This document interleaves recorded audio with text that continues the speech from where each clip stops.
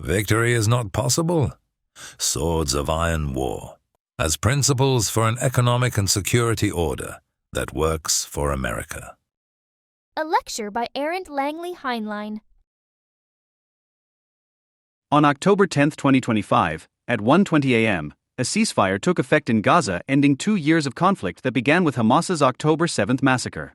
Israel's cabinet, facing unprecedented pressure from President Donald Trump and internal political crisis, approved a framework that represents everything warned against in previous strategic analyses: negotiating with terrorists from a position of incomplete victory, releasing hardened militants in exchange for hostages, and accepting ambiguous promises of future demilitarization in place of present military defeat. The agreement's first phase mandates Israel's tactical withdrawal from Gaza City, the release of 48 remaining hostages within 72 hours, and the exchange of 250 life-sentence Palestinian prisoners plus 1,700 detainees.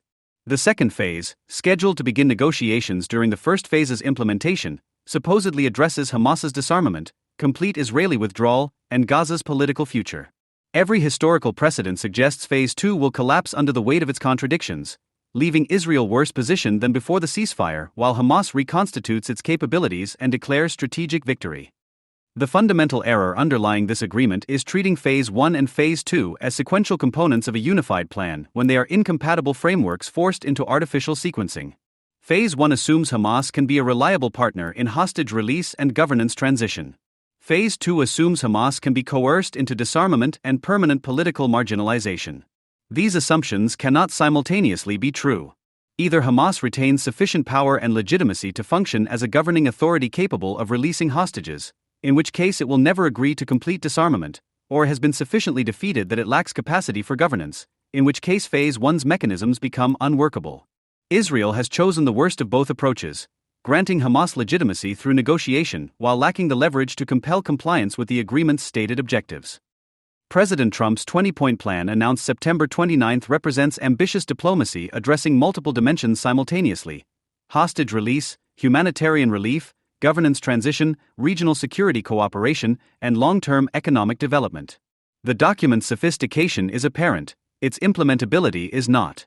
The plan mandates that Hamas cannot have any role, direct, indirect, or in any form, in Gaza's future governance while simultaneously requiring Hamas to release hostages, coordinate withdrawals, and accept technocratic replacement. This circular logic assumes Hamas will facilitate its own dissolution. Consider the disarmament provisions. Trump's framework demands complete demilitarization, with all military infrastructure destroyed under international supervision and weapons placed permanently beyond use. Hamas's October 3 response accepted hostage release and governance transition, but made no mention of disarmament. Senior Hamas official Musa Abu Marzouk stated explicitly, "We will hand over our weapons to the future Palestinian state, and whoever governs Gaza will have weapons in his hand." When challenged that Israel had already destroyed most Hamas capabilities, Abu Marzouk responded, "If they destroyed 90% of Hamas's military capabilities and killed most of Qassam's fighters, as President Trump says, whose weapons are you going to disarm?" This rhetorical question exposes the agreement's central contradiction. If Hamas has been militarily defeated to the extent claimed, then disarmament becomes either redundant or impossible. Redundant if capabilities no longer exist, impossible if weapons are buried under rubble or distributed among decentralized cells. If Hamas retains significant military capability, then it possesses leverage to resist disarmament and will use the ceasefire period to reconstitute. Either way, the disarmament provision exists on paper without enforcement mechanisms beyond resumed military operations, which would merely return both parties to the pre-ceasefire status quo. The governance transition presents similar problems. Hamas was asked to step aside for a technocratic Palestinian committee of qualified Palestinians and international experts overseen by a board of peace, chaired by Trump and including former UK Prime Minister Tony Blair. Hamas immediately rejected this structure. Abu Marzouk declared, "We will never accept anyone who is not Palestinian to control the Palestinians," specifically objecting to Blair given his role in the 2003 Iraq War. The Palestinian Authority, supposedly positioned to assume control pending reforms, remains weak, corrupt, and deeply unpopular. President Abbas, 89 years old and serving the 20th year of his 4-year term, called Hamas members sons of dogs while lacking capacity to govern the territory they control. The sequencing of Israeli withdrawal amplifies these contradictions. Netanyahu emphasized repeatedly in his October 5 interview that Israel makes a tactical withdrawal, stays in Gaza. Yet Hamas head Khalil al-Hayya demands complete withdrawal from the Gaza Strip with real guarantees that the war ends permanently. The Trump plan states withdrawal will be based on agreed standards, milestones, and timeframes linked to demilitarization. Language that resolves nothing since demilitarization itself remains disputed. Israel will not fully withdraw until Hamas disarms. Hamas will not disarm until Israel fully withdraws. This is not a negotiable difference but an existential contradiction that no amount of diplomatic language can resolve. Israel's Operation Gideon's Chariots II, launched September 15 with 60,000 reservists and 3 full divisions, represented the war's most ambitious campaign, systematic seizure of Gaza City to force unconditional Hamas surrender. By October 1, the IDF had completed capture of the Netzarim corridor, cutting Gaza City from central Gaza and dividing north from south.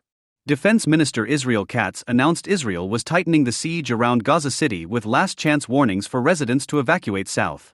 Those remaining would be treated as terrorists and terror supporters. The offensive's military logic was sound: concentrate overwhelming force, isolate Hamas leadership, destroy remaining infrastructure, and compel surrender from a position of dominance. Between September 27 and October 3, Israel struck over 300 targets across Gaza City, with Netanyahu claiming 50 terror towers brought down in 2 days. Approximately 1,250 buildings were destroyed in Gaza City by September 30. Military pressure was yielding results. Hamas's October 3 acceptance of Trump's framework came directly from this battlefield reality. Then on October 4, Netanyahu ordered the offensive halted following Trump's public call for Israel to immediately stop bombing Gaza. The IDF shifted to defensive operations only, troops holding positions without advancing or withdrawing. This decision, made at the moment of maximum Israeli leverage, represents the war's critical turning point. Rather than completing the operation and negotiating from a position of absolute dominance with Hamas leadership isolated and infrastructure destroyed, Israel accepted a ceasefire that preserves Hamas's organizational structure and provides breathing space for reconstitution. The military implications extend across multiple dimensions. Israel claims to have killed 17,000 to 23,000 Hamas militants, though Israeli intelligence's own database as of May 2025 confirmed only 8,900 named Hamas and Islamic Jihad fighters killed.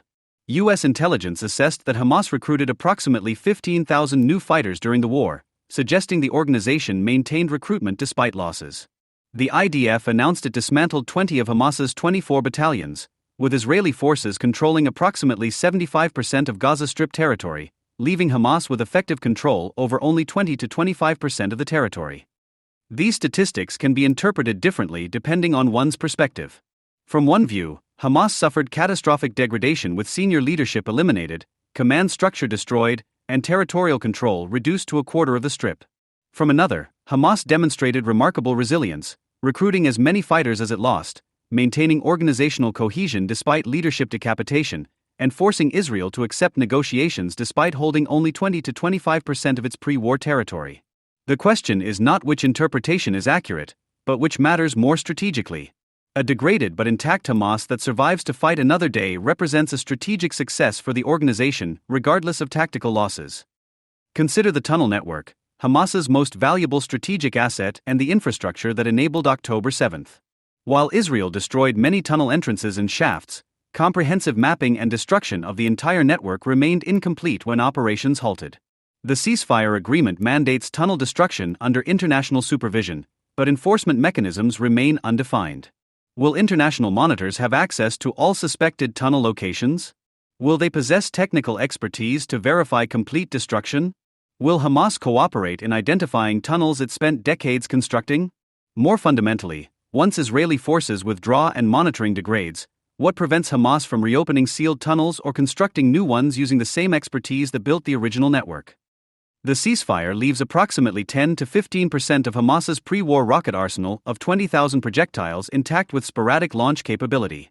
While degraded from the sustained barrages of October 2023, this residual capacity becomes strategically significant during reconstitution. Hamas retained the technical knowledge, engineering expertise, and industrial infrastructure to manufacture rockets throughout the war despite Israeli bombardment. The ceasefire provides time and space to rebuild production facilities, train new personnel, and restore capability. Unless the decommissioning programs mentioned in Trump's plan involve physical destruction of every lathe, milling machine, and workshop in Gaza, an impossibility, Hamas will eventually restore rocket production. Most critically, is al-Din al-Haddad, known as the Ghost of al-Qassam, emerged as Hamas's new military and administrative leader after Mohammed Sinwar's death in May 2025. The mid-50s commander who speaks fluent Hebrew has survived 6 Israeli assassination attempts and lost 2 sons during the war while maintaining command. Israel offered $750,000 for information leading to his capture or death. Al-Haddad holds veto power over any ceasefire or hostage deal and is described as more pragmatic than predecessors regarding negotiations while remaining committed to armed resistance. The ceasefire leaves him alive, in command, and positioned to orchestrate Hamas's reconstitution. Wars end not when one side can no longer fight, but when it accepts it cannot win. This psychological dimension, the opponent's belief that continued resistance is futile, matters more than battlefield metrics. Nazi Germany's military was destroyed by late 1944, yet war continued another year until the Reich's physical occupation and Hitler's suicide shattered any hope of victory. Japan possessed capacity to continue fighting after Hiroshima and Nagasaki, but the emperor's unprecedented radio address announcing surrender broke the population's will. The Tamil Tigers controlled territory and commanded fighters until Prabhakaran's death and military encirclement demonstrated conclusively that their cause was lost. Hamas's acceptance of Trump's framework represents pragmatic adjustment to battlefield reality, not psychological defeat. The organization survived, its leadership cadre continues operating from Doha, its military commander remains alive in Gaza, and it successfully forced Israel into negotiations despite holding only a quarter of territory. From Hamas's perspective, the ceasefire represents strategic success. They attacked Israel, killing 1,195 Israelis including 815 civilians, took 251 hostages, triggered a war that destroyed much of Gaza's infrastructure, and yet emerged with capacity to negotiate terms and organizational survival intact. The narrative Hamas will promote across the Arab and Islamic world is straightforward. They bloodied Israel's nose on October 7, withstood 2 years of bombardment, forced IDF withdrawal from Gaza City through resistance, and negotiated the release of 2,000 Palestinian prisoners, including 250 life-sentence terrorists. The destruction of Gaza will be framed as heroic sacrifice in resistance to occupation. The civilian casualties, a direct result of Hamas's use of human shields and embedding military infrastructure in civilian areas, will be blamed entirely on Israel by their propaganda machine. Consider the fate of Hamas's senior leadership. Yes, Israel eliminated Yahya Sinwar, Mohammed Deif, Mohammed Sinwar, Marwan Issa, and Ismail Haniyeh, the entire senior leadership that planned October 7. But from Hamas's ideological perspective, these men achieved martyrdom advancing the cause. Yahya Sinwar died fighting Israeli forces, not surrendering. Mohammed Deif was eliminated while still commanding military operations. These deaths will be commemorated, streets named after them, and new recruits inspired by their example. The absence of public trials means no confrontation with their crimes, no forced acknowledgement of atrocities, no breaking of the martyrdom narrative. They died as terrorists rather than facing justice for their crimes. The temporary 5-member leadership committee based in Doha continues governing Hamas with Khalid Mashal, Khalil al-Hayya, and others operating openly in Qatar. Leadership elections postponed due to war will eventually occur, providing continuity. Unlike the Tamil Tigers, whose entire leadership was killed or captured, or the Shining Path, whose mystique broke when Abimael Guzman was displayed in a cage, Hamas's external leadership remains intact, well-funded, and treated as legitimate negotiating partners by various international actors. The precedent of Trump administration officials meeting with Hamas representatives and Arab mediators facilitating discussions grants the organization legitimacy it spent decades seeking. The psychological effect on Palestinian society requires honest assessment. While some Gazans demonstrated against Hamas rule with chants of out, Hamas out, and May 2025 polling showed 48% approval for anti-Hamas demonstrations, the organization retains significant ideological support. Hamas's propaganda machine will credit the ceasefire's humanitarian provisions, surge of aid, reconstruction funds, restoration of services, to their negotiating success rather than Israel's restraint or international pressure. Israel's stated objective entering this war was eliminating Hamas as a military and governing force. 2 years later, Hamas governs nothing, but exists as a political military organization capable of fielding fighters, negotiating agreements, and commanding loyalty. This represents the defeat of Israel's war aims regardless of tactical military successes. When North Vietnam accepted the Paris Peace Accords in 1973, it had not defeated the United States militarily, but had survived long enough to outlast American political will. 2 years later, Saigon fell. The parallel to Hamas's strategic patience is obvious and ominous. Hamas is far more than armed militants in tunnels. Over 18 years of governing Gaza since 2007, it built comprehensive institutional infrastructure touching every aspect of Palestinian life: education, healthcare, social services, religious institutions, media, civil administration, and economic activity. This institutional depth explains Hamas's resilience despite leadership decapitation and military degradation. Destroying the organization requires dismantling these institutions and replacing them with alternatives that serve Gaza's population without empowering terrorists. The ceasefire agreement assumes this transition can occur through technocratic replacement overseen by international monitors. Historical evidence suggests otherwise. Consider UNRWA, the United Nations Relief and Works Agency that employed October 7 participants and whose facilities housed Hamas weapons. The Trump plan requires UNRWA's permanent closure in Gaza, with employees investigated and Hamas affiliates prosecuted. This is correct policy, but raises immediate questions. Who provides education, healthcare, and social services to 2 million Palestinians if UNRWA ceases operations? The Trump plan mentions new non-politicized aid structures, but creating these from scratch while UNRWA closes will create massive service gaps. Hamas thrived by filling service gaps when the Palestinian Authority proved ineffective. Criminal gangs and rival militias already filled power vacuums in areas where Hamas lost control. Unless replacement institutions are established simultaneously with Hamas's removal, chaos rather than technocratic governance will prevail. The educational system represents the most critical battleground for Gaza's future.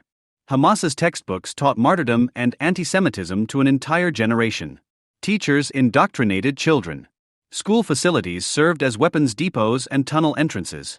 The Trump plan's reference to technocrats developing new curricula emphasizing mathematics, science, and vocational training sounds sensible but ignores practical obstacles. Gaza's teacher corps was educated under Hamas rule, employed by Hamas ministries, and in many cases actively collaborated with Hamas operations. Vetting every teacher is impossible. Replacing them en masse means no schools operate.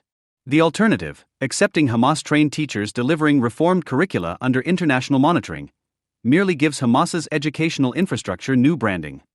The mosque network used for recruitment and incitement presents similar challenges. Arresting imams who preached violence and demolishing mosques used as weapons depots sounds appropriate but creates immediate problems. Religious leadership in Gaza evolved over decades within frameworks Hamas controlled.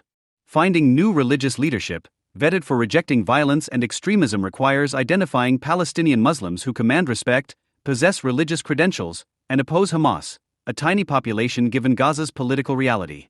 Monitoring Friday sermons for incitement assumes a monitoring capacity that doesn't exist and can't be sustained. More fundamentally, the radical theology Hamas preaches is not unique to Gaza, but reflects broader extremist interpretations prevalent across the region. Changing Gaza's religious culture requires generational transformation, not institutional shuffling. The healthcare system Hamas used for military purposes, with hospitals hosting command centers and medical staff participating in Hamas activities, faces reconstruction under the ceasefire's humanitarian provisions. The Trump plan rightly notes that only 14 of 36 hospitals remained partially functional as of October, with 0 fully operational. International aid will rebuild facilities, train staff, and restore services. But unless Hamas-affiliated administrators are purged and medical personnel who participated in terrorism lose licenses, the rebuilt healthcare system merely restores Hamas's infrastructure. The alternative, importing foreign medical personnel to replace Gazan doctors and nurses, is neither feasible nor sustainable. Gaza needs its own medical professionals. Those professionals operate within the political social networks Hamas spent years cultivating. The governance vacuum created by Hamas's agreed departure from formal administration creates opportunities for alternative power centers to emerge. Criminal gangs already filled vacuums in areas Hamas lost, with the fear barrier eroding among Gaza civilians. Rival extremist groups more radical than Hamas compete for influence. Family clans and tribal structures reassert traditional authority. The Palestinian Authority, weak and corrupt, commands no respect. Into this chaos, the Trump plan injects a technocratic Palestinian committee, overseen by an international board of peace that Hamas has already rejected. Even if established, what exactly does this committee govern? They control no armed forces, command no popular loyalty, possess no institutional depth, and depend entirely on external protection and funding. They are authorities whose legitimacy derives from foreign sponsorship rather than domestic consent. The Trump plan leverages genuine Arab exhaustion with the Palestinian cause to build regional security architecture supporting the ceasefire. Egypt, which flooded Hamas tunnels and designated them terrorists, hosts critical negotiations in Sharm el-Sheikh. Qatar mediates despite hosting Hamas leadership in Doha. Jordan welkomes the framework. Saudi Arabia, the UAE, Morocco, and Bahrain, the Abraham Accord signatories plus the Saudis, all support the plan publicly. This regional consensus represents real diplomatic progress and addresses legitimate Israeli concerns about Gaza threatening regional stability in the future. However, Arab support remains conditional, limited, and ultimately aligned with Arab rather than Israeli interests. Consider Egypt's role.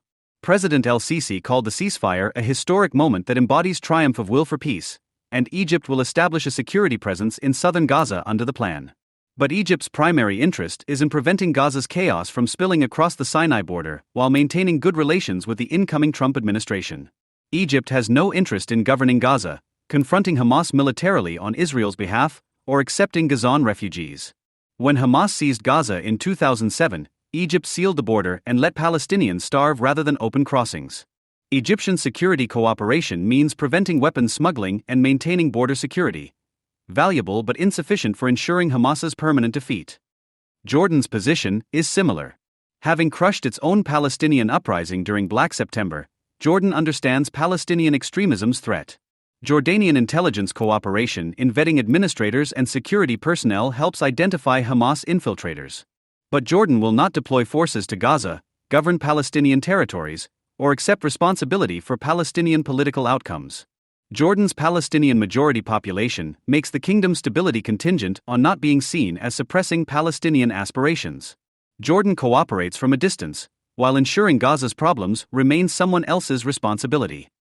The Gulf states offer reconstruction funds with expectations of commercial returns. The UAE could rebuild Gaza's port, Saudi Arabia could finance housing. These projects would provide employment, restore infrastructure, and demonstrate tangible peace dividends. However, Gulf funding comes with conditions, primarily that Palestinian governance reforms occur and security stabilizes. If Phase 2 collapses and violence resumes, Gulf investment evaporates. Moreover, Gulf states increasingly prioritize economic development and Iranian containment over Palestinian issues.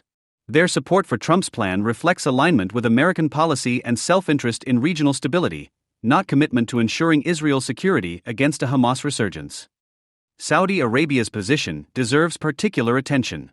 The kingdom was among key Arab and Muslim states from which Trump secured buy-in, joining a September 29 joint statement welcoming his efforts.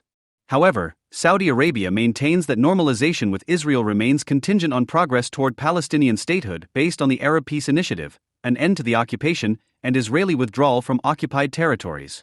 These conditions are not met by Trump's vague language about a credible pathway to Palestinian self-determination when PA reforms are complete. Saudi Arabia seeks American security guarantees, nuclear technology, and regional leadership, objectives advanced by supporting Trump's plan regardless of the outcomes for Israel. Turkey's role reveals the regional consensus's limitations most clearly.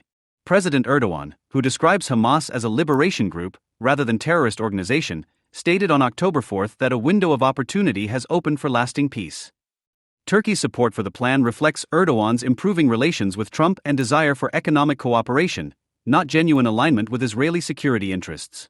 Turkey will not pressure Hamas beyond what's necessary to maintain Trump's goodwill. Turkish intelligence shares no information with Israel. Turkish civil society organizations that will participate in Gaza reconstruction support Hamas ideologically and provide cover for continued Hamas influence. The Abraham Accords nations, the UAE, Bahrain, Morocco, represent the most promising regional partners given their formal relations with Israel. However, these relationships remain conditional on Israeli policy alignment with Arab interests. The EU's September sanctions package targeting certain Israeli individuals, though requiring unanimous EU approval to implement, signals growing international pressure. If Phase 2 negotiations collapse and Israel resumes military operations, the Abraham Accords nations will face domestic pressure to distance themselves from Israel. Their support for the ceasefire reflects current political alignment. Their support for Israel if the ceasefire fails is uncertain. The ceasefire achieved remarkable international backing, with UN Secretary-General Guterres welcoming the deal, EU support for demilitarization principles, French President Macron thanking Trump for his commitment to peace, German Chancellor Merz calling it the best chance for peace, and UK Prime Minister Starmer describing it as a significant step forward. This diplomatic unanimity represents genuine achievement, distinguishing October 2025 from previous failed attempts. Sustained international pressure from Trump administration officials, including Special Envoy Steve Witkoff and Jared Kushner participating directly in negotiations, proved decisive. Trump's October 3 ultimatum warning of all hell if Hamas rejected the plan, combined with his call for Israel to immediately stop bombing Gaza, demonstrated a willingness to pressure both sides. The U.S. Central Command's deployment of 200 service members to Israel to establish a coordination center supporting ceasefire monitoring and humanitarian aid flow signals American commitment to the deal's success. Critically, these are not combat troops and will not deploy to Gaza itself. American involvement remains strictly diplomatic and logistical, providing no security guarantees beyond political pressure for compliance. If Hamas violates the agreement, the U.S. response will be diplomatic condemnation, not military action. This limits American leverage to persuasion rather than coercion, sufficient perhaps for maintaining a ceasefire, but insufficient for compelling Hamas's disarmament against its will. The Trump administration's personal stake in this agreement's success creates both opportunities and constraints. Trump chairs the Board of Peace and has staked diplomatic reputation on achieving what previous administrations could not. This presidential attention provides sustained high-level engagement that might prevent the neglect that doomed previous agreements. However, it also means American policy flexibility is limited by Trump's personal commitment. If Phase 2 negotiations stall, Trump faces political costs in admitting the framework cannot deliver promised outcomes. The temptation to pressure Israel into accepting partial Hamas disarmament or vague commitments, rather than acknowledging the plan's limitations, becomes significant. International humanitarian organizations will flood Gaza with reconstruction funds, creating economic incentives for maintaining the ceasefire. The World Bank assessed $53 billion in direct physical damage as of February 2025, with 92% of residential buildings damaged or destroyed. Actual reconstruction costs could exceed $100 billion over 3 to 5 years. This represents an opportunity for transforming Gaza's economy and improving living conditions. However, reconstruction funds flowing through Palestinian technocrats without robust anti-corruption mechanisms and Hamas monitoring will be siphoned for Hamas's reconstitution. International monitoring capacity is limited, and organizations like UNRWA have proven susceptible to Hamas infiltration. Money intended for schools and hospitals can fund tunnel reconstruction and weapons procurement. The international community's leverage over Israel remains primarily economic and diplomatic rather than military. Various international bodies and nations may apply pressure, but American military aid continues regardless of Israeli policy choices. The combined effect creates pressure sufficient to compel acceptance of a ceasefire when circumstances favor it, but insufficient to force Israeli policy alignment with international preferences if Israel's government determines its security requires different approaches. This creates a problematic dynamic. International pressure prevents Israel from achieving decisive military victory, but cannot compel outcomes that genuinely end the conflict. The 48 remaining hostages, 20 believed alive, 28 deceased, represent Hamas's final strategic asset and Israel's emotional Achilles heel. Their release within 72 hours after Israeli withdrawal represents the ceasefire's most immediate humanitarian achievement, and its most profound strategic cost. Israel will release 250 Palestinians serving life sentences for terrorism-related offenses, plus approximately 1,700 Palestinians detained from Gaza since October 7, including all women and children. This represents the largest prisoner release in Israeli history, larger even than the 2011 Shalit deal that freed 1,027 prisoners including Yehya Sinwar, who orchestrated October 7. The moral calculus confronting Israeli leadership proves impossibly cruel: accept Hamas's terms and bring hostages home, or maintain military pressure that might kill the hostages but avoids empowering future terrorism. Families of the hostages, gathered at Hostages Square in Tel Aviv, erupted in jubilation at the announcement, with Einav Zangacher, mother of hostage Matan, stating, "I have prayed for these tears. Matan is coming home." The emotional power of this moment is undeniable, and the humanitarian imperative to save lives is profound. No Israeli leader can easily tell these families their loved ones must remain captive for strategic considerations. However, the precedent this exchange establishes virtually guarantees future hostage-taking. Hamas's October 7 attack killed 1,195 Israelis and took 251 hostages. Despite 2 years of devastating military response that killed leadership, destroyed infrastructure, and reduced Hamas to controlling 20 to 25% of its pre-war territory, Hamas successfully negotiated release of 2,000 prisoners, including 250 serving life sentences. From Hamas's perspective and that of other terrorist organizations watching, this exchange ratio validates hostage-taking as strategically effective. Future attacks will prioritize capturing Israelis knowing that sufficient hostages force negotiations regardless of military outcomes. The specific prisoners being released amplify these concerns. While the government confirmed that Marwan Barghouti, Fatah leader serving 5 life sentences and potential future Palestinian leader, will not be released, 250 other life sentence prisoners will be let go. These are individuals convicted of planning or executing attacks that killed Israelis. Many possess technical expertise, operational experience, and ideological commitment that make them valuable Hamas assets. Some will return to terrorism directly, others will train new recruits, rebuild networks, and transfer knowledge. The 2011 Shalit deal's lesson is instructive. Yahya Sinwar, released in that exchange, became Hamas's Gaza leader and October 7's architect. How many future Sinwars are included in the current 250? The 1,700 Palestinians detained since October 7 present different concerns. These detainees include October 7 participants, Hamas operatives arrested during the war, and civilians detained in military operations. The Trump plan offers amnesty to Hamas members who commit to peaceful coexistence and decommission weapons, with safe passage to receiving countries for those wishing to leave Gaza. This assumes Hamas operatives will genuinely abandon their cause, an assumption contradicted by ideological commitment and family/social networks binding them to continued resistance. Most released prisoners will remain in Gaza or the West Bank, where they rejoin Hamas networks or establish new ones. The 72-hour release window creates additional complications.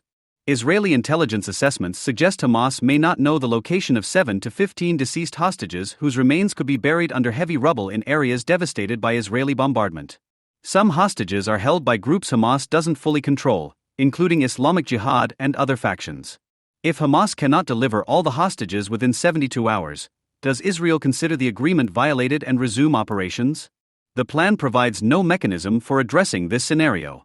Alternatively, if Israel accepts partial hostage return, what incentive does Hamas have to locate remaining hostages later? The emotional manipulation Hamas employed throughout captivity by releasing videos of hostages in deplorable conditions, showing severe malnutrition and psychological torture, successfully pressured Israel into negotiations. This technique will be replicated. Future terrorist organizations watching Hamas's success will understand that holding hostages in sufficiently cruel conditions, releasing videos documenting suffering, and waiting for public pressure to force government concessions represents proven strategy. The precedent moves terrorism away from immediate violence toward sustained hostage-taking as a primary tactic. The alternative approach, maintaining military pressure without negotiating for hostages, seems impossibly harsh, but represents long-term deterrence logic. If hostage-taking consistently proves counterproductive because Israel responds with intensified military operations that kill hostage-takers without yielding concessions, future groups will avoid the tactic. Sri Lanka's military operations against the Tamil Tigers continued despite civilian casualties and international pressure until the organization was completely destroyed.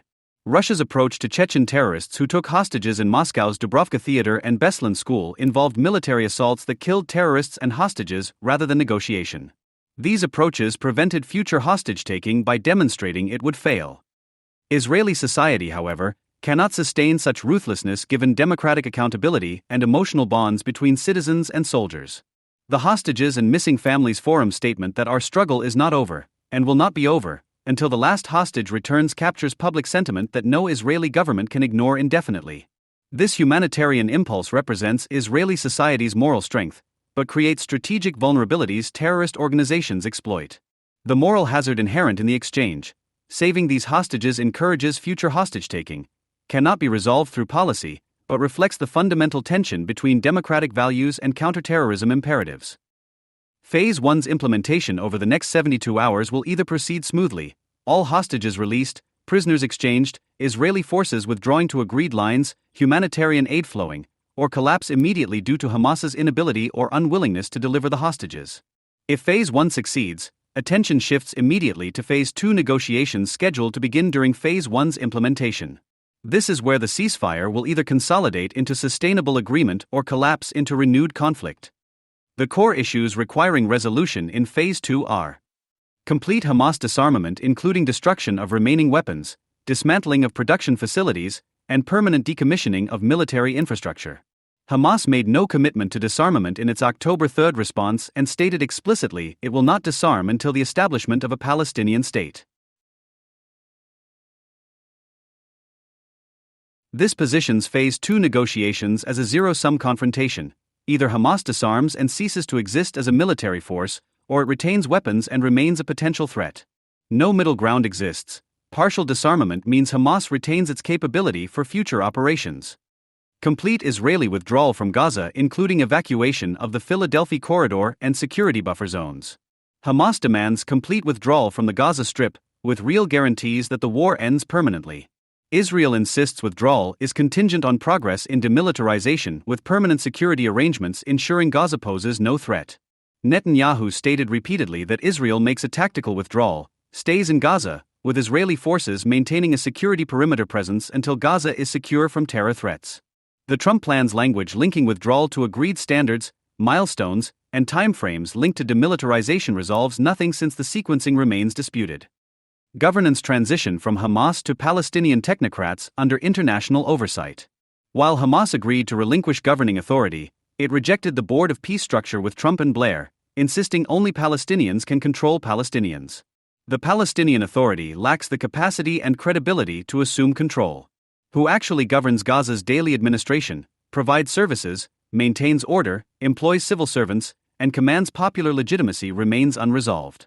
Without effective governance, criminal elements, rival militant factions, and Hamas operating covertly will fill vacuums. Palestinian statehood represents the ultimate political horizon that could provide durable resolution, but remains deliberately vague in Trump's plan.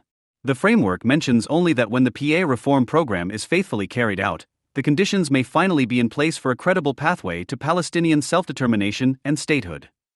Netanyahu has categorically and repeatedly rejected Palestinian statehood, calling it the ultimate prize for terror, and stating at the UN on September 26, Israel will not allow you to shove a terrorist state down our throats. He emphasized this represents the policy of the state and people of the State of Israel. Hamas insists on eventual statehood encompassing all of historic Palestine with Jerusalem as its capital. This gulf between these positions cannot be bridged through negotiation. Netanyahu's domestic political crisis complicates Phase 2 negotiations dramatically. His coalition holds only 60 seats in the 120-seat Knesset, lacking a parliamentary majority. National Security Minister Itamar Ben-Gvir and Finance Minister Bezalel Smotrich both voted against the Phase 1 deal, with Ben-Gvir declaring his party will leave government if Hamas is not dismantled in Phase 2. The deal passed only because opposition leader Yair Lapid offered a political safety net, providing votes to prevent a government collapse. This unprecedented cooperation between rivals when national interests align demonstrates Israeli democracy's resilience, but creates unsustainable dynamics. Netanyahu must simultaneously negotiate with Hamas and manage coalition partners who consider any accommodation with Hamas intolerable. If Phase 2 negotiations produce agreement requiring further Israeli concessions, accepting partial Hamas disarmament, agreeing to complete withdrawal without ironclad security guarantees, or acknowledging pathways to Palestinian statehood, Ben-Gvir and Smotrich will likely bring down the government. If Netanyahu resists Hamas's demands and negotiations stall, international pressure will mount for Israeli flexibility, while Hamas consolidates control over areas from which Israel withdrew. If negotiations collapse entirely and Israel resumes military operations, international criticism will return, amplified by accusations Israel negotiated in bad faith. The most likely scenario involves prolonged Phase 2 negotiations that produce partial agreements on secondary issues while core questions, disarmament, withdrawal, governance, statehood, remain unresolved. Hamas will implement enough reforms to maintain international support while preserving its capability for future operations. Israel will maintain security presence in some areas while withdrawing from others, creating ambiguous arrangements satisfying no one. Technocratic governance structures will be established on paper, while Hamas influences any administration through patronage networks and intimidation. Both sides will claim progress while preparing for eventual confrontation. Historical precedents suggest that ceasefire arrangements lacking genuine resolution of core issues eventually collapse. The November 2023 ceasefire lasted 1 week. The January 2025 ceasefire broke down in March. Both collapses featured mutual accusations of bad faith, with Israel claiming Hamas refused to comply, and Hamas accusing Israel of deliberately sabotaging agreements. The pattern suggests not that either side uniquely lacks trustworthiness, but that the underlying issues dividing them cannot be resolved through negotiated compromise. Either Hamas is defeated militarily and ceases to exist as threat, or it survives and eventually resumes conflict when circumstances favor it. The October 10, 2025, ceasefire represents a hinge point in Israel's longest war. The agreement brings tangible immediate benefits: hostages returning home, humanitarian relief provided, international pressure reduced, and military operations suspended, thereby allowing the Israel Defense Forces to reconstitute and prepare for future contingencies. These gains matter and should not be dismissed. Bringing even one hostage home alive justifies significant costs. However, the ceasefire's strategic trajectory points toward renewed conflict rather than sustainable peace. The agreement's fundamental contradictions: Hamas disarming itself, governance transition without functional alternatives, withdrawal contingent on security that won't exist, statehood aspirations incompatible with Israeli policy, cannot be resolved through negotiation because they reflect genuinely irreconcilable positions. Hamas survives militarily degraded but organizationally intact. Its ideology, that Israel's destruction is both possible and obligatory, remains unchanged. Its external leadership continues operating from Doha. Its military commander in Gaza survived. Its institutional infrastructure, though damaged, retains the capacity for reconstitution. Israel's strategic choice crystallizes in Phase 2 negotiations. One path involves accepting partial outcomes. Hamas surrenders most but not all weapons, Israel withdraws from most but not all territory, governance transitions partially while Hamas retains informal influence, statehood remains a vague possibility. This path maintains the ceasefire, satisfies international opinion, and provides breathing space. It also ensures Hamas's survival and eventual return to conflict when its capabilities are restored. The other path involves insisting on complete implementation of all Phase 2 provisions: total disarmament, full withdrawal only after verification, absolute Hamas exclusion from governance, and explicit rejection of statehood for terrorist entities. This path likely collapses negotiations, triggers resumed military operations, and restores international criticism. But it potentially completes the mission of Hamas's permanent defeat. The choice is not between victory and compromise, but between decisive action and strategic drift.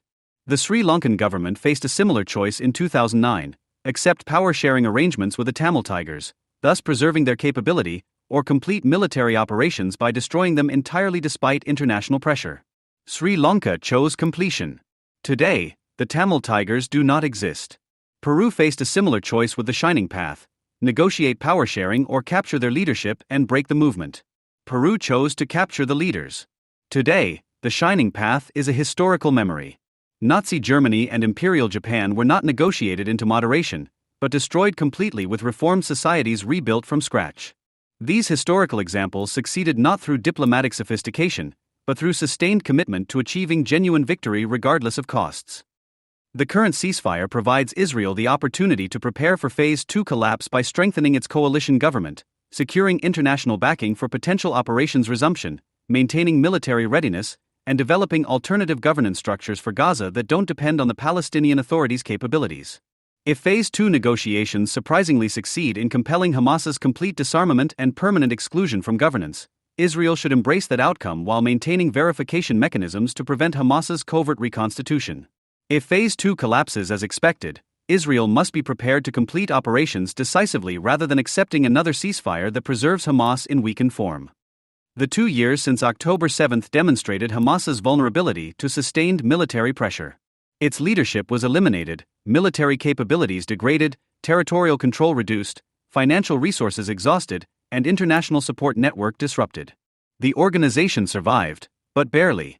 Completing its defeat requires perhaps another year of operations, comprehensive tunnel destruction, eliminating the remaining leadership, institutional dismantling, and replacing the governing establishment. This path incurs costs: additional IDF casualties, continued international criticism, prolonged military commitment, and domestic political stress. But the alternative, accepting Hamas's survival and gambling that political diplomatic arrangements will prevent its resurgence, guarantees future conflict under circumstances potentially less favorable than at present. The fundamental lesson of October 7 is that deterrence based on mutual understanding fails against opponents whose ideology demands Israel's destruction regardless of costs. Hamas's attack was militarily irrational. It guaranteed a devastating Israeli response with no realistic path to strategic victory. Hamas launched it anyway because ideology trumped rational calculation. The belief that Hamas, having experienced Israeli military power, will now accept peaceful coexistence through technocratic governance arrangements mistakes tactical pragmatism for strategic defeat. Truly defeated enemies don't negotiate terms, they surrender unconditionally or cease to exist. Israel must decide, accept the ceasefire's immediate benefits while recognizing it likely preserves rather than resolves the underlying conflict, or use Phase 2 negotiations to insist on complete Hamas defeat, understanding this may require resumed operations. Both paths carry profound risks. The wrong choice, however, is believing negotiated compromise can bridge the gap between Israel's existence and Hamas's ideology that demands Israel's destruction. Some conflicts end through compromise, others through victory. October 7th demonstrated into which category this conflict falls. The question is whether Israel possesses the strategic clarity and political will to act accordingly. The hostages will come home. Gaza will rebuild. The ceasefire will hold temporarily. Phase 2 negotiations will begin with appropriate diplomatic gravity. And at some point, weeks, months, perhaps a year from now, the fundamental contradictions embedded in this agreement will surface as Hamas resists disarmament, Israel refuses complete withdrawal, governance structures prove inadequate, and both sides position for renewed conflict. When that moment arrives, Israel must choose between accepting an inadequate arrangement that preserves the terrorist threat, or completing the mission that October 7th made necessary. The choice today is preparing for that inevitable decision tomorrow. On October 7, 2023, Israel was shaken by a devastating attack by Hamas that claimed over 1,200 lives, forcing the ongoing security challenges from threats originating in Gaza. This tragic day highlighted Israel's vulnerabilities and sparked an urgent re-evaluation of its national security strategy.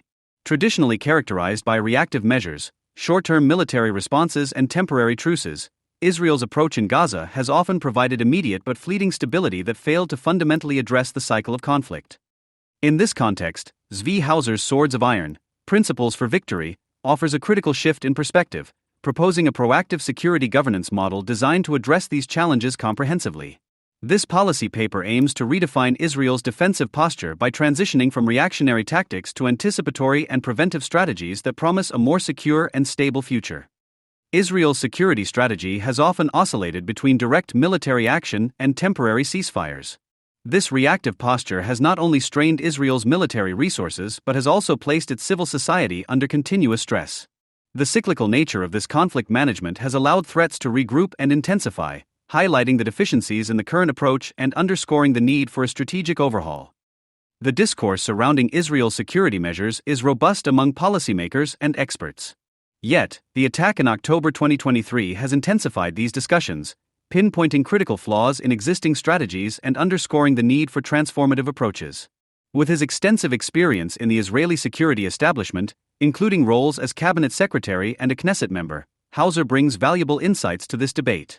His recommendations are not mere adjustments, but advocate a fundamental shift in how Israel approaches security and peace. Hauser's central thesis champions a shift from reactive to proactive security measures. He argues for the establishment of controlled buffer zones, stringent demilitarization linked to international aid, and the dismantling of Hamas's military infrastructure. Such measures, Hauser argues, will not only more effectively secure Israel's borders, but also pave the way for sustainable peace by preempting future conflicts and diminishing the incentives for aggression. Components of the proactive model. 1. Controlled buffer zones. Hauser advocates for the establishment of buffer zones under strict Israeli military control. These zones would function as security barriers, mitigating the risk of direct attacks and providing strategic depth for military operations, thereby safeguarding civilian areas. 2. Conditional demilitarization.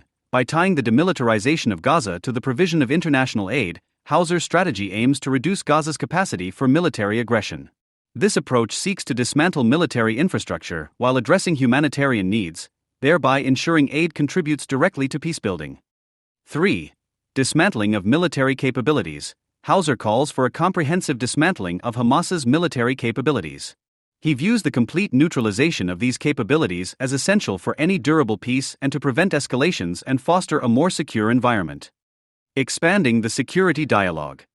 Additionally, Hauser underscores the importance of broadening Israel's security dialogue to include a wider array of international actors. Engaging global powers and regional stakeholders in a cohesive peace strategy would enhance the legitimacy and effectiveness of Israel's security measures. This expanded dialogue aims to synchronize international diplomatic efforts with Israel's security objectives, potentially easing regional tensions and promoting broader cooperation. Hauser offers a timely and critical contribution to the discourse on Israel's national security strategy, challenging the status quo with a strategic roadmap designed for lasting peace and stability. By implementing Hauser's recommendations, Israel could significantly transform its security landscape. For policymakers and a broader audience engaged in modern security challenges, this paper provides essential insights and a compelling case for strategic change, advocating for a shift toward proactive and preventive security governance. Israel's complete withdrawal from Gaza in 2005 was based on hopes that the Palestinians would choose peace, but instead they chose war. In Operations Cast Lead, 2008, Pillar of Defense, 2012, and Protective Edge, 2014, Israel was surprised by Hamas's adoption of Hezbollah's strategy of moving the battlefield onto Israeli territory through increasing rocket fire.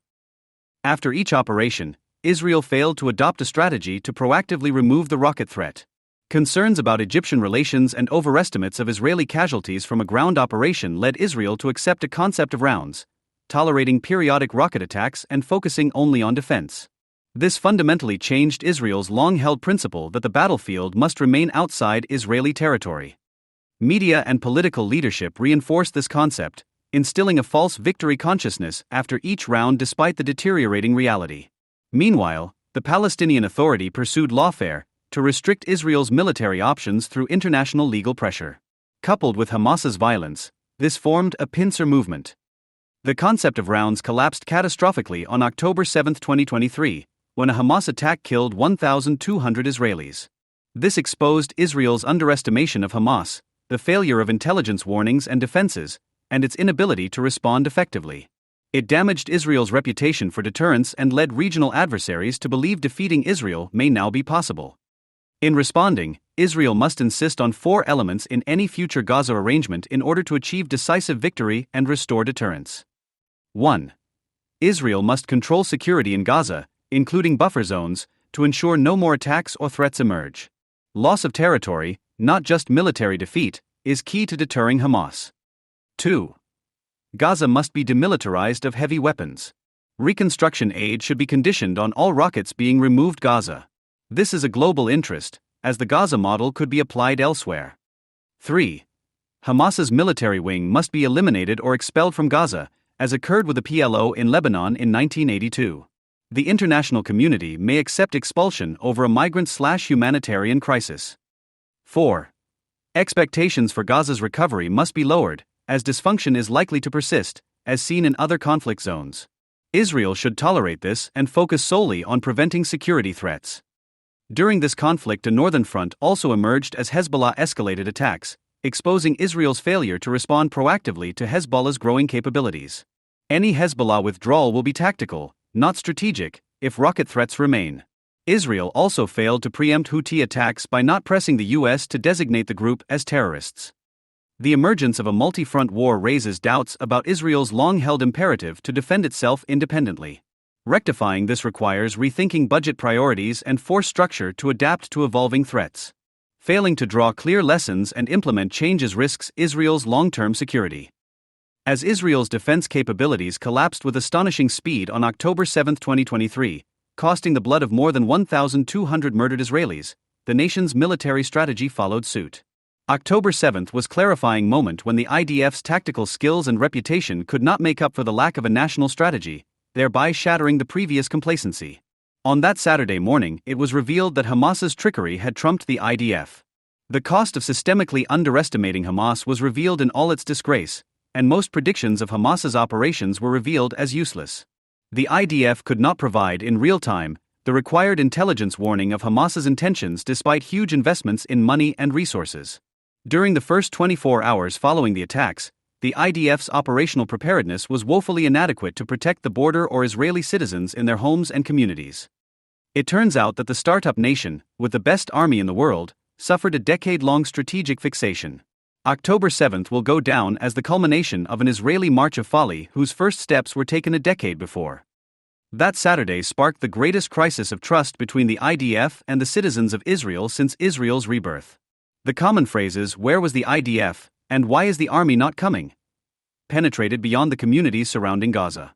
The consequences of the IDF's operational failure to protect, literally, the homes of the citizens in the south damaged the sense of personal security of all Israeli citizens, especially those in communities near the border in the north, east, and south. The main part of the fighting occurred inside the territory of the State of Israel, leaving bodies in its fields and streets and creating a national trauma it is doubtful that even a victory in Gaza will struggle to alleviate.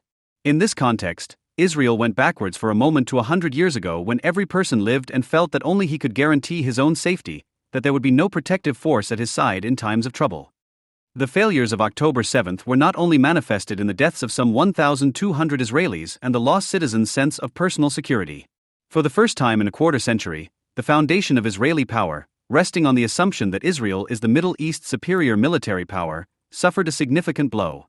The October 7 attack damaged the reputation of Israel's deterrent capability in the eyes of friend and foe alike. It created the opportunity for regional strategic changes, as more and more people and organizations in the Middle East believe Israel no longer needs to be feared.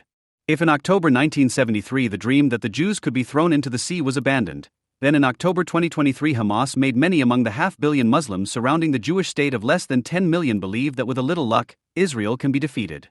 This new perception is spreading in the Middle East and is the most dangerous fallout from the events of October 7. The day after Hamas's attack, Israel fears the collapse of its deterrence in the region. This concern reduces Israel's flexibility in the ongoing Gaza campaign. If in the past Israel could present limited achievements as victories, this privilege has vanished. The Gaza campaign is being examined with a critical eye by both the citizens of Israel and our friends and enemies in the region. The Israeli leadership must realize that it is no longer possible to be satisfied with a performance that merely creates a feeling of victory among the Israeli public. Rather, Israel must win a clear victory that cannot be doubted and will reverberate not only in Israel, but from Beirut to Tehran.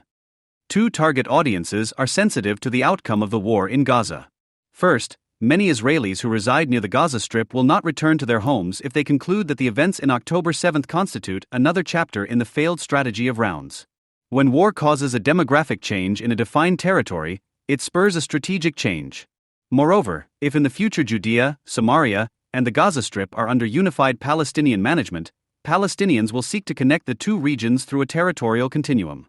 This potential challenge obliges Israel, at the conclusion of the Gaza campaign, to significantly increase the Jewish population in the land between Judea and Samaria and Gaza, thus creating a clear territorial buffer between the two Palestinian areas. Failure to achieve a clear victory in Gaza may indirectly affect this long-term Israeli interest. Second, Iran and its proxies are carefully studying the Gaza campaign's progress. Lack of a clear Israeli victory will confirm their suspicion that the Jewish state is mortally wounded. This would lead to chronic instability resulting in bloodshed on a huge scale across the region. Those who want peace and stability must work for a definite and clear Israeli victory in its Gaza campaign. Israel's political class stated the goal of Operation Swords of Iron as destroying Hamas. Yet, Israel's leadership desired, even at the beginning of the war, to set a vague goal not necessarily including absolute victory. This lack of clarity could significantly dampen the public's willingness to pay the war's ever-increasing price in lives and material absent clearly stated and measurable objectives. Progress in a well-defined Israeli victory in Gaza is measured by many goals. The road to it is filled with challenges. There is, first, uncertainty about the configuration of the ground war. The range of soft power at hand are numerous and need to be explained.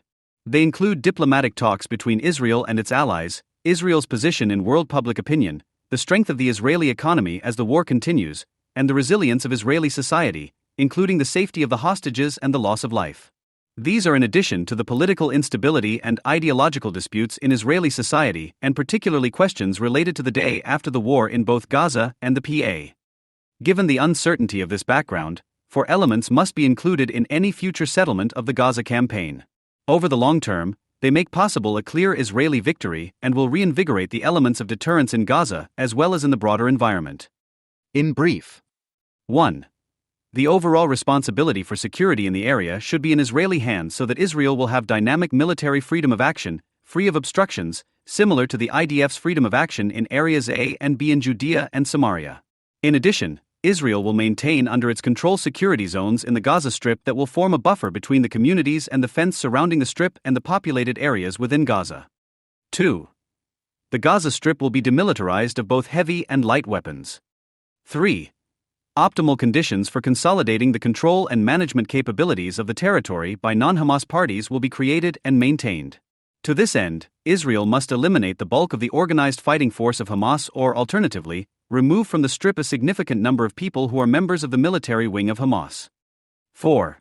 Israel must lower expectations regarding the arrangements that will be made in Gaza in the coming years and make serious assumptions that chaos and backwardness will characterize the Strip, similar to the situation in many regions following the Arab Spring. In more detail. 1. The overall responsibility for security in the region should be Israel's. Israel must control security zones in the Gaza Strip. Israel's core interest lies in ensuring that Gaza no longer poses a threat to Israel, that terrorists lack the ability to launch rockets at Israel, and that any above or underground infiltration threat from Gaza is destroyed. Israel must establish a security arrangement that does not explicitly or implicitly assume that the security of Israeli citizens living close to the Gaza border will be different from that of those who choose to live in Tel Aviv. All other interests relevant to Israel and those in Gaza are dwarfed by the core interest, which is security. In everything related to today's discussion regarding the post-war period, Israel should insist on the realization of its security without compromise or willingness to take risks. In order to ensure this, Israel must be the sole entity with overall responsibility for security arrangements in the region and must maintain absolute freedom of action in the Gaza Strip and in areas A and B in Judea and Samaria. Israel's supreme interest in Gaza is preventing the consolidation of offensive capabilities by adopting a policy of constant friction with the enemy and a disproportionate response to terrorist actions. Israel must adopt a declared policy of continuous and systematic action against terrorist organizations and military force building, even if it is Sisyphean. Any target that is discovered must be destroyed upon discovery. Israel must abandon the strategy of accumulating target banks and attacking them following a serious event.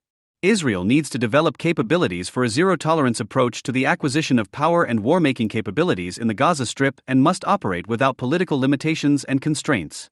Israel should announce this policy before its enemies in Gaza and within the framework of constructive dialogue with its friends.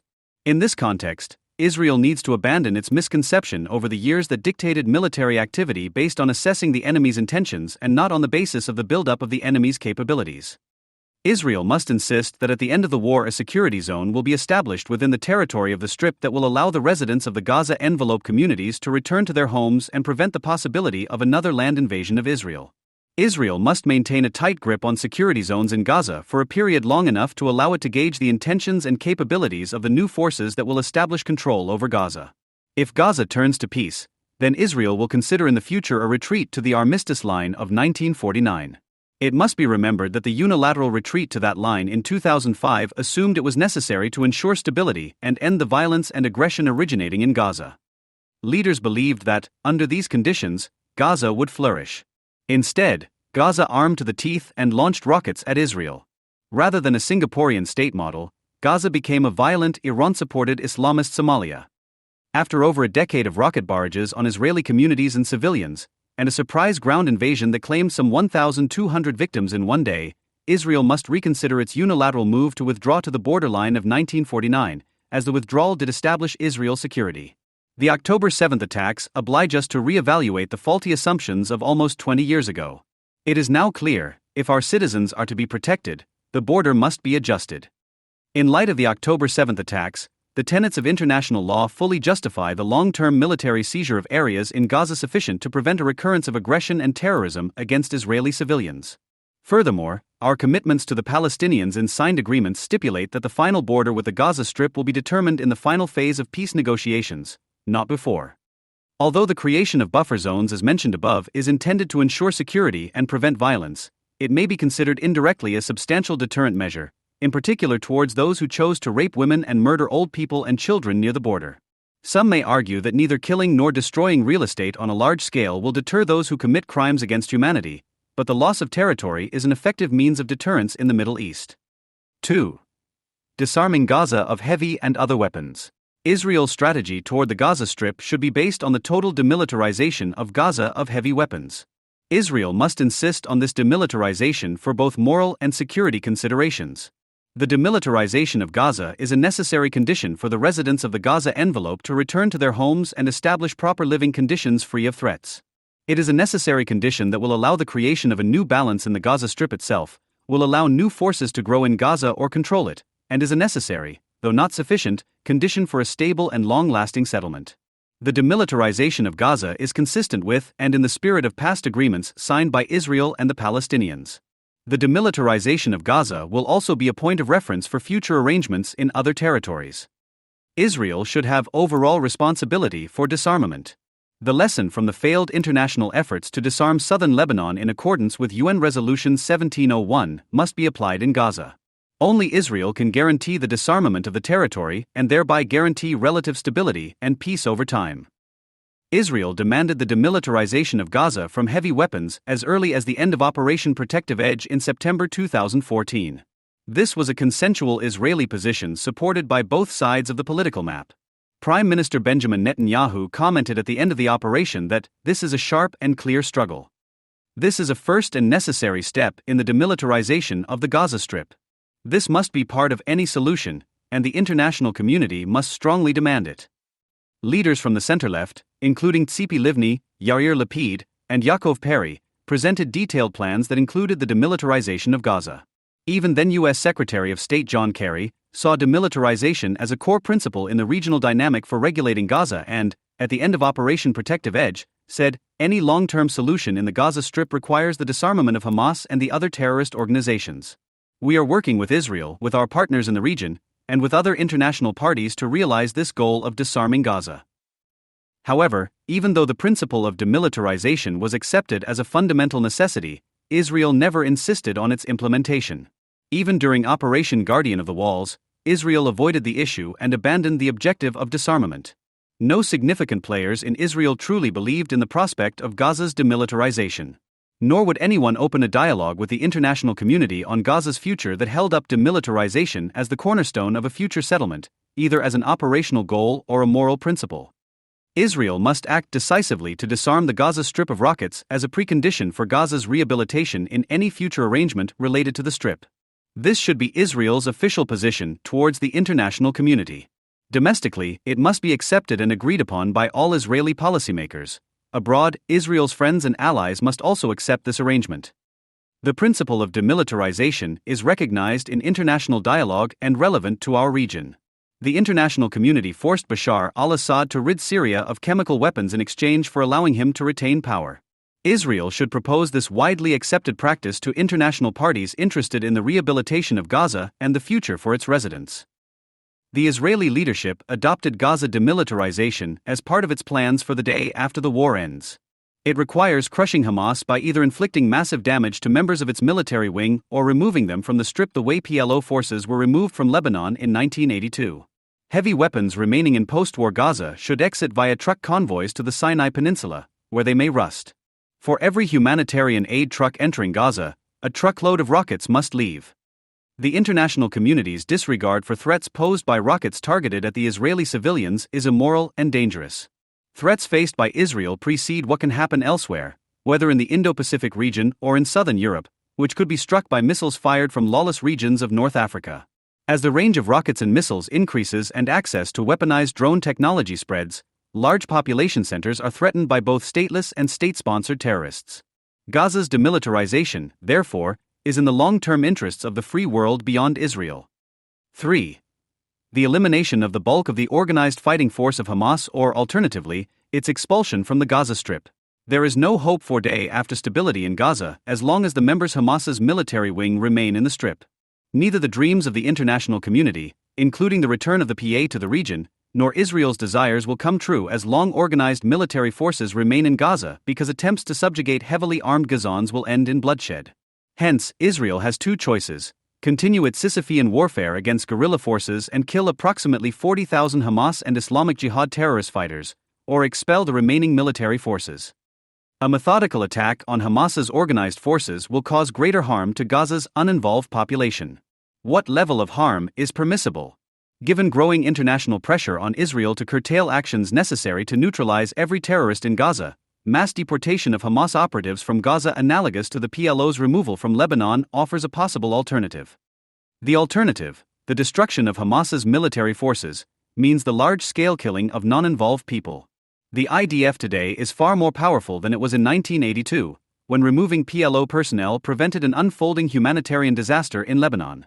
Similarly, Removing the organized military arm of Hamas from Gaza today will prevent an unfolding humanitarian disaster in the Strip. We must, therefore, examine how Israel may adopt policy, which has the added benefit of allowing Israel to enter a constructive dialogue with its allies.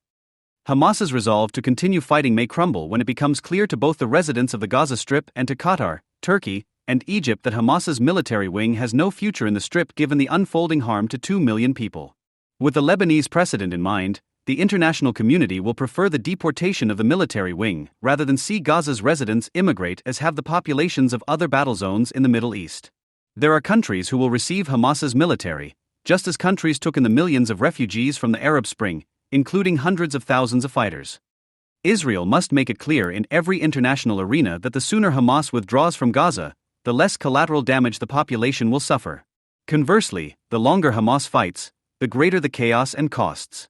This move also clears the way for greater American pressure on Qatar, Egypt, and Turkey to lead Hamas out of Gaza.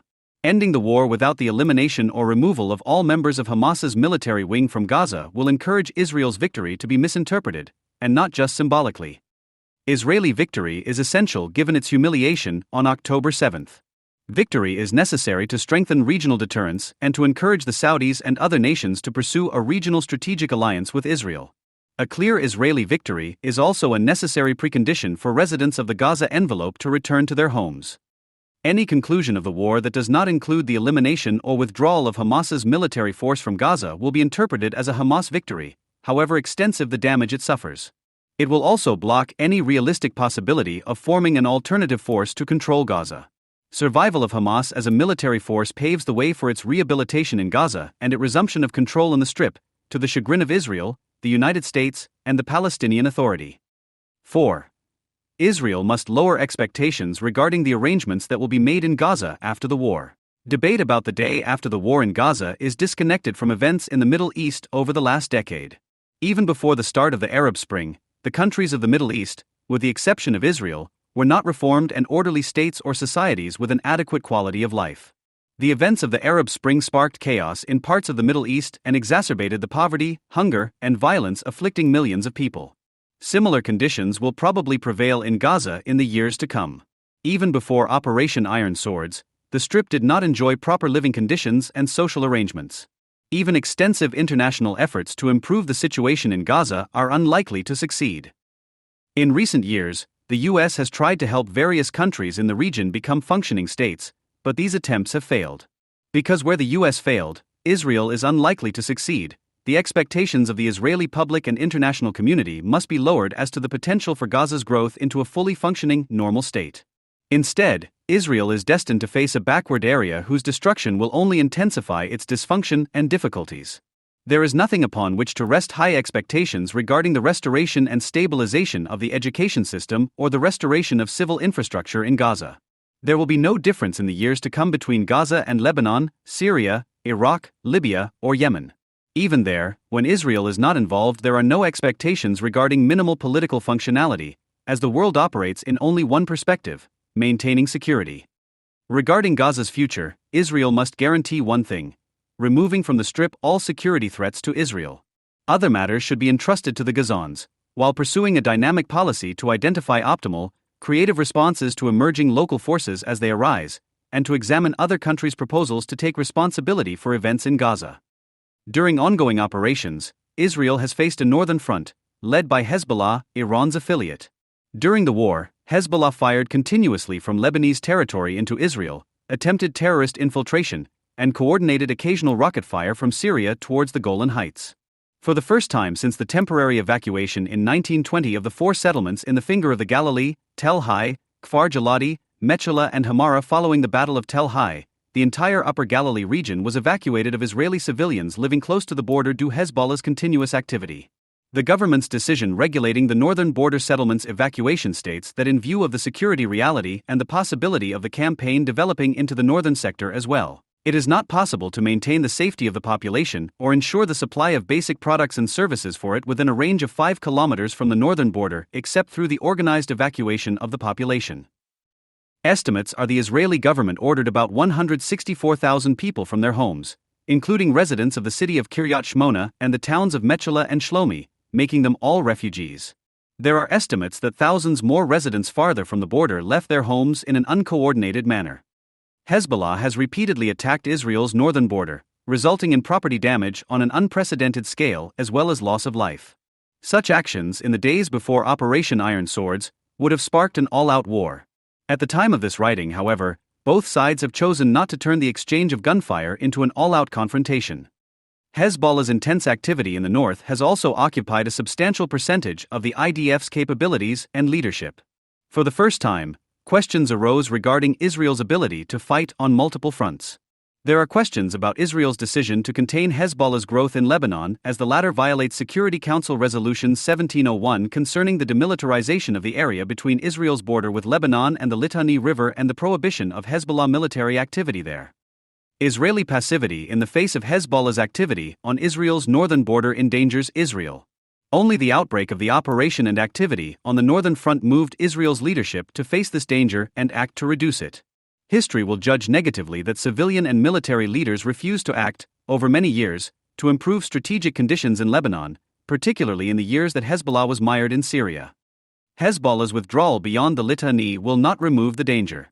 Although Hamas's success in raiding the surrounding communities created the perception in the Israeli public that the essential strategic problem on the northern border consists of raids on the northern communities by the Radwan forces, the removal of Radwan forces from the zero line of the border will be a tactical rather than a strategic achievement. The most significant threat from the north, the ability to fire rockets and missiles from Lebanon, will not be reduced even with a tactical withdrawal of Hezbollah beyond the Litani. The operation in Gaza led for the first time to the opening of additional active fronts.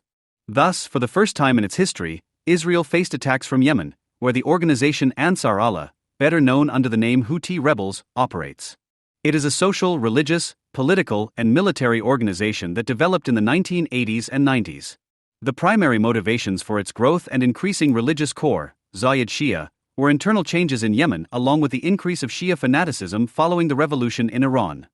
The Arab Spring that broke out in 2011 strengthened the Houthis, and by the end of 2014 they took control of Yemen's capital Sana'a. Since then, the organization has steadily strengthened its military strength and the scope of its activities.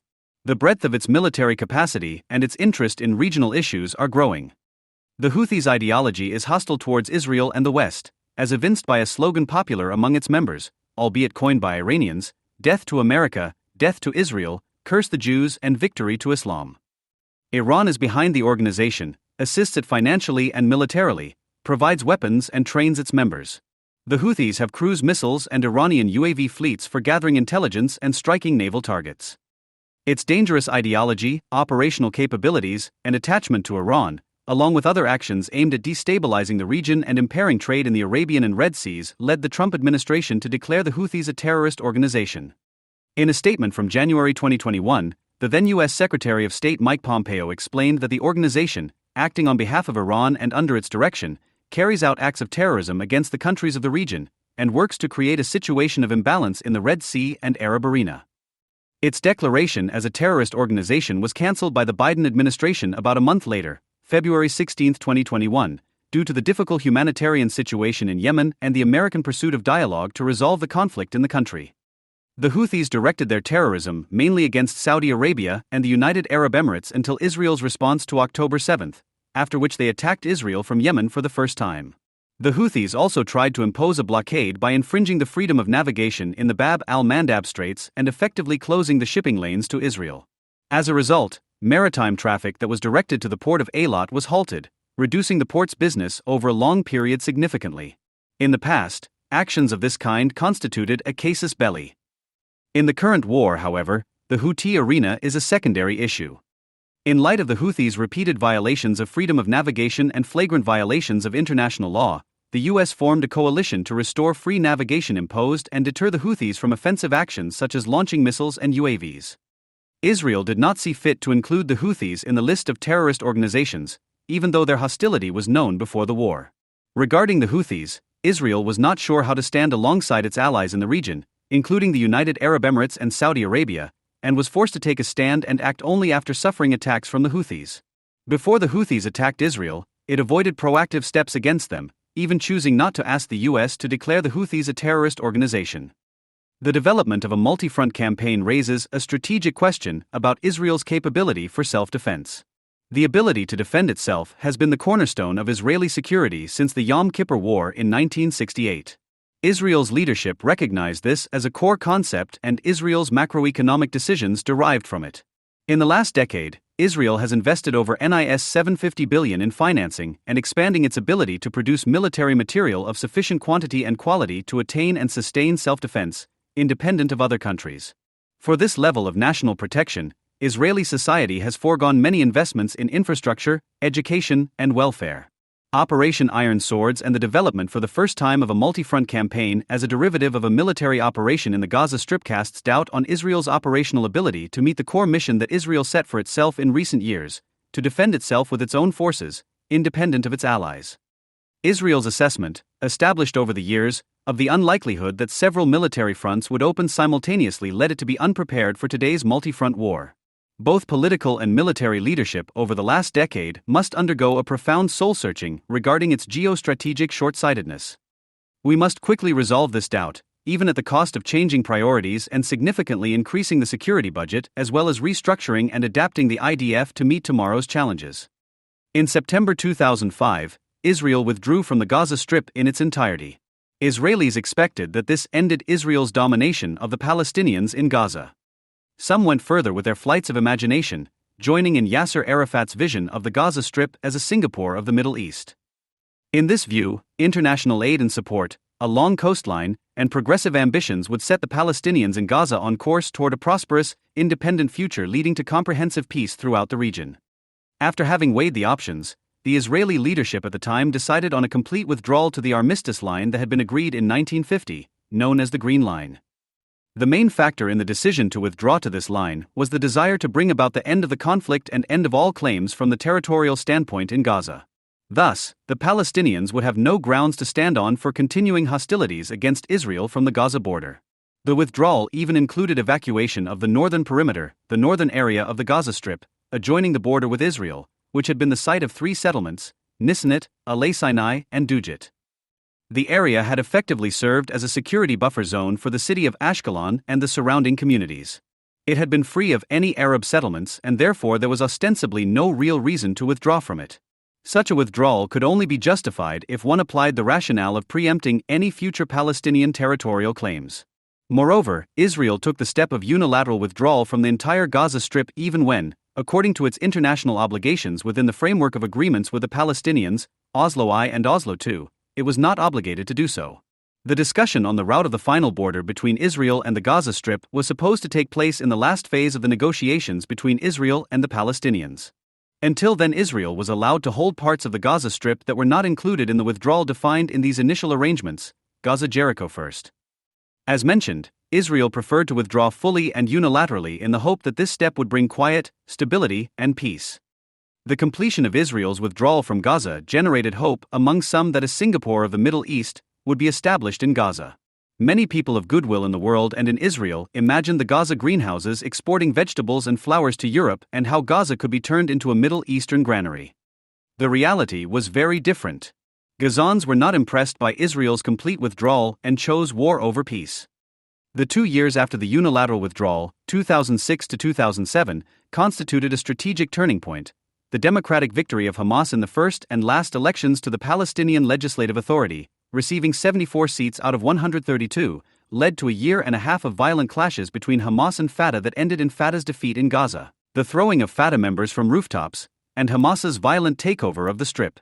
Since then, Gaza has become a kind of Somali-Iranian mutation under the control of Hamas.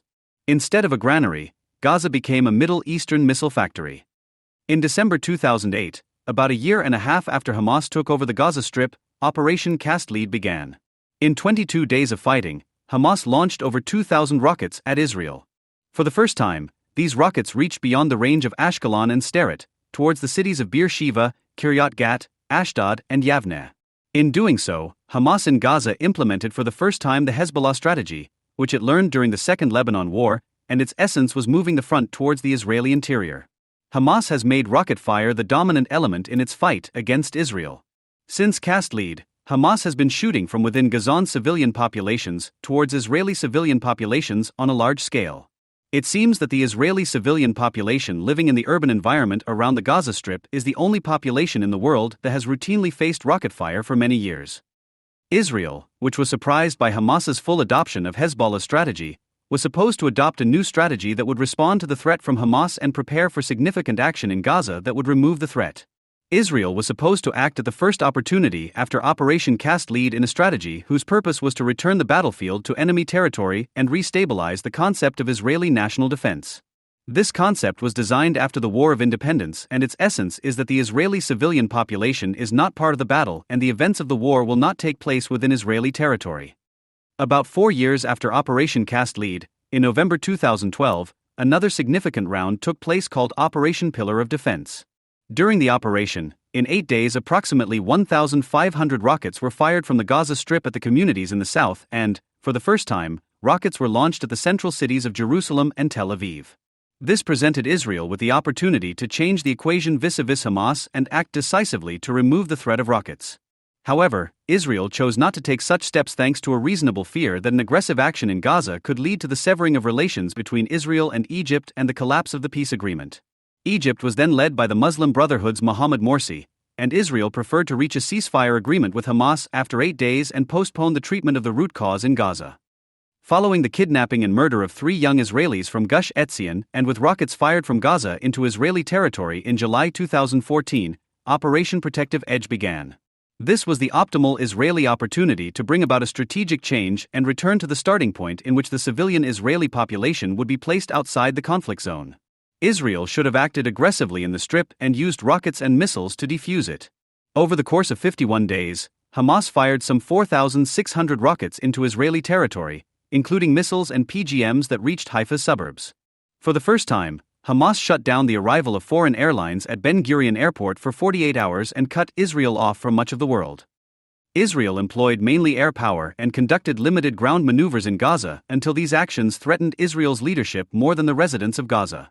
In the face of the demand for a massive ground operation, with the goal of neutralizing rockets in Gaza, the cabinet, according to media reports, discussed the possibility that at least 500 Israeli military deaths were expected in such an operation. Political and military leaders decided once again not to disarm Gaza. Instead, they adopted the concept of rounds which, without public debate, replaced Israel's strategy of avoiding battles on Israeli territory. The new approach included Israeli acquiescence to allowing Hamas's military strength to grow. Israel proved willing to hand Hamas the right to choose the timing of the next round, while Israel focused only on defense that left civilians in the line of fire. Israel's new security concept was mainly based on the good results of the Iron Dome defense system to intercept rockets. The fact that the massive firing of rockets by Hamas did not achieve significant casualties led the political and security leadership to adopt a concept that favors a situation in which the civilian population lives a normal life under repeated rocket terror threats that inflict psychological harm and not bodily harm over military involvement that claims human life.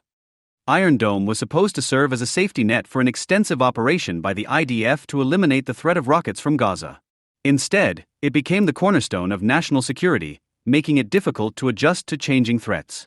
The political and military echelons declared that the deployment of the Iron Dome eliminated all threats, as it intercepted over 95% of its targets. Children of Sderot and the Gaza Strip would have to accept terrorism as a part of daily life. By overestimating its own capability and underestimating Hamas's, Israel came to believe that Hamas could not launch a surprise attack. The concept of security was reformulated. In the face of Hamas's growth, the IDF created a bank of targets for the next round in lieu of a proactive and systematic approach to every emerging target. To deal with the threat posed by rockets, Israel deployed the Iron Dome. Alongside it, it developed a defensive combat theory based on significantly subsidizing the construction of bomb shelters in houses, offices, and on the streets. Residents adapted to a normal life under rocket fire that became routine during emergencies. Faced with the threats of a ground or underground invasion by the military wing of Hamas, the IDF solution was an above-ground fence and an underground wall. The underground wall was a response to Hamas's network of tunnels, while a tall fence with sensing and warning systems was to prevent an above-ground invasion. The multi-layer defense in Gaza not only caused Israel to abandon any idea of an offensive initiative, but also diverted billions of shekels from budgets that were intended for other means of warfare and other infrastructure improvements in Israel's economy. Should the integrated defense system of the Iron Dome, defensive fences, and shelters prove insufficient, Israel's leadership, together with the heads of the security forces, formulated a plan for the mass evacuation of citizens from the border areas, meekly called temporary evacuation. In practice, it was a policy for an orderly evacuation of historically unprecedented proportions under which a mass evacuation of the population would be a routine procedure during wartime. It was adopted absent a detailed public discussion on a practice that turns residents into refugees in their own country. The topic is extremely sensitive in Zionist discourse since the evacuation of Tel Hai in 1920. The evacuation of the towns on the northern border for many months with the beginning of Operation Swords of Iron demonstrates the tactic of temporary evacuation. It is doubtful whether any questions of Zionist values were asked while making this operative decision. There is no doubt that the Israeli leadership decided to evacuate the northern communities because of the obvious tactical benefits of this step, but it ignored the strategic costs of creating an empty buffer zone within Israeli sovereign territory. Such significant damage to the way of life in the northern communities may lead to a long-term depopulation of area that would cement Hezbollah's strategic achievement. This situation arises from an arrogant conviction that Israel's intelligence services provide foolproof protection against a surprise attack, and that even if such an attack should occur, it will be a mere tactical blow after which Israel will respond with force. The tactical solutions of educating citizens for a normal life under the threat of missiles, coupled with the Iron Dome, a fence, sheltering and evacuating communities in extreme cases, became the IDF's only answer to attacks from Gaza. Virtuoso tactical capabilities were used to hide the absence of a suitable national strategy. Missing was a strategy to negate Hamas's capabilities in advance rather than simply anticipating its intentions and defending against them. Israel erred by not ending Operation Protective Edge with the disarmament of Gaza as a condition for the restoration of the Strip. Instead, it became a dead letter in the government's announcement at operation's conclusion. Long-range rockets should have been removed from the Gaza Strip. Instead, Israel tried to contain Hamas as it grew and strengthened. In doing so, Israel allowed Hamas to become ever more dangerous. This change in perception at the conclusion of Protective Edge not only weakened Israel's sovereignty and endangered its citizens, but also diluted Israel's position as a regional power. The attacks of October 7, 2023, demonstrated the cumulative effect of undermining Israel's reputation as a dangerous foe. During May 2021, on Jerusalem Day, Israel had a last chance to disarm Gaza of rockets and missiles as part of Operation Guardian of the Walls. Over 12 days, approximately 4,400 rockets, missiles and mortar shells were fired at Israel, which responded with an air campaign, but decided against a ground operation. Hamas's central tunneling infrastructures, the metro, were bombed with the intent to turn them into death traps for hundreds of terrorists. In practice, according to media sources, the deception partially worked. Only a few dozen operatives entered the Hamas metro, the IDF strategic operation that had been planned for years, short of partial success. Many tunnels were destroyed, but hundreds of Hamas fighters did not enter the tunnels. Operation Guardian of the Walls was the last opportunity to act against Gaza, and without igniting additional fronts, including the north that would distract the IDF's attention and engage its forces. The Israelis believed at the time was that there was little chance, even in the future, that Hezbollah and the Shia axis would come to the aid of the Sunni Hamas, so that there would still be opportunities to deal with Gaza without launching a multi-arena campaign. The Operation Swords of Iron war that broke out about 30 months after Guardian of the Walls exposed the flaws in Israel's view.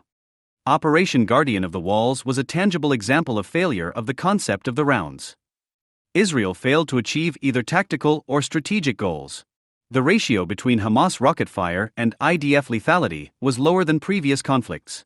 Although Chief of Staff Aviv Kochavi claimed lethality was a core element of the IDF's power, according to the Meir Amit Intelligence and Terrorism Information Center, in Guardian of the Walls the IDF killed about 120 terrorists over 12 days. Yet the number of rockets fired were comparable to those used during the 51 days of Operation Protective Edge, when the IDF eliminated over 1,000 terrorists.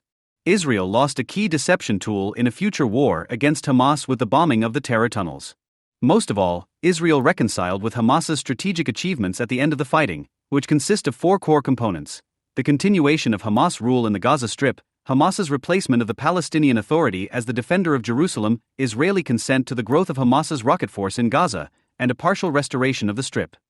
The Palestinian United Front, although it split in 2007 into the Palestinian Authority in Judea and Samaria and the Hamas government in the Gaza Strip, did not disintegrate entirely and still seeks to undermine Israeli power and limit its activities in Gaza. Hamas took upon itself to lead through violent, offensive and continuous initiatives between the Israeli operations, including via rockets, incendiary balloons, sniper fire, and demonstrations at Gaza Strip's fence. The Palestinian Authority took the lead on the field of international law. For over a decade, the Palestinians have implemented an orchestrated pincer movement to flank Israel. While Hamas attacks Israeli civilians in flagrant violation of international law, the Palestinian Authority works to restrict the IDF's defensive activity against these attacks while making every effort to reduce the IDF's operational flexibility to protect civilians. This maximizes the IDF's risk-taking when responding to Hamas attacks and delegitimize Israel internationally for defending its citizens. The Palestinian Authority realized the benefits of opening a legal front against Israel immediately following Operation Cast Lead. It began the long and complex process of suing Israel in international tribunals. The PA intended to influence Israel more effectively than did Hamas, regarding both Gaza and the Israeli settlements in Judea and Samaria. While those Israeli settlements present a complex issue with no helpful precedents in other parts of the world, the PA saw the IDF's operations in Gaza as a convenient target due to the many precedents of violations of international law during wars occurring around the world. The Palestinian Authority's legal activity against Israel began around the Richard Goldstone report that investigated the IDF's activities in Gaza during Operation Cast Lead at the end of 2008. Since then, the PA has worked in every way to establish an independent status that would enable legal proceedings to be initiated against Israel and to create a deterrent effect no less effective than violence. In 2009, the PA sought, in the name of the State of Palestine, to provide the International Criminal Court, ICC, in The Hague with the authority to prosecute Israelis for Israel's activities in Gaza. In April 2012, the court's prosecutor determined that the conditions for recognizing the State of Palestine were not ripe. The authority did not give up its efforts, and Israel did not see fit at this time to take significant action against the authority for these steps. In November 2012, the United Nations General Assembly recognized Palestine as an observer state. After about 2 years, the Palestinian Authority joined as a member state to the Rome Convention and submitted a complaint to the International Criminal Court, ICC, in The Hague as an unprecedented strategic step. The complaint alleged violations of the basic principles of the Rome Convention committed by Israel starting in June 2014, including during Operation Protective Edge in Gaza. In May 2015, the chief prosecutor of the court at the time, Pato Bensouda, began a preliminary examination that ended in December 2019, when the prosecutor announced that a full investigation should be held into the issue. In doing so, she defined 3 key issues: war crimes allegedly committed during Operation Protective Edge in Gaza, war crimes allegedly committed by IDF forces during the Marches of Return, attempts to breach the Gaza fence into Israel in 2018, and crimes allegedly committed by Israel regarding construction in Judea and Samaria. The announcement by the prosecutor of the ICC tribunal of an investigation against Israel brought the 2-stage Palestinian pincer movement to an historic achievement. In the first phase, Hamas fired rockets and missiles from Gaza at urban areas and civilians in Israel. In response, Israel launched offensive military activity against Hamas. In the second stage, the Palestinian Authority instigated the opening of an investigation against Israel for its defensive actions and affected Israel's ability to make strategic decisions and to tactically manage the battle. The PA's achievement in The Hague created a chilling effect on the Israeli leadership's ability to take action in Gaza. The court's investigation led Israel to restraint in its use of force, which in turn led Israel to increase its risks on the battlefield. This decreased Israel's willingness to make bold decisions on offensive operations for fear costing the lives of more soldiers. The chilling effect of the PA's achievements in the field of international law is evident in Israel's activity in Operation Guardian of the Walls, an operation in which the lethality of Israel's action was substantially eroded. The bottom line is that although the PA was apparently not involved on the Gaza front in a violent way, it remained over the years a kind of hidden hand in shaping the image of the war in the Gaza Strip. Based on the observation of General Karl von Clausewitz that war is merely the continuation of policy by other means, it can be said that the Palestinian Authority tried to establish a national strategy according to which the international delegitimization strategy of Israel led by the PA is nothing but the continuation of Hamas terror against Israel by other means. A hidden component of Israel's strategic failure in the Gaza Strip is the weakening of its response to the determined, orderly and effective action of the PA to restrict Israel's actions in Gaza. Israel has never seen the PA's activity at the criminal court as a priority and has not made this issue a core element of its relations with the authority. Israel has not taken any effective restraining action against Palestinian aggression in the field of international law. The only active step against the Palestinians was a temporary freeze of about $500 million shekels from the Palestinians' tax money in 2015 in response to the Palestinian accession to the International Criminal Court and the appeal for state recognition at the UN Security Council. These funds were later thawed. The Israeli political leadership made sure to turn a blind eye to this flagrant violation of the agreements between the Palestinian Authority and Israel and avoided making this matter a central issue in either direct or indirect talks with the authority.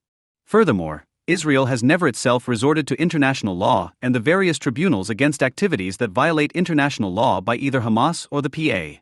Here, too, Israel has remained on the defensive, never proactively addressing the potential threats, which it mostly ignored, all while underestimating the PA's steps and overestimating its own ability to win in the arena of international law. Even during Operation Swords of Iron, the PA took active steps against Israel on the international level. In the midst of the fighting, it encouraged South Africa to file a lawsuit against Israel at the International Court of Justice in The Hague, ICJ, claiming Israel is committing genocide in Gaza. The court did not accept South Africa's request to issue an interim order to stop the fighting in Gaza, but for the first time and in an unprecedented manner, it issued orders against Israel pertaining to its activities in the Gaza Strip. This cast a pall over Israel's defensive activity and tainted it with the suspicion of committing genocide. Thus far, it has succeeded. The concept of rounds, born from the IDF's unwillingness to deal with the rocket threat proactively, became the leading strategy of the State of Israel from 2009 to 2023. The IDF's preference for focusing on strategic defense supplemented by ad hoc tactical attacks was warmly embraced by the Israeli political leadership from both right and left. The political leadership should have challenged the IDF and raised questions about the weaknesses of the strategy of rounds. The political echelon should have understood the implications of focusing on defense while renouncing proactive action, including a preemptive strike, and the meaning of including the Israeli population in the Gaza envelope under the threat of rocket terrorism as routine over many years. Israel instead assented to the claim that aggressive action in Gaza would cost the lives of thousands of soldiers and, as a result, formulated national priorities devoid of skepticism and based on an intolerance for the loss of soldiers, even at the cost of turning a blind eye to the fate of communities suffering from repeated rocket attacks. In the words of David Ben-Gurion, Israeli political leaders tried to identify what the people want and failed to set goals as to what the people need. The political judgment regarding the lack of planning to carry out a substantial ground maneuver in Gaza was also based on overestimations by the military of the extent of casualties expected from this maneuver. The prevailing thesis in Israeli politics and media was that a full-scale maneuver in Gaza would result in thousands of Israeli deaths. Some will say that this thesis is fueled by the assessments of the military as presented periodically to political leaders. There is no doubt that the refusal to plan for a ground operation was bolstered by the multitude of retired Defense Forces officials who over the years denied the possibility of such a maneuver. Additionally, the vast majority of military reporters who were fed by ostensibly knowledgeable sources in the security forces strengthened arguments against planning a ground operation. A key issue to consider is the gap between the estimates regarding the price of a ground operation as presented to political leaders and the actual results. It will be insightful to assess the scope and significance of the effects of the overestimations regarding projected Israeli fatalities on decision-making procedures at the political level. Israel's political leadership and media cooperated in an atmosphere of mutual trust. Yet, the resulting ethos resulted in the lack of planning for proactive measures to remove the threat of rockets to Israeli citizens. The IDF also supported this concept both directly and indirectly. Directly by not presenting to the political echelon an alternative, and indirectly by long-term briefings to military reporters and senior reserve officers who appeared frequently on media channels and assured Israelis that a purely defensive policy, buttressed by the offensive ethos, could be interpreted as a definite victory. In words that have become commonplace in television studios for many years, Hamas is deterred, restrained, and weakened, even though it was in fact growing stronger over time, and the concept of rounds is the way to guarantee Israeli safety. Israeli media's coverage of Israel's strategic situation in Gaza from 2009 to 2023 will not be remembered as its finest hour. Flaws characteristic of Arab media in the Middle East surfaced in Israel's media at the end of each round. The media worked to instill a consciousness of victory among Israel's citizens rather than reflect the reality, especially when it was bleak. The imminent release of hostages from Gaza under President Trump's peace deal, which was announced yesterday, is cause for celebration and will bring relief to families who have endured 2 years of anguish. But this moment masks a strategic catastrophe that threatens to perpetuate an endless cycle of abduction and murder. At the heart of Israel's vulnerability lies an unspoken social contract. Citizens serve in the military, and the state promises to do everything to bring them home, through rescue or negotiation at a heavy price. This principle of mutual responsibility, the cornerstone of Israeli society's resilience, has become a strategic liability. Israel's demonstrated willingness to pay extraordinary prices, releasing 1,150 prisoners in the 1985 Jibril deal for 3 soldiers, or 1,027 for Gilad Shalit, has transformed every Israeli into a high-value target. Enemies understand that capturing one Israeli achieves strategic objectives impossible on the battlefield. The social contrast must evolve. The state's promise cannot remain "we will trade for you." It must become "we will destroy those who capture you." This shift from retrieval through concession to deterrence through retribution changes the enemy's expected outcome from strategic victory to total annihilation, removing the incentive for hostage-taking entirely. Ancient Israel understood what modern leaders have forgotten. King Saul fell on his sword rather than face capture by the Philistines. Samson chose death over continued humiliation as a prisoner. These warriors recognized that becoming a hostage meant becoming a weapon against their own people. Those invoking biblical precedent to justify hostage negotiations misread the texts. Abraham rescuing Lot and David recovering the people of Ziklag involved decisive military action, not negotiation. The precedent supports rescue operations, not concessions that legitimize hostage takers. Most critically, Jewish law itself prohibits what modern Israel practices. The Mishnah explicitly states, "We do not redeem captives for more than their market value, for the sake of the good order of the world." The ancient rabbis understood that paying exorbitant prices encourages more kidnappings, ultimately causing greater suffering. A critical distinction exists between legitimate prisoner of war exchanges and terrorist hostage negotiations. The Geneva Conventions establish protocols for POW exchanges, typically symmetrical trades between sovereign states at the cessation of hostilities, involving uniformed combatants lawfully captured in battle. Israel's hostage exchanges occur with non-state actors operating outside any legal framework. The captives include civilians unlawfully abducted from their homes, a war crime under international law. Yet Israel consistently agrees to wildly asymmetrical trades. 1,000 plus Palestinians for 30 hostages in 2025, 240 for 105 in 2023, 435 for 1 civilian and 3 bodies in 2004. History provides a damning verdict. The 2011 Shalit deal directly enabled the October 7 massacre. Among those released was Yehya Sinwar, who masterminded the deadliest attack in Israeli history. Hamas leader Ahmed Jabari confirmed the prisoners released in that deal were collectively responsible for killing 569 Israeli civilians. The Israeli Association of Terror Victims reports that 180 Israelis lost their lives to terrorists freed in prisoner exchanges since 2000. In 2015 alone, 6 Israelis died in incidents involving Shalit deal prisoners who returned to militant activity. As one Israeli negotiator revealed, Shalit was kidnapped by Sinwar's brothers in order to free Sinwar. The operation succeeded precisely as intended. The released terrorist then learned Hebrew in Israeli prison, studied Israeli society for 22 years, and used that knowledge to plan October 7. Western leaders fail to grasp how terrorist groups view these negotiations. For Hamas, hostage-taking isn't desperation but a proven strategy delivering strategic victories. One captured Israeli frees 1,000 Palestinian fighters. Those 1,000 kill hundreds of Israelis. The cycle continues because Israel treats each crisis as isolated rather than recognizing the systemic problem. Israel must fundamentally shift its approach. First, declare that it will never again negotiate for hostages with terrorist organizations, removing the incentive entirely while maintaining normal prisoner exchanges with legitimate state actors. Second, any terrorist group taking Israeli hostages must face immediate existential consequences, not limited operations but complete organizational destruction. Third, pursue root cause elimination, destroying not just military infrastructure but the entire ecosystem enabling hostage operations, tunnel networks, command structures, financial systems, and political leadership. This acknowledges the human cost. Some rescue attempts will fail. Some hostages may not survive.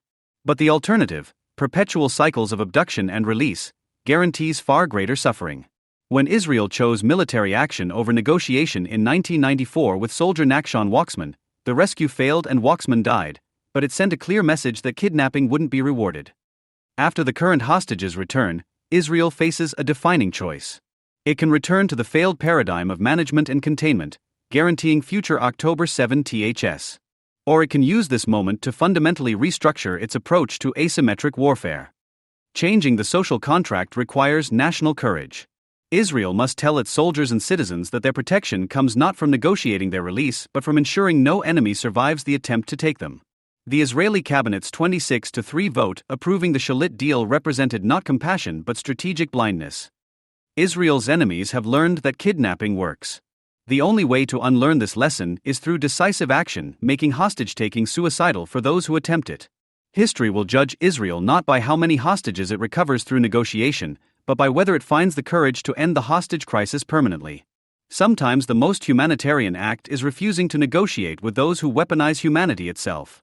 Israel's moral responsibility demands nothing less than complete victory over the infrastructure of terror. The social contract must evolve from a promise to trade for captives to a promise to annihilate their captors. Only then will the cycle finally break. Given Israel's prominence as a developer and exporter of weapons and military technologies, the collapse of its defense systems on October 7, 2023, has raised concerns among security services in Europe and the United States. Central to this discussion is whether the operational success of Hamas's attack was due to structural weaknesses in the technological systems themselves, or to poor decisions by specific officials. Some experts claim that Israel's defenses along the Gaza border failed because they constituted a complex system, a network of interconnected and mutually dependent components. Complex systems are vulnerable to a phenomenon known as a cascading failure, by which a single hit causes a domino effect leading to a system-wide collapse.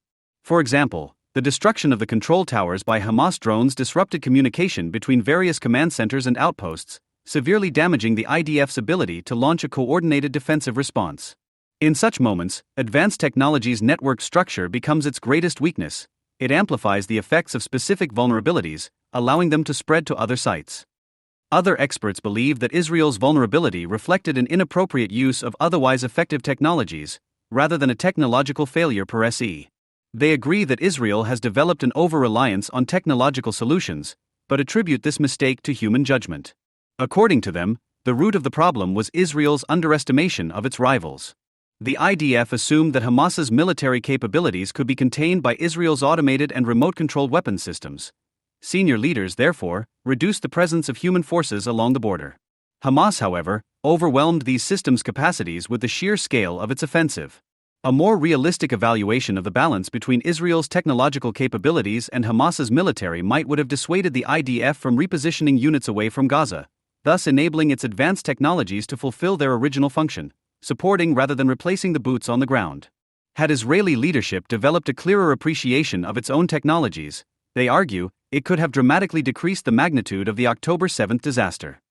Despite their differences, both approaches assume that the discussion essentially concerns the same question: what can technology do, and what can it not do? This article offers a different angle. I maintain that understanding the IDF's relationship to technology requires us to think of technology as a social and political phenomenon, rather than a collection of software and devices. The question I will try to answer is not why the technological tools functioned or malfunctioned as they did, but why technology became such a dominant factor in the IDF's force structure in the first place. More specifically, I will examine the broad historical processes that led to what critics often call the IDF's cult of technology, a tendency to view the implementation of technological tools as an end in itself, at the expense of larger strategic purposes, and the flaws of this mentality that were so catastrophically exposed on October 7. In 1997, Major General Isaac Ben Israel, who shortly afterward became the head of MAFAT, the Israeli agency in charge of defense R&D and advanced technology, penned a seminal essay entitled The Relativity Theory of Force Construction. Ben Israel, a prominent advocate of making cyber warfare and defense AI the cornerstone of Israel's security structure, proposed a departure from the traditional logic of force construction in favor of a new and provocative approach. Instead of allocating budgetary and strategic resources based on the classic principle of closing gaps, that is, investing in domains where the IDF was inferior to Arab armies to level the playing field, Israel should invest precisely in those domains where the IDF already had the upper hand. We must look for those areas where we have a relative advantage, and the enemy a disadvantage, and try to drag the war into these areas. We must focus especially on those forces whose relative advantage over the enemy is the greatest. Ben Israel presented this suggestion as part of a cunning stratagem, assuming that Israel's enemies were constructing their military forces according to the conventional principle of closing gaps. They would invest in areas where Israel is stronger. By focusing on those same areas, the IDF would be able to lure its enemies onto its home turf, thus setting the terms and conditions of future conflicts. And what exactly were those areas of Israeli superiority? Ben Israel specified, the answer to this question should not be sought on the quantitative level, but on the level of quality. To win the next campaign, he continued, Israel should avoid conflicts determined by quantitative metrics, like the infantry and the armored corps, and rely instead on technologically intensive outfits, e.g., intelligence organizations and the Air Force. The more the war between us and the Arabs is conducted at a higher technological level, he wrote, the better our relative situation will be, and vice versa, the poorer the war is in technology and richer in manpower, the worse our situation will become. In 2019, Ben Israel reiterated this position, adding, from an Israeli perspective, the preferred scenario is a high-tech war. Ben Israel drew on a long legacy of Israeli military theorists who focused on the qualitative aspects of Israel's security doctrine. As early as 1948, David Ben-Gurion claimed that only a commitment to qualitative measures like strategic sophistication and adherence to war ethics would allow Israel to compensate for the quantitative edge of the Arab armies. For what is the basis of our present and future endurance? Nothing save our qualitative advantage, our intellectual and moral superiority. Over the years, the concept of the qualitative advantage, rooted in the few against the many mythology of the Maccabean revolt in the 2nd century BCE, has become the founding ethos of Israeli military thought, a cross-generational leitmotif running through the history of IDF strategic planning. But in the 1990s, as Brigadier General Meir Finkel has demonstrated in his scholarship, the meaning of the term quality in Israeli military discourse underwent an important change. Army officials began to associate the notion of a qualitative edge with the IDF's material and technological capabilities, rather than its members' intellectual or ethical superiority. Indeed, when Ben Israel talks about the qualitative dimension of the Israeli armed forces, he does not think, as Ben-Gurion did, of the educational and moral qualities of the Israeli soldier. For him, quality refers, first and foremost, to the IDF's arsenal of technological tools and digital platforms. As he writes in his 2019 article, quality has assumed various forms and modern cyber warfare constitutes its most relevant contemporary expression. In recent years, there has been a second change in the conceptualization of qualitative superiority, in addition to the shift in emphasis from the quality of the human material to the quality of technological tools. As the focus on technology increased and the focus on the human element weakened, the concept began to lose its relational dimensions. Thus, the qualitative advantage ceased to function as a comparative criterion by which Israel measured its position relative to its rivals. In Ben Israel's famous 1997 article, the relative aspect was still central to the discussion, as the title clearly indicates. Over time, however, the comparative orientation of the technological quality discourse has disappeared, and today technology functions as an essentialist, intrinsic value, rather than an aspect of external power relations. More simply put, the adoption of technology has turned into a central pillar of the IDF's identity, a focal point of its organizational self-image, rather than an aspect of its relations with the outside world. A prominent example of this mindset is found in the article On the Way to Digital Superiority, Stop at Delphi, published in 2020 in the IDF's Bien Haktavim journal, the main intellectual organ of the technology-focused current in Israeli military thought. The authors, Brigadier General Omer Dagon and Major Lior Bar-Lev, claim that the strength of 21st century armies is no longer determined by traditional criteria of military superiority, such as naval, air, or battlefield superiority, but by digital superiority. Unlike these classical forms of military dominance, they write, digital superiority is not manifested against specific enemies at specific points in space and time, but rather enables a force buildup that maintains military superiority across all operational dimensions and against a variety of adversaries, even as these continue to evolve, emphasis added. In other words, no matter who its enemies actually are, jihadist terrorists, state armies, or aliens from Mars, as long as the IDF remains digitally up to date, it will be able to defeat those who wish it harm. Since digital superiority is measured in relation to ourselves, the concrete nature of one's rivals is of secondary importance. The technological advantage principle has thus become a solipsistic orientation, a kind of digital autism, insofar as the reference point of the force construction process has drifted from the outer reality to the inner world. Hence the mention of Delphi in the article's title. According to the authors, the key to achieving military superiority today is not know your enemy, the ancient commandment of the Chinese military theorist Sun Tzu, but the motto know thyself, which was inscribed on the Greek city's temple wall. Israel's drifting doctrines of qualitative superiority were not dreamed up out of the blue by intellectuals. The emergence of technology as a central pillar of Israeli national security discourse in the 1990s reflected broad social and political developments. First, the new emphasis on technology corresponded to a decline in the IDF's social status, caused by the erosion of Israel's collectivist ethos during this period. As the logic of the market penetrated the public sector, the military's almost unlimited access to the state's financial resources, as well as its broader hold on social norms, loosened. As a result, security budgets were dramatically reduced, and a tendency to apply economic cost-benefit criteria to the Army's policies entered public and professional discourse. At the same time, the shift toward neoliberal and individualistic values transformed the question of conscription from a national duty and a socially enforced obligation into a private matter, measured in terms of professional opportunities and personal interests. As expected, this led to a decline in conscription rates, particularly among the career-oriented upper middle class, as well as a decline in the willingness of the remaining conscripts to serve in combat roles.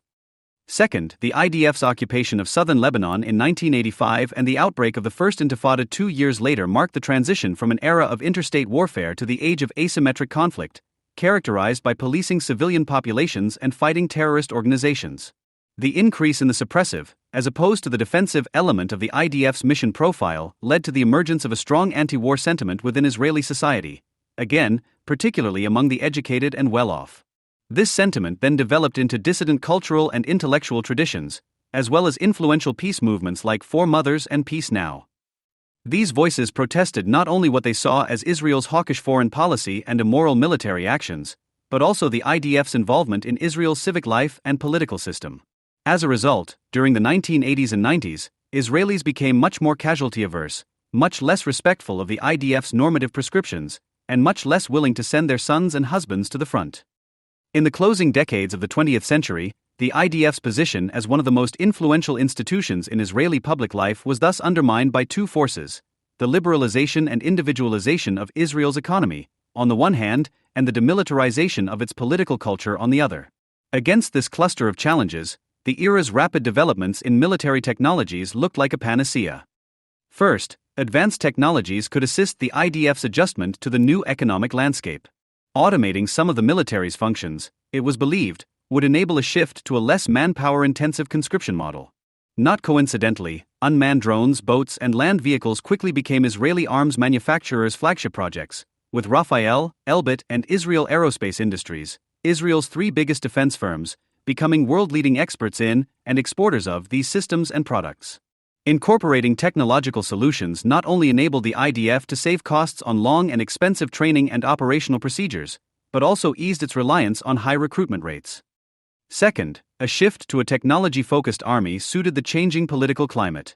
Uniquely in the history of arms development, and probably contrary to the assumptions of most anti-war activists, contemporary advancements in military technologies are often programmed to constrain rather than increase the level of destructiveness.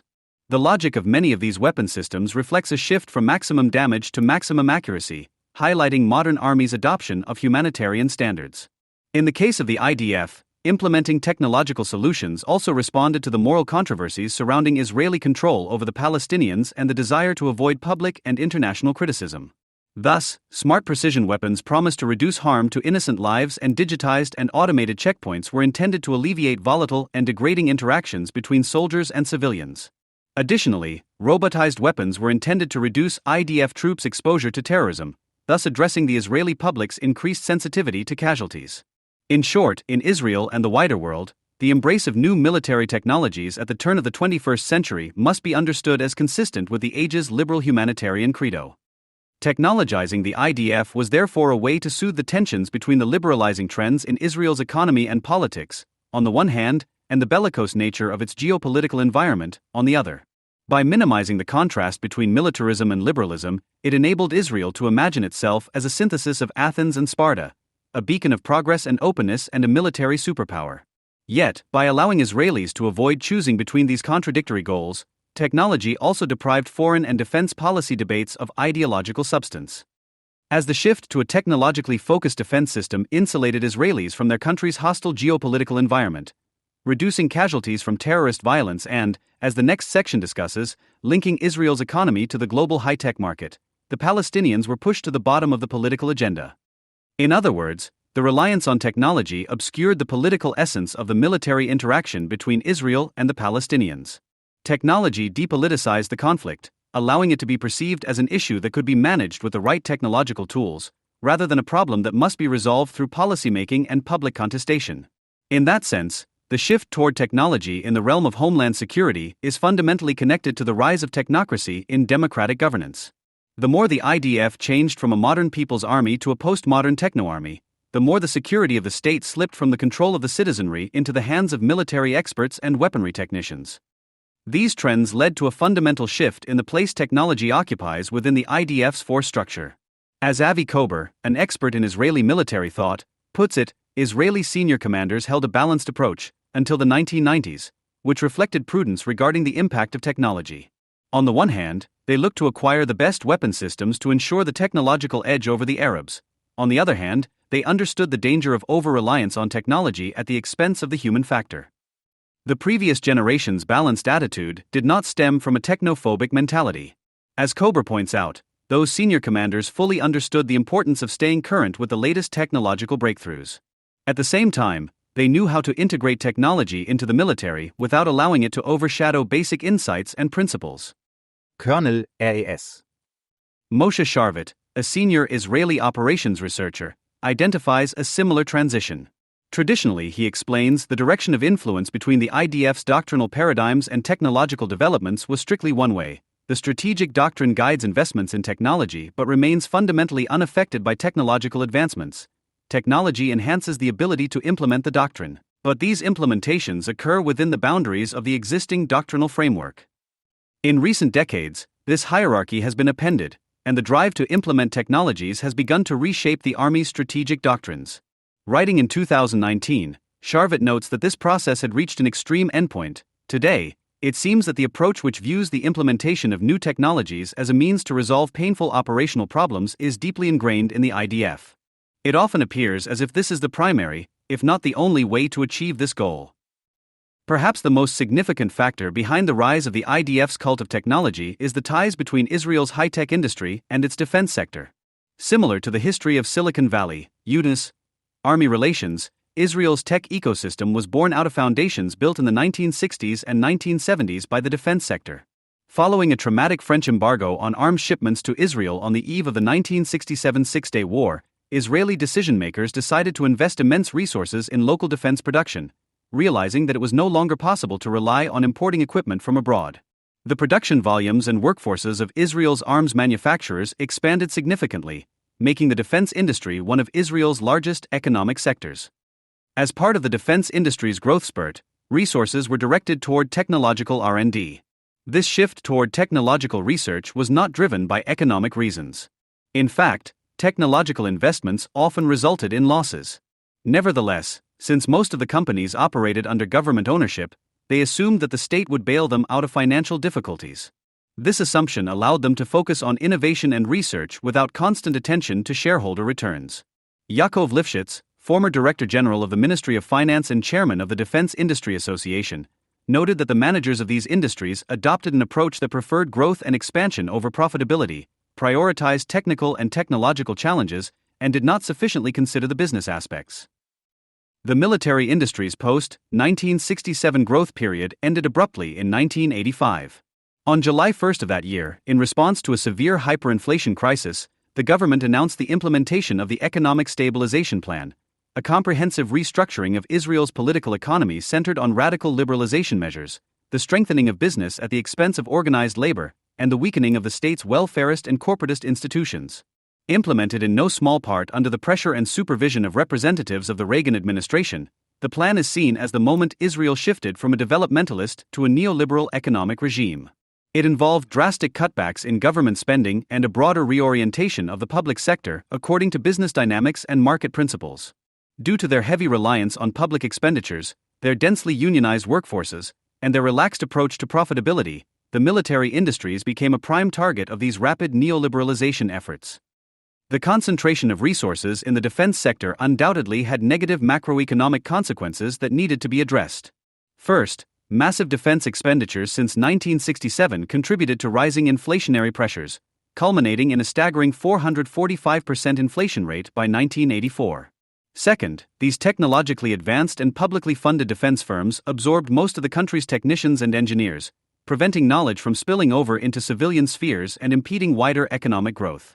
At the same time, since 1967, defense planning functioned as a developmentalist, military Keynesian policy instrument. The arms industry was a major contributor to high employment and was used by the government to promote geographically balanced industrial expansion by establishing production facilities in underdeveloped areas.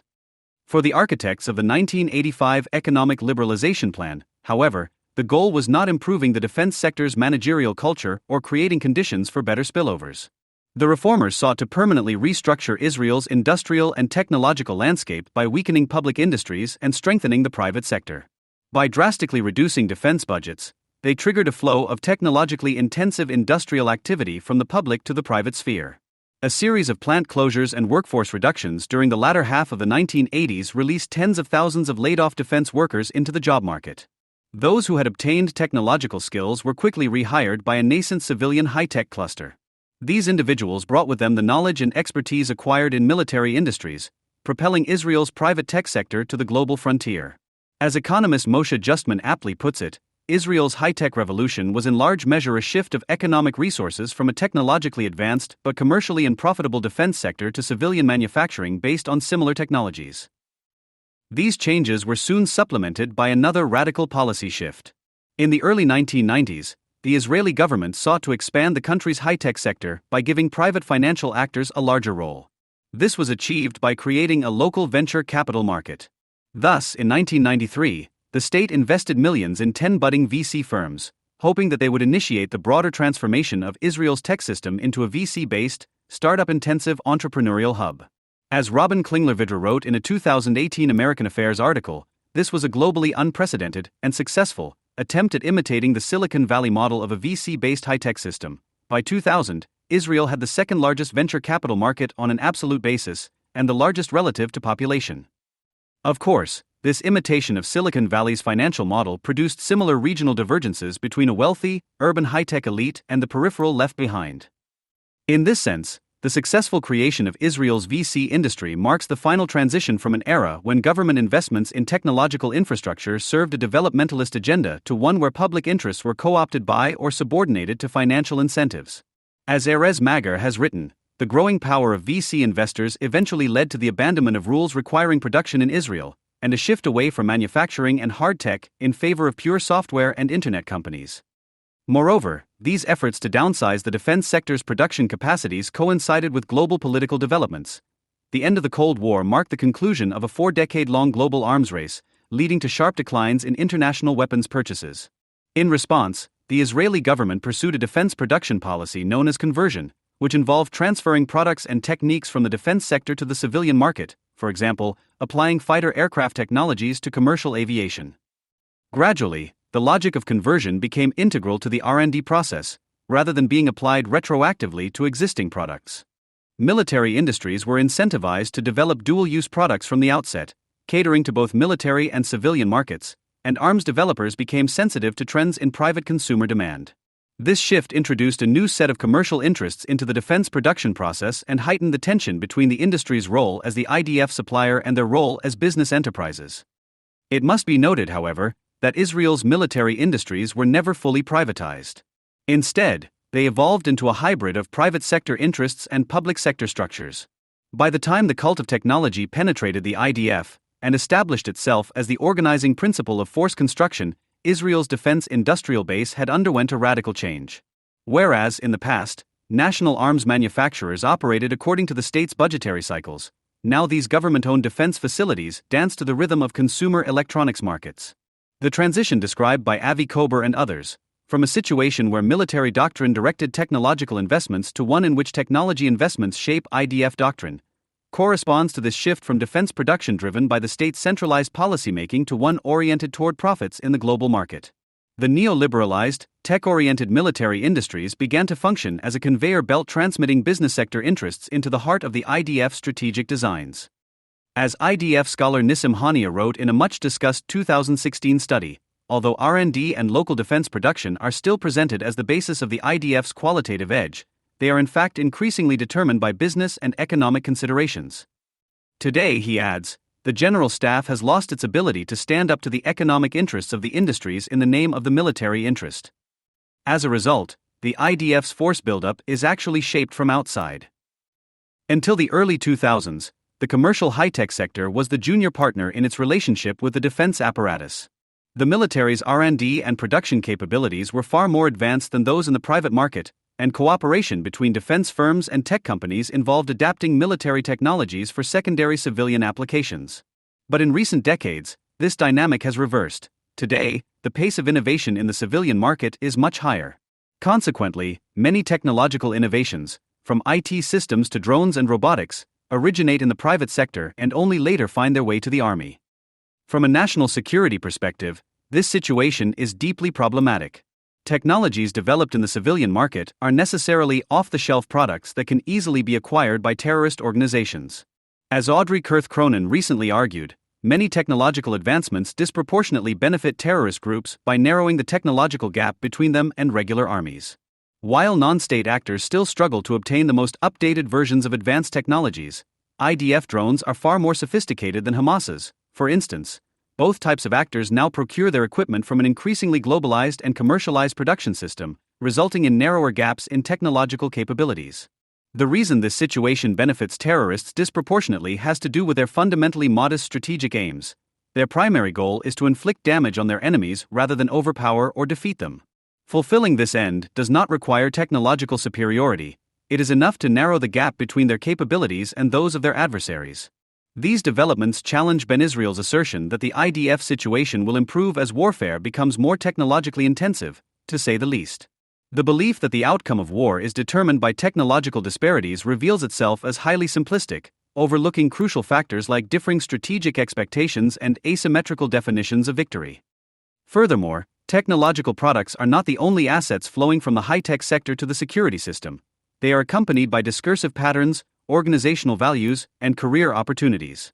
In recent years, the IDF's Military Intelligence Directorate, AMON, particularly Unit 8200, its highly prestigious and classified cybersecurity and signal intelligence agency, has become the central nexus between the Israeli army and the high-tech industry.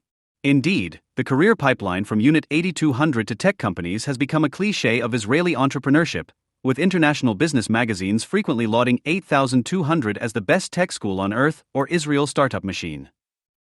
Unit 8200 undoubtedly shapes the professional trajectories of its alumni. But is this relationship equally beneficial for the IDF? Hardly. Transforming service in intelligence units into a career springboard did help the IDF address the declining willingness of the educated middle classes to serve in the army amid the rise of neoliberalism, as sociologist Yagal Levy demonstrated, but at the price of commodifying the army's relationship to its soldiers. Future employment in tech became a key component of the incentive package that the IDF offered well-off prospective soldiers and their families. Service in Unit 8200 not only offsets the educational or occupational delay typically caused by obligatory military duty, but it actually accelerates career development, turning setbacks into stepping stones. The problem is that armies are not economic enterprises. They must operate based on entirely different considerations. When security agencies adopt a business orientation, their professional standards will eventually be affected. Since October 7th, multiple retired intelligence officers have argued that, in choosing to operate like Israel's largest high-tech company, the security agencies severely compromise the quality of their intelligence gathering. In an article in Yedioth Ahronoth, Israel's second-largest daily newspaper, an anonymous former intelligence officer described a crazy deterioration in the system regarding understanding the enemy's innards, mastering Arabic, and comprehending Arab culture. He further noted that today's intelligence soldiers are modern, Western individuals with an individualistic outlook, many of whom aspire to careers in high-tech. They struggle to grasp that the enemy thinks differently from us, projecting their own thinking patterns onto him. This is compelling criticism. Yet lambasting young soldiers aspiring to become tech entrepreneurs is too easy, and barely addresses the heart of the matter. The revolving door between the IDF and Israeli high-tech extends far into decision-making circles. Economist Daniel Maman revealed decades ago how IDF generals pursue lucrative, second careers in the business sector after retirement. The phenomenon of Israel's security network, a web of informal connections through which IDF higher-ups influence public policymaking and gain access to positions of economic power, particularly in high-tech, has been well documented and analyzed. One can even sometimes hear members of this security tech elite openly boast about their close relationships with tech companies. For instance, Itamar Yar, former deputy head of Israel's National Security Council, explained to a foreign policy magazine reporter last December that there's a sort of ping-pong between a tech company and the IDF. Long before there's a marketable product, the tech companies offer it to the IDF, the police, or the intelligence agencies, and they try it out, sometimes in ongoing operations, to test and to improve it. Yair added that compared to the rest of the world, in Israel informal connections between tech companies and the Ministry of Defense are much closer. Yiftach Kleinman of the drone developer Spear UAV was quoted in the Business Daily The Marker stating that the Ministry of Defense carries out many projects with startup companies, helps develop the products and adapt them to the needs of the army, and sometimes even places small-scale orders for the defense system for pilot purposes. In this way, the IDF becomes a kind of beta site for startup companies. It is worth emphasizing that the concept of informality, frequently used by members of the Security Technology Network to describe their collaborative dynamics, does not refer merely to the famous Israeli spirit of casualness and disregard for social etiquette. It also refers to the lack of regulatory constraints that typically structure transactions between the military and public defense firms, along with the flexible nature of the IDF's dealings with private tech companies. This habit of security agencies and tech companies to use the volatile regional reality as a testing ground for experimental technology is not just morally and politically questionable. It can also seriously compromise the IDF's operational standards. After all, tech entrepreneurs pitching their products to the military are no more reliable than typical salespeople. As technology reporter Israel Wellman notes, they too tend to exaggerate the qualities of their innovations. Even large companies can get carried away, cutting corners and glossing over their products' weaknesses. Military officials, for their part, are also incentivized to find shortcuts, as securing deals with tech companies has become a primary driver of career advancement. In The Privatization of Israeli Security, economist Shir Hever describes how military generals nearing retirement sometimes engineer contracts between their organizations and companies they hope to join in the future, effectively buying favors they can later cash out. Thus, when senior defense officials decide to cooperate with high-tech companies, their motivations are not always purely professional. These interactions do not have to be consciously cynical or criminally corrupt. They often reflect a routine one hand washes the other dynamic, resulting from increasingly porous boundaries between public sectors and private markets.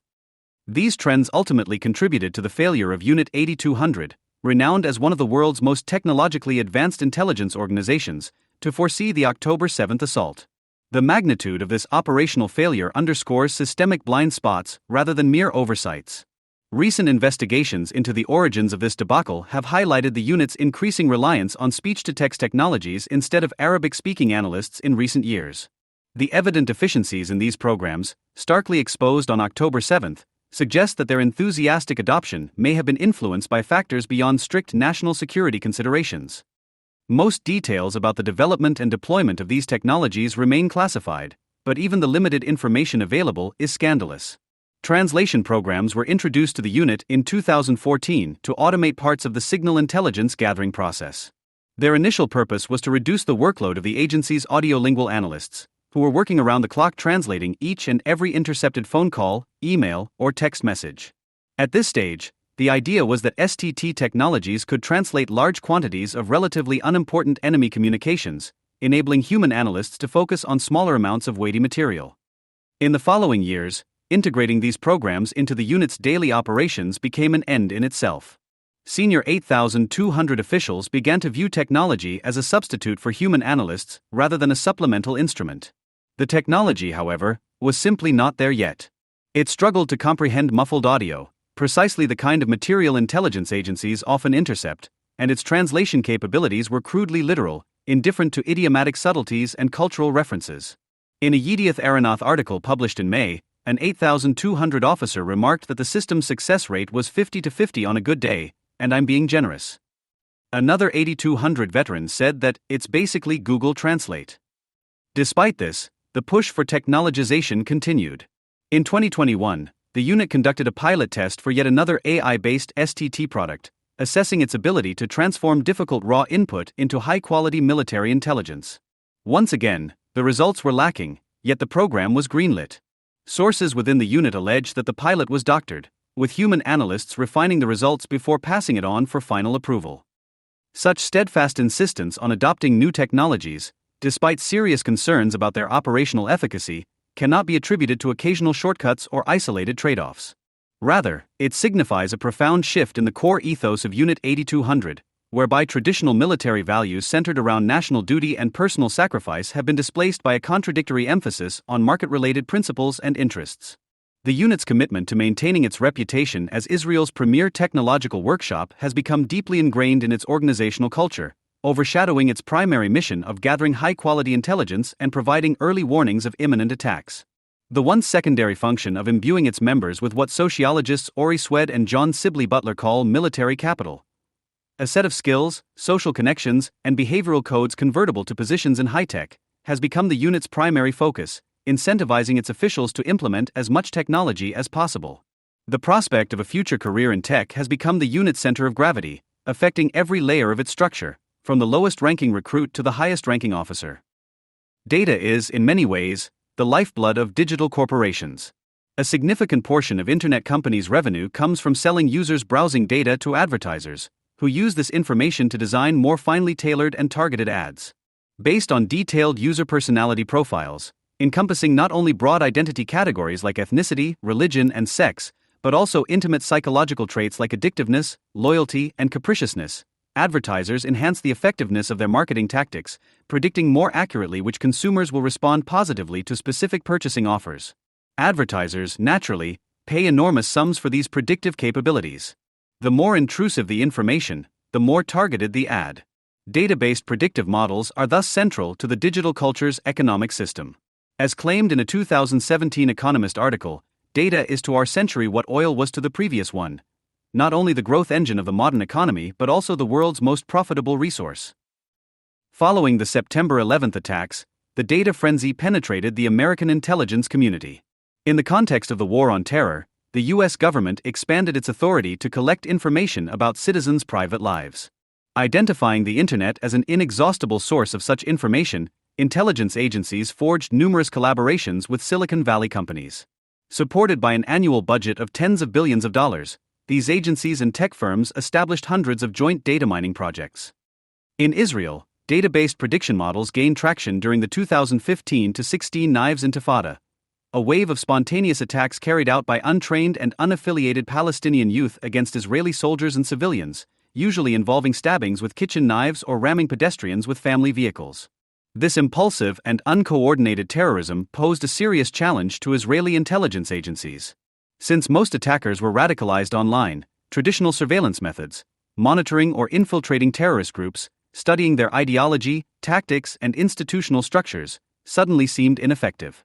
The preventive logic of classical counterterrorism, which involves thwarting an imminent assault by disrupting the transition from decision to action, also became futile. Unlike conventional terrorism, these attacks did not have a plot structure based on a temporal gap between conception and execution. Rather, they appeared as sudden, desperate outbursts of violence. To address this unfamiliar situation, the Israelis developed a new approach. Instead of studying the political and institutional structures of organized terrorism, they investigated the social and psychological conditions that could lead someone to become a lone wolf. They soon saw patterns of societal backgrounds and personality structures.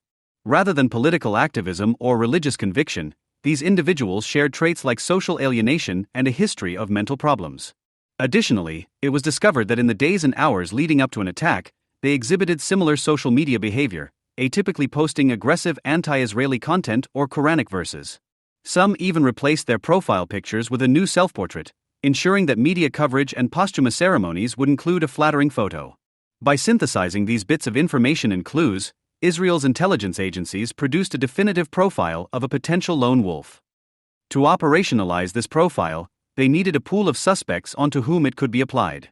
Since terrorists of the new generation were organizationally unaffiliated and had no prior record, the intelligence community's existing knowledge sources, amassed through decades-long surveillance of professional terrorist networks, suddenly became impractical. What was needed were large databases of personal details through which intelligence officers could screen entire populations.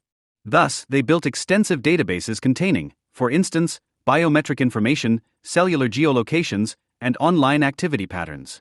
Next, AI-based predictive models scanned these datasets, producing security alerts by matching the lone wolf profile to statistically anomalous behaviors.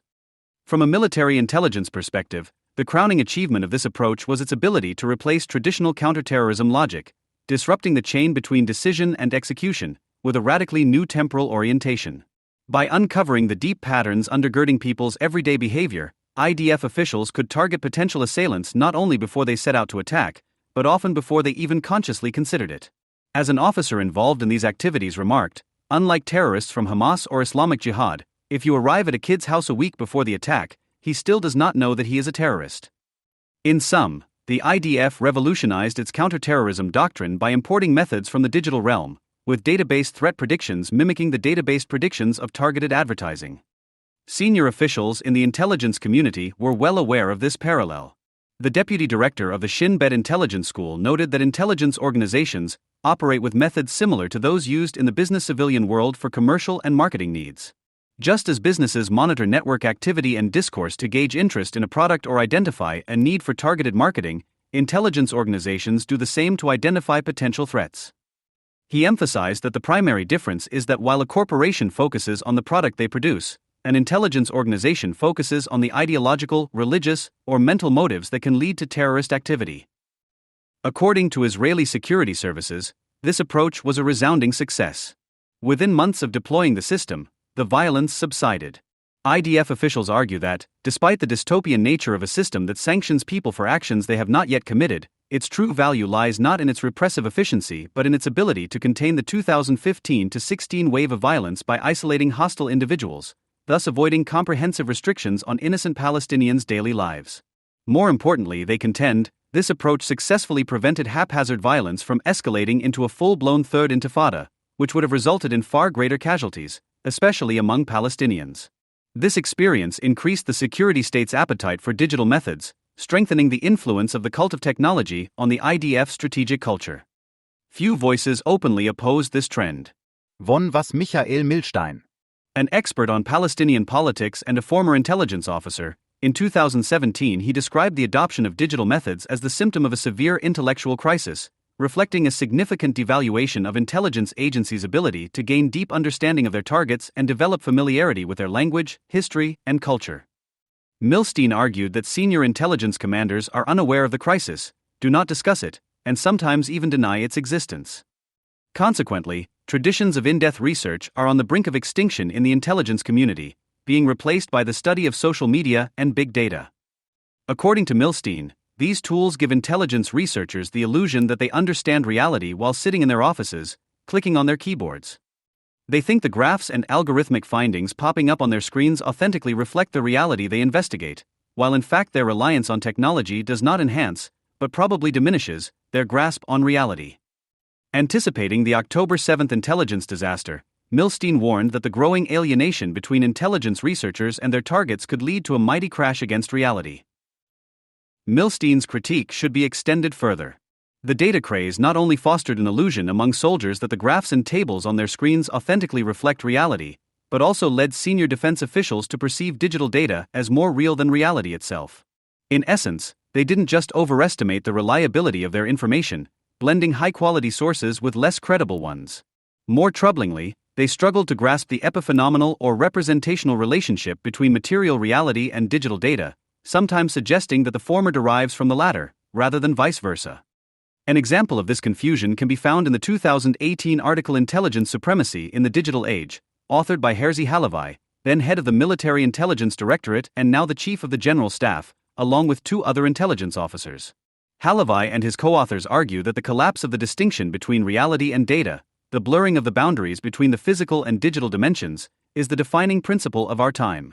In this environment, the outcomes of wars will be determined by the ability of the stronger party to achieve digital superiority, and in the coming years, a digital strike on the enemy's center of gravity could bring a hostile power to its knees without a single bullet leaving the muzzle of a gun.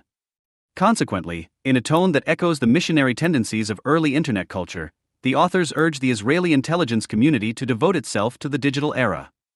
Describing how digital technologies are transforming society's structures, they assert that from a collection of isolated individuals, we are slowly becoming a unified, networked body of knowledge.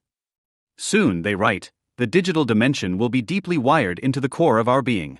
In parallel to the physical dimension in which we have lived so far, humans will live in the second man-made dimension, being constantly fed with information and feeding it in return. When information becomes a metabolic process, questions about reliability and meaning recede into the background. Information is something the digital man consumes and produces, digests and excretes, not to enhance his understanding of reality, but simply to partake in an incessant flow of content creation, a vast circulation of indistinct images and messages drifting into a massive vortex of data. For Heinlein et al., the important thing is not the meaning of the information they possess, but how they can connect to this massive body of knowledge. Gradually, the terms information and knowledge lose their referential quality, their connection to external objects. It is not information in the sense of graspable facts and ideas, or, as Merriam-Webster defines it, knowledge obtained through investigation or study. Instead, it is information as an energy source, a force of nature, a cosmic power. In the coming years, the authors predict, he who would know how to generate relevant information and use it more quickly will control the decisive processes. In an era where the digital world is an inseparable part of physical reality, it is no longer possible to separate the act of intelligence gathering, of ascertaining reality, from the act of exercising power.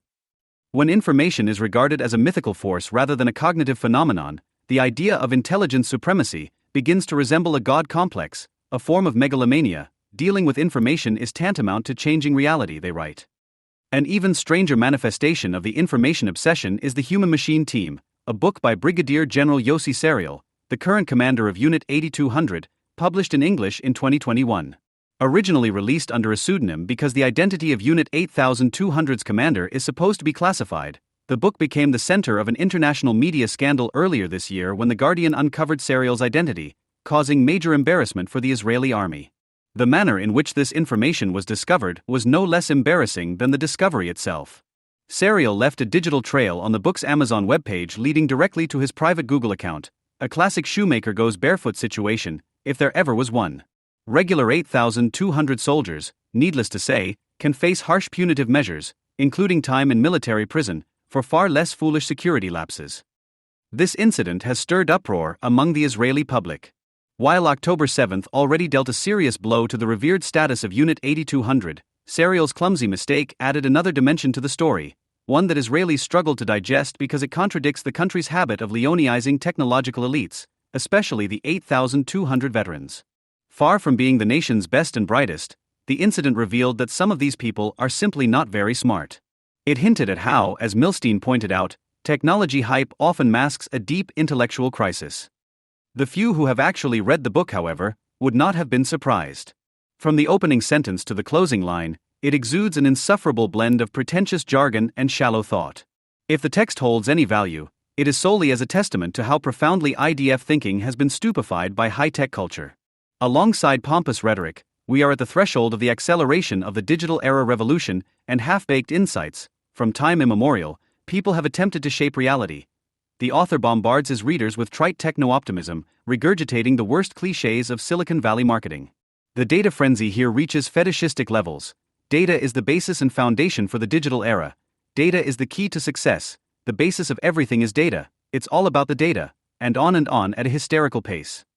The rise of digital technologies, according to Serial, has profoundly revolutionized the basic logic of intelligence collection. In the past, an intelligence officer's ultimate goal was to access the most intimate secrets of his targets, to be a proverbial fly on the enemy's wall. Serial contends that this is an anachronistic approach. In the information age, the key to achieving high-quality military intelligence is not extracting clandestine information from the enemy's internal networks but tapping into the largest possible number of online sources. Whoever wins this competition to leverage the existing information on the internet on behalf of their own organization's intelligence challenges will be a step and a half ahead of other organizations. One of the secrets of success in the coming years will be precisely the ability to use the power of the internet to the benefit of the security intelligence agencies. This is technological reductionism run amok. Even die-hard defense technology enthusiasts would be reluctant to recommend that armies should replace traditional intelligence gathering with blind faith in the power of the internet. Serial's book shows symptoms of an aggressive mind virus that Yevgeny Morozov has dubbed internet centrism, a seductive and exciting ideology, perhaps today's Uber ideology, premised on a propensity to view the internet as a source of wisdom and policy advice. As Morozov emphasizes, internet centrism often displays quasi-religious overtones. To believers, the internet is a coherent and purposeful system. Organized around an inherent nature, a logic, a teleology, it is fixed and unified, meaningful and didactic, powerful and unconquerable, a precious gift from the gods. Serial, who adorns his text with references to Talmudic fables and Jewish folklore, exhibits this techno-religiosity in full force. At one point, he juxtaposes the Jewish tradition's encouragement to ask questions, exemplified by the 4 questions. At the beginning of the Passover Seder, with the modern practice of typing questions into Google search. It seems, however, that what unites Judaism and Google, in his mind, is not a spirit of curiosity and inquisitiveness. Rather, it is the way that both Google users and observant Jews address queries to an all-knowing authoritative source, believing that it possesses a priori the truths that they are searching for. When I ask Google a specific question, he unironically writes, I expect Google to provide me with the answer on the first page. If I don't get an answer, I don't despair, and certainly don't say to myself, okay, Google doesn't know. Instead, I say to myself, Google knows everything, but I didn't ask Google the right question. Serial, the Google user, thus maintains that the answers can already be found in the existing information, just as Serial, the practicing Jew, believes that the universe's secrets are already encapsulated in the Torah or the Talmud. The believer's confidence in the totality of God's wisdom thus translates into an inability to fathom the idea that there are indeed things that Google doesn't know. Furthermore, because the answers already reside in fixed systems, the investigative activity is strictly hermeneutic. It involves probing anew existing bodies of knowledge, and reorienting one's position vis-a-vis the same source material, but not producing fresh insights by directly interacting with the actual world. It is this approach, this passive and naive expectation that an answer to every question will appear on the first page of Google search results. I am not prepared to go to page 2, Serial declares without the slightest hint of humor, that intelligence officers should embrace as the key to studying their rivals. They must believe that for almost every question, a possible answer can be found in the data. And understand that when an answer is not obtained, we must assume that we have not asked the right question. The data, information, or the internet have thus transformed into modern-day scriptures, reversing the basic structure of the investigative procedure. We don't start with a question and then search for answers by exploring new horizons. Rather, we assume that an answer already dwells in the data that we have, and then move on to beg the question.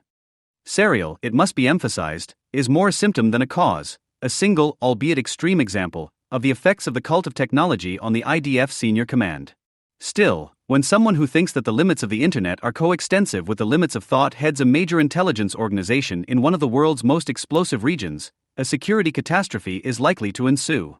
Unit 8200 had closed itself off in an epistemological feedback loop, rationalizing its ignorance by proclaiming that STT programs and access to Google search could substitute for fluency in Arabic and expertise in Muslim culture. Even in non-military contexts, the idea that the internet is a satisfactory source of information about the world is likely to produce narrow-minded and socially awkward individuals.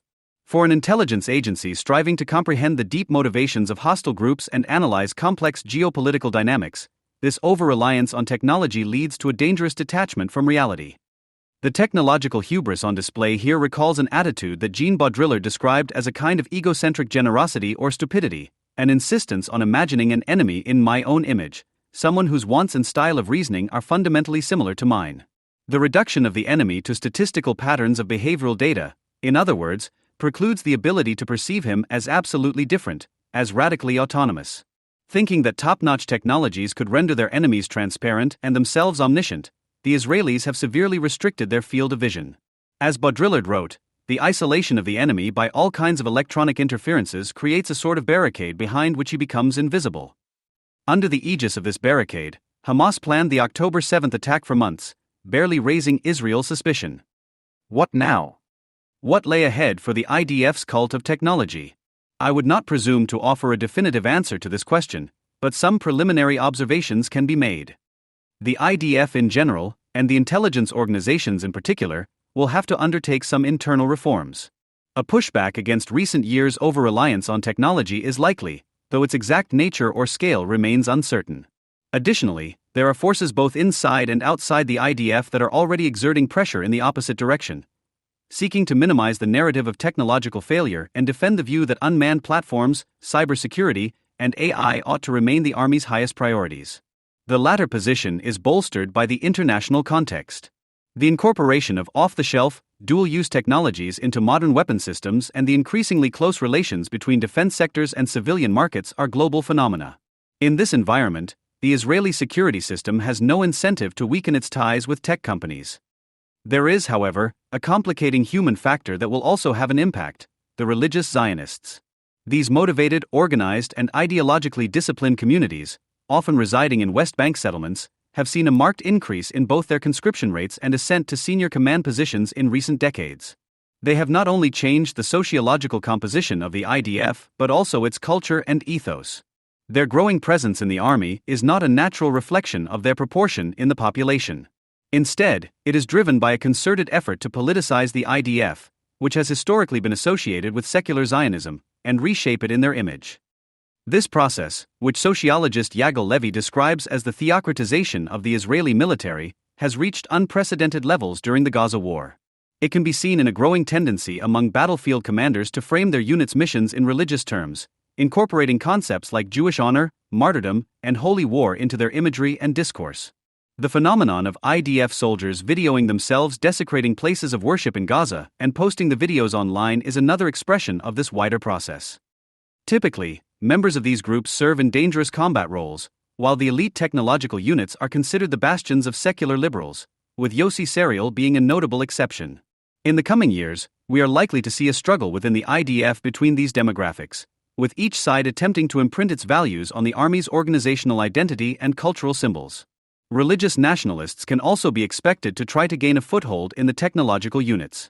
There are already indications that this process is underway.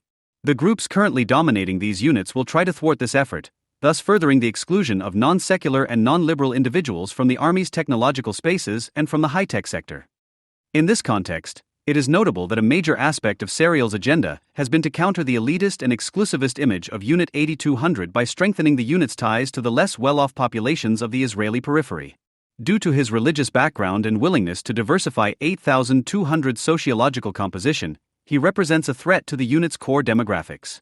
It is not unlikely that representatives of the traditional 8200 establishment will capitalize on the fact that the unit's most spectacular failure took place under his watch, using the October 7th disaster as an opportunity to reinforce the old cultural and class barriers. While the specific ways in which these tensions will play out remain unknown, a more general pattern seems clear. The Israeli army will be shaped in the coming years by a struggle between two different social elites, the secular techies and the religious nationalists. The former will seek to hold on to their economic privileges while the latter march through the political institutions. If, as claimed throughout this text, the army is indeed a microcosmic reflection of the broader socio-political structure, then this antagonism, the conflict, if you will, between the halakhic state and the startup nation, can be seen as one of the main axes around which contemporary Israel, including its military composition and strategy, pivots. Israeli society was long perceived as culturally, socially, and politically liberal, similar in orientation to societies in North America and Western Europe. Its more recent rightward turn has thus triggered much hand-wringing, both at home and among friends abroad. Those whom Menachem Motner terms Israel's liberal for mer hegemons, LFHs, secular Ashkenazi Jews in law, media, business and academia, have reacted to their apparent loss of status with anxiety and fear. Overseas, Israel's left-leaning friends now note with alarm how, as the title of French intellectual Diana Pinto's 2012 book put it, Israel has moved. Though Israel's conservative turn is unmistakable, its critics overstate it for three reasons. First, many elements of Israel's original Zionist framework would be considered conservative today, particularly its strong nationalism and defense of national sovereignty. Second, the idea of liberalism itself has shifted, meaning that those who have not followed are considered to have shifted rightward, even if they have not moved at all. Those who exclusively promote universalist values and individual choice are suspicious of those who insist that such commitments need to be balanced with values based on the particularity of specific communities. Third, Jewish religious culture is inherently conservative, emphasizing traditional institutions, norms, family, and a particular identity. Its extraordinary capacity to reproduce itself, even in the absence of a state, means that these traditional values have repeatedly re-emerged in Jewish groups throughout history. This may surprise those who have criticized the conservative turn, but Israelis' return to tradition has resulted in a greater commitment to democratic governance, civil liberties, and individual freedom compared to the policies and positions of Israel's liberal former hegemons. Looking ahead, Israel needs to rethink parts of its constitutional order and social contract to better reflect the myriad social changes that have occurred over the past half-century. This would entail greater flexibility for its various communities while maintaining both a healthy nationalism and a healthy democracy, something most Israelis seek. From 1930 until 1977, Israel was dominated by the Mapai, Labor Party. Mapai's leaders believed that society should be national, modern, secular, and collectivist. They used the state to shape both the economy and society, with government playing an extensive, interventionist role in both. While Jewish identity lay at the foundation of Mapai nationalism, Mapai also perceived themselves in opposition to the preceding 2,000 years of Jewish tradition. They spoke and wrote in terms of a new national culture of Hebrewness, e.g., Hebrew University, and of Zionism as a negation of the exile, rather than as a continuation of the culture that preceded it. Although the labor Zionist elites set the terms of reference for national culture during this period and tried to assimilate everyone to it, a large part of society refused to absorb it.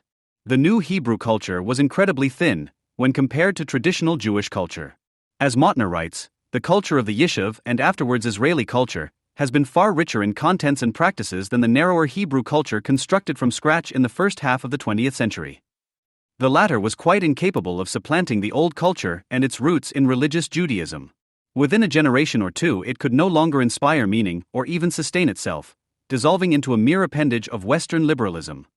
Over time, while the original labor elites weakened, other parts of Israeli society, the more Jewishly rooted parts, gained strength, and with it the political power to challenge the original elites. Religion and tradition, which naturally produced thick cultures with deep roots and rich meaning, re-emerged, even to some extent among the children of the former liberal Ashkenazi Zionists. For many, as Motner notes, Jewish tradition, exhibiting continuity with 3,000 years of history, that is, no longer skipping over the 2,000 years of rabbinic Judaism that the Hebraicists sought to bracket, became an important new source of identity, even if not all were moved to recur to a traditional lifestyle. Today, the enduring and cross-cutting influence of Jewish religion and tradition is reflected in several ways in Israeli society. First, it is evident, and embodied, in the growing value placed on family within the country. Tel Aviv likes to present itself as a city of hedonism and heterodox lifestyles, but the statistics are clear. Israel is a family-oriented society. Jewish women in Israel have a birth rate higher than any in the Western world, and it is now, on average, higher than the Arab birth rate in Israel. This phenomenon characterizes all parts of the Jewish community in Israel, from secular North Tel Aviv to the religious strongholds of Ofra and Bnei Brak. At the same time, motherhood does not prevent Israeli women from being teachers, lawyers, architects, professors, computer programmers, and entrepreneurs. The rate of Jewish women's participation in the labor force is higher than the OECD average. Modern Israel's Jewish tradition is also manifested in the growth of the Ashkenazi Haredim and other Orthodox communities, including many Jews of Middle Eastern ancestry and even some Russians who have adopted the Haredi lifestyle. These communities insist on isolating themselves as much as possible from mainstream, westernized Israeli society. Their ideals are not sought in the arena of citizenship but in the ascetic devotion of the Kollel scholar, though this is increasingly beyond the financial reach of most Haredim. A third form of traditional influence has been even more important. Although often considered European, Israel is culturally, though not economically or in education, more Middle Eastern than is typically understood by outside observers, Jewish and non-Jewish alike. In contrast to the diaspora, which is dominated by Ashkenazi Jews originally from Europe, half of Israelis are Mizrahi, with a background rooted in the Middle East, coming from countries such as Yemen, Iraq, Iran, Morocco, Tunisia, Egypt, and their neighbors. Matti Friedman argues that this is the real Israel. Half the country came from the Muslim world, and that informs everything about Israel: cuisine, behavior, music, religion, politics. Many think the basis of the country is the European Jewish world, Herzl and Ben-Gurion, and that the Jews of the Middle East then came and joined that story. I think it's the opposite. Israel is part of the continuum of Judaism in the Muslim world, together with the remnants of European Jewry. And the Jews of European origin are becoming more Mizrahi here, in their behavior, their attitude to religion. As Friedman observes, these Middle Eastern Jews were always politically on the right, committed to traditional Judaism even if they don't call themselves religious or Orthodox, and skeptical of any possibility of peace with the Palestinians. As such, the country does not rest on socialism and secularism. It rests on a bedrock of Jewish identity. The addition of mostly secular Russian-speaking Soviet arrivals, a fourth influence, from the 1990s complicates the picture to some extent, but on the whole these newer Israelis are more conservative than liberal, proud of their heritage, nationalist in orientation, and find anything that smacks of state socialism repugnant. The new Soviet arrivals are less concerned with identity but, as Friedman reports, ended up being kind of Middle Eastern. They don't vote left. Few of them want anything to do with the left. Finally, one must consider something seldom comprehended abroad: how the experience of being a citizen, and often a soldier, in a Jewish state shapes the personhood of most Israelis. Their identity becomes thicker, defined by relationships and a sense of responsibility for those around them and for the nation itself. Jews experienced nothing like this for thousands of years, arguably not even in the Second Temple period when too many Jews gave allegiance to faction rather than country. For Israelis, their state is something in which they claim and share ownership. Their actions as citizens are governed by proprietary concern for the country's survival, for they know that their own personal welfare is tied up with their country's. This gives rise to a set of perceptions and behaviors often called conservative, but for which the better term is perhaps prudential. The left lost its first election in 1977, after dominating politics since well before independence, and was replaced by the conservative Likud party. But a change in electoral politics did not necessarily yield a change in the LFH's influence across a wide range of powerful institutions. On the contrary, members of the former elite continued to dominate the judiciary and legal establishment, academia, media, unions, and the economy, and sought wherever possible to transfer the locus of power to these institutions and away from the politicians. They continued to assume they had the power to define the country's official national culture, what everyone shared in common irrespective of what subgroup they belonged to. And this establishment often tried to speak for Israel internationally, as if only its perspective mattered. Part of the problem was that the new Prime Minister, Menahem Begin, and his allies did not fully grasp what the sources of power were or how to exercise it. They had never won an election before, and were not quite sure what to do in the many areas they could control once they did. They had no overarching intellectual vision to compete with the dominant ideology, and they remained very much under its influence. Members of the new right-of-center government were, with few exceptions, profoundly ignorant of economics. For a long time, these new conservative leaders contented themselves with just manning the ship. There was no attempt to change direction domestically. The new leadership mostly deferred as the former hegemons claimed new prerogatives for courts, legal advisors, unions, cultural trendsetters, and academic policy wonks, with one major exception. Begin and his successors had clear ideas on foreign policy, and they were more willing to diverge from the Labour Party and its allies on major concerns like the peace process. Today, however, this modus operandi has become unsustainable. Israel's conservative culture is approaching a position of dominance. Not only have religious and right-of-center groups grown in demographic importance, but Israeli society as a whole has become much more Jewish and conservative, diverse but unquestionably Jewish and conservative. In foreign policy, conservative views have come close to achieving the position of a consensus. In the elections of 2019, for example, the storm over the personality of Benjamin Netanyahu obscured the fact that conservatives not only dominated Netanyahu's coalition, but were also powerfully represented in Benny Gantz's coalition. When American Secretary of State Michael Pompeo declared that Israeli settlements in Judea and Samaria did not violate international law, both Netanyahu and Gantz welcomed the statement. Domestically, conservatism's influence has increased at different speeds in different areas. While instruction in Jewish subjects in Israel's regular, non-Haredi, non-religious Zionist, public schools has long been a flashpoint between left and right, there is considerable demand from traditional families whose children attend these schools for Jewish cultural and religious material to be incorporated into the curricula. These families absorb Jewish traditions through their immersion in local communities and synagogues, where private initiative naturally and quite successfully perpetuates beliefs and customs, and have no objection when similar themes are taught in the schools. Where the regular public schools cannot do this, families seek out private organizations to do so within the schools wherever possible. But often the education establishment resists. Meanwhile, the proportion of parents choosing national religious and Haredi schools continues to increase. Religion has long been a sensitive political topic in Israel because neither side of the secular religious social divide is content to leave the other side alone. Narrow ideologues on both sides seek to impose coercive policies. Israel's ultra-Orthodox parties took the lead in initiating laws that prohibit opening small grocery stores on Shabbat and in fighting the introduction of mass transit, buses on Shabbat, whether publicly or privately operated. This has produced a reaction, with many cities declaring that they will not only not enforce the law, but will fund public transportation on Shabbat. On the other hand, Israel's Supreme Court, dominated by progressives, has prohibited ultra-Orthodox communities from holding gender-separated cultural events in public spaces, effectively labeling the cultural lifestyle of a sixth of Israelis as a human rights violation. On economic policy, the country has slowly shifted more in the direction of free markets, with the development, for the first time, of a popular constituency prioritizing economic liberalism over the past decade.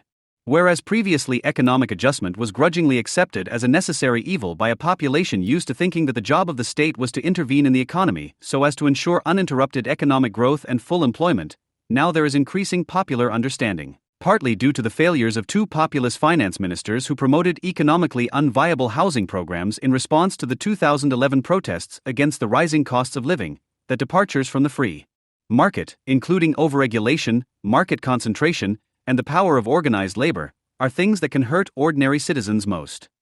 Control of Israel's powerful unelected institutions has become a flashpoint between the LFHs who still control many institutions and the conservative majority that regularly wins elections. Even in the recent election, conservative parties won a majority of the seats.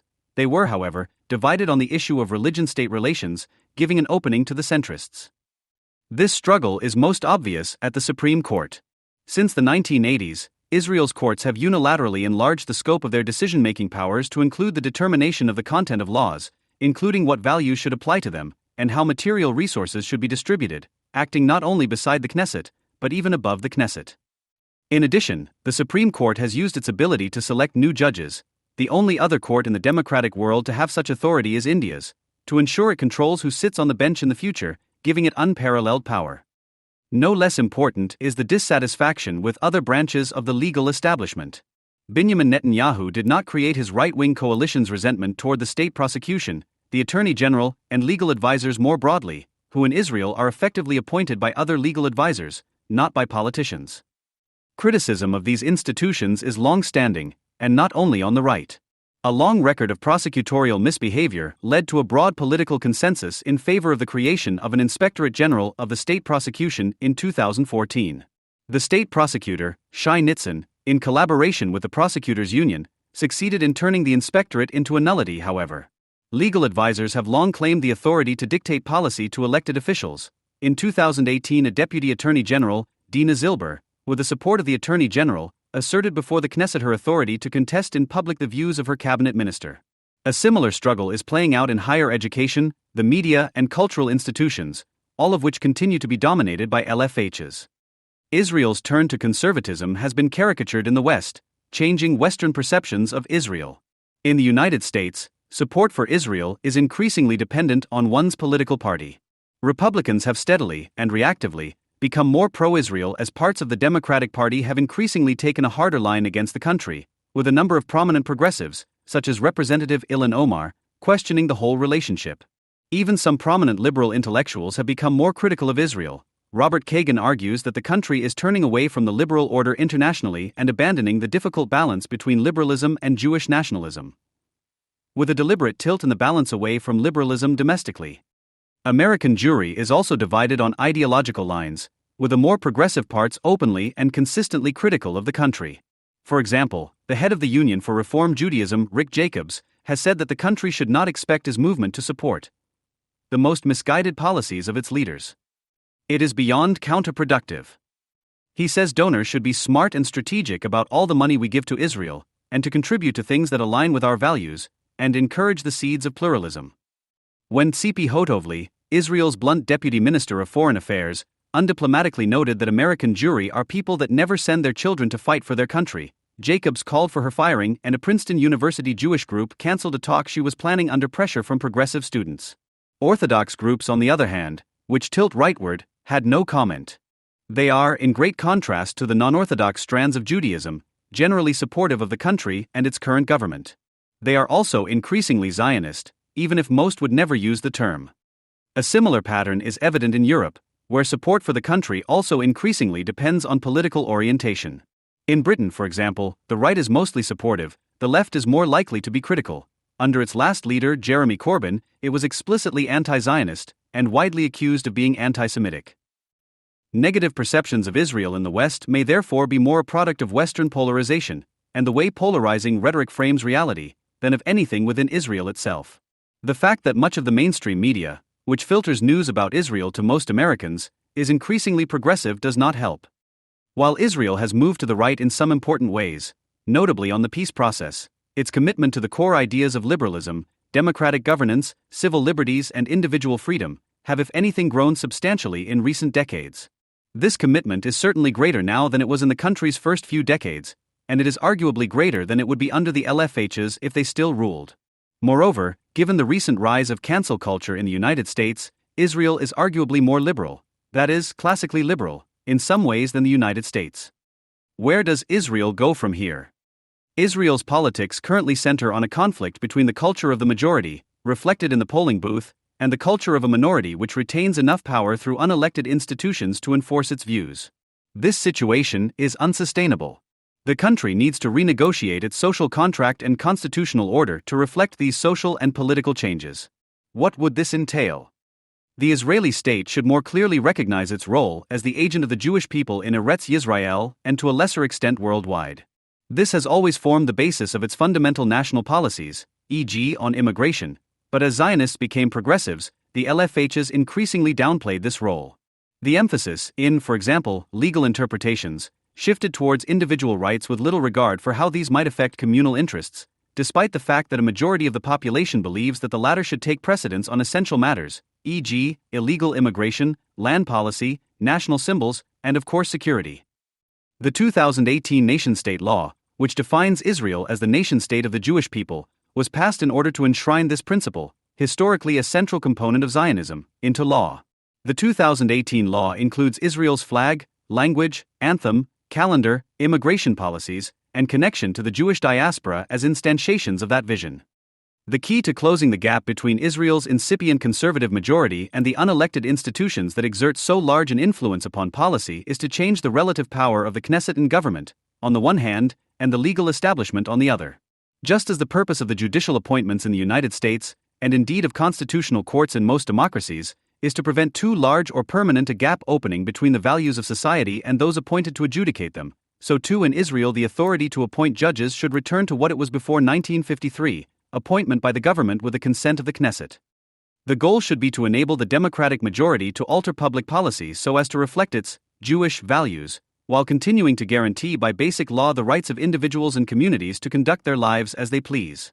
While Israelis of all social and cultural backgrounds exhibit increased interest in Jewish learning and values, many remain sensitive to anything they perceive as religious coercion. Conservative Israelis thus face a choice. Do they believe that conservative and Jewish values are best served when the state enforces them in the public square? Or do they believe they are best served when the state removes impediments to the free practice and teaching of Judaism to those who desire it, including within the public education system? Neither choice is cost-free. This conundrum suggests that the state needs to rebalance its relationship with society.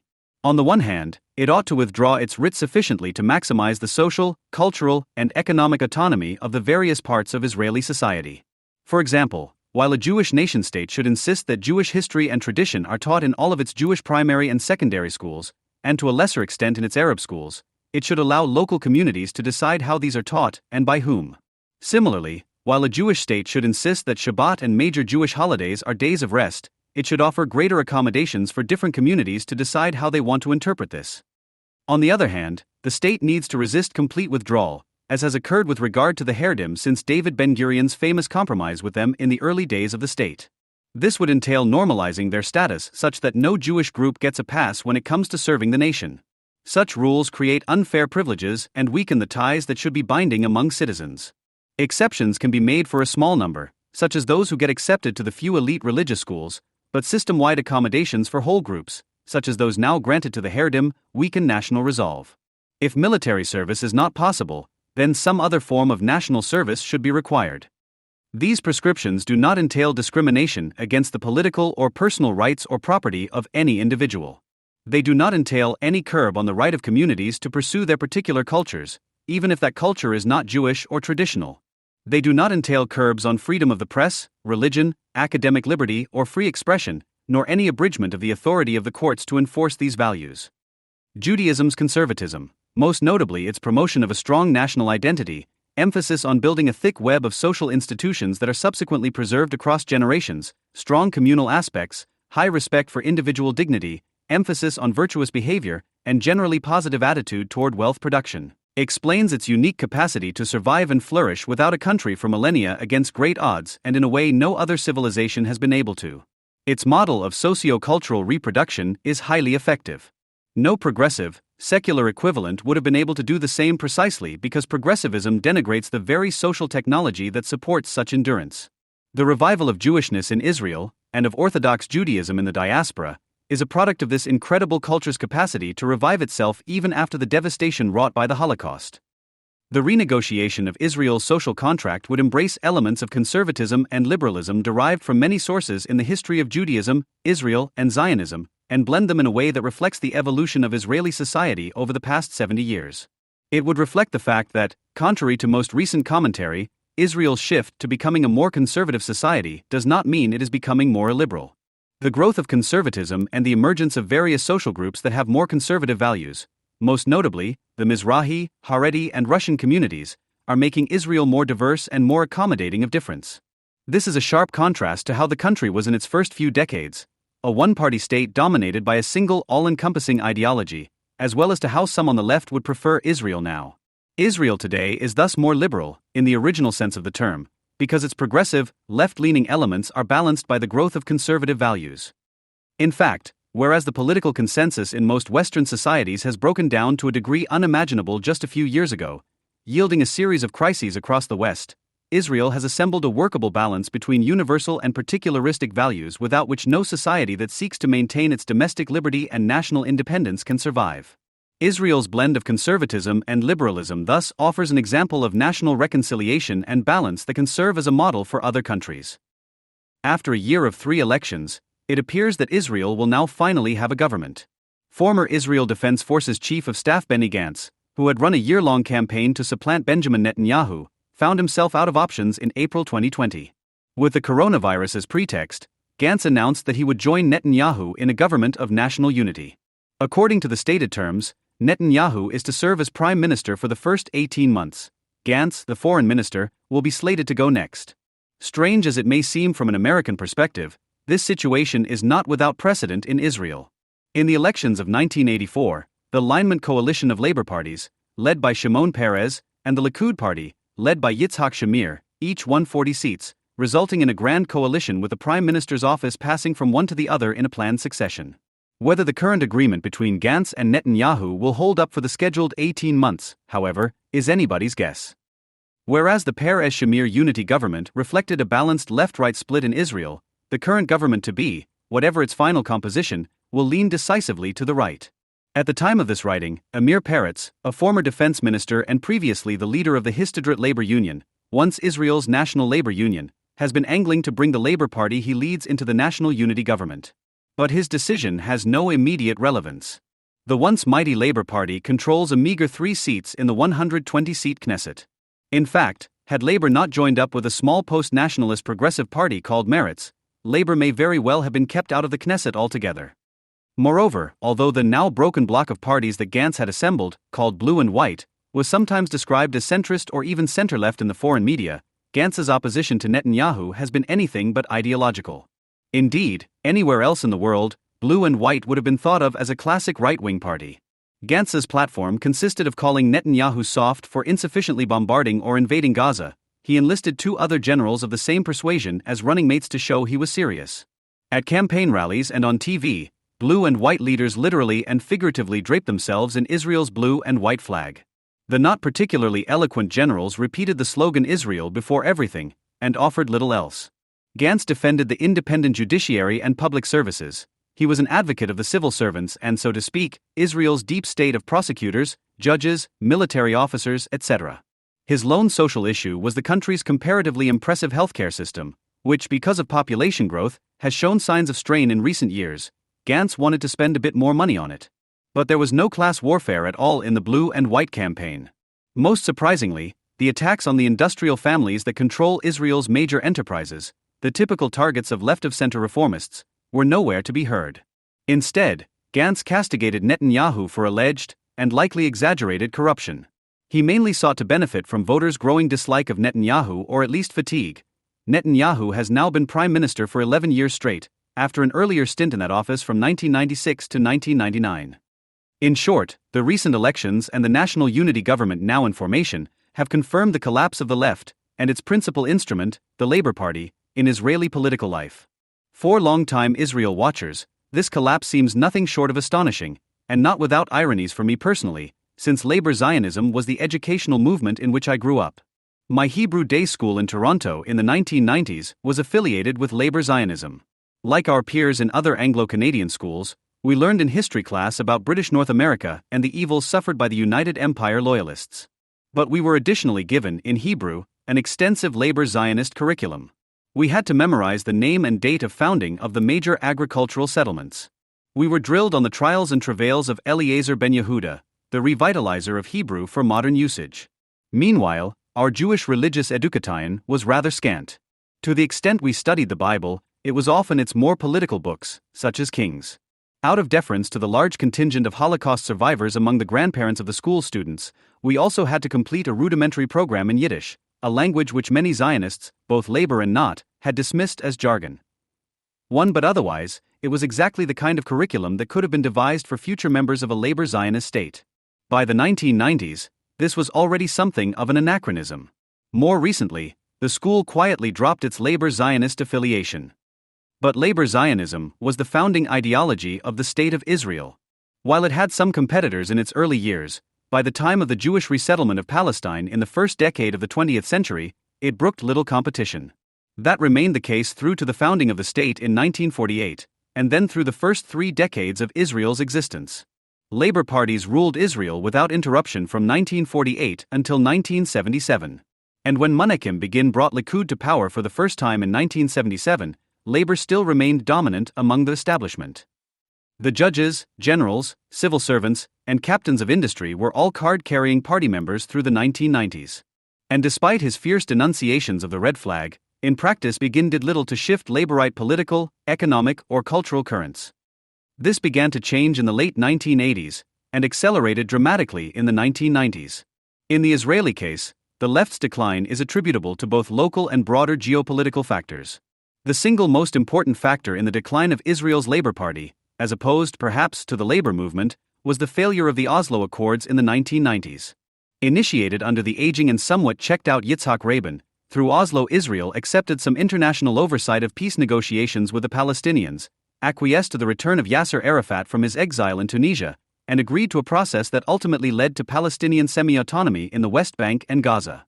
Israelis widely believe that the decision to elevate Yasser Arafat in Ramallah, providing him with a political base, international legitimacy, money, and a private army, led directly to the Second Intifada of the 2000s. Over the period from 2000 to 2005, 1,137 Israelis were killed and almost 8,500 were wounded. The Labour Party never recovered, and has not been in power since Ehud Barak left office in 2001. Scarred by the violence of the Second Intifada, many Israelis who were by no means politically on the right began at that time to look for other options and never returned. At the same time, the decline of the left has been a worldwide phenomenon since the late 1990s. British Labour became New Labour, Bill Clinton pursued his third way. This happened in Israel as well, and so the decline of the Israeli left needs to be understood in the context of macroeconomic trends, in addition to particular Israeli circumstances like the peace process. A narrow ideological debate, however, fails to do justice to Israeli history and indeed the ideas and practices of the Israeli left. The argument I advance here is that the decline of the Israeli left is much less surprising the more one studies its history and ideological tendencies from its very origins. A close study of these origins raises a fundamental question: how leftist, really, was the Israeli labor movement? To be sure, there was a small internationalist rump in Zionism, and Israeli culture and society were thick with labor rhetoric and symbols. As late as the 1950s, portraits of Stalin could still be found in many dining halls of the cooperative agricultural settlements, the kibbutzim. It also didn't hurt that Stalin had been an occasional ally of Israel over the state's first few years. But this misses the point. The Israeli left was both labor and Zionist. It sought to promote labor but also Zion, i.e., the founding and development of a nation of Jews, or even a Jewish nation. For a while, and at various junctures in the history of the Jewish settlement in Palestine and later the State of Israel, its leaders were able to balance tensions between their pro-worker and allegedly anti-capitalist agenda and the national development of the state. But whenever conflicts emerged, the agenda of national revival would always prevail. Labor served Zionism, and not the other way around, a fact that was, astonishingly, as true in theory as it would prove to be in practice. And so when labor movement doctrines and ideology were restricting the national development of the state, they melted into air much faster than most observers then, and now, expected. Labor Zionism arose during the late 19th and early 20th centuries. Within Zionism, its main competitor was the political Zionism of Theodor Herzl, 1860 to 1904.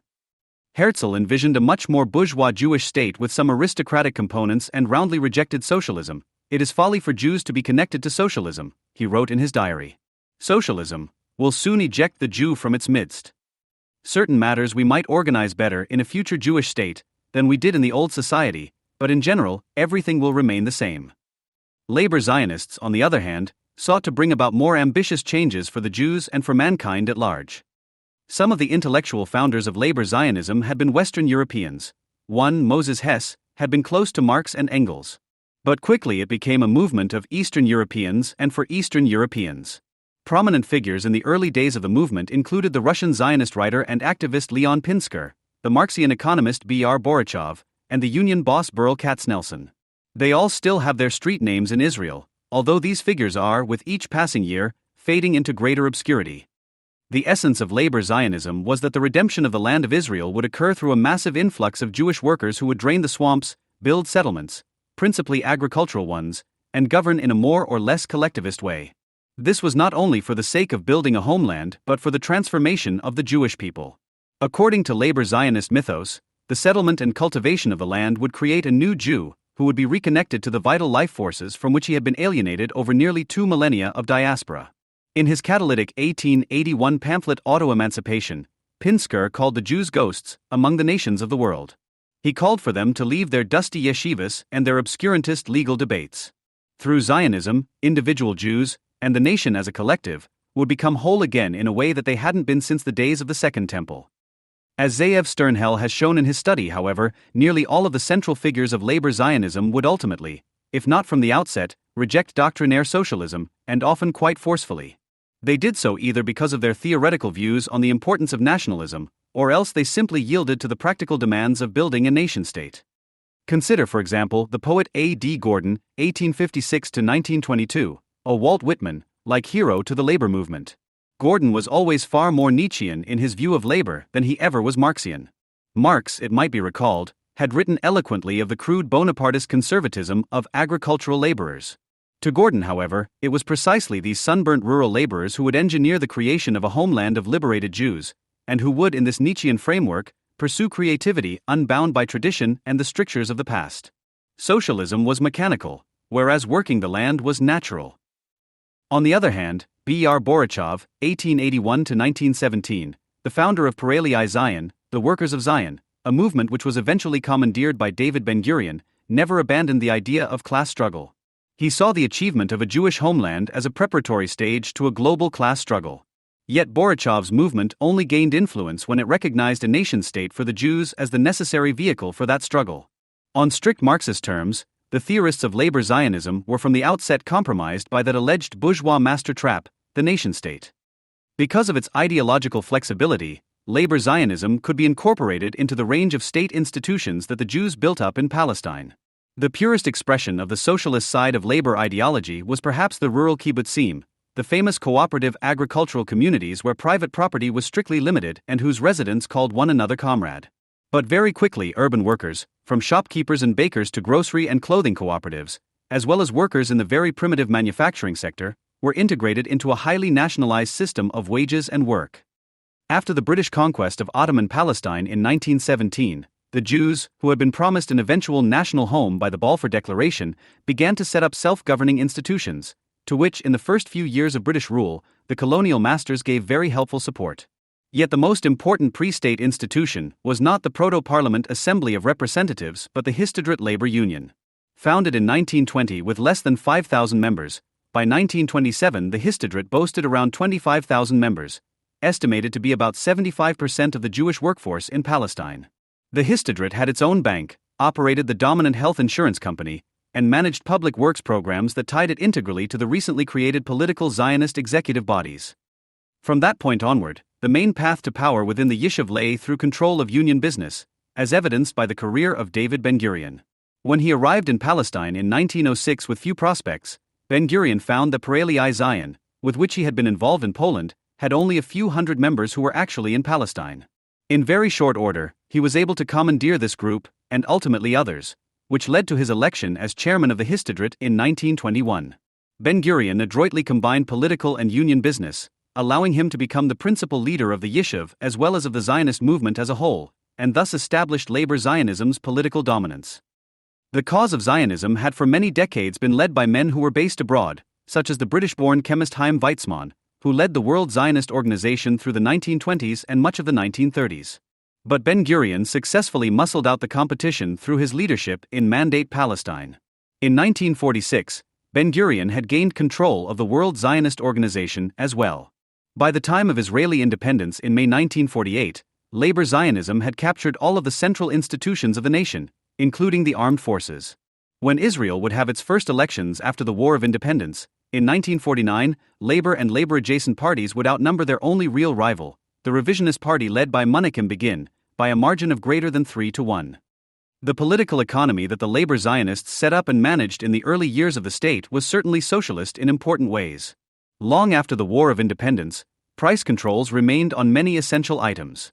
The Histadrut's control of the labor market essentially meant that salaries were nationally set. The state also controlled large portions of land and would offer 99-year leases rather than sell it. The few banks in operation were essentially national instruments hewing to the policy directions of politicians and bureaucrats. Along with this institutional structure came Eastern European-style corruption. Woe it was to be a seeker of work in early Israel if one did not have a little red Histadrut Union membership card. The Russian-derived Hebrew word protexia, favoritism, speaks to the economic reality of the early state, where one's prospects for advancement were often contingent on knowing well-connected people. When the Jews expelled from Arab lands began to come to the state in large numbers after 1948, they found their prospects circumscribed by the nepotism and favoritism practiced by the Ashkenazi union bosses. Economic life was far closer to state socialism than it ever was to democratic socialism, whatever the international reputation of the kibbutz. Individual kibbutzim had slightly different rules about income levels, varied in the extent of their quasi-Platonic rules about childhood rearing, and so on. But from the 1930s, the kibbutzim were integrated into a national association and, after independence, quickly fell into national coordination schemes. Thus the experience of life on the kibbutz, well documented in the novels of the late Amos Oz, was remarkably homogeneous, even as nearly every kibbutz claimed to pioneer a novel and democratic experiment in collective living. Israeli state socialism was often mildly repressive, petty, and intellectually and culturally stultifying. Yet the coordinated national planning that went with it, and which it ultimately expressed, was vital for the country's survival in its first decades. It even laid the groundwork for the country's much more recent experience with prosperity. During the 1948 War of Independence, Israel had no ability to produce its own weapons. Embargoed by the United States, it had great difficulty purchasing them on the international market. Weapons were either smuggled in or, finally, supplied from Czechoslovakia, i.e., from Stalin. The immediate priority after the war, and really a priority of the state ever since, was the creation, as far as possible, of the means of military autarky, led by state-owned or substantially state-supported enterprises. And the country succeeded in achieving this in remarkably short order, except in the crucial realms of missiles and airplanes. State-directed or state-planned enterprises saw successes in other domains as well, such as pharmaceuticals, food, and agricultural products and technologies. Of course, the state-directed approach to national security and economic advance also led to some serious failures. Buoyed by success in weaponry, Ben-Gurion's labor government in the 50s tried to force the creation of a viable domestic car manufacturing industry, even as very few private individuals in the country could afford cars. Haifa-based autocars sputtered along until 1970. A full review of Israel's political economy through its first 4 decades would show a decidedly mixed record. But it succeeded in the most important respect, building up the conditions for national survival. In general, Israeli central planning built a functioning state with the capacity and ability to defend itself on its own when necessary.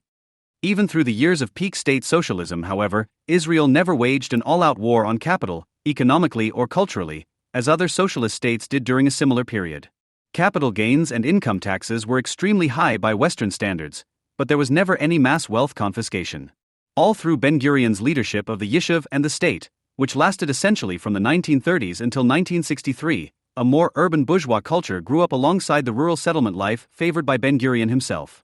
And though Ben-Gurion sought the assimilation of new immigrants into the developing Sabra culture, he self-consciously refused to wage war on the religious, cultural, and economic practices of the generations of immigrants which followed his, and who had not been inspired by visions of the new Jew. To be sure, many institutions of state, culture, politics, and economics maintained an ethos thick with socialist motifs. Even by the time I arrived in Israel to study in the mid-2000s, the works of mostly forgotten socialist heroes like Rosa Luxemburg still retained a surprising intellectual cachet. The cultural pages of the highbrow newspaper Haaretz, displayed the same heavy, cynical, pessimistic tone characterizing the cultural products of other Eastern European socialist states. By and large, though, the leaders that followed Ben-Gurion mostly stuck with the policy of accommodation that he had instituted, which was by no means certain at the time. Many of the men and women who came with Ben-Gurion to Palestine in the first 2 decades of the 20th century saw Judaism as another opiate of the masses or a curse the Jews had to bear over the centuries of a diaspora. At best, it was a crutch that could be dispensed with now that the Jews had regained their political freedom. But Judaism was soon to flourish again in the land of Israel. In the first few decades after the founding of the state, ultra-Orthodoxy spread from its pre-state ancient base in Jerusalem to other islands around the country. The traditionalism of the newer immigrants from Arab lands grew and matured. Menachem Begin's election in 1977, which owed its victory in large measure to these Jewish voters of Arab origin, brought Jewish themes and language back into the public sphere beyond the islands to which they had been confined. By the 2000s, Judaism began to permeate the general cultural atmosphere of the state. The severe economic crisis that came to Israel after the Yom Kippur War, 1973, spelled the beginning of the end for the Israeli model of political economy. After the war, the state found it impossible to control expenditures, not only the expenses of weapon replenishment after an unbelievably costly battle, but also the transfer payments of an ever more generous welfare state and ever higher public sector wages. Under Menachem Begin, who had been a successful and dignified leader of the opposition, but had a shaky time as premier, 1977 to 83, the country's economy was beaten down by bank collapses and catastrophic inflation. By 1984, inflation had reached 450% per annum. In 1985, the desperate but more canny administration of Shimon Peres introduced what might be called a post-socialism labor government. Peres had been among Israel's greatest civil servants up to that point. His resume included key roles in building Israel's nuclear program and Israel's high-technology weapons industries. As prime minister, Peres turned to Stanley Fischer, an MIT economist who would later play key leadership roles at the IMF, the Federal Reserve, and the Bank of Israel, to lead an economic stabilization plan. Fischer's plan, which presaged the IMF playbook of the 1990s, worked wonders in Israel. The banks were privatized, state expenditures were cut, state sponsorship of industry was reduced, the Histadrut's desire for wage increases was dampened, and the Bank of Israel adopted a more orthodox stance towards exchange rates and monetary policy. This was a major blow to the laborite economy. Further blows were coming in the mid-1990s, as more Histadrut assets were sold off. The National Health Insurance Law, which allowed Israelis to choose between 4 different health insurance funds, meant that many fewer Israelis were now dependent on the Histadrut for health care. The crisis of the 1980s, however, never produced a crisis of faith in socialism in Israel as it did, to a certain degree, in other social democracies, and of course even more so in the Eastern Bloc. The economic hardship was real. But Israel was able to pivot away from union rule and capital controls because ultimately, these were never highly ideological commitments for the rulers of the state. Certainly there were vested interests seeking to maintain the power of Histadrut and other labor institutions. But the state could pivot rather seamlessly to a new model since these original institutions ultimately only had instrumental value, furthering the national development of the State of Israel. The arrival of immigrants from the former Soviet Union in the 1990s also created new realities.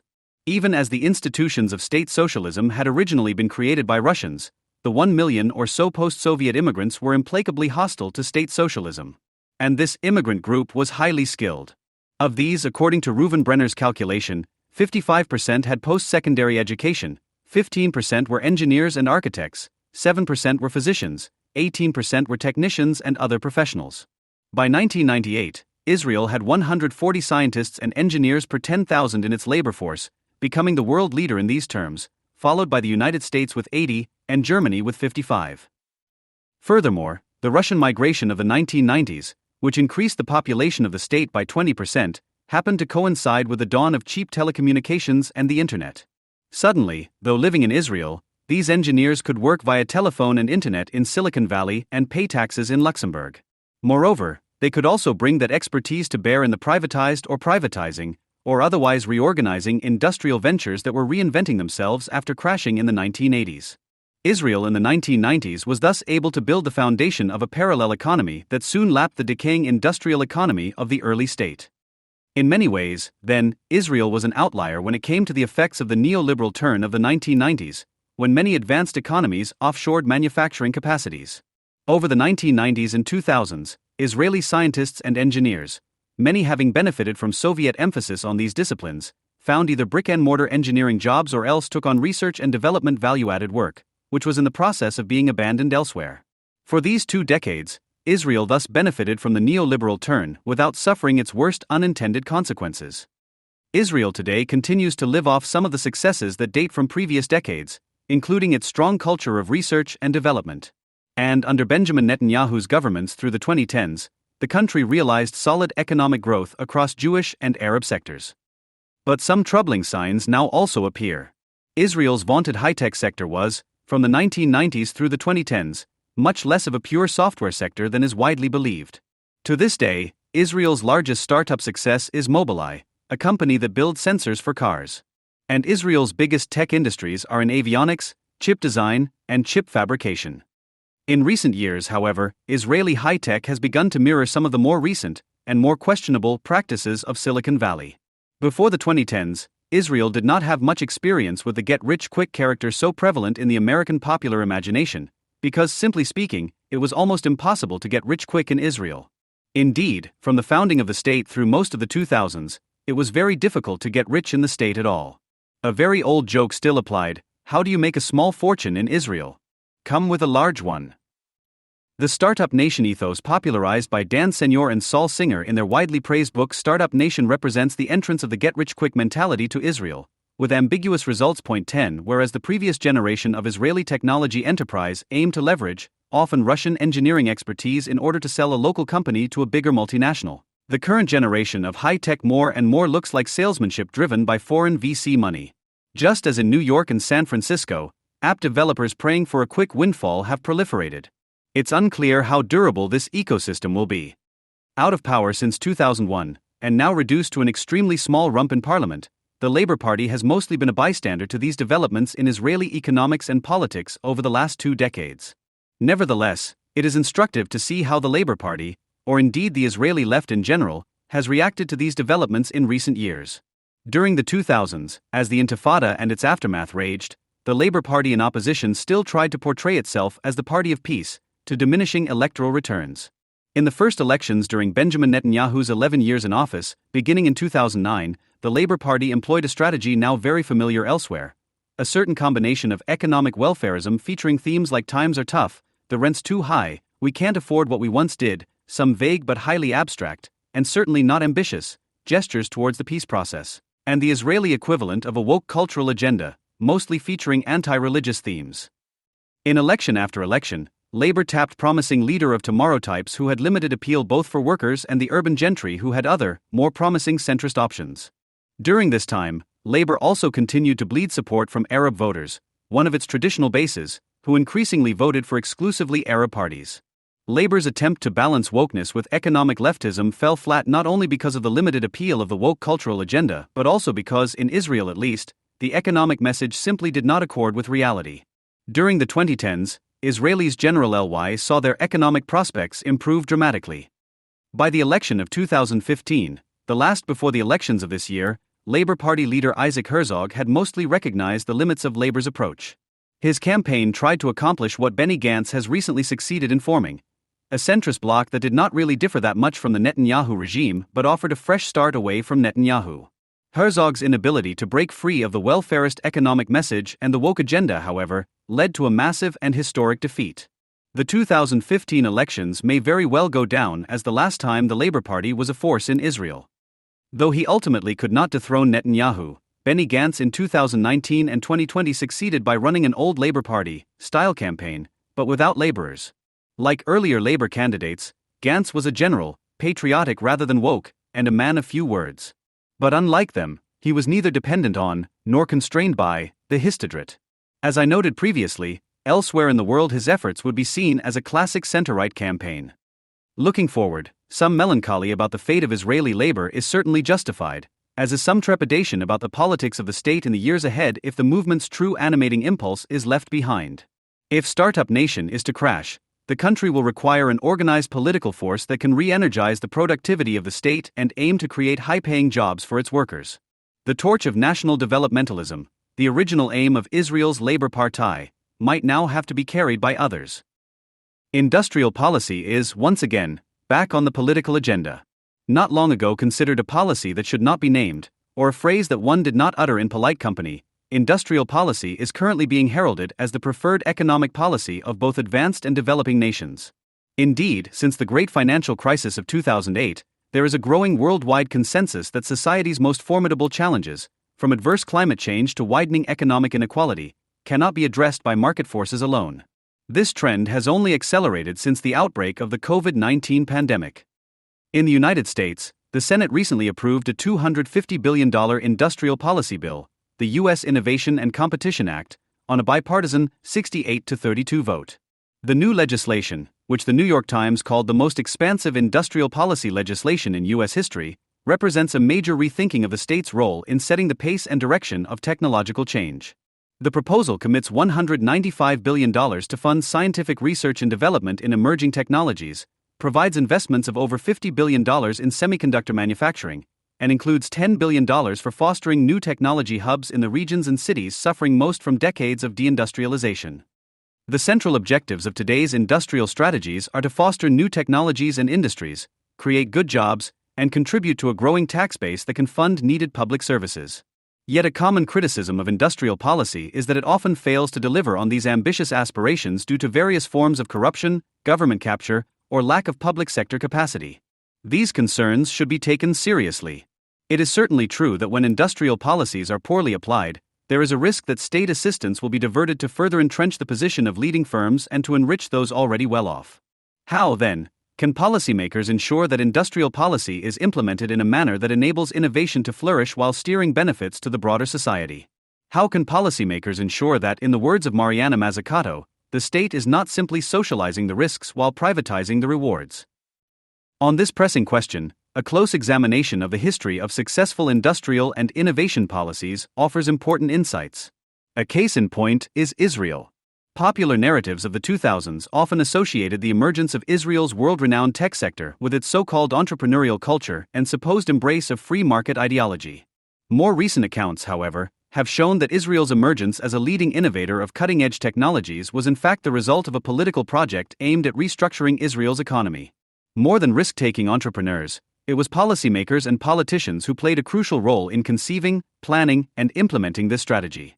Much like current U.S. proposals, the core of Israel's industrial policy consisted of ambitious science and technology, S&T, and research and development, R&D programs, which aimed to first create and then upgrade Israel's innovation and knowledge economy. It was the state, and not the private sector, that supplied the lion's share of funding through these various programs.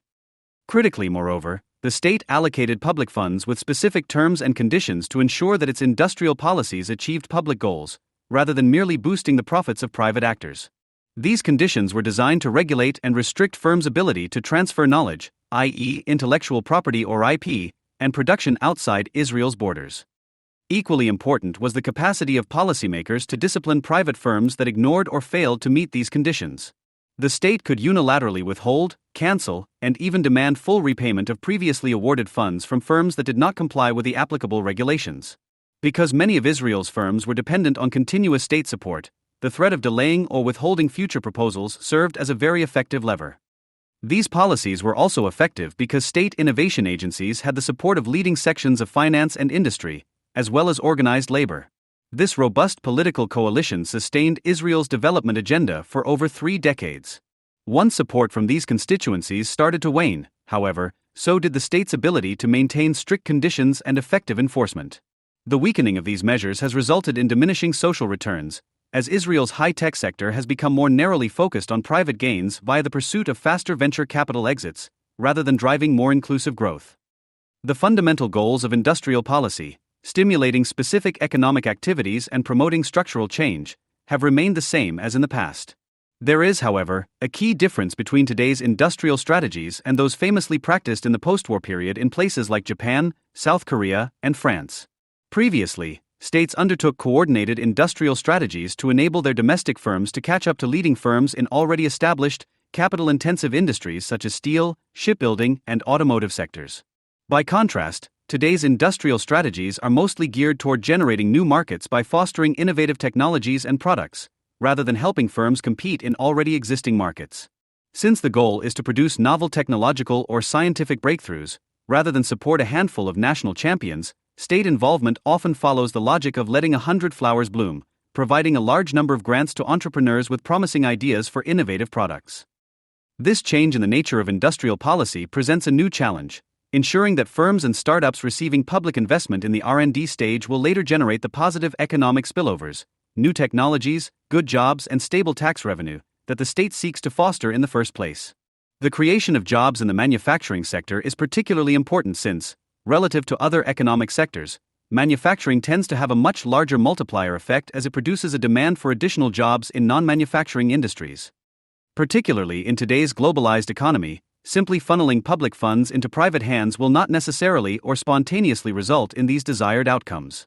This is because, once an R&D project becomes successful, private firms will seek to maximize their rewards at the expense of the public interest through various means.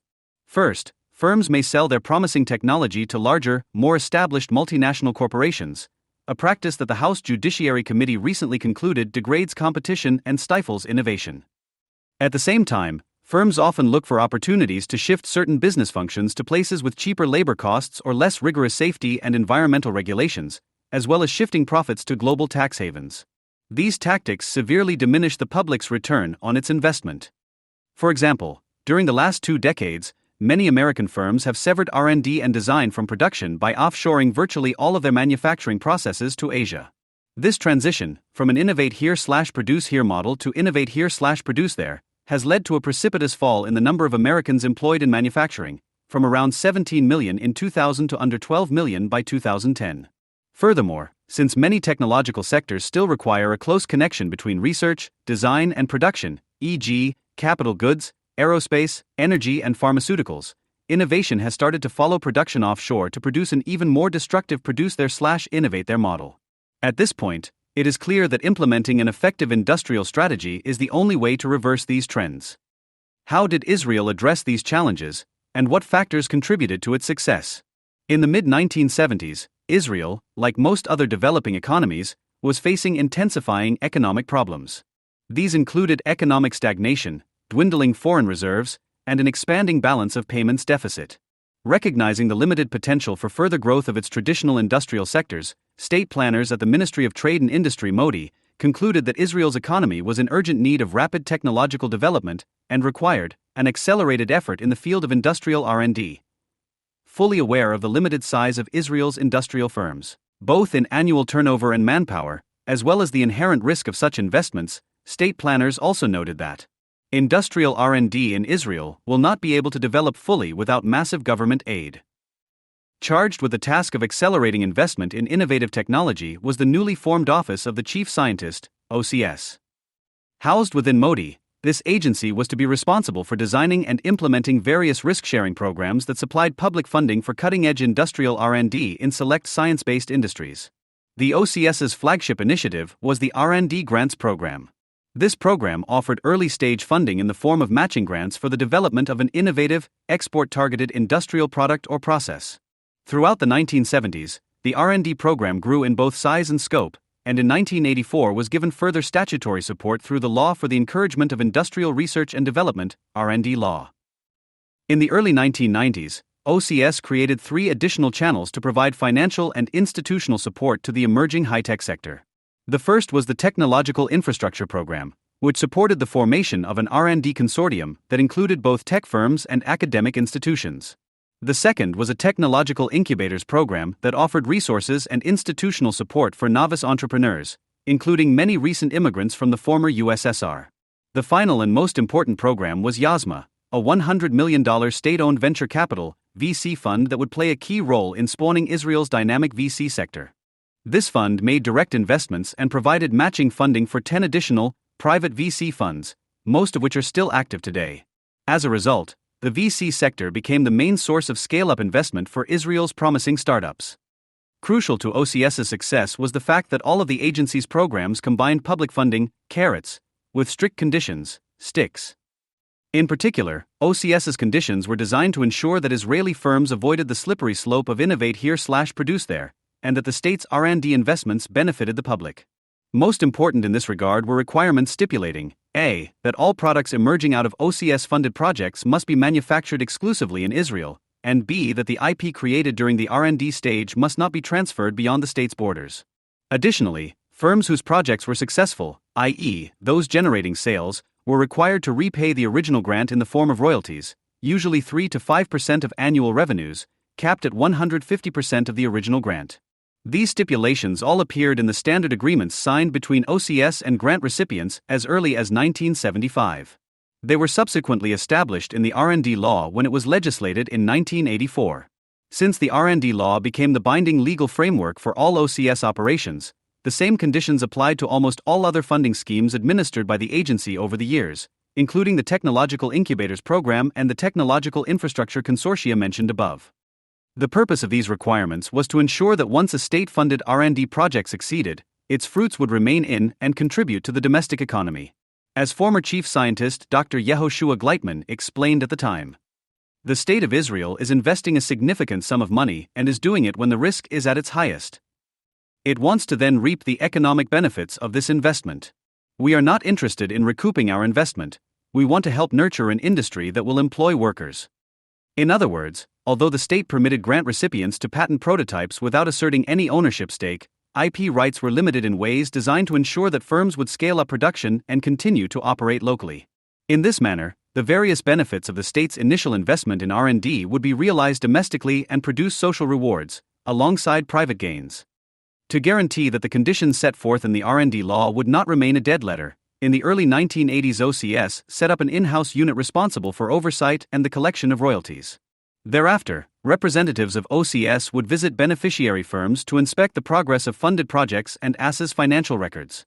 The fact that R&D grants were not distributed in advance in one lump sum, but rather in a piecemeal fashion and according to a prearranged schedule, allowed OCS to set benchmarks and then withhold payment when projects did not progress as planned. Most significantly, however, were the institutional capacities added to OCS following the 1984 R&D law.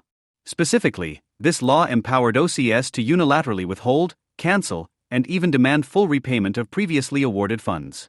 In 1995, at the request of the chief scientist, a new amendment to the R&D law classified the unauthorized transfer of state-funded IP outside of Israel as a criminal offense, punishable by up to 3 years in prison. While there are no known cases in which individuals or firms were prosecuted for such an offense, it nonetheless gave OCS a threatening stick to go along with its various carrots. Because almost all of Israel's firms in this period submitted R&D projects to OCS on an annual basis, and because many of them were dependent on continuous state support, the threat of delaying or withholding future proposals served as a very effective lever over disobedient firms. Since royalty payments were due on future sales, the R&D law also empowered OCS to maintain continuous oversight of firms, and provided access to their financial records, long after the actual R&D was complete. This oversight allowed the agency not only to monitor royalty payments but, more importantly, to ensure that firms abided by the local manufacturing and IP retainment requirements. As intended, such conditions were instrumental in the expansion of Israel's high-tech sector. A good illustration of how these requirements led to local commercialization is the case of Given Imaging, which pioneered the endoscopy capsule technology. Originally founded in 1997 by Dr. Gabi Eden, previously a scientist in the missile division of the state-owned Rafael Advanced Defense Systems, the startup received upwards of $5 million in R&D funding from OCS. In 2001, after Given Imaging's product was cleared by the U.S. Food and Drug Administration (FDA), the firm sought to begin mass production. The technology required to manufacture the sophisticated capsules, however, did not exist in Israel. Since the R&D law prohibited the transfer of production abroad, the commercialization of the firm's patented technology required the establishment of a large production facility in Israel, which Given Imaging established with the help of the American firm Pemstar. By November 2001, the required manufacturing plant was erected in the peripheral Israeli town of Yokneam Illit, where it eventually employed close to 1,000 workers in manufacturing. The carrots and sticks of the R&D law not only compelled domestic firms to scale up their operations locally. They also succeeded in getting a few world-leading multinational corporations, including National Semiconductor and Motorola, to open R&D centers in Israel and later to expand into advanced manufacturing of microprocessors. As noted by Dan Bresnitz, this was almost the exact opposite of the usual model for multinationals entering emerging economies. Typically, they first open assembly and manufacturing lines, and only with time expand to develop more technologically sophisticated operations. As a result of these efforts, starting in the mid-1970s, Israel experienced a remarkable increase in the rate of high-tech exports. Until the 1980s, Israel's main exports were textiles, clothing, and processed food, with high-tech products accounting for only 14% of the country's manufactured exports. Yet by the early 2000s, high-tech accounted for a staggering 54% of Israel's industrial goods exports. Notably, this development was also responsible for the creation of new high-paying jobs.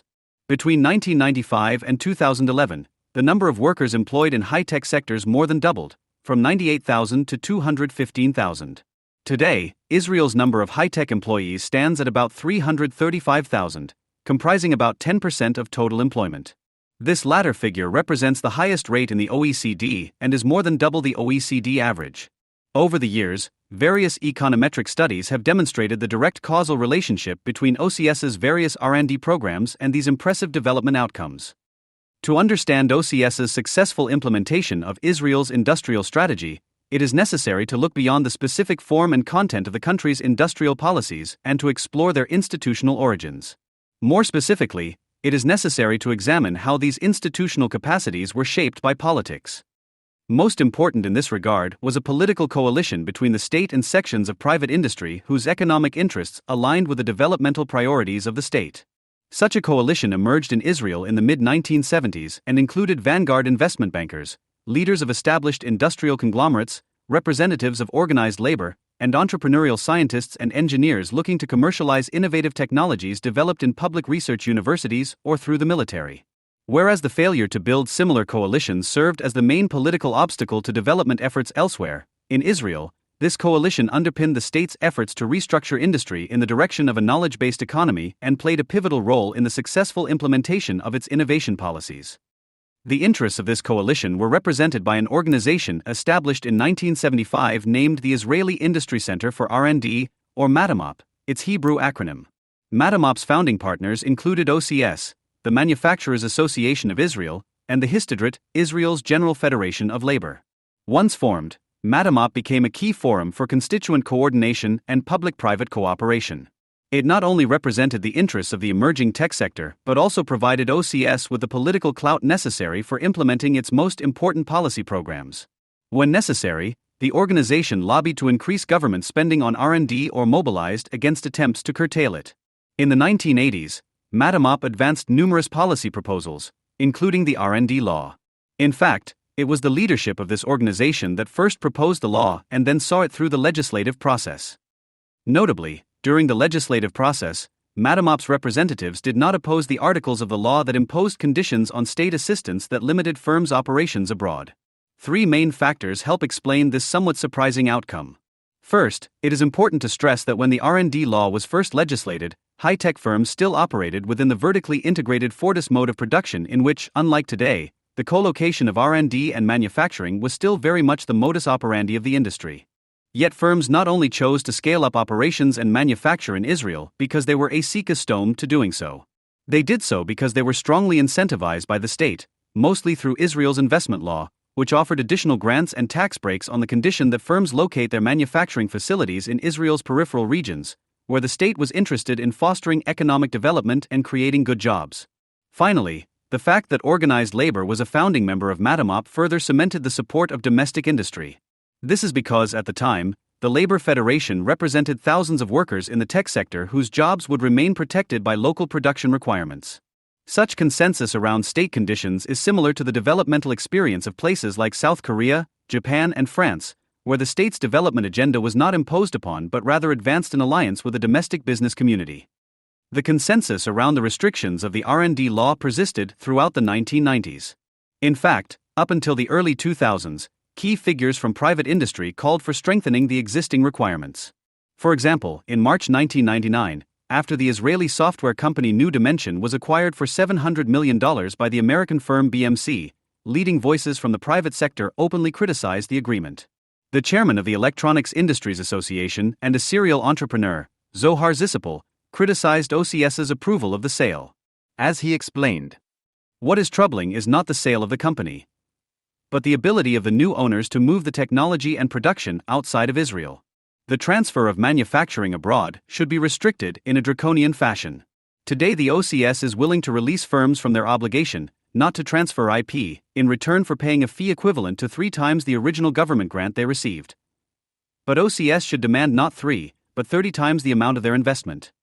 The chief scientist at the time, Dr. Ornaberry, concurred, adding, "There is room to reassess the R&D law and check whether the existing restrictions on the sale of knowledge and production abroad are sufficient."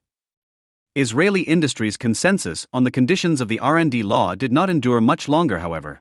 Starting in the 2000s, the merits of the law's domestic manufacturing requirements and the blanket ban on the transfer of IP were meaningfully challenged for the first time. By this point, the landscape of Israel's high-tech industry had changed significantly, mainly due to the rise of Israel's VC sector, which emerged out of OCS's Yozma program mentioned above. In just a few years, this industry amassed significant power and influence, as it quickly became the main source of investment capital for startups and young firms. It was during this period that leading voices from within the VC sector began advocating for reform of the R&D law and specifically for eliminating the unconditional prohibition against transferring IP. VC's opposition to this regulation arose from their traditional business model. VCs pursue extremely high returns by investing in and nurturing firms in profitable, typically IP-driven sectors such as software, IT, or biotechnology. Furthermore, most VCs function under a rather limited time frame, as they are typically structured as limited partnerships with set fund commitment dates, e.g., an investment period of 3 to 5 years followed by 5 to 7 years of harvesting. Their returns are monetized through one of two exit routes, either an initial public offering, usually on the Nasdaq, or more commonly, via an acquisition by a large multinational firm. But since Israel's R&D law prohibited the transfer of IP, the likelihood of OCS-funded firms being acquired by foreign multinationals was greatly diminished, as buyers would be deterred from acquiring firms whose IP they could not fully control. While the VCs fiercely advocated against the law's IP provisions, it should be emphasized that they were not in favor of eliminating the R&D law. The VCs were and are still very much dependent on the innovations and technologies developed through the state's various funding schemes. As Kemi Perez, the managing general partner and co-founder of the VC fund Pitango, explained, "VCs mostly invest at the stage where we can help firms become profitable. We do not want to bother too much with the development of technology. There we cannot bring our investors the yield in the time frame they expect it. We want to invest when a company already has a product and is about to penetrate the market." In other words, the VCs wanted the state to keep providing the subsidies but refrain from attaching any conditions. Notably, state managers also changed their views on the issue. Representative of this shift was the support the proposed changes received from Ehud Olmert, then the Minister of Trade and Industry and future Prime Minister. He took the view that amending the law was necessary to make Israeli startups more attractive to foreign investors.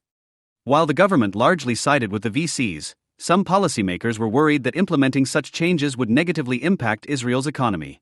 As one member of Knesset remarked at the time, Israel has an advantage in R&D, but according to the changes being discussed here, we risk being turned into a research lab. Everyone will come and exploit our talented workforce to carry out research, but the manufacturing and the jobs will go elsewhere.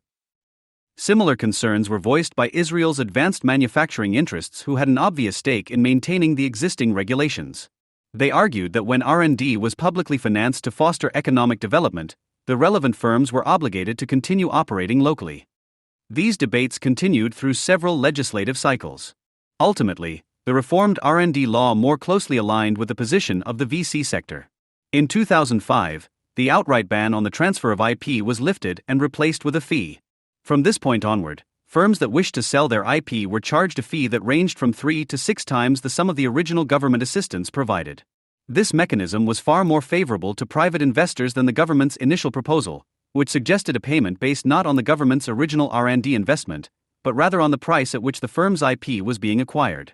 Yet the VC's strong opposition to this proposal, which would have amounted to far more substantial payments to the state, resulted in much softer terms.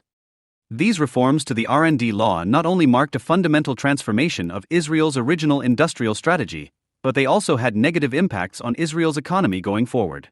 Most significantly, firm scale-ups in Israel became far less common.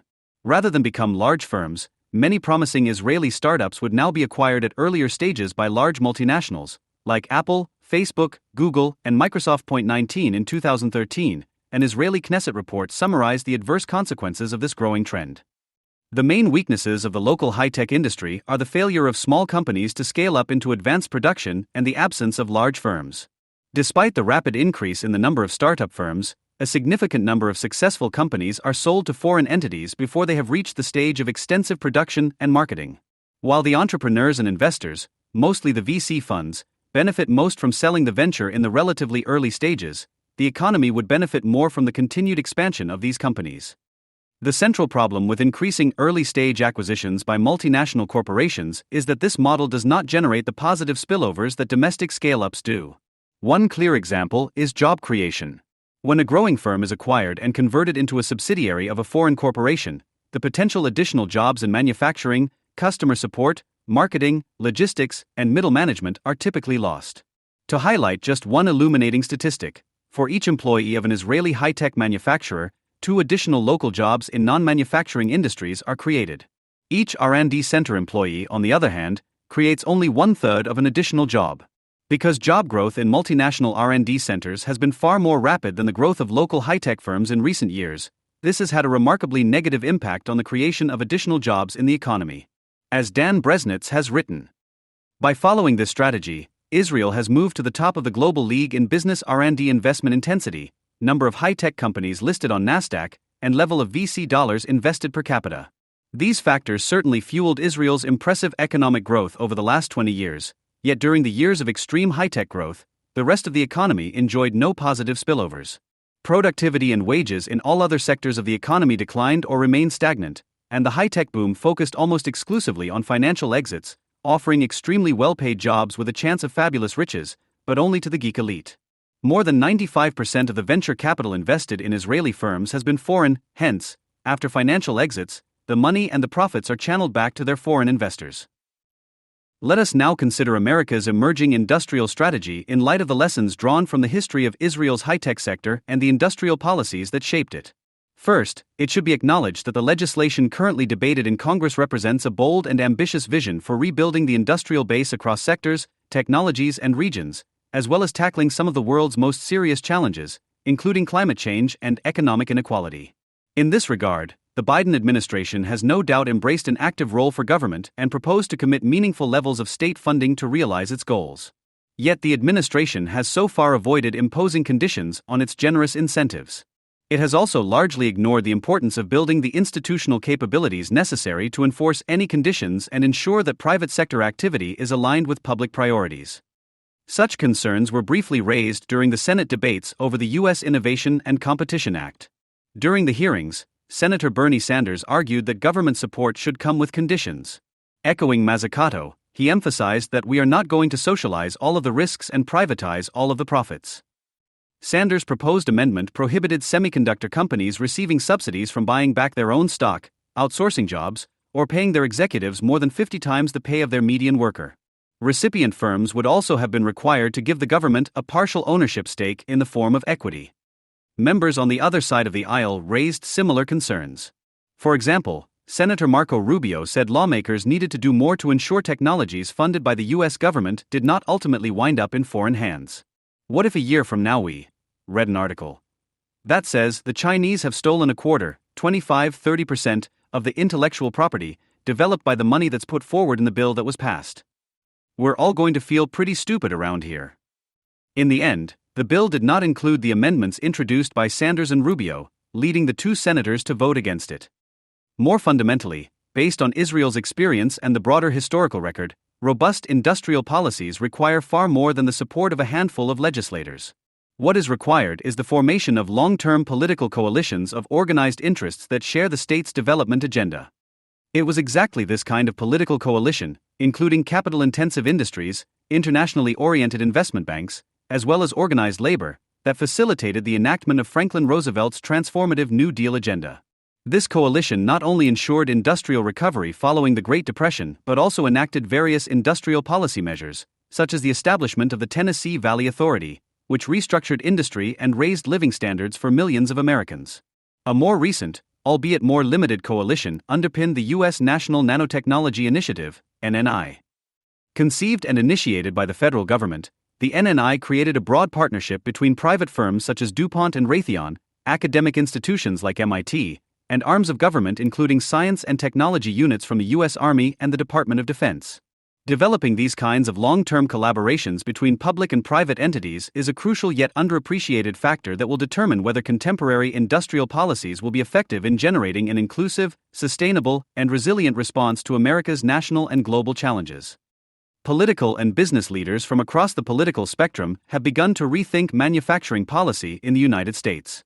Senator Marco Rubio recently called for an approach that recognizes that government is often essential to identifying, organizing, and funding national projects beyond the scope of private initiative.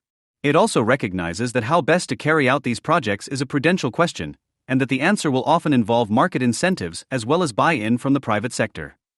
My experience in the Israeli Ministry of Economy and Industry has taught me that this perspective offers the strongest foundation for good public policy. I worked in the Israeli government for over 8 years, most of them at the Ministry of Economy and Industry, MOI. My job was to help strengthen the manufacturing sector in Israel by creating and implementing a national policy agenda as well as fostering a pro-business regulatory environment. I would like to highlight one of these programs here, the Advanced Manufacturing Institute, AMI. I had the privilege of leading this program from concept to execution, and I believe it serves as a good example of the kind of manufacturing policy that Senator Rubio is advocating. We created the AMI to encourage the Israeli manufacturing industry to adopt advanced manufacturing practices and technologies, and to assist individual manufacturers in beginning their own upgrades and transformations. The AMI works with manufacturers to create a roadmap based on their needs and opportunities, and then connects them to the best consultants and tech providers to implement their individual roadmap. While the program is partially subsidized by the government, manufacturers who opt in face no government bureaucracy. The AMI is operated by a private company which can only make a profit if the services it provides bring measurable improvement to their clients' labor productivity. The AMI has been operating since 2020 and has exceeded our expectations in terms of reach and impact. Demand far outpaced our initial projections, as more than 350 manufacturers signed on in the first 3 years. Our original goal was for 200 enterprises within 4 years. Manufacturers who work with the AMI have experienced a 22% increase in labor productivity, twice the average rate of the Israeli manufacturing sector as a whole. These manufacturers have also averaged 16% growth in revenue, more than 5 times the typical growth for an Israeli manufacturer.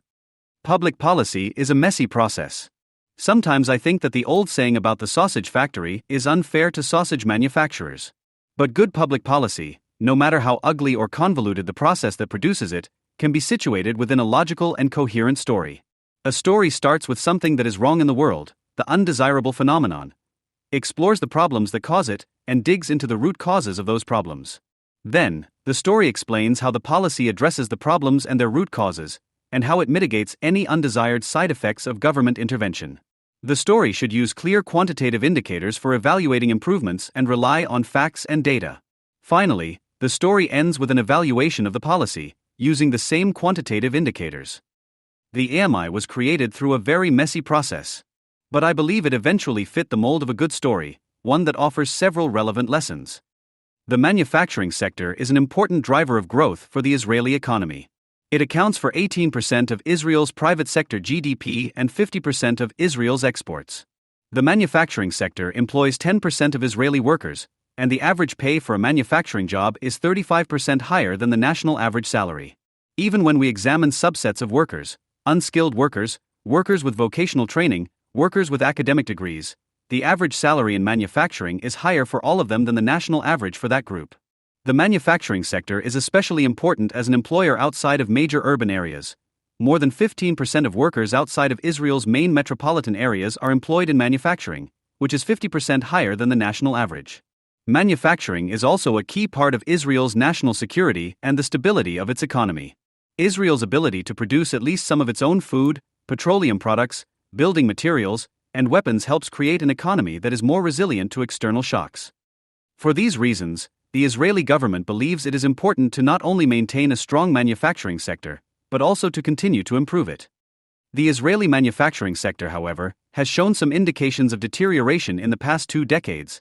The percentage of Israelis employed in manufacturing has slowly declined, along with the share of Israel's total exports represented by manufactured goods.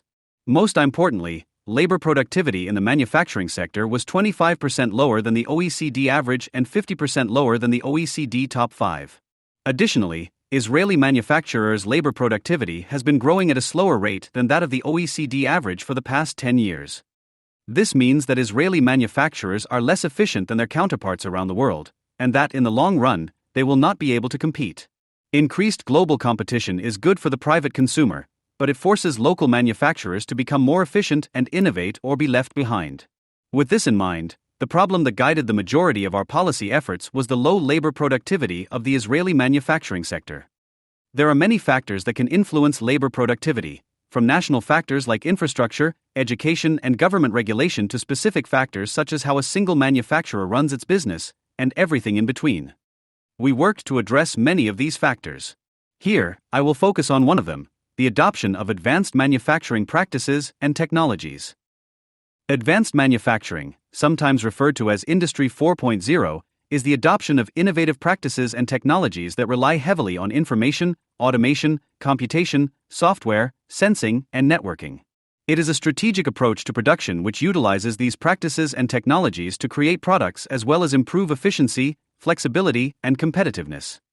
It is almost self-evident that the adoption of these advanced practices and technologies contributes to productivity, but this has also been demonstrated by ample research. While advancements in manufacturing technology are rapid, the rate of adoption of these technologies has been much slower. For this reason, most Western economies are concerned with increasing the rate of adoption of advanced manufacturing and have therefore created government programs expressly for this purpose. We had data that demonstrated that Israeli manufacturers were adopting technology at an even slower rate than their international counterparts, which served as a good indication that there was room for improvement. Moreover, the issue of advanced manufacturing became a national political priority, enabling cross-agency cooperation and buy-in from the manufacturers themselves. This meant that attempting to address the issue would meet less resistance and more goodwill from most actors and agencies we would have to deal with, and so increased the chances of success. Prior to the formation of the AMI, there were already government programs aimed at encouraging the adoption of advanced manufacturing. The two major agencies that provide large-scale subsidy programs are the Capital Investments Authority and the Innovation Authority. Israel's Capital Investments Authority subsidizes 20 to 30% of large-scale capital investments for manufacturers under certain conditions. It offers a specific program which subsidizes investment in advanced manufacturing technologies. The program has a budget of around $150 million per year and gives an average subsidy of just under $1 million per manufacturer. Israel's Innovation Authority subsidizes many types of innovation. At the time, it had a specific program which subsidized up to 50% of the cost of adopting innovative technologies for manufacturers.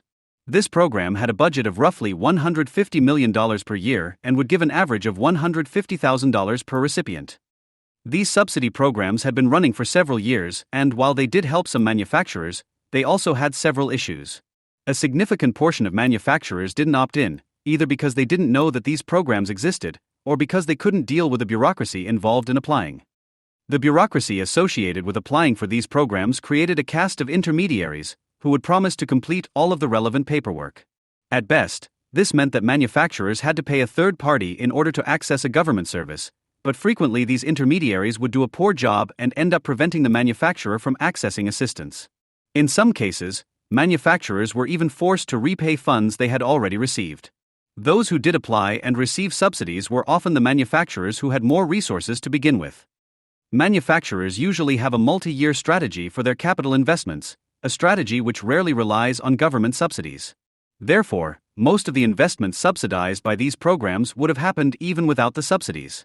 Additionally, the government bureaucrats in charge of these programs were not experts in advanced manufacturing technologies or practices. They knew a lot about manufacturing on a macro scale, but they had never worked in a factory. This made it difficult for them to accurately assess subsidy requests. These issues tend to afflict a wide variety of government programs. In this case, however, we believed that the bigger problem was that these programs were not addressing the root causes that led to the slow adoption of advanced manufacturing methods. Adopting new technologies often requires large capital investments, which can be a barrier for some manufacturers. That is not often the main barrier, however. Several surveys conducted in Israel showed that the two main barriers preventing manufacturers from adopting new technologies are a lack of knowledge and a lack of adequate internal capabilities, both in terms of workers and of management. These results are also supported by the findings of international academic research. The reasons for this are easy to understand. It is hard, even for experts, to keep up with the constant technological advancements in any given field. It is impossible for anyone to remain on the cutting edge of all relevant technologies: robotics, 3D printing, sensors, manufacturing information systems, AI, etc. On top of that, most manufacturers can't afford to have workers and managers who can understand all of these emerging technologies, find the most relevant ones, and take on the project of integrating them into the factory. Most manufacturers have one IT person at best. How would they be able to take on a project of digitizing their entire factory alone? In theory, the free market should be able to take care of these barriers. Companies that sell advanced manufacturing technologies advertise to manufacturers. Consultants help the manufacturers understand their needs. Workers and management are trained or recruited. Yet this rarely happens because no single actor has the ability or incentive to overcome these barriers. To begin with the manufacturers, it is hard for them to even recognize that they are behind until it's too late. Even if they do understand the need to improve, they lack the knowledge and expertise to clearly define their needs to a technology provider or consultant. Consultants, for their part, prefer to work with clients who know how to utilize them, meaning manufacturers who have the resources to clearly define their needs. On top of that, consultants have no incentive to ensure that their recommendations are adopted by their clients. Their job ends with a presentation or a report. The actual implementation is up to the manufacturer who, again, often doesn't have the people who can effectively lead it. Technology providers have a specific product they want to sell, and so look for manufacturers with problems that can be solved by their product. Simply because a manufacturer has a problem that could potentially be solved by your product, however, doesn't mean it is the most important problem, or even that your product would actually be able to solve it. A certain robotics technology could be useful to a specific manufacturer, but if the firm doesn't have the surrounding information systems, it might end up being less productive than its current technology. Technology providers, just like consultants, don't have a stake in their client's success. They are merely hired to bring in the new technology. The bottom line is that most manufacturers don't have the internal capabilities to lead an effective transition into advanced manufacturing, and outside actors can only provide part of what is needed. Without a capable actor with a view of the entire picture, who is dedicated to the success of the manufacturer, the adoption of advanced technologies remains slow. Thus, if the government wants to accelerate the adoption of advanced manufacturing technologies and practices, the most effective way would be to help bridge this gap. This could be done by creating a capable organization that would help manufacturers understand that they need to be more efficient in order to survive, help individual manufacturers understand their needs, and find the right providers and consultants to work with. Such an actor would also have to be invested in the success of its clients. The Advanced Manufacturing Institute was created to help the Israeli manufacturing industry adopt advanced manufacturing practices and technologies. It does so in two main ways. The first is via direct assistance to individual manufacturers, the Assistance Program. The Assistance Program is made up of 3 parts. During the initial roadmap, AMI staff meet with the manufacturer, talk to workers and management, observe the factory floor, and collect data in order to create a preliminary assessment, mapping the client's needs and opportunities for improvement. This step takes a few weeks and results in a roadmap for a project with specific recommendations. This costs about $10,000. The manufacturer pays 10% of that, and the rest is subsidized by the AMI. Moving on to the implementation stage, AMI staff connect the manufacturer with relevant consultants and/or technology providers to begin implementation of the roadmap. AMI staff accompany and assist throughout the process. This stage is subsidized at 30 to 60%, but hardware and software are not subsidized, unlike consulting and the soft components of tech integration. The government pays the subsidy to the consultants through the AMI, who act as a pipeline.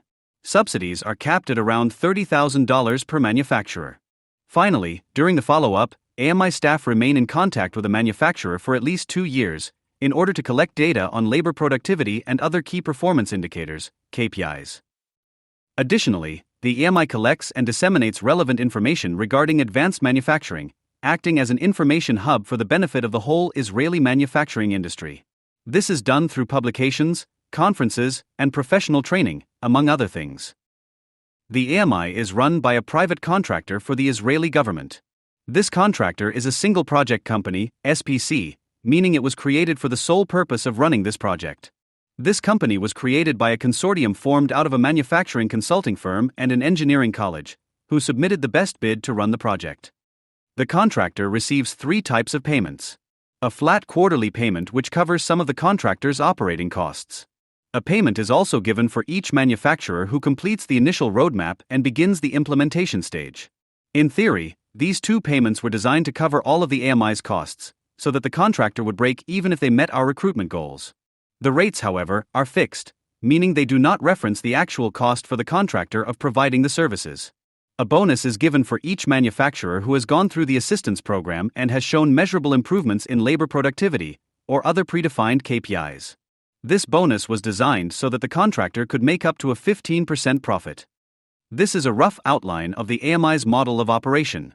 Considering the relatively low budget for the program, around $5 million per year, and the relatively low subsidies, under $40,000 per manufacturer, we hoped the AMI would become one of the most cost-effective government programs in Israel. There are several key features of this model that we predicted would lead to its success. Incentives. The AMI is operated by a private contractor, whose main incentive is to make money. The model created two avenues for the AMI to generate revenue: 1, getting manufacturers to opt in to the assistance program, complete the initial roadmap, and begin implementation, as well as 2, making sure the implementation led to measurable improvement in labor productivity. These two avenues are obviously complementary. Proof of success helps convince more manufacturers to opt in. This incentive structure pushes the AMI to become the missing actor to address the root causes of the low adoption rate of advanced manufacturing. The AMI is incentivized to actively recruit manufacturers, to help them understand where they need to improve, and to determine how advanced manufacturing can help them. It then helps them to find the most relevant and useful consultant or tech provider and makes sure that this leads to measurable improvements for the manufacturer. It is important to note that the AMI has no financial stake in the implementation stage. It does not earn more if the manufacturer implements specific projects, or if the projects are more or less costly. The only incentive for the AMI is to push for projects that are more likely to lead to measurable benefits in productivity for the manufacturer. We also looked at the incentives for the manufacturers. We wanted to make sure we weren't driving them to acquire services they didn't need simply because they could receive a subsidy. On this point, the relatively low caps on subsidies, along with the time and effort that the manufacturer had to put into the process, meant that it was unlikely that any would opt in if they didn't believe they could benefit from these services. For the consultants and tech providers, working with manufacturers through the AMI was just like working with any other client. The subsidies didn't affect their rates, because the manufacturers still had an interest in negotiating the best price they could get. If anything, the manufacturers that worked with the AMI were better informed of both their needs and their available options. The AMI was required to offer at least 2 possible providers for all implementation projects. All told, the operating model of the AMI created strong incentives for the contractor to advance our goals, while minimally interfering with the incentives of other actors. Government involvement. The AMI was designed to act as a mediator between the government, manufacturers, consultants, and tech providers. Clients of the AMI receive government subsidies without having to fill in a single government form or speak to a bureaucrat. They only talk to AMI staff. On the back end, the AMI handles all of the government bureaucracy. It is the AMI's responsibility to make sure that its clients meet the requirements to be included in the program, and to collect all the data required. It is also the AMI's job to make sure the consultants and tech providers meet the relevant professional standards, and that they report their work properly so that the government can deliver its share of the costs. If there is an issue, it is the AMI whose payments get delayed. This gives the AMI's clients a very different experience as compared to other government programs, which in turn means that manufacturers who would not usually work with the government chose to opt in. Moreover, consultants and tech providers who would not usually work with government programs, especially the top-tier ones, were willing to work with clients through the AMI. On the government side, working through the AMI, and not directly with the clients, allowed us to reduce much of the bureaucratic burden. We asked for a lot of data on the AMI's clients, but were able to be flexible with the formats and methods through which the AMI gave us this data. After a brief learning period, we were able to get consistently reliable submissions from the AMI, and they would get consistently reliable feedback and green lights from us. Our main concerns regarding this model of government involvement were that all of the professional knowledge would remain in the hands of the AMI, and that we would not be able to effectively supervise their actions. To counter these concerns, the model allowed us to be as involved in the AMI's operation as we desired and access all of the information we wanted. In practice, we had to sign off on every client that opted in, we examined and signed off on every roadmap, and we signed off on every implementation project, among other tasks. We also had full access to the AMI's bank accounts, and all of their information systems. While this created a bureaucratic burden for the AMI, but not for its clients who remained blissfully unaware, it allowed us to effectively supervise its activities and to gain a significant level of professional knowledge. Professionalism. Another benefit of the incentive model was that in order to be profitable, the AMI had to be a highly professional and respected actor in the Israeli manufacturing ecosystem. This meant that the AMI had to have the drive to go above and beyond what the government specification required. For example, the AMI hired as CEO one of the most respected managers in the Israeli manufacturing ecosystem.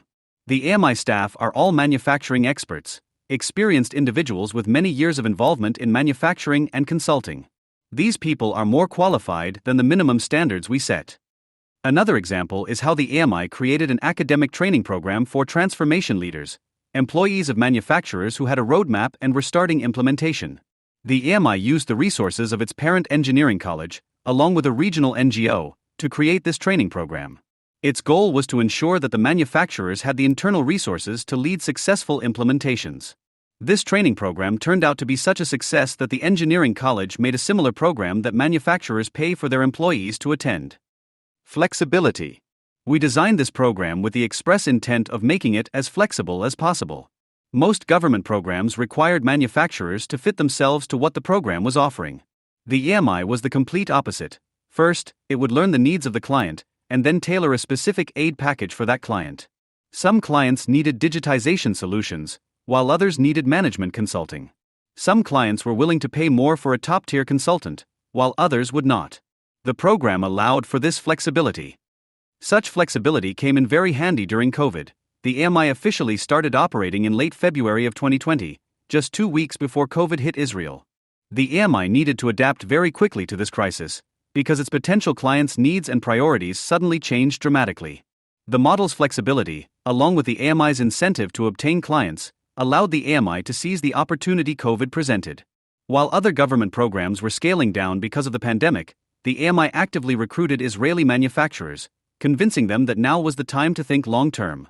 The AMI handled the COVID crisis so well that it became part of the Israeli government's national COVID response. The AMI has been operating since 2020. In that time, it has achieved far more than we had hoped when the project started. In its first 3 years, more than 350 manufacturers worked with the AMI, with demand far outpacing our initial projections. The AMI was, and is, clearly providing a service that Israeli manufacturers want. It also shows that the AMI's financial incentive to recruit clients is working. In fact, the only thing that prevents the AMI from taking on more clients is that the government hasn't been able to appropriate more money to fund its part of the subsidy. Manufacturers who work with the AMI have shown a 22% increase in labor productivity, twice the average rate of the Israeli manufacturing sector as a whole. This indicator is the principal metric we sought to improve. It shows that manufacturers who use the AMI services become more efficient. We expect this number to improve even further in the coming years, because the effects of adopting advanced manufacturing technologies take time to translate into labor productivity. Manufacturers working with the AMI also achieved 16% growth in revenue, more than 5 times the growth for the average Israeli manufacturer. In addition, specific KPIs, such as overall equipment effectiveness, OEE, lead time and on-time delivery, were selected and measured for every manufacturer. On average, these KPIs improved by more than 30%. Surveys conducted by the Manufacturers Association show that the AMI's activity is one of the main reasons Israeli manufacturers invest in advanced manufacturing, even those who aren't clients of the AMI. This shows that the AMI was successful in becoming a key player in Israel's advanced manufacturing ecosystem. The data collected by the AMI also helped the MOEI learn a great deal about Israel's manufacturing sector. The AMI's data is more recent and more comprehensive than other sources of data, such as the National Statistics Bureau or the Tax Authority. This allows us to make better, more informed policy decisions across the board. The AMI is an Israeli project, which was designed for Israeli manufacturers. It relied on data and analysis of the Israeli ecosystem. As such, some of the lessons learned from creating and running this project are inherently local. Nevertheless, I believe that there are several key insights that have a broader relevance. First, good policy can happen only when it is clear what problems a program should be designed to address, and what problems are outside its scope. It is possible to have good policy that aims to create more industry jobs, and good policy that aims to increase labor productivity. A policy intended to achieve both at the same time, however, would likely not achieve either. When considering a specific government intervention, it is crucial to understand how it is expected to affect the targeted problem. What is the precise mechanism that leads from this specific government intervention to the desired outcome? What are the exact steps? The more detailed this account is, the more likely it is that government intervention will indeed lead to the desired results. Data is necessary to define the problem, to understand the effects of the intervention, and to create precise incentives. Without data, it is impossible to assess a policy's success. Harnessing private sector knowledge, practices, and abilities can improve public policy immensely. In order to do that, it is crucial to align the relevant incentives in such a way that both private sector actors and the government want the same thing. Private sector actors should not be incentivized merely to make their government counterparts happy, but rather to make a measurable change in the issue that policymakers want to address. I'll end with the story of one AMI client, an electronics manufacturer that specializes in printed circuit board assembly. It is a relatively small company with 70 employees that operates in a very competitive market. Before the company started working with the AMI, it had experienced several years of growth in revenue, though not in profitability, and management was thinking of investing in new machinery to keep up with growing demand. The AMI worked very hard to convince the owner to join the program. After all, the company was doing well, it did not seem necessary. The initial roadmap changed that perception. The owner assumed that the company was relatively efficient and estimated the factory's OEE to be around 70%. OEE refers to the percentage of time the machines are fully functional, relative to the time they are supposed to be. The owner had to estimate this indicator because no data was being collected. AMI staff visited and observed the factory floor and found out the actual OEE was under 20%. That means that for every hour the machines were supposed to be working, they only worked for 12 minutes. If this factory hadn't worked with the AMI, it would have invested in new machinery which would have operated at the same 20% efficiency. Instead, using the AMI's roadmap, the owner decided to invest in an MES, a system that collects data from the factory floor, as the first step toward improving efficiency. The AMI found a small provider with specific expertise that was very useful for the factory, and within 2 months the MES was up and running. After 3 more months, the factory had collected enough data to clearly identify the inefficiencies in the manufacturing process and started an additional project to address them. In sum, within 18 months of starting work with the AMI, the factory's OE went from 20% to 65%, and labor productivity went up by 41%. The government subsidy for this client was just under $25,000. The eyes of the world are fixed on Ukraine. There is no doubt that Beijing is watching the war closely and learning lessons from both the battlefield and the coordinated Western response. Western elites want Xi Jinping to conclude that it is not worth attacking Taiwan, as the price would be too great. Some analysts take a less optimistic view. What China's leaders have seen will convince them to act swiftly, in hopes of avoiding the type of quagmire into which Moscow has stumbled. While the Western democracies may believe they have deterred China from invading Taiwan, perhaps the result of their action will simply be a change in Chinese strategy to one that is more decisive and devastating to Taipei. Still others go a step further, claiming that developments in Ukraine will provide an incentive for Beijing to resort to nuclear signaling in order to exert psychological pressure on both Taiwan and its allies. Beijing hopes to scare Washington into refraining from direct intervention, with the result that Taiwan will be contained and cut off, while U.S. allies in Asia will come to understand that they are alone. As Evan Montgomery and Toshi Yoshihara note, Beijing's growing arsenal of strategic and theater nuclear capabilities only makes this type of scenario more plausible. Shortly before the Russian invasion, President Zelensky regretted at the Munich Security Forum that Ukraine had exchanged nuclear weapons for security guarantees without substance. Along with these weapons, he said, his country gave up its own security. Similar questions are now being confronted in Asian capitals. Following the invasion of Ukraine, along with the pandemic and the American withdrawal from Afghanistan, several assumptions about the international order are open to revision. Bilahari Kausikan, former permanent secretary of the Singapore Foreign Ministry and current chairman of the Middle East Institute, recently stated, "I do not think Japan or South Korea are eager to become nuclear weapon states. Such a decision will be politically very painful and internally divisive. But however reluctantly, the inherent logic of their circumstances will inexorably lead them in that direction."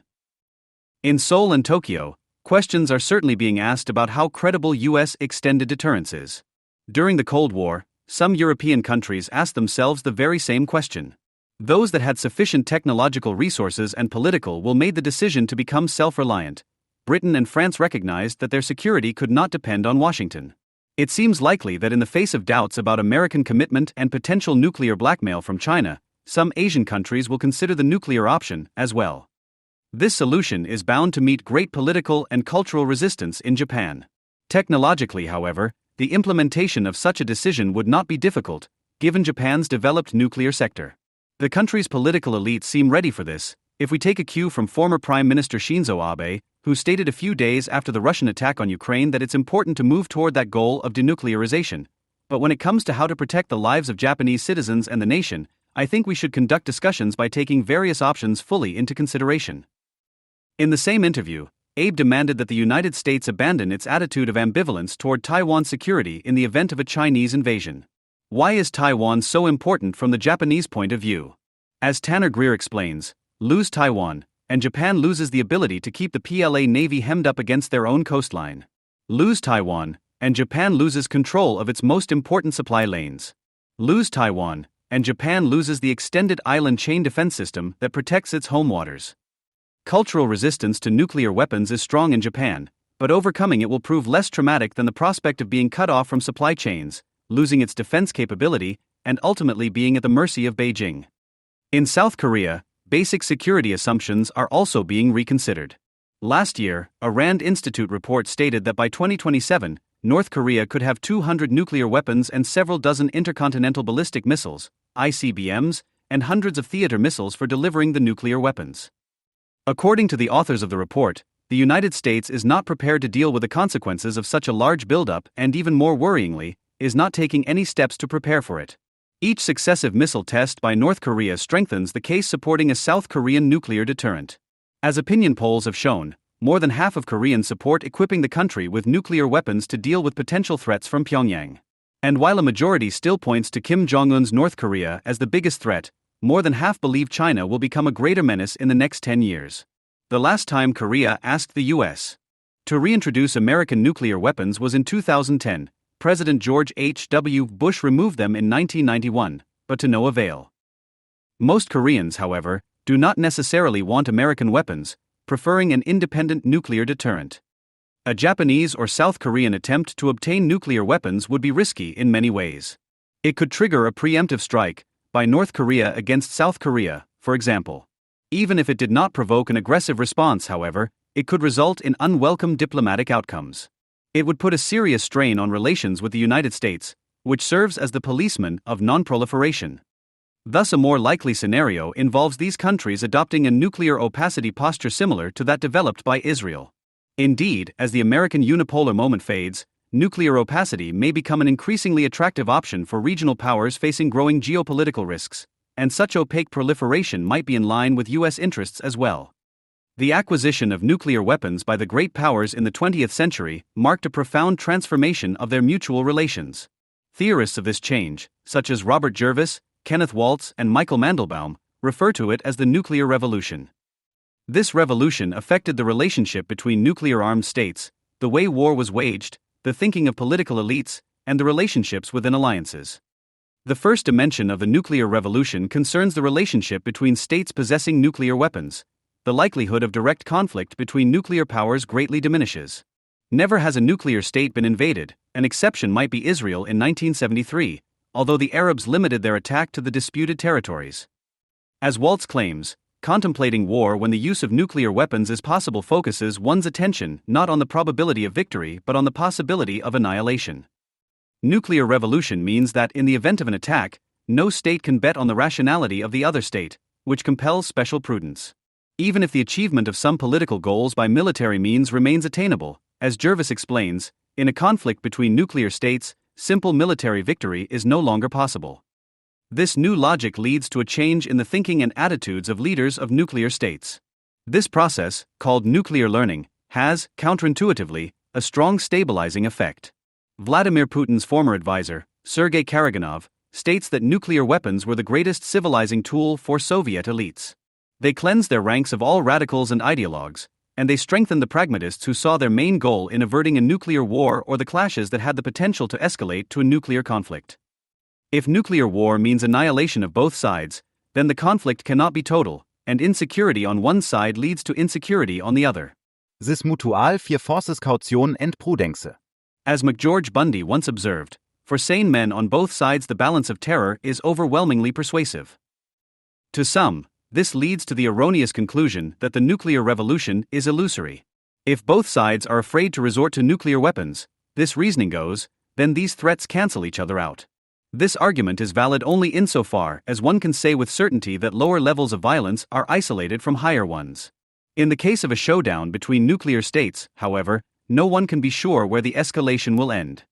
Others argue that according to nuclear revolution theories, war cannot be won, geopolitical competition is senseless. In turn, countries need not compete intensely for power and security. This is a caricature that has little to do with the assumptions embedded in these concepts. Nuclear revolution theorists do not argue that war or competition between nuclear states is impossible, only that it will be limited, as the fear of annihilation increases restraint, and that each side's perception of the other becomes more important than before. In a contest between two nuclear powers, the smallest issues and peripheral conflicts suddenly become relevant as indicators of whether states will stand firm against their opponents in future crises. Another view, nuclear nihilism. The belief that nuclear weapons had no stabilizing or restraint-enhancing effects is refuted by history. It was the fear of nuclear escalation that made President Truman reluctant to expand the scale of American involvement in Korea. He feared it would set in motion an escalation spiral that he would not be able to stop or predict. The Russian reaction was similar, writes Vladislav M. Zubok. After Stalin's death, the Soviet leadership unanimously and hastily sought to put out the Korean conflagration, fearing destruction at the end of the slippery slope of escalation.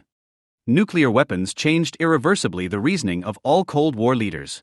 This was true even for someone as stubborn and ruthless as Mao.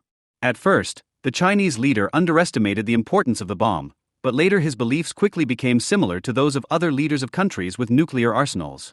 He grasped not only that China could not maintain its position without nuclear weapons but, moreover, that conflict with other nuclear powers could create risks over which no one had control. The specter of nuclear retaliation would stand behind his call to dig tunnels deep, store grains everywhere, and never seek hegemony. The nuclear revolution crossed barriers of culture, ideology, and personality, producing a similar effect everywhere. Among the many examples of how the possession of nuclear weapons altered the behavior and reasoning of Cold War-era leaders, none stands out like the Cuban Missile Crisis. Numerous statements by both John F. Kennedy and Nikita Khrushchev indicate that nuclear weapons crucially influenced their behavior. The sharply escalating tensions of the Cuban Missile Crisis, the hysteria of American public opinion, and contradictory signals coming from Cuban and Soviet intelligence all made Khrushchev feel that the situation could deteriorate rapidly and unpredictably. Nuclear weapons greatly lowered Khrushchev's risk tolerance, leading him to reject the dogmas about war and strategy imposed by Stalin.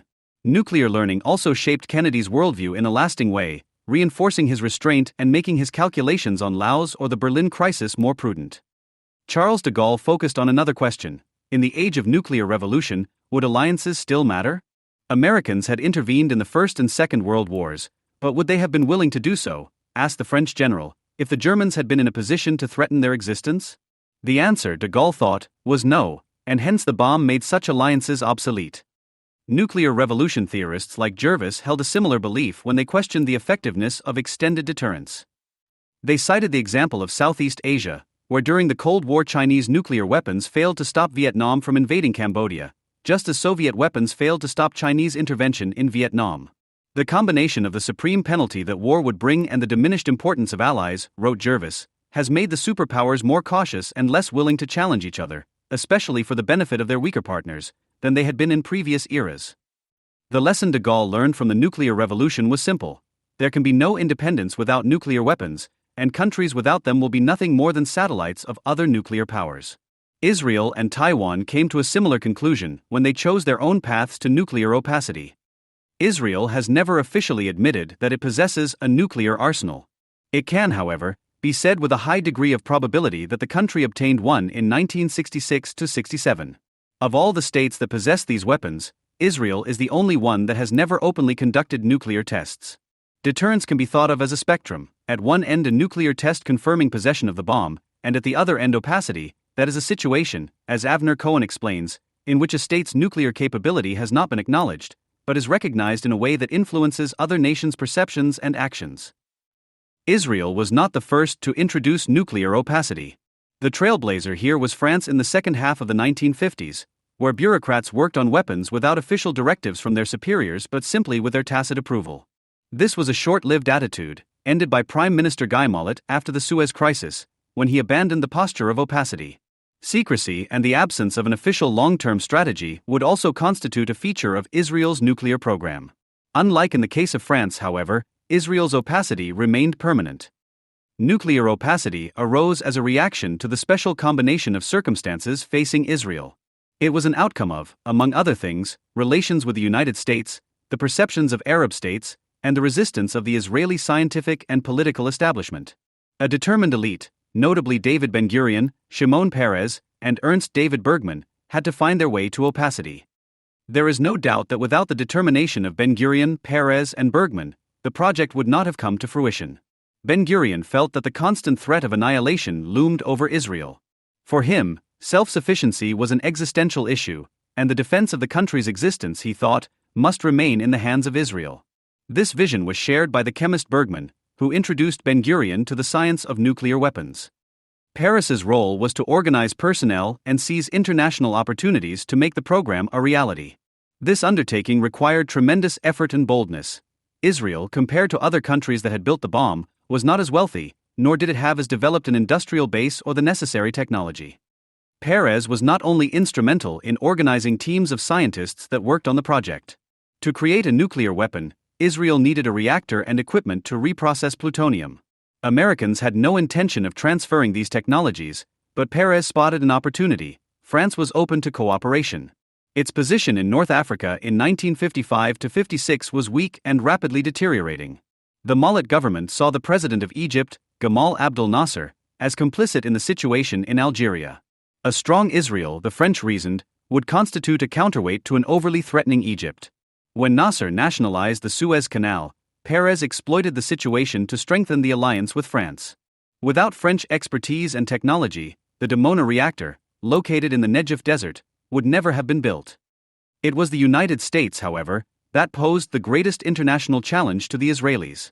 The attitudes of American presidents toward Tel Aviv's nuclear endeavors illustrate the importance of the individual factor in politics.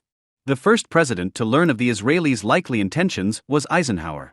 When he was shown an aerial photograph of the Dimona complex, he remained silent and did not ask for further information.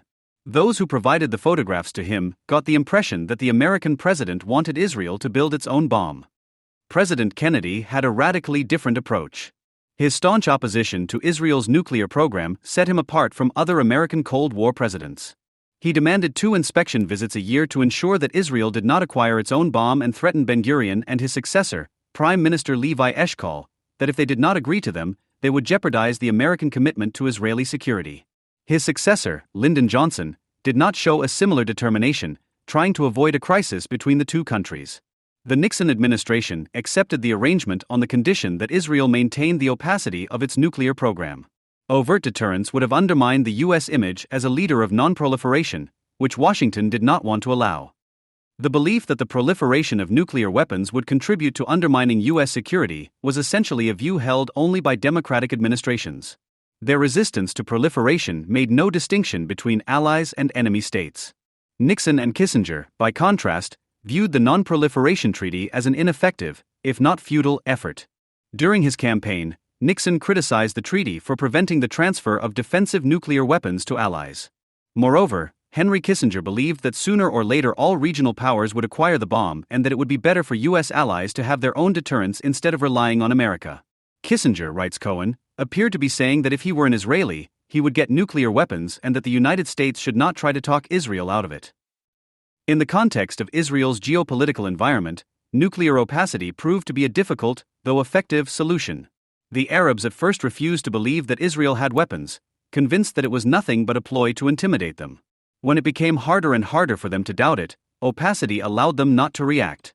This attitude did not prevent the Arab attack in 1973, but as Cohen, who is himself a non-proliferation advocate, admits, it had the effect of limiting their war ambitions.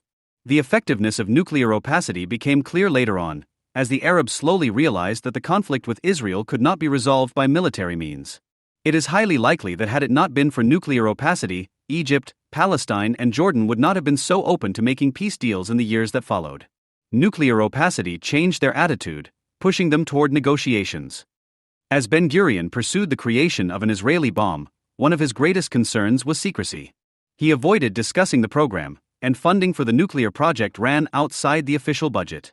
The Israeli principle of Kedushat HaBeitashan, the sanctity of security, certainly played an important role. The absence of this hard-to-replicate atmosphere probably contributed to Taiwan's failed path toward nuclear opacity.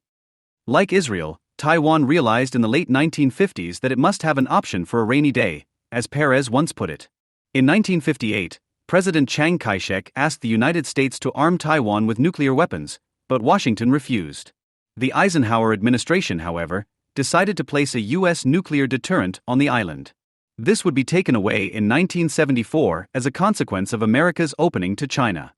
The U.S. deterrent stationed on the island did not soften the shock Chiang experienced when China conducted a successful bomb test in October of 1964. He did not expect Beijing to reach the stage of nuclear testing so quickly.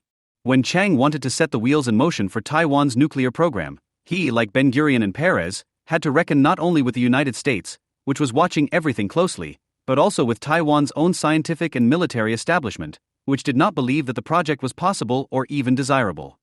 The parallels to Israel do not entere. As David Albright and Andrea Stricker note, the design of Taiwanese facilities imitated the Dimona complex, and one of the most important advisors on the project was Bergman himself. He shared President Chiang's conviction that Taiwan desperately needed the bomb to ensure its own security and that the path Israel had chosen would be the most appropriate. His portrait reportedly hung in Taiwan's War Academy until 1988. Taipei's determination was strengthened by the loss of its United Nations seat in 1971 and the fact that the communist mainland had gained international recognition as the legitimate government of China. This solidified Chiang's belief that Taiwan had no choice but to opaquely build its own existential deterrent.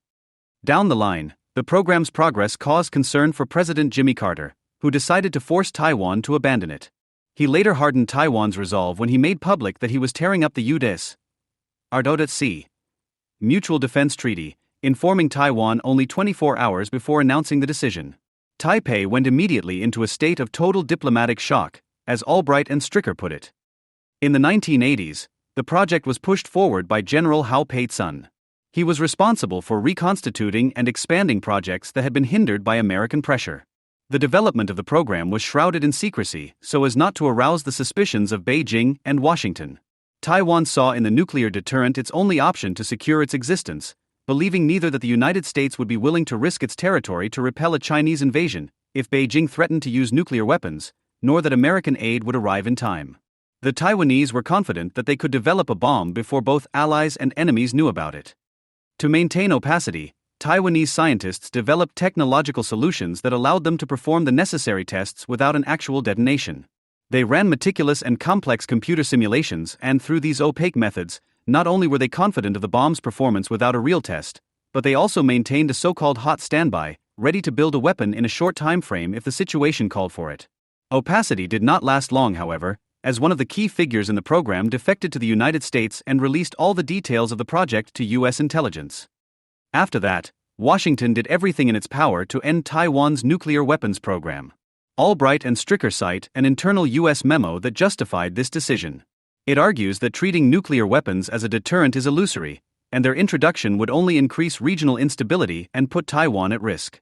The document further warned that by building the bomb, Taiwan was exposing itself to the threat of a preemptive strike from China. Albright, a proliferation opponent who thought the U.S. decision was correct, points out the inconsistency of this remark. After all, Taipei chose opacity and developed breakout technologies precisely to avoid drawing unwanted attention. Regardless, under pressure from Washington, Taiwan had to give up its quest to acquire a nuclear deterrent.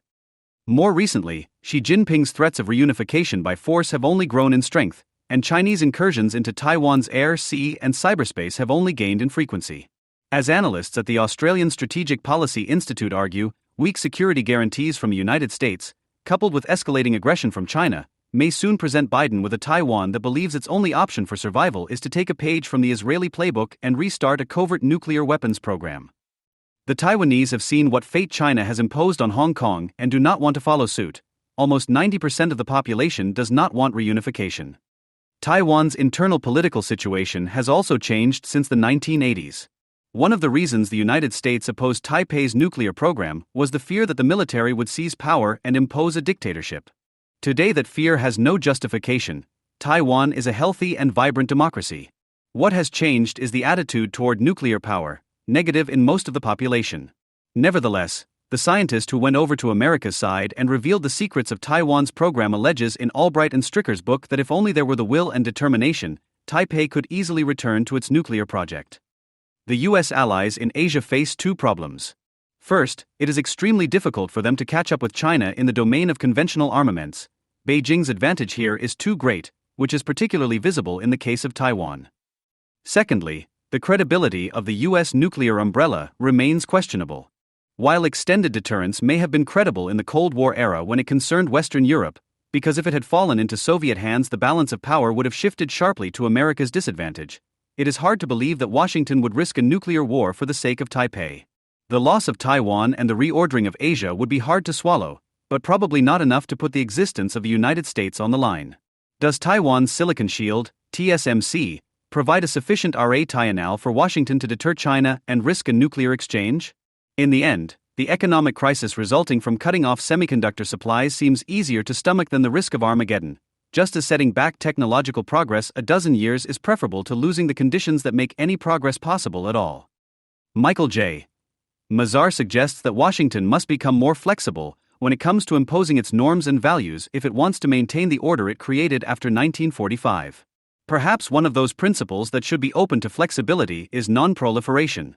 Nuclear proliferation is inherently dangerous, but it may be worth considering whether strictly imposing non-proliferation norms on allies today is contrary to the interests of the United States. It is worth recalling that today no U.S. ally in Asia possesses nuclear weapons.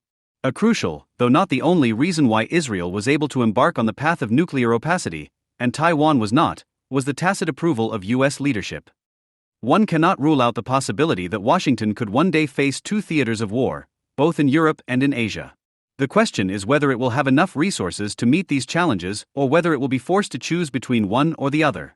Jacob Hellberg put forward the idea of decentralized deterrence, a strategy that would allow the United States to avoid overextension and defend the international order the U.S. has created.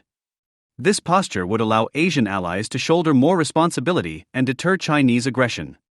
Deploying U.S. nuclear weapons in Taiwan or South Korea is unrealistic for a number of reasons. The most important of these is that it is difficult to predict the reaction of China and North Korea to such a development. The risk of a catastrophic response would be too great. The same is true of overt nuclear programs, which could lead to a preemptive strike by the threatened states. For these reasons, it seems that if any of these countries decide to become self-reliant when it comes to their own security, they will choose the path of opacity. The question is how the United States will react. Bilahari Kausikan argues that for Japan or South Korea there is no other way. An Asia in which not only China, North Korea, Russia or India but also Japan and South Korea possess nuclear weapons, Kausikan argues, will be more stable, even if this stability would be preceded by a period of uncertainty. Independent nuclear deterrence, asserts Kausikan, will keep Japan and South Korea within the U.S. alliance system. With India and Pakistan in the equation, a multipolar nuclear regional balance will freeze the existing configuration of the Indo-Pacific, preventing its domination by any single major power. He goes on to explain that this would be tantamount to the end of the China dream, insofar as the latter means a hierarchical order in Asia with the PRC at the top. Perhaps, then, the path to multipolar stability in Asia leads through nuclear opacity. For Westerners sympathetically acculturated to accepting radical multiculturalism, Japan offers an almost shocking vision of an alternate reality. As engaged as the Japanese are with the world through trade, diplomacy, study, and the like, they also live in a society that celebrates both its uniqueness and its segregation from the rest of the world. Perhaps some of that is natural to an island nation, but this feeling of detachment exists in a society whose wealth has come primarily from economic exchange outside its borders, and the surface of whose national life is largely indistinguishable from the modern West. When, in the mid-19th century, the centuries of Tokugawa-imposed maritime restrictions were crumbling before the advance of the European imperial powers and the young United States, Japanese thinkers captured the sense of vulnerability to a world suddenly no longer safely kept outside the country's borders. The phrase Nayu Gaiken, Noyo Waihuan, circulated amongst those who wondered how long it would be before the barbarians would force their way onto Japan's shores, and who saw that such a shock might even risk the survival of the Tokugawa shogunate, which was already struggling to maintain control of a society that had dramatically changed since the early 17th century. Translating roughly as troubles within, dangers without, the saying recognized the intimate relation between domestic and foreign policy. As a cardinal virtue of national strategy, It was accepted that a country that could not control what happened at its borders also could not control what happened within them. Even if Japan had to accommodate and drop the more restrictive maritime exclusion edicts that had defended the country for centuries, maintaining a distance from the world remained both a strategy and a national goal. In ways perhaps not fully appreciated, that tension between openness and insularity continued to influence Japanese history and government policy throughout the modern period, up to the present. In some respects, Japan appears to have enshrined a form of exclusionary nationalism. As used by scholars with respect to the European state-building experience, exclusionary nationalism was the means of forming modern, unified nation-states by the suppression of domestic minorities, particularly religious minorities. Point 1 Recently, exclusionary nationalism has come to be used to explain not only ethnic conflict, but also the racist nature of some modern European rightist parties such as France's National Front. Point 2 But Japanese nationalism is not perfectly analogous to European nationalism. In this essay, the term exclusionary nationalism is used descriptively, not pejoratively, and does not imply that the current Japanese government or legal system is based on repressive, racist, or illiberal features, despite long-standing discrimination against Japanese of Korean descent. Yet Japan is exclusionarily nationalistic essentially by nature. When the first Europeans landed on Japan's shores in the 16th century, the island nation appeared a land set apart from the rest of the world. Shrouded in clouds, its peaks glowing verdantly green, endless mysteries seemed just beyond the shoreline. Upon landing, the Portuguese missionaries and Dutch traders found a civilization almost entirely different from any they had encountered before. By the standards of the day, it was advanced, though without the technological prowess of Europe. Divided into warring feudal domains, 16th century Japan was locked in the midst of a century-long civil war to determine which samurai clan would rule the rest. Armies of tens of thousands of armored warriors met in narrow plains, under the shadows of massive castles, wielding some of the deadliest weapons known to man, including the musket. Wen se sind das from the last battle kulet in 1600, the Tokugawa family emerged supreme. Yet far from attempting to destroy all opposition, the Tokugawa instead instituted a quasi-centralized feudal regime, allowing 250 other semi-autonomous domains to carve up the country. Then, roughly 40 years after taking power, they promulgated a series of edicts designed to tightly control foreign relations, making them a prerogative of the shogunate, their military bureaucracy, which served as a de facto government of the nation. These maritime exclusion edicts, restricting trade with Chinese and Dutch merchants primarily to the city of Nagasaki on the far southwestern home island of Kyushu, later gave rise to the legend of the era of isolation, the so-called Sakoku or closed country. Only when Commodore Matthew Perry arrived with his black ships in 1853 was Japan forced to open itself to the world, at least in the popular Western imagination. Nearly 400 years after the exclusion edicts were written, Japan retains the mystique of being a land apart, a country of the world but perhaps not fully in it. Some of this impression is sheer exoticization, a form of the Orientalism made famous and abused by the late Edward Said. Some of it has been used skillfully by the Japanese themselves to deflect foreign pressure or criticism. And some of it is real, the fruit of an historical experience unique in its own ways. Though Japan has never been completely isolated from the world around it, one of Japan's first recorded poems, in the imperial anthology Kojiki from the early 8th century, celebrated an eightfold fence separating Japan from other lands and peoples, a realm where the gods dwelled. Since Japan's modern period began with the 1868 Meiji Restoration, the country has been inextricably, and at times tragically, linked with the rest of the world. In many ways, Japan remains the test case of non-Western modernization, even as it approaches the 150th anniversary of the political event that drove it to radically break with its past. Yet in the century and a half since mid-level samurai overthrew the feudal hierarchy, the country has painstakingly navigated between embracing the outer world and retaining core elements of its culture and society. As much as Japan is celebrated for becoming the first non-Western, non-Christian country to develop a modern political and economic system, it is often criticized for keeping itself closed off from other nations and cultures. While the modern Japanese state was not unified in the 1870s by the repression of foreign nationalities or ethnicities, the sense of Japaneseness that accompanied modernization was nevertheless driven by a sense of exclusion of others from an already homogeneous society. Unlike in modern Europe, where ethnic groups compete not only for geographic, but also for political space, in Japan, a powerful sense of group identity serves to unify politics and society, particularly after World War II. Resistance against the state has come largely from workers' unions and leftist parties during the first half of the 20th century, along with a brief spasm of student-led rebellion in the 1960s, but there has been little after that. Instead, Most Japanese appear to welcome both a stable political system and the physical security brought about by Japan's exclusionary nationalism, even as they choose how and when to integrate with the surrounding world. These plaudits and criticisms have taken on particular relevance since current Prime Minister Shinzo Abe took office, back in late 2012. A conservative often labeled as a nationalist, Abe has moved boldly to increase Japan's role abroad, increase its influence throughout Asia, and loosen restrictions on security cooperation that have been in place for decades. While some see Abe's moves as designed to erase Japan's 70 years of diplomatic and military impotence after 1945, others see him as a danger to continued peace and stability in Asia.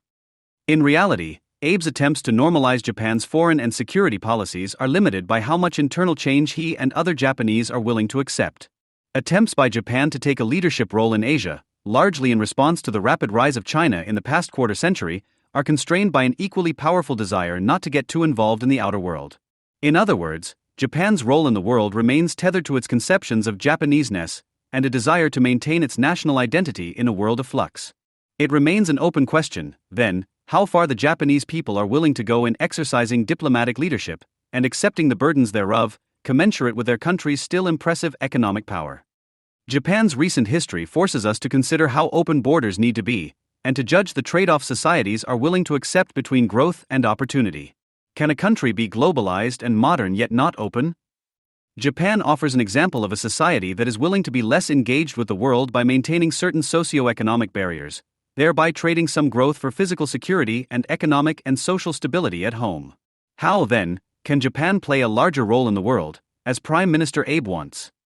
The triumphal post-Cold War West has lost, if it ever had, the understanding that societal openness and globalization are only a means and not an end.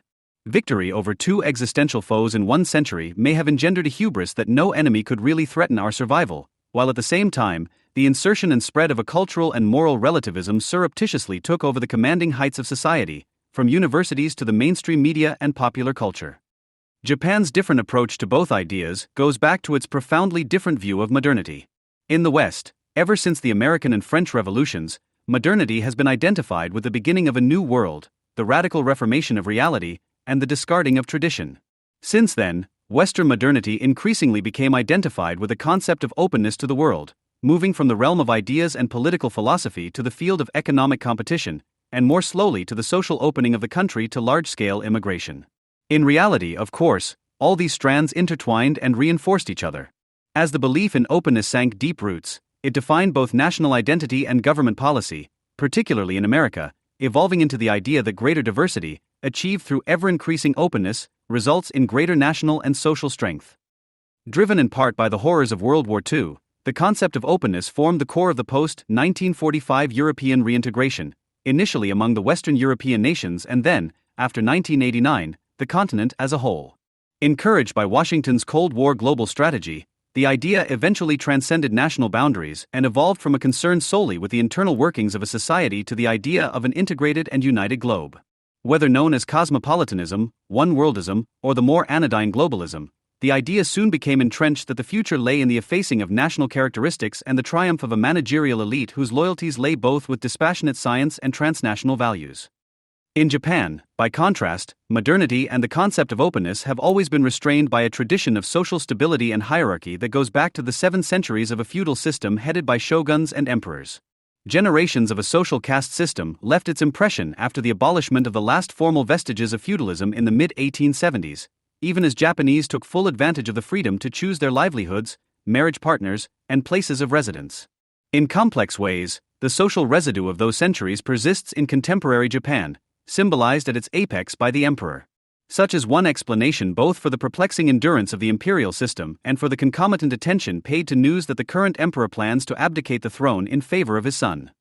The Japanese imperial clan traces its lineage back to the 7th century, making it the world's oldest dynasty, if not monarchy. Pruned dramatically after the Second World War by the American occupying forces headed by General Douglas MacArthur, the institution remains at the spiritual core of Japan. Yet despite continued controversy over 1940s-era war guilt and the occasional divinity question, the decades of peaceful post-war history has dulled any serious opposition to its continued existence. There is no republican movement in Japan, nor calls to reduce the expenditures of the imperial family. With only 3 emperors in the last century, the clan quietly continues along, avoiding scandal and entering the spotlight only in the most controlled of environments.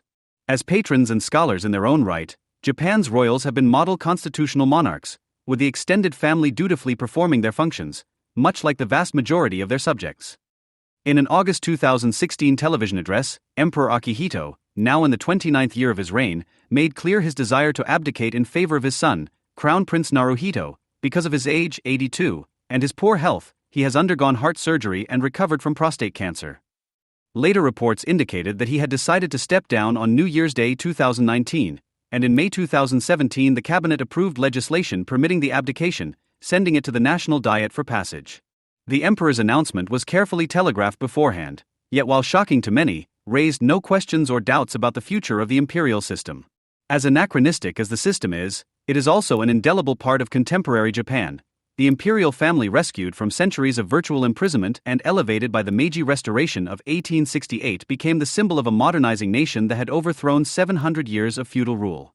It is this straddling of past and present, of manufactured tradition and political impotence, of unique roles and dutiful service, which explains the perseverance of the imperial family and its near-universal acceptance by the Japanese people. The ambiguous role of the imperial family perhaps explains, or even mirrors, the continued tension in Japan between tradition and modernity.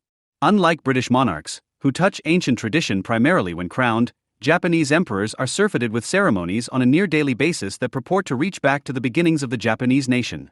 Far more than other noble families, the imperial family continues in a private yet well-acknowledged capacity to intercede between their people and the gods, though like their foreign counterparts, they too cut ribbons and attend exhibitions. Such juxtapositions, extending to religious and philosophical syncretism of widely divergent systems, has long fascinated and perplexed Western observers of Japan. If aspects of pre-modern Japan linger in its culture, or are hidden in small villages and city side streets alike, then perhaps there is some connection with the continued existence of the imperial system. As a reminder of a pre-modern era, one that the Japanese often mythologize as purer or simpler, the imperial family plays a cultural and moral role, in a way as the conscience of a nation forever reinventing itself, at least on the surface. The self-identity of the imperial family itself is hard to pin down. Is it the ancient and sacral representative of the Japanese people, or an executive arm of the central government? The answer seems to be yes, on both counts. Yet the restoration of the emperor as a symbol of the state was not used as an excuse to try to seal Japan off from the world of the 19th century. When low and middle-ranking samurai spearheaded the overthrow of the 265-year-old Tokugawa shogunate in 1868, they unleashed a fierce, generational battle over the path forward for Japan. The debate centered on the idea of modernity and was encapsulated in geographic terms, with proponents of reform urging out of Asia, into Europe, Datsue Nyuo. This was the era of Japanese Enlightenment, with the rapid translation of Western novels and works on politics, economics, and philosophy. Corresponding to the last half of the Victorian era, Japanese modernizers eagerly saw themselves as the vanguard of a new Asia, feeling more at home in London than in Beijing. Unsurprisingly, they were opposed, and sometimes cut down in the streets, by those fighting against westernization and the loss of traditional identities. Through those fraught decades, the Japanese government crafted images and messages that transferred supposedly ancient cultural practices and ways of living into a modern medium. The face that Japan presented both to itself and to the world deliberately merged the traditional and the avant-garde. Thus, kimono-clad maidens were pictured riding on steamships, while the Japan Tourist Bureau assured foreign visitors that they could encounter the unchanging charm of feudal Japan from the comfort of first-class railway carriages. Japanese participation in various world fairs during the late 19th and early 20th centuries sent the same message, an Asian twist on Henry Adams's The Dynamo and the Virgin, as traditional Japanese craftsmen sat side by side with the newest mechanical equipment produced by the fledgling imperial power. Meanwhile, domestically, older forms of social hierarchy, religious practice, and cultural expression remained alongside the new, all under the somewhat stern gaze of imperial portraits hung in every schoolroom, office, and house. More so than the turning of Gallic peasants into Frenchmen during the 19th century, the national project of creating modern Japanese struggled with the cultural default of syncretization, of attempting to make traditional and modern coexist. If there was a moment when the imperial system was most at risk, it was in the wake of the catastrophe of World War II, known in Japan as the Pacific War. The tension between modernity and tradition that had resulted in the unprecedented emergence of Japan as a world power, and which was intensified by continued European colonialism in Asia and the ravages of the Great Depression, destroyed oligarchic control of the government, allowing ultranationalist militarists to plunge the Pacific into conflict. The death of at least 4 million Japanese in the war, against still untold tens of millions in Asia more broadly, and the destruction of most of the country's cities and industrial capacity, culminated in the atomic horror of Hiroshima and Nagasaki. After a war in which Japanese often died with the emperor's name on their lips, it would have been tempting to tear up root and branch the inspiration for such devastation. Yet when General MacArthur landed in Japan just days after the surrender ceremony in Tokyo Bay, it was the words of Emperor Hirohito, played to the nation on a recorded disc, that ensured that the Japanese laid down their arms and accepted the occupiers. Quickly discerning in the emperor a tool to ensure compliance with American wishes, MacArthur neither forced him to abdicate nor abolish the imperial system wholesale.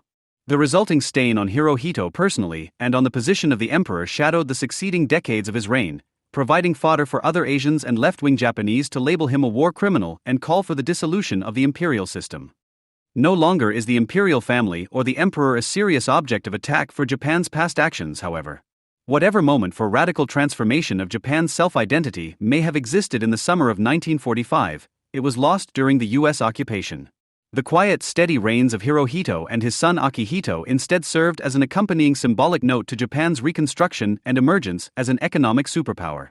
Post-war pacifism, the fruit of an alliance between both the left and right, was firmly embedded in the country, but Japan's essentially conservative social and cultural structures also remained intact, except for large-scale landowning, a victim of the occupation. Against all odds, the imperial family became identified as a fundamental element of stability anchoring a country once again rapidly modernizing. As the persistence of the imperial system and the invented tradition surrounding it shows, the Japanese have always viewed modernity warily. They have forged their own path, one that has brought as much criticism as praise. After more than 2 decades of being dismissed, perhaps it is time to reconsider the long-tainted Japan model. At least in Western eyes, Japan has spent the past quarter-century under a cloud. After the Japanese asset price bubble popped in the late 1980s, the once and future Pacific superpower no longer interested investors, pundits, or the media. So-called Japanese models such as lifetime employment, so recently lauded, were quickly reinterpreted as rigidity, risk aversion, and a general inability to deal with a new era of innovation that valued the individual over the group. In particular, it became an article of faith in the West to decry Japan's insularity, whether economic or socio-cultural. Japanese society, ethnically monolithic and anti-immigration, was derided as fatally parochial in the modern, borderless world. Japan has found a separate existence, a separate piece, if you will, from the globalization paradigm that has dominated the West since World War II. The country's experience over the past quarter-century, since the popping of the asset and real estate bubble in 1989, raises a challenge to the fundamental question of Western modernity. How open does a modern nation need to be in order to be successful? The Japanese experience should prompt us to ask, in turn, whether the West has too confidently asserted the benefits of openness and globalization, and underestimated the virtues of social cohesion and stability. As one commentator recently claimed, closed societies are meaner, poorer, and more repressive. Is that really the case? Can such a claim plausibly be made about Japan? If so, what qualifies as closed and what is open? It is an almost heretical thought, but maybe Japan has made better national choices since the 1990s than we have given it credit for. It has succeeded in providing a stable and secure life for its people, despite significant economic challenges and statistical stagnation. It has done so in part by maintaining cohesion at home and certain barriers against the world. By comparison, America and Europe appear increasingly confounded by their failures to ensure socio-cultural integration, keep their economies growing equally for all, and provide security in the heart of their great cities. When historians look back on global history from the 1990s into the first decades of the 21st century, how will they judge which nations were successful, and which failed to provide a good life for their people? The metric employed by Americans in particular, how much personal freedom and economic growth one can calculate and accumulate, is not necessarily the measure favored by the Japanese. It is fair to say that in Japan, it is not the lack of individual restraint that counts but the overall level of stability in society. Similarly, the West's adherence to neoclassical economics has been adapted in Japan to something that may be less efficient but also less disruptive to society. The Japanese seem to have internalized the value of maintaining barriers against internal and external disruption. The assumption that openness is a prerequisite for modernity and economic success has led Western observers to dismiss, or has prevented them from understanding, the logic of an approach designed to maintain social cohesion and insulate a country from foreign economic and security disturbances. The anthropologist Edward T. Hall was one of the few Western scholars to consider the benefits of a different approach in his 1976 book Beyond Culture, when he compared low-context, diverse cultures like the United States, with high-context, more uniform cultures like Japan. Low-context cultures, which merge many disparate traditions, encourage creativity but become increasingly unwieldy the larger they grow. High-context cultures, by comparison, often impose rigidity in thinking and certainly in social interaction, but offer far greater cohesion, due largely to their monolithic ethnicity. 40 years later, the trade-offs that Hall discussed are at the center of political conflicts throughout the West. Even America, whose national identity was built on immigration, finds itself at odds over the benefits of open borders and amnesty, forming odd alliances across socio-economic lines. For many in the United States, openness has become an end in itself, with no reference to larger social questions. The fear of unassimilated immigrants is greatest in Europe, which is now forced to contemplate the effects of decades of largely unrestrained, largely Muslim immigration that is rapidly changing the continent's demographics while burdening its security and social services. Reassessing Japan's recent history in the light of Western failures does not mean whitewashing its current weaknesses and challenges. A third of a century of anemic economic growth, averaging 2% from 1981 to 2015, is a signal that the mature Japanese economy will likely never again see double-digit growth. Unbalanced investment has left Japan's rural regions in parlous economic shape, and temporary workers now account for nearly 40% of the workforce.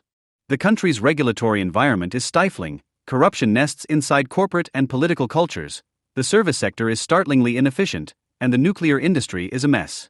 The government was widely criticized for its inept handling of the March 2011 nuclear crisis after the devastating Tohoku earthquake. Socially, Japanese youth are widely reported to be dissatisfied with their future prospects, and the scope for individualism in the workplace remains tightly constricted. Foreigners are tolerated but not particularly welcomed, and Japanese of Korean descent still face discrimination. Immigration is all but absent. Moreover, Japan has faced its own homegrown terrorists, like the millennial Aum Shinrikyo cult back in the 1990s.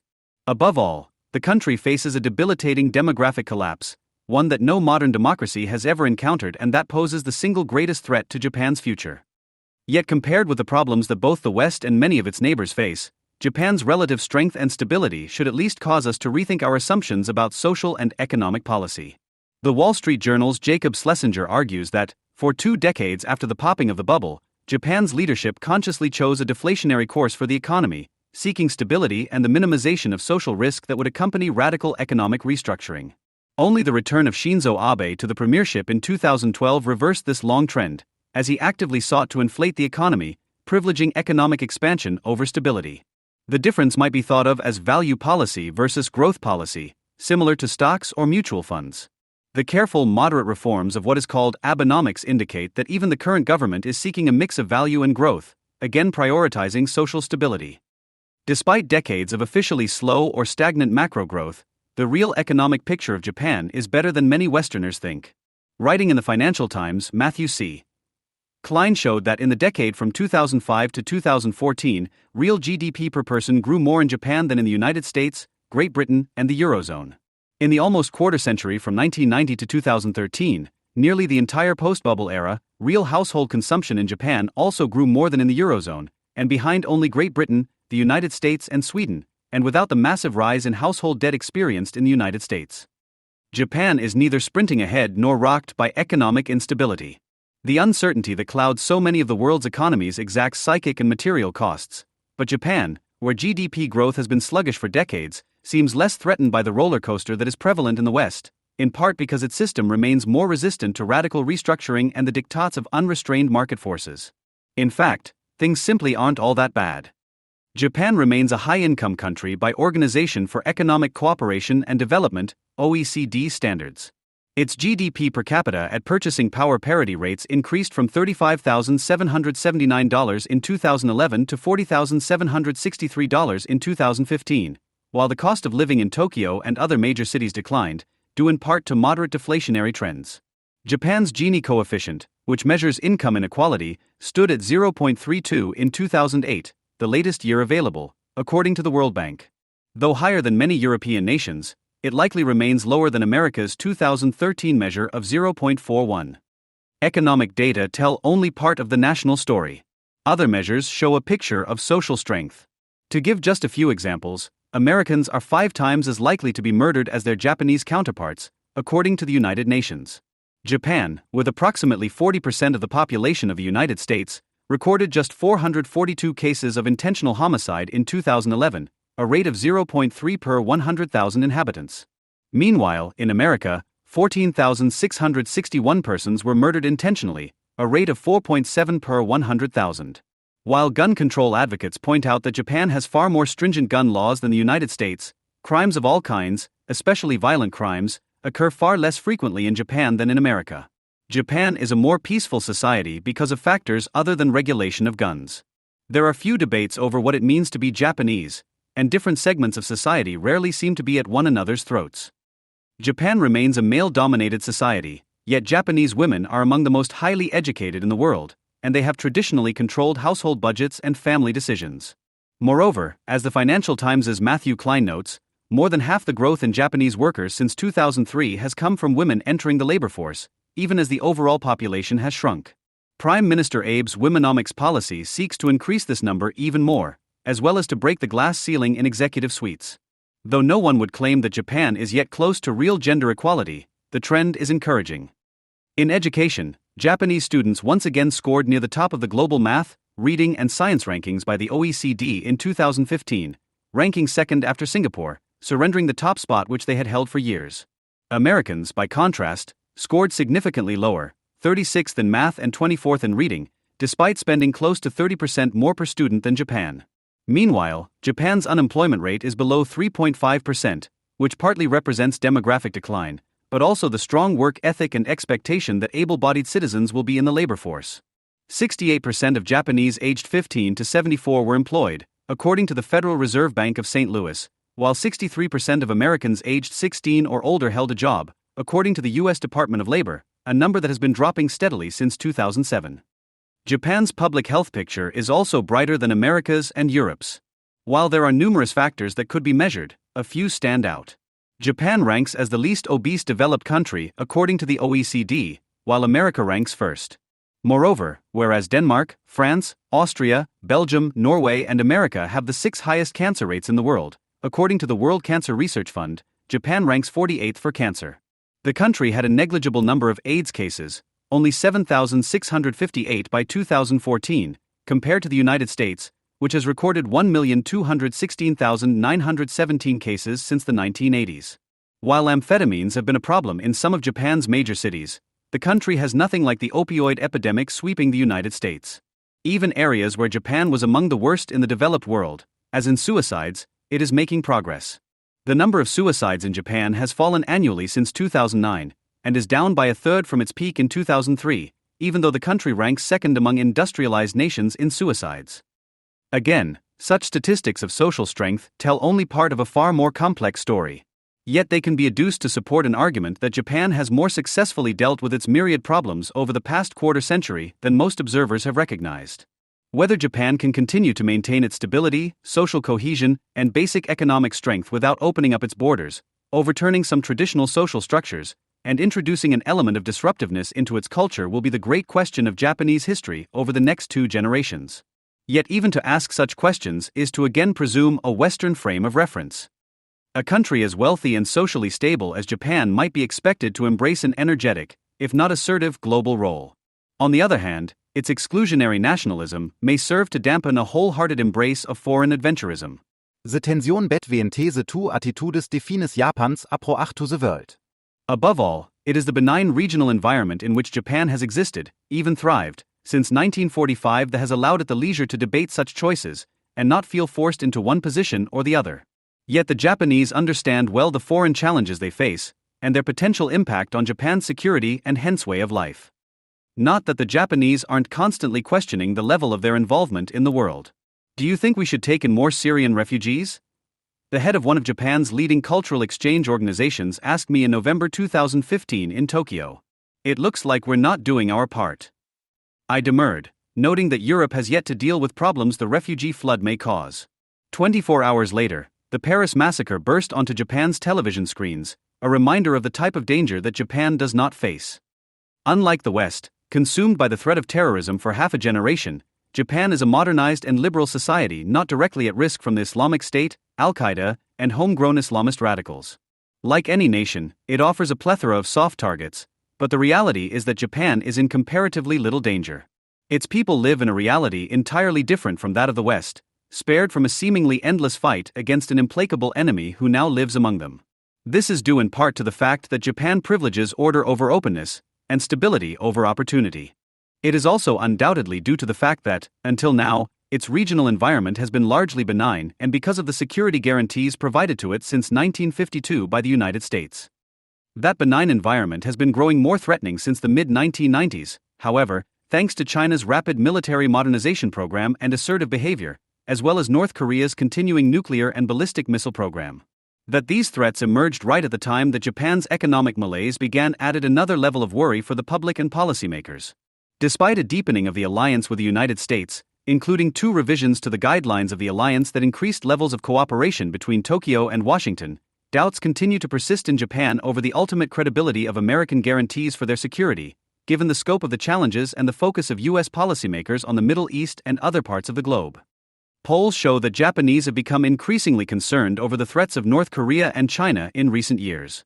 A Pew poll in September 2016 found that 86% of Japanese held unfavorable views of China, with 71% believing Chinese were violent, a 21% increase from 2006. Interestingly, fully 74% of Chinese interviewed in the same poll believed Japanese were violent, despite 70 years of a pacifist society and constitution and essentially no Japanese military presence abroad, underscoring the trust deficit in Northeast Asia. Worries over Chinese encroachment in the East China Sea, not to mention North Korea's nuclear program, are now a regular part of the national discourse, and an increasingly assertive posture towards the North Korean threat in particular has been adopted by successive Japanese governments. Over the past decade in particular, Tokyo has invested in anti-missile defenses, placed orders for advanced fighter aircraft, and slowly added capabilities to project power in Asia, including through refueling tankers for fighters and building 2 large new helicopter carriers. Yet even with a greater awareness of foreign threats, Japan's position in the world remains a contested issue in domestic politics, as does the larger question of Japanese nationalism and patriotism. A 2015 international Gallup poll, for example, showed that only 11% of Japanese would be willing to fight for their country. Granting that most Japanese share an instinctive desire to retain some boundaries against the rest of the world, the debate, then, is over the degree to which Japan should engage so as not to put at risk its natural separateness. It is here that current Prime Minister Shinzo Abe's bold foreign policies are so controversial. Abe returned to office in late 2012, determined to continue where he ignominiously left off in 2007. He quickly dusted off plans to increase the military budget, form a national security secretariat, end the restrictions on arms exports and defense industry cooperation, and pursue enhanced relations with a number of strategic countries like India and Australia. Most notably, he submitted to the National Diet a bill to allow for the exercise of collective self-defense, so as to deepen security cooperation with the United States and other potential partners. At nearly the same time, Abe was negotiating with the Obama administration on a set of revised guidelines for the U.S.-Japan alliance, designed to enhance security cooperation and embrace new areas such as cyber and space. From the beginning, both the security bill and the revised guidelines drew heavy criticism from the opposition party and domestic groups. Consistent majorities opposed Abe's plans to allow Japan to more easily dispatch forces abroad. For example, in July 2015, just as the lower house of the Diet was poised to pass the bill, 57% of those polled by the Asahi Shimbun were opposed to Abe's security bills allowing Japan to participate in collective self-defense activities. These numbers held steady throughout the period of the legislation's debate and passage, ultimately ending in September 2015, when the upper house assented to the bills. As the votes were set to begin, tens of thousands of protesters filled the streets near the Diet building, with gray-haired veterans of Japan's pacifist movements joined by students in their 20s, who had no experience of Japan's wartime past. As always, a large proportion of left-wing teachers' groups joined the protests. Similar controversy plagued the revised alliance commitments. In April 2015, as Japan and the United States unveiled new guidelines for the alliance, a poll by Kyoto found that 48% were opposed to the new measures, even though fully 70% of those polled backed U.S.-Japan cooperation in defending far-flung islands claimed by Tokyo in the East China Sea. In the same month, another Kyoto poll found that twice as many Americans, 47% compared to 23% of Japanese, believed that Japan should play a larger security role in Asia. In response, scholars such as Keio University's Yoshihide Soya have argued that Japan must pursue a middle power strategy that acknowledges its gross power limitations. Specifically, Soya believes, Tokyo must embrace a middle power internationalism, that seeks to maximize Japan's diplomacy and participation in multilateral fora and embed itself in a community of similar middle powers balancing off the demands of the United States and China. Suggestions such as these seek to counter a perceived trend towards regressive nationalism, in Soya's words. The belief that the cork needs to remain in the bottle of Japanese militarism more than 70 years after the end of the World War II highlights just how strongly Japan's past continues to shape current views. By contrast, Japanese policymakers cannot shirk their responsibility to prepare to meet the threats they perceive to national security. Public opinion polls and scholarly arguments such as those above point out the gulf between Japan's elected leaders and its population.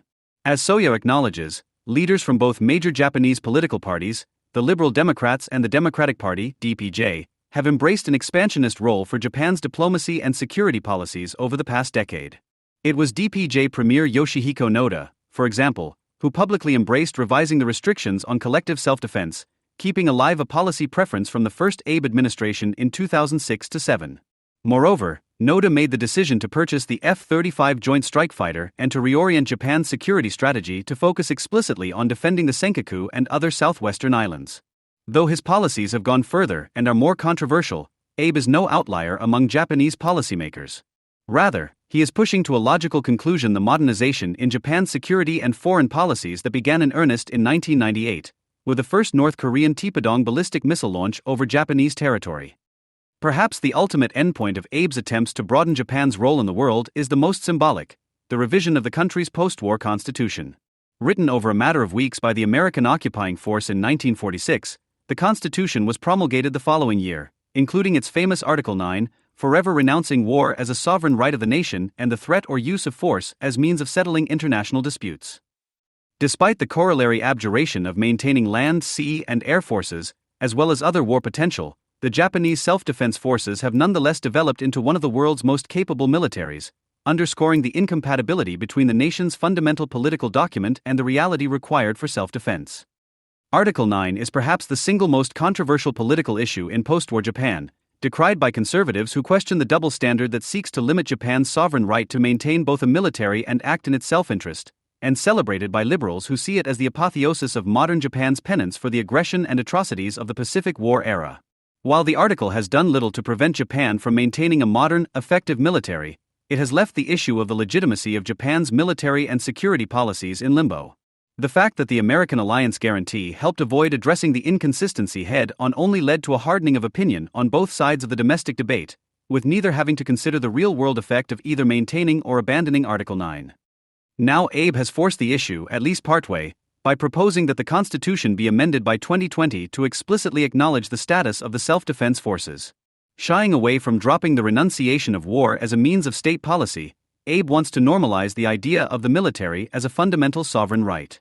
That such a move would be largely symbolic does not detract from its importance in making Japan a normal country in conservative eyes. Even so, Abe well understands how controversial, not to mention politically fraught, any change would be, and has urged the country to hold fast to the idea of pacifism. Polls taken in the days after his May 2017 announcement showed that a slim plurality of voters wanted to keep Article 9 unchanged, while even more expressed pride in the country's pacifist tradition, but others taken soon after showed a bare majority approving of Abe's plans to reference the SDF in the Constitution. Even if Abe is successful in revising the Constitution, both Japanese political culture and public opinion will continue to place limits on Tokyo's global engagement and security policies. Adventurism of the kind that marks Chinese expansion in the South China Sea, Russia's annexation of Crimea, or America's various battles around the globe are almost inconceivable for the foreseeable future. Moreover, absent a true crisis of confidence in the US-Japan alliance, it is highly unlikely to impossible that Tokyo would pursue an indigenous nuclear weapons capability in the near term. The country is even unlikely to develop offensive strike capabilities such as ballistic missiles, despite the fact that its air and naval forces are becoming increasingly able to project limited amounts of power outside the home islands. Nor is there any real prospect of remaining restrictions on the deployment of Japanese forces abroad being lifted, especially for combat roles. Japan instead is far more likely to take a middle path, improving its high-end defensive capabilities and modernizing its forces, while maintaining political limits on what those forces can do. It is poised to export modest amounts of defense materials abroad and engage in limited co-development and co-production of armaments and assembly of major systems, such as the F-35 fighter. As for Japan's security relationships, Its alliance with the United States will remain at the center of its security planning for the foreseeable future, with both Japanese policymakers and the public assuming that U.S. forces will be the ultimate guarantor of the country's security in the case of a major conflict with China or North Korea. Beyond that, future leaders who share Abe's vision likely will try to enhance relationships with key nations, including Australia and India, perhaps by joining in larger military drills and training. Meanwhile, they will also ensure that smaller nations in Southeast Asia view Japan as a supplier of armaments. Doing so will indeed make Japan one of the more active regional actors in an Asia dominated by smaller and less developed nations. But Tokyo is unlikely to desire or to sign any more mutual defense treaties, or to commit its forces in combat abroad.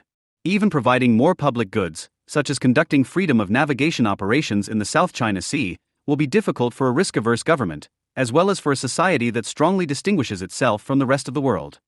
A still strong sense of being a country apart, a desire to maintain domestic social and political stability, and a wariness of draining national wealth on overseas interventions will continue to demarcate the limits of Japan's engagement with the world. As it has from time immemorial, the eightfold fence continues to ring, and to protect, the islands of Japan. Just 4 decades ago, many saw Japan as the successor to the United States as the world's number one. Ezra F. Vogel wrote in his famous 1979 book, Japan is Number One, that Japan has dealt more successfully with more of the basic problems of post-industrial society than any other country. As its economy continued to expand, anxieties about the Japanese threat became increasingly palpable. Ronald Reagan had to abandon the tenets of free trade to protect the U.S. auto sector and semiconductor industry. In 1988, a Gallup poll found more Americans feared the Japanese economy than Soviet nuclear weapons. In 1991, the sensational book The Coming War with Japan appeared, a testament to the opinion of the time. Following the bursting of Japan's economic bubble and the subsequent lost decade, the Asian financial crisis, and the country's accelerating demographic decline, Japan faded from global attention. It came to be seen primarily as an aging and complacent society. The Asian financial crisis of 1997 to 98 is often considered to mark the end of the Asian developmental state, certainly in Japan. 3 Yet this interpretation was always misleading. South Korea, for instance, began dismantling its developmental state in the early 1990s, before the debt had even begun to build up. Meanwhile, comparing the experience of Taiwan and South Korea, Elizabeth Thurbin argues that the former was immune to the crisis precisely because it did not, unlike Korea, abandon the logic of developmentalism. In the case of Japan, as Ha-Jun Chong explains in Kicking Away the Ladder, the recession that the country faced had less to do with its developmental approach and more with factors like structural savings surplus, ill-timed financial liberalization, which led to the bubble economy, and macroeconomic mismanagement. Although few suspected it at the dawn of the end of history, Asia's developmental states, Japan included, would revive in the new millennium. The onset of the second decade of the 21st century brought new tumults to Japan. China's increasingly assertive stance on the global stage led to heightened tensions between the two nations, particularly over the disputed Senkaku Islands. In 2010, Japanese authorities detained the captain of a Chinese fishing boat that had entered its territorial waters, prompting Beijing to retaliate by imposing a ban on the export of rare earth minerals. Keep in mind that products which include rare earths account for more than 20% of the value of Japan's exports. China's embargo contributed to extreme price volatility. In 2011, prices of rare earths soared nearly 2,700% from their level of 2 years prior. 6. In 2010, the same year that Japan recognized its acute vulnerability toward China, the latter surpassed it to become the second largest economy in the world and the dominant economic power in Asia. This marked a turning point for Tokyo, which now faced the daunting challenge of responding to Beijing's quest for regional hegemony. It was Shinzo Abe who emerged as the leader capable of articulating a strategic response to these developments. As Michael Green writes in Line of Advantage, Japan's grand strategy in the era of Abe Shinzo, his political comeback was largely fueled by public alarm at China's increasing use of coercion against Japan and the belief among Liberal Democratic Party (LDP) leaders that Abe alone possessed the experience and clarity of thinking to restore Japan's position in Asia. Abe pulled together scattered reform proposals and initiatives into a new synthesis, renewing Japan's neo-mercantilism in a form adapted to the novel geoeconomic circumstances. Abe's best-known reforms are referred to as Abenomics. Their main goal was to rekindle the growth of the Japanese economy through a mix of monetary stimulus, regulatory reform, and flexible fiscal policy. And while Japan's economy managed to achieve a long growth streak during the Abe years, it was still sluggish, averaging 1.1% per annum. Abe's real achievements, however, lie beyond headline growth statistics. As Wolfgang Streeck notes in The Origins of Non-Liberal Capitalism, the Japanese model depends critically on state elites who were capable, in extraordinary political moments, of strategic, autonomous, and authoritative action. After 2010, Japan's elites proved they could adjust to new pressures. China's aforementioned restriction of rare earths exports was a pivotal moment. Tokyo found itself face to face with the Chinese developmental state, which used the tools at its disposal to gain dominance in a strategically sensitive area. Chinese state-sponsored research into rare earths began in the 1980s, and by 1985 more than 300 research institutions were already working on the processing and applications of these minerals.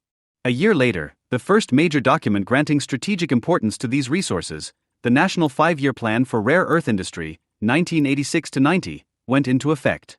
Thanks to focused state efforts, China managed to make the leap from a small producer and exporter in the 1990s to controlling the entire value chain and achieving a quasi-monopolistic position in the 2000s. Large companies like Shenghe, with clear ties to the Chinese state, were buying up projects around the world, limiting other countries' room for maneuver. The CCP still follows the maxim reportedly coined by Deng Xiaoping: "The Arabs have oil, we will have rare earths." The Japanese state took appropriate steps immediately after the embargo. Directed by the Ministry of Economy, Trade and Industry, successor to the Ministry of International Trade and Industry, which was vital to Japan's post-war development strategy, Japan Oil, Gas and Metals National Corporation or JOGMEC, has made securing rare earth supply chains its highest priority.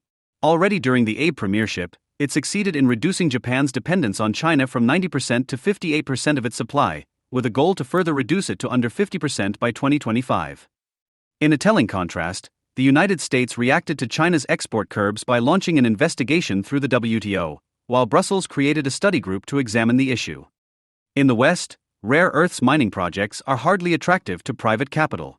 Field explorations alone can cost tens of millions of dollars, there is no guarantee of success, and it can take as long as 10 to 20 years from investment to reach operational capability.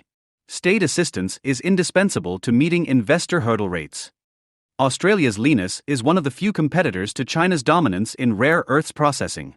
In 2011, Japan rescued Lynas from bankruptcy by lending the company $250 million. In 2016, it provided further loans, again saving the Australian company from going under. Had it not been for Tokyo's swift action in 2011, the Pentagon would not have been able to sign an agreement with Lynas in 2020 with the intention of building a processing plant in the United States. The shortcomings of Western models, in comparison to those of Japan or China, lie in the fact that neither the United States nor the EU possess the necessary institutions to effectively compete in the rare earths market. In America, the U.S. Geological Survey deals with critical minerals, but has no capital to support projects in this domain. Similarly, the EU's Innovation Council focuses on research rather than investment. The scramble for mining projects between Beijing and Tokyo has already led to a situation where most of the deposits are divided between the two via offtake agreements. The Japanese state pours funds into projects worldwide, but is also investing in new technologies. In 2022, the Diet voted to allocate $44 million for an initiative to extract rare earths from the seabed, with work scheduled to begin in 2024. Japan is also encouraging efforts to improve recycling processes, which may be one of the few ways to manage potential price volatility in rare earths in the future. While Abe attempted to find engines of growth outside the country and anchor the national economy in Asia, this idea had previously emerged in the 1990s among elites who sought to revitalize the Japanese model. In the early 1990s, Japanese elites continued to believe in the vitality of the developmental state, and engaged in an ideological dispute with the International Monetary Fund. In 1991, the Overseas Economic Cooperation Fund, Japan's largest aid institution at the time, issued a report criticizing the neoliberal rationale on which IMF recommendations were based. For Japan's neo-mercantilists, the cause of economic instability in East Asia was a fragile industrial base, not insufficient financial deregulation or limited privatization.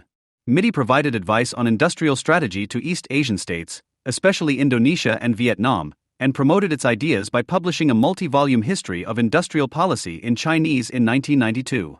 The ministry continued to put emphasis on the expansion of economic cooperation, as it was hoped that Japanese growth would gain new momentum in synergy with other countries in the region. Later in the 1990s, however, the image of Japan's developmental state was unraveling.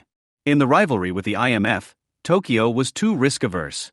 As Hidetaka Yashimatsu recalls, in 1997, when the Thai finance minister floated the idea of organizing a rescue package outside the IMF framework, Japan rejected this suggestion and urged Thailand to seek an agreement with the fund. 19 corruption scandals in the late 1990s further tarnished the prestige of the Japanese model. Around the same time, Japan abandoned the mercantilist aid model to align itself with Western, liberal standards. The focus shifted from state-led, large-scale development projects to humanitarian aid and poverty alleviation, with a simultaneous transition from loans to grants. It was only under the second Abe government, and under pressure from China, that Japan reverted back to its old model. 20. Indeed, it is possible to argue that the Belt and Road Initiative represents a large-scale implementation of Japanese ideas from the 1990s. Xi Jinping announced the BRI in 2013, launching a competition for infrastructure investment in Asia.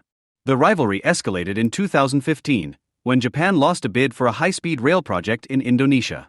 Abe unveiled the Partnership for Quality Investment in that year, in response to China's launch of the Asian Infrastructure Investment Bank. Although Japan is reluctant to admit that the PQI is an attempt to counter the BRI, the competition is taken seriously by Japan. In 2020, Tokyo secured 240 infrastructure projects in the region, investing $367 billion, compared to Beijing's $255 billion across 210 projects. States seeking to hedge against subordination to Beijing welcome Japanese loans and support. Among Japan's big projects are a subway in Manila, a new container terminal in Cambodia, and most notably, the East-West and South Economic Corridors, which are designed to enhance connectivity in the Mekong region. Indonesia, which is growing in importance due to its potential in rare earth mining and processing, can count on loans from Tokyo for a mass rapid transit project in Jakarta and for expressways that will connect the country's capital to the port of Patimban. What makes Japanese projects more attractive than Chinese ones is not only their quality but, above all, the availability of favorable loans, long-term, on average for 30 years, with low interest rates of around 0.25% per annum. According to some critics of the developmental state, as the communist threat disappeared, Japanese corporations went global, and ties between government and business have loosened considerably, reducing the influence the state has over the behavior of companies, or even, some argue, rendering developmental agencies powerless. The end of the Cold War also meant that America no longer had to tolerate a concentrated model of economic and political power.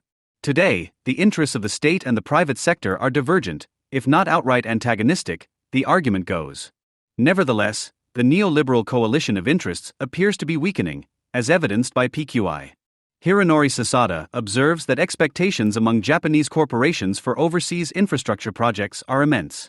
As K-Danron, Japan Business Federation, announced, we need to promote infrastructure system exports to emerging countries, including those in Asia, as this strengthens host countries' basis for growth and creates greater market demand, and that in turn contributes to the growth of our economy.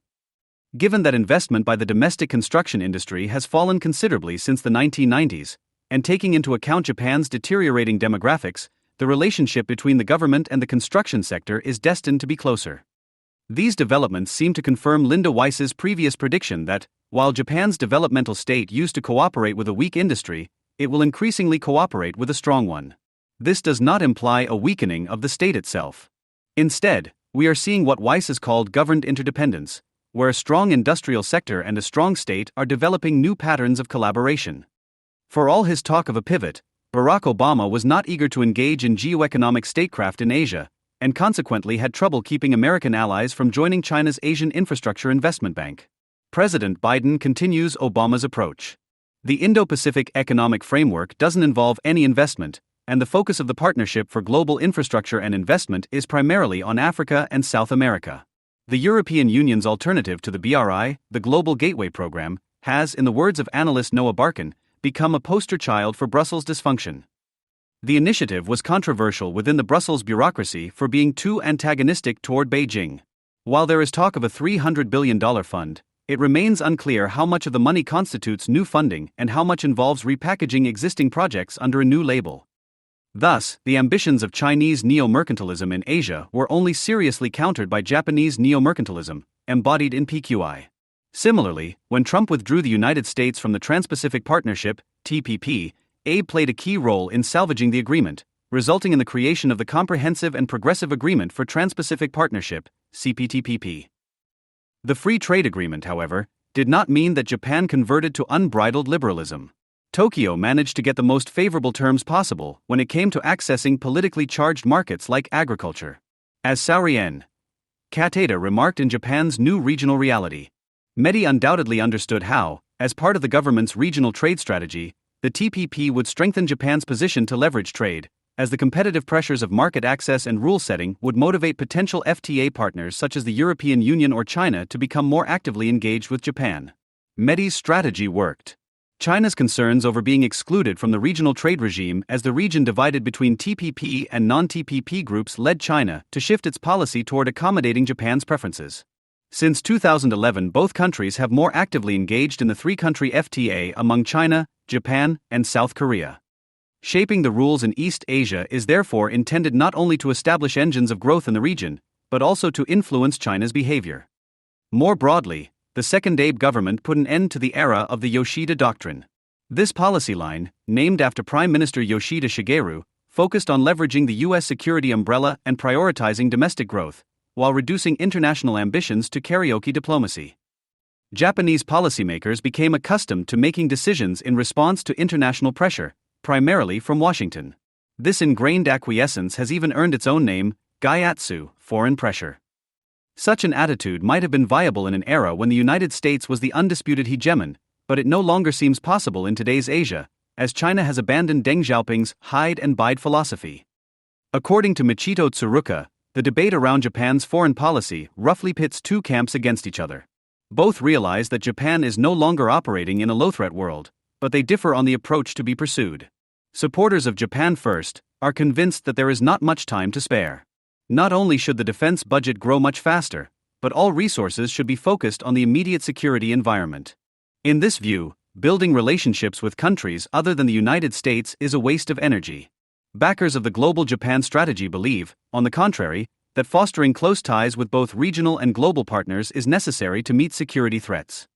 Abe, and now Prime Minister Fumio Kishida, rank among the advocates of Global Japan. They envision not only building a global coalition to maintain the status quo in East Asia, but also projecting the economic and investment clout of the state to provide Japan with a new footing for development. At the core of relations between Japan and America lies the issue of extended deterrence. The nuclear option, technically within Tokyo's reach, makes many Japanese feel uneasy. Nevertheless, they may have no choice but to quietly come to the same conclusion as Britain and France did after the Second World War. It's noteworthy, as Tobias Harris points out, that Prime Minister Kishida paid tribute to Henry Kissinger, despite the latter's relative lack of interest in Japan. The author of Diplomacy, however, supported the idea of independent deterrence in the hands of regional powers aligned with the United States.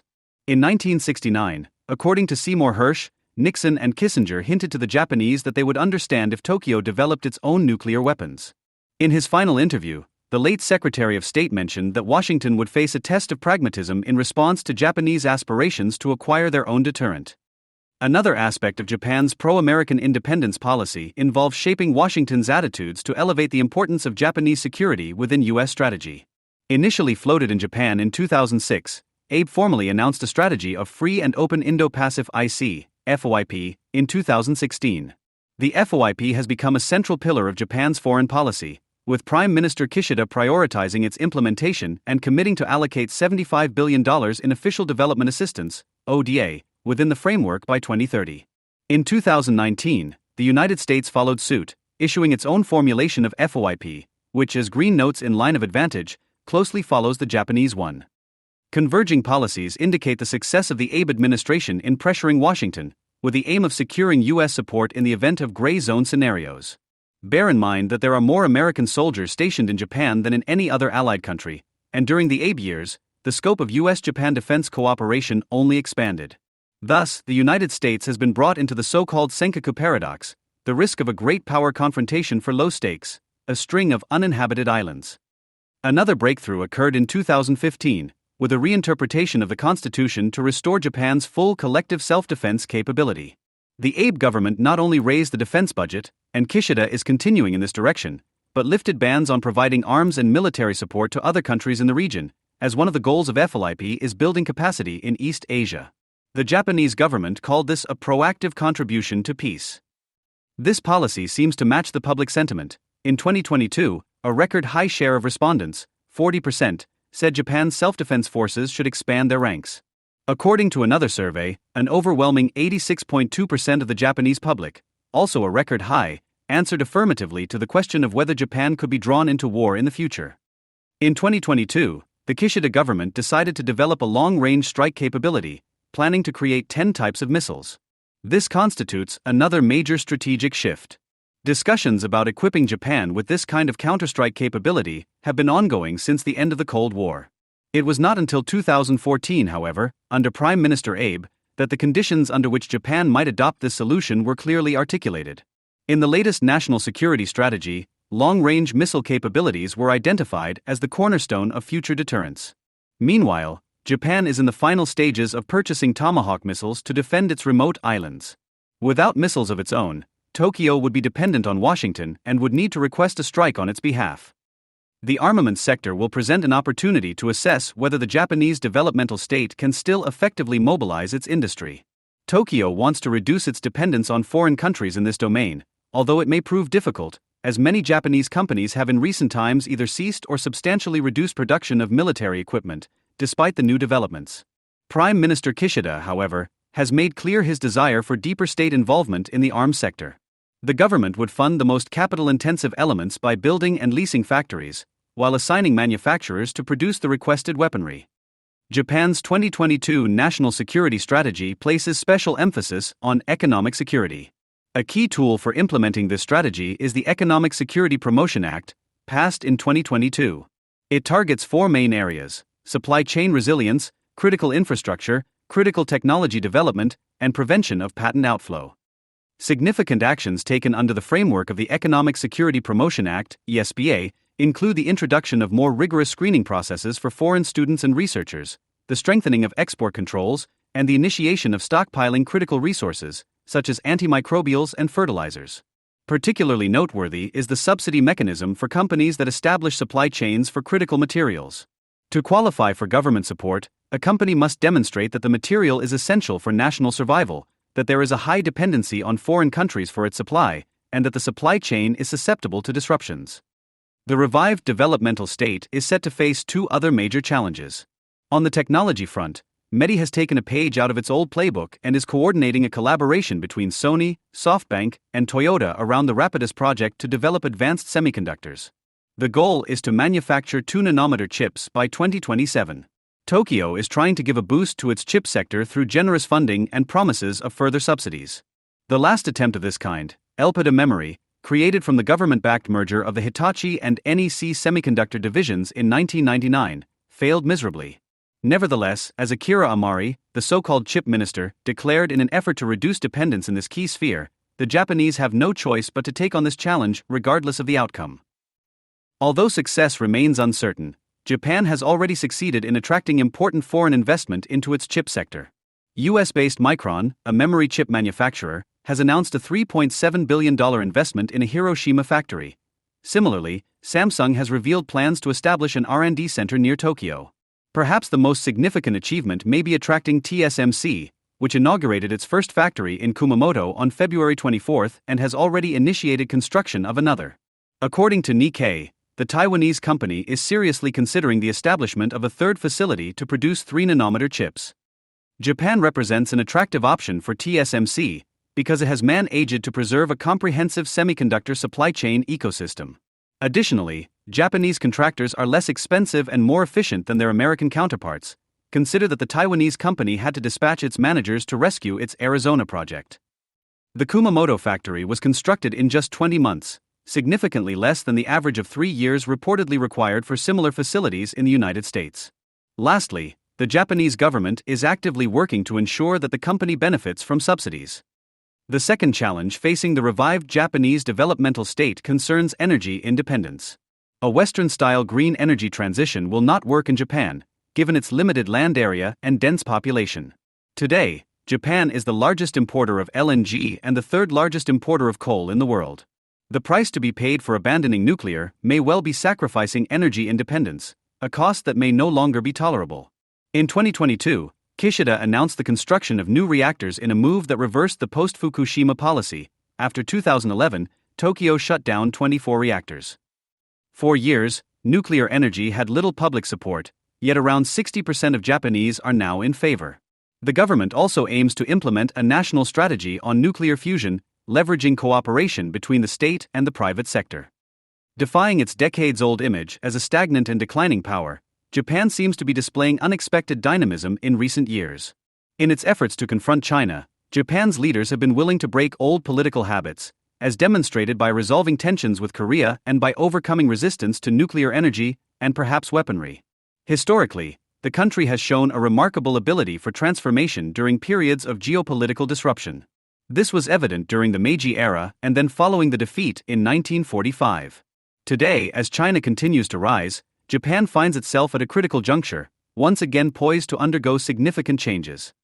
Taro Aso, Minister of Foreign Affairs in the first Abe government and Finance Minister in the second, stated that Japan is a country that has been grappling with various issues at an earlier time than others and adopting approaches that continue to set an example.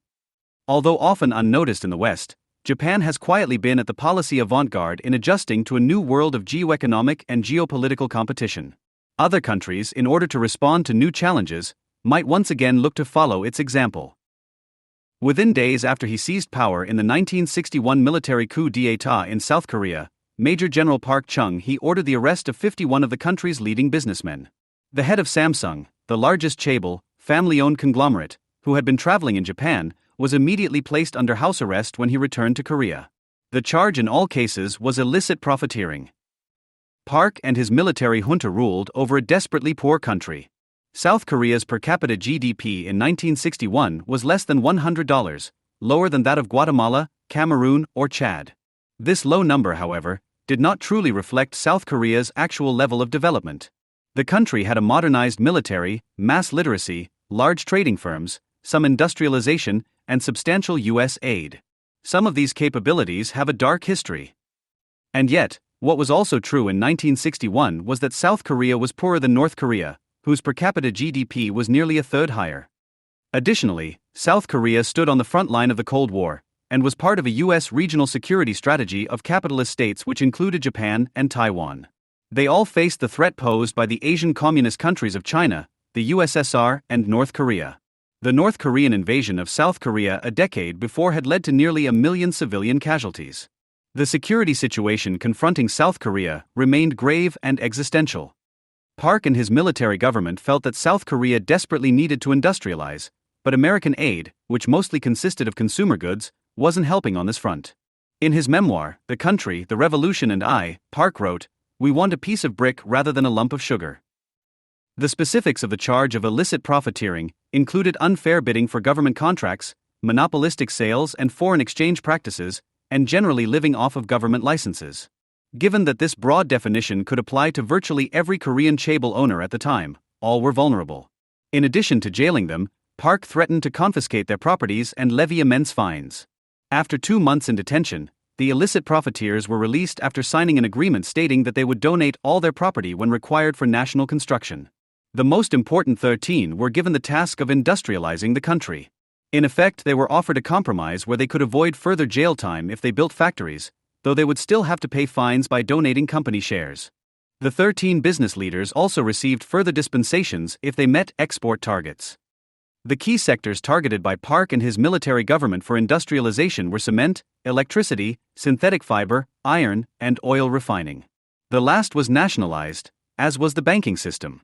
These were not sectors where South Korea enjoyed comparative advantage or even much expertise, but that was exactly Park's point. He believed they were vital to creating a rich nation and strong army. By arresting the millionaires and then releasing them, Park established the ground rules for a state-business partnership directed toward the goal of industrialization, with the state firmly in charge. Park, in his memoir, wrote of the Meiji reform in Japan as his influence. Millionaires who promoted the reform were allowed to enter the central stage, thus promoting national capitalism. Il Suk-kong, the former Korean Minister of Finance, 1983-87, and Chairman Emeritus of the Institute for Global Economics, Korea, interprets the episode this way: the most important aspect of the measure was that President Park's policies encouraged what we call positive-sum entrepreneurship, rather than rent-seeking business activities. Suk-kong, in a book co-authored with Leroy Jones, characterizes zero-sum entrepreneurship as activities like the search for monopoly rents, along with foreign exchange arbitrage or land speculation, things that don't increase aggregate resources. In contrast, positive-sum entrepreneurship consists of activities that increase productive capacity and benefit society on the whole. Because the windfalls associated with zero-sum entrepreneurship are so profitable, Jones and Sakong argue that it was necessary for Park to step in to forcibly rechannel the activities of the illicit profiteers towards productive sectors required for Korea's development. It worked, according to Sakong. We believe the policy was the primary driver of Korea's economic takeoff that began in the early 1960s. The total amount of fines collected from the law itself was not significant enough for explaining Korea's takeoff. Imagine, as a thought experiment, that America's leading billionaires were arrested by a military junta and charged with rent-seeking business activities, zero-sum entrepreneurship, and not contributing to productive capacity. They could offer various moral and political arguments in their defense. But what economic arguments could they muster? They could try many. Shareholder capitalism. The billionaires could point out they are merely trying to increase the value of their company for shareholders and maximize their profits given the incentives at hand. If that is a crime, then the problem is in the incentives, which was in effect General Park's argument. Libertarianism. The billionaires could argue that, when it comes to the economy, the government needs to butt out. They could secretly fund a libertarian political network to spread this message. Or they could publicly make their argument, via the Washington Post, Amazon Whole Foods or Facebook, Instagram/WhatsApp or Bloomberg News or one of Alphabet's companies. Demand measures and UBI. The billionaires could insist the real growth problems were on the demand side. They could ask the junta if they had considered using Keynesian levers. Or what about modern monetary theory? If these ideas didn't appease the junta, the billionaires could then play what would seem like a get-out-of-jail-free card: universal basic income. Ineffectiveness of industrial policy. Perhaps the most persuasive economic arguments the billionaires could offer are the strands within mainstream economics attacking industrial policy. This goes well beyond questioning the non-standard terminology of zero-sum entrepreneurship. Instead, this approach holds that the state cannot play a constructive role in allocating resources across sectors or crafting the overall composition of the economy, that the idea of targeting specific sectors such as manufacturing is fundamentally outrageous. As Michael Boskin, chairman of George H. W. Bush's Council of Economic Advisers allegedly said, which he denies, it doesn't make any difference whether a country makes potato chips or computer chips. Economists view sectoral allocations as primarily stemming from free market forces, including consumer preferences and comparative advantage. They are not something anyone should or could dictate. But these are arguments from 21st century America, not 1960s Korea. Seoul is only 50 kilometers from the DMZ. The Korean millionaires didn't have much choice except to follow Park's orders and redirect their business activities away from rent-seeking and financial arbitrage and towards the sectors he demanded. His command to industrialize grew out of the barrel of a gun. Hyung-A Kim, an academic specialist on the period, writes of the chaebol owners, the consequences of resisting or challenging the state's first five-year plan were severe, whether in terms of their businesses or their personal safety. During the following decades of Park's rule, first as dictator and then as president after his democratic election in 1963, Korea's manufacturing output increased dramatically. In the 1970s he revealed his masterstroke, the heavy and chemical industry, HCI drive. Hyundai Heavy Industries, which built its first ship only in 1973, became the world's largest shipbuilder in just 10 years.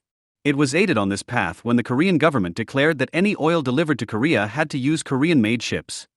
Korea entered a period of hypergrowth. Exports, especially in heavy manufacturing, increased 28% annually over most of the 1970s.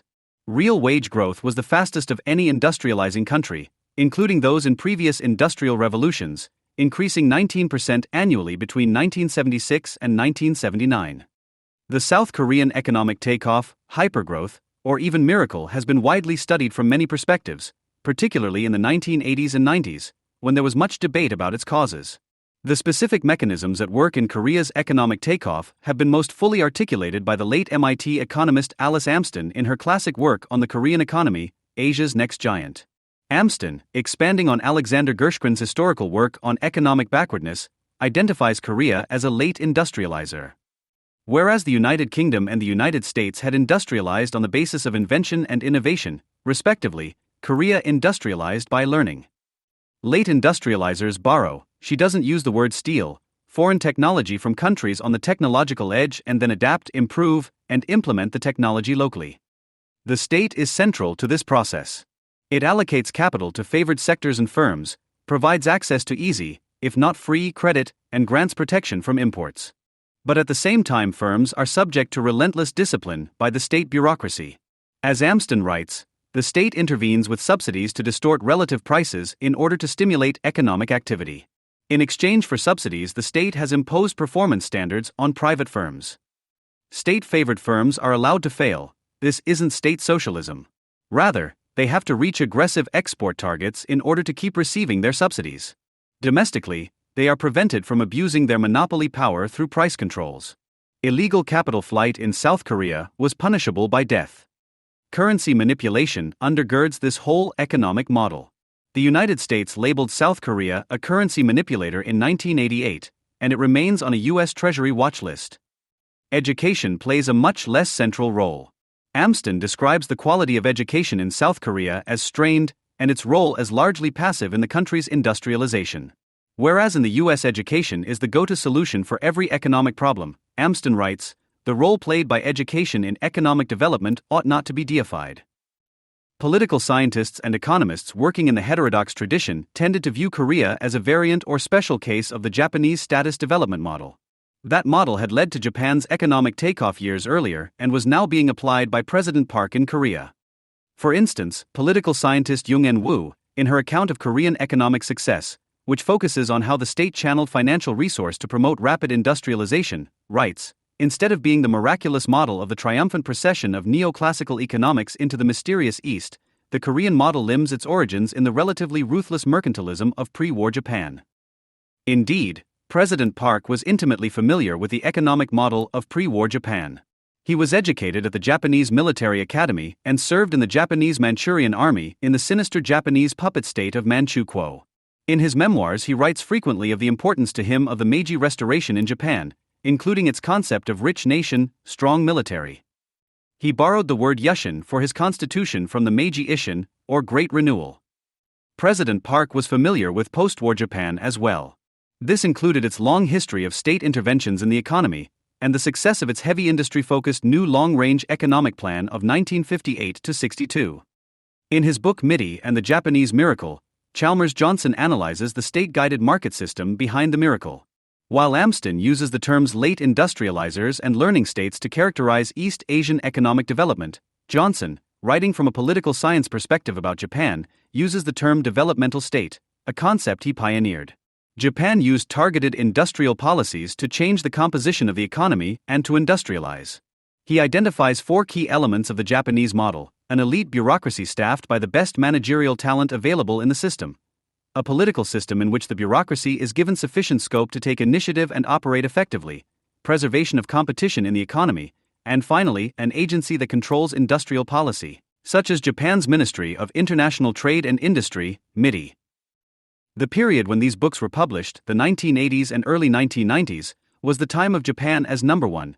It was then the world's largest manufacturing economy, with the four tigers of Hong Kong, Singapore, South Korea, and Taiwan rising behind it. But this was also the era of the ascendancy of laissez-faire ideology, the neoliberal Washington Consensus. The idea that East Asia grew through industrial planning or semi-mythical Meiji restoration policies was completely at odds with this dominant paradigm. Differing explanations of what accounted for East Asia's rapid growth came to a head in the World Bank's controversial 1993 report, The East Asian Miracle, Economic Growth and Public Policy. Japan, the bank's second-largest funder, wanted a report acknowledging the success of industrial policy based on subsidized credit targeting specific sectors. According to the Japanese view, comparative advantage was not static and could be altered through government interventions. But the bank's ideology was firmly against sectoral-based industrial policies, only seeing a role for government subsidies when it came to education and infrastructure. Professor Robert Wade of the London School of Economics, who was previously a World Bank staff economist, and whose father was New Zealand's ambassador to South Korea and Japan, explains the context of this report and the political pressures behind it. Wade says, the bank held you had to have a free market in finance because that was most efficient. However, the Japanese were adamant that industrial policy, including directed credit, had worked in Japan, as well as Korea, Taiwan, and Singapore. The final report held that industrial policy doesn't work, but that directed credit policies could work, an incoherent conclusion, given that directed credit is one of several instruments of industrial policy. The report was inconsistent, with conflicted message throughout the text, says Wade. The inconsistency was no accident. The authors of the report had to respond to the Japanese Ministry of Finance, which paid the bank a large sum of money to write the report, and which wanted the bank to say that its favorite policy instrument, directed credit, could be effective. The authors, who were World Bank staff, also had to respond to the ideology of the bank, which said that industrial policy, wrongly equated to the state picking winners, could not be effective. Wade wrote a line-by-line analysis of the report's contradictions, published in the New Left Review in 1996. Yet the World Bank insisted that there was a clear takeaway: the growth in East Asia was the result of free markets. Rapid growth in each economy was primarily due to the application of a set of common, market-friendly economic policies, the bank's president Lewis Preston wrote in the foreword. The importance of good macroeconomic management and broadly based educational systems for East Asia's rapid growth is abundantly demonstrated. These debates from the early 1990s about the wisdom of targeted industrial policy, as opposed to the Washington Consensus, are half forgotten today, though they couldn't be more relevant. Many of the leading protagonists, such as Amsden and Johnson, are dead. And in the late 1990s, the Asian financial crisis and the ongoing stagnation in Japan, arguably stemming from the Plaza Accord, exposed vulnerabilities in the East Asian model. Then the tech revolution took place in the United States. The debate seemed to be over. 25 years later, things look very different. The word neoliberal is now an insult. The United States has experienced its own financial crisis, exposing the limits of a growth model based on financialization. Though the U.S. economy has created Facebook, Amazon, Apple, Netflix, Google, and other tech giants, it failed to translate its breakthroughs in technology into long-term productivity gains or revived manufacturing. U.S. labor productivity growth has stagnated, averaging only 1.3% a year since late 2005, as opposed to the 2.8% annual growth seen over the preceding decade. Multi-factor productivity in manufacturing industries has actually been declining since 2004. Pundits and management consultants assured us that tech would lead to the reshoring of advanced manufacturing, but the opposite happened. U.S. manufacturing employment plunged in the 2000s, shortly after China's accession to the World Trade Organization. The locus of manufacturing, as well as innovation in key advanced technologies, ranging from LCD flat panel displays to electronic ink to lithium-ion batteries, has moved to East Asia, though all of these technologies were invented in the United States. America is even turning into an also-ran in smartphones. Smartphones are all manufactured and, except for Apple's, designed abroad. The key difference from the 1980s and 90s is the rise of China. China has been experiencing its own economic hypergrowth, or takeoff or miracle, for 30 years. Though China is sui generis, given its size, Communist Party control, and use of state-owned enterprises, SOEs, it in some ways fits the developmental state model, and was included in the World Bank's 1993 report. China's manufacturing output is now the largest in the world. Its rise poses a full-blooded strategic challenge to America's economic supremacy, and an intellectual challenge to the neoclassical model of economic growth and the Washington Consensus. But the mainstream economics profession has hardly changed its views on industrial policy in response to this challenge. The rise of China hasn't led to much rethinking in the core developmental agenda, Wade says. The Washington Consensus has been subject to a lot of criticism, but it seems to remain the default position at the World Bank and other developmental organizations. The only difference is that fuzzy concepts like governance have been added at the margins. This same insight largely holds true of the academy as well. Sector-based industrial policies remain a controversial, almost taboo topic, even if horizontal policies that benefit all firms and sectors, such as education or infrastructure, are widely called for. Though mainstream economists have hardly embraced the heterodox literature of earlier years on developmental states, or are even aware of it, there has been rethinking in some quarters. New trade models show that free trade is not necessarily an unqualified positive. Gomery and Baumol have built a model that shows there can be inherent conflicts in trade between an industrialized country and a newly industrializing one. Growth in one comes at the expense of the other. And shockingly, in 2019 the IMF published a working paper, The Return of the Policy That Shall Not Be Named, Principles of Industrial Policy, that offered a positive assessment of the role industrial policy played in the growth of East Asia. The paper argued that the success of the Asian miracles was not a matter of luck but the result of true industrial policy.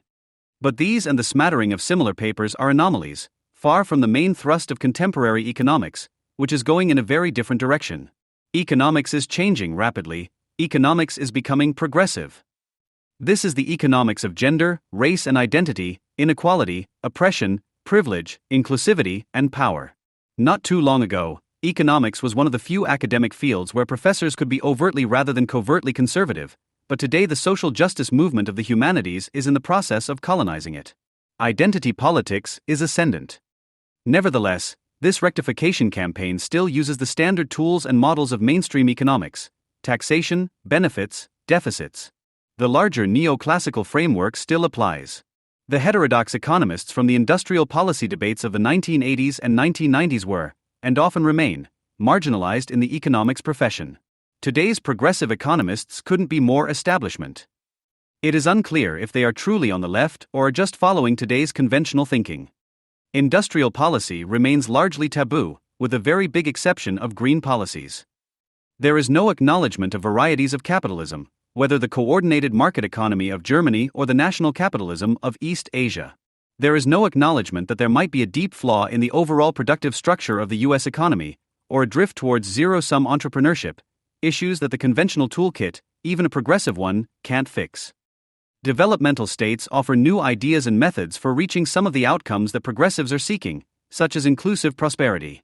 But this approach is remote from the current victim identity framework of US universities, which has shaped the progressive agenda. As a result, American economics has never been more parochial, when it needs to be more global. Rather than trying to shoehorn the rise of China into a Western neoclassical macro growth model, which would only repeat the controversies of the East Asian Miracle Report, it might be more fruitful to assess the United States from the perspective of the East Asian national capitalism model. After all, this could be the economics of the future. We await a comprehensive analysis of the United States from this perspective by Chinese scholars. But even without it, a cursory look reveals major gaps in the US approach. The United States does have a developmental state focused on innovation, but as chronicled by scholars William Bonvillian and Charles Weiss, this model falls short when it comes to implementation. The country does not apply this technological innovation to legacy sectors such as energy, transport, construction, and manufacturing, which have fallen behind. And private firms do little to make up for the lack of state support. American corporations like Apple are post-national.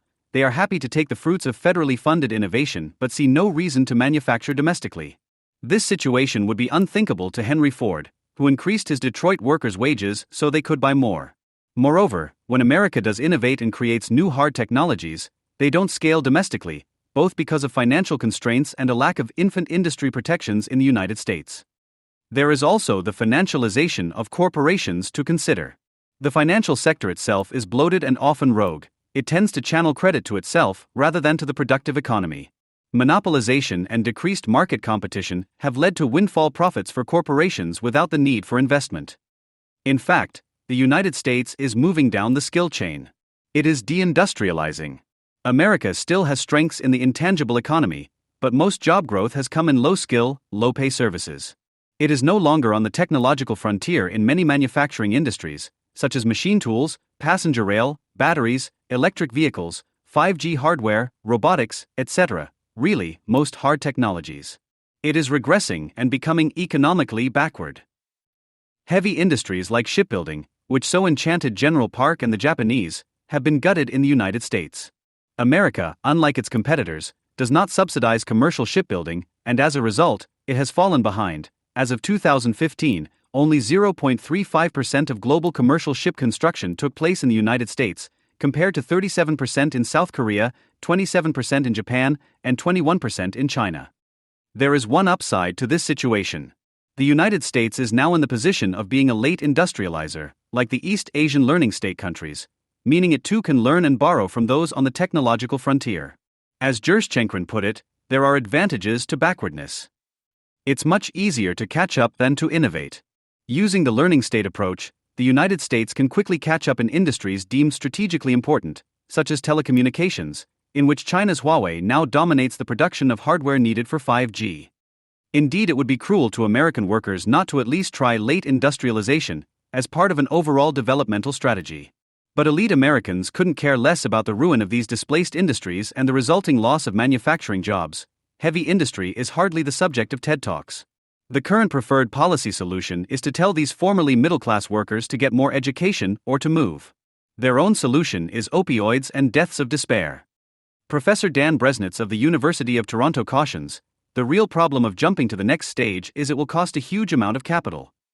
Using private capital, relying on entrepreneurs, or merely changing incentives will be insufficient.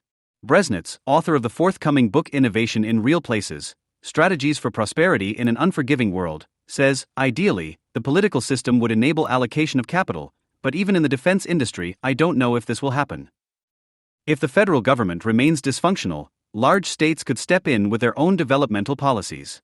Or the United States could make technology transfer a condition for imports in high-tech industries or any other industry in which it is technologically behind. Catching up is important in advanced manufacturing, but is also a way to restart commoditized manufacturing where things are dire. As Intel's Andy Grove once said, abandoning today's commodity manufacturing can lock you out of tomorrow's emerging industry. The central weakness of the learning state model is that its institutions are only designed to take the country to the technological frontier. Once it is on the frontier, those exact same institutions might hold the state back from inventing the next frontier. But the fact that the United States is behind in so many areas of manufacturing shows that this assumption no longer holds true. Learning states clearly can innovate. Americans shouldn't be certain that China won't dominate the industries of the future, as set out in its own industrial policy promoting advanced manufacturing, Made in China 2025. Americans might take comfort in the belief that at least the United States remains unchallenged in supremacy in global pop culture, in its soft power. China might dominate the building of 5G networks, but American firms will dominate the content that flows across them, or so this line of thinking goes. But this is no longer entirely the case. Korea has been able to innovate and to advance the frontiers of the global entertainment industry. In doing so, it has projected its soft power around the world and proved that its developmental model can be applied to the cultural arena. China and other states have noticed, and a new competition between developmental states in the realm of cultural products is just beginning. Enter Hallyu. Hallyu, Korean wave, refers to the vogue for Korean cultural products. The term was coined by Chinese journalists writing in the Beijing Youth Daily in the 1990s. The original Hallyu craze across Asia was for K-drama, such as the smash hit series Winter Sonata. This was followed by the frenzy for K-pop in China. Some accounts claim the decisive moment here was the 2000 performance by the Korean group HOT at the Beijing Workers' Gymnasium. Hallyu today includes games, animation, film, food, cosmetics, and also plastic surgery. The Korean wave, rather than cresting, now has global popularity. Games are by far the most commercially important Hallyu export category. American non-gamers may be more familiar with Korean art cinema, which is the result of cultural industrial policies including a presidential decree. Most internationally visible of all might be K-pop, which began attracting mainstream attention in the United States with Psy's 2012 Gangnam Style, the first video to exceed 2 billion YouTube views. K-pop is defined by its largely manufactured, institutional character. Rather than bands, K-pop artists are part of idol groups. Idols are not the singer-songwriters of your crafting their own material on acoustic guitars in their bedrooms, and unlike manufactured American pop talent, they do not even pretend to be. Instead, idols are products of extremely rigorous, multi-year training, often first outside a K-pop talent agency, and then later as an official, contracted agency trainee. Only a small percentage of trainees become idols. Most idol groups last less than 3 years. The production of K-pop utilizes a sophisticated global supply chain of choreographers, videographers, and distributors. While a few idols write their own songs, the system mostly relies on an international pool of creative talent. Key songwriting teams have been based in Sweden. Korean lyricists are employed to write the lyrics. More recently, there has been a move to use American songwriters, some based in South Korea. The importance of idol fandom is also distinctive.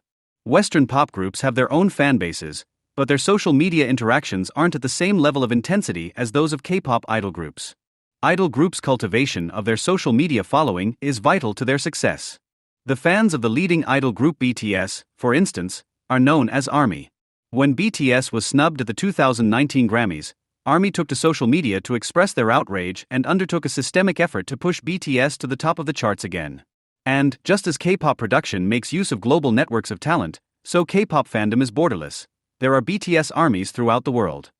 K-pop, ultimately, is post-music. It is designed for its impact on social media and fandom and needs to be seen, online, rather than just heard. Idol K-pop is ocular-centric, but not all Korean popular music is, says Sidabao Seiji, a scholar of Korean contemporary culture at Indiana University. The liberalization of Korean culture is critical for understanding the rise of the Korean wave. Restrictions on foreign travel were fully lifted in 1988, meaning many Hallyu directors have attended LA film schools. Under the dictatorship, songs could be banned for sounding too Japanese, or for being vulgar, degenerate, or unwholesome. Today there is freedom of expression. South Korea is a flourishing democracy. But cultural explanations don't offer the complete story when it comes to Hallyu. Korea is a developmental state. A line item equivalent to $280 million for Hallyu assistance in just one government ministry's budget in 2013 shows there is more to the story. How much other ministries are spending is unclear. When the original Korean wave, K-drama, took off in the 1990s, the government became convinced of the potential for culture to be an export industry. Korean President Kim Dae-jung argued that culture was the industry of the future and should be a national priority. In a 2001 speech, Kim said, "We should develop Hallyu in the direction of making this as lasting and beneficial for our economy. In detail, we should constantly create contents in music, soaps, movies, animations, games, and characters."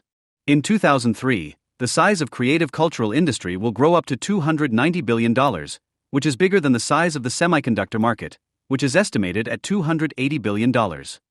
In 2008, President Lee Myung-bak emphasized the importance of Hallyu for national branding and national image, and its role in soft power. Underpinning the development of the technological aspects of Hallyu was the Korean government's 1999 horizontal industrial policy, Cyber Korea 21, whose goal was to create a knowledge-based information society. By 2002, Korea had the most extensive broadband participation in the world, a development which supported gaming and online K-pop fandom later on. But other Hallyu policies were more targeted, something anathema to Western planners. Hae-kyung Lee of King's College London, whose research focus is on cultural policy, has been able to disentangle the different channels through which the government supports Hallyu. She writes, "Since the mid-2000s, the Korean wave policy has developed into a complex web of activities including planning, funding, investment, market research, marketing, branding, training, consulting, showcasing, events and networking, engaging a vast array of governmental actors in and outside the country. The Korean wave has become a key stream of the state cultural policy, and some existing policy initiatives have become part of the Korean Wave project." Lee sees three major components of the government's support for Hallyu. 1. Law. The 1999 Framework Act on the Promotion of Cultural Industries and sector-specific laws, such as the Promotion of Motion Pictures and Video Products Act and the Music Industry Promotion Act, define promotion of these industries as the state's responsibility. 2. Government agencies. The Korea Creative Content Agency provides comprehensive support, especially in the area of export. The Korean Film Council, an arm's-length body, is also involved, providing help at every step from film production to export. 3. Financing. The government agencies provide direct subsidies to cultural industries. In addition to loan guarantees offered by state financial institutions, there are public-private partnership VC funds ultimately backed by the SME, Small and Medium-Sized Enterprise Ministries Fund of Funds, the Modi Fund. Currently, direct subsidies are larger than VC funding. Lee, in her cultural policy in South Korea, making a new patron state, observes that the United Kingdom also supports cultural industries. But the support is much more limited and is centered almost entirely on horizontal policies, such as promoting education or trying to establish creative clusters, with very little direct funding of culture industry firms. Lee says, in the UK, cultural industrial policy is non-market interventionist, and is designed to correct for market failures. In Korea, the goals of industrial policy are more ambitious, to create new markets. There are contradictions, from a Western ideological perspective, in Korea's cultural industrial policies. Following the Asian financial crisis, Korea extensively deregulated its industries. It reduced oligopolistic control by the chaebols, allowing smaller firms to emerge and thrive, including the new K-pop talent agencies. Korea has been widely lauded by Western economists for these market-friendly reforms. But these same economists fail to mention that Korea continued its state-led developmental practices, as seen in the government promotion of Hallyu. Lee explains, policymakers see no inherent contradiction between state intervention and the market economy in the nationwide effort for cultural industrial catch-up. The market is merely a tool for achieving the ultimate policy goal of national economic survival and prosperity. The K-pop talent agencies are flourishing on their own, without government subsidies. But as Sidabao Seiji observes, K-pop idols also appear on platforms and in media which do receive state support. Further, she points out that K-pop has been embraced by the foreign ministry, which uses it as a tool of cultural diplomacy. Seiji argues, it's a fantasy to say that K-pop naturally arose without state support. People want to say that anything the government touches is inauthentic. But even Korean traditional performing arts wouldn't exist if the government hadn't stepped in to preserve them. Though Korea has no comparative advantages in terms of pop music, and several severe disadvantages such as the use of the Hangul alphabet and global lack of Korean speakers, through industrial policy it has been able to catch up to and in some ways surpass the Western pop commercial model. BTS won Billboard's Top Social Artist in 2017 and 2018, and the group had 3 Billboard No. 1 albums in 12 months during 2018-19. Throughout Asia and in third world countries, K-pop is the sound of today. But whether K-pop will be the sound of tomorrow is unclear, for geopolitical reasons. China banned Hallyu products for 2 years following South Korea's 2016 decision to deploy the THAAD missile defense system. There may have been commercial motives too, with China protecting its burgeoning gaming and music, C-pop industries. Chinese fans now need to travel to Hong Kong to see K-pop idol groups. Hallyu, ultimately, might be a case study of the limits of soft power and what happens when it runs into the realities of hard power. In the next few years, South Korea, according to some forecasts, will surpass France in terms of per capita GDP. Though South Korea is now immensely richer than in 1961, the security threat it faced then has never really been resolved. North Korea is now a nuclear power, and China could soon become the largest economy in the world. If it were to catch up to Korean levels of individual affluence, its economy would be many times the size of America's. Under China's national strategy of military-civil fusion, its military capabilities are growing alongside its economic capabilities and, in some ways, encompass them. For instance, the Chinese National Intelligence Law of 2017, revised in 2018, holds that all organizations in China, private or public, foreign-owned or domestic, and all Chinese citizens, whether in China or abroad, must comply with state national security interests. All organizations and citizens shall, according to the law, provide support and assistance to and cooperate with the state intelligence work, and keep secret the state intelligence work that they know. How might America respond? Offering a seeming echo of General Park's strategies, the most talked about policy idea in the West at the moment concerns billionaires and multimillionaires. The policy, devised by the economists Emmanuel Saez and Gabriel Zuckman, is a wealth tax on the richest Americans. The hope is that this will reduce inequality and lead to tax justice. Though Democratic politicians have differing ideas of how the proceeds could be spent, including on green manufacturing, in its purest form the actual policy focus is on the impact of the tax itself. Maybe this would help with wealth distribution in the United States. There are debates, but the policy is otherwise strangely accepting and perhaps even optimistic about the functioning of the American economy. In this sense, a tax on American billionaires couldn't be more different from what was tried in South Korea by General Park. U.S. billionaires are not being corralled into a national strategy for development. There are no calls to change the defective growth pattern in the U.S. economy that has led to this inequality in the first place. There are no calls to end zero-sum entrepreneurship, financialization, monopolization, or rent-seeking activities. There are no calls for the reallocation of resources to highly productive, highly paid, or strategically important sectors such as manufacturing. There is nothing about the need for an innovation policy. There is no industrial strategy. Small state, traditional free market economists, unlike progressive economists, are well aware of the risks of a predatory state. But like progressive economists, they too can't see the value of a developmental state.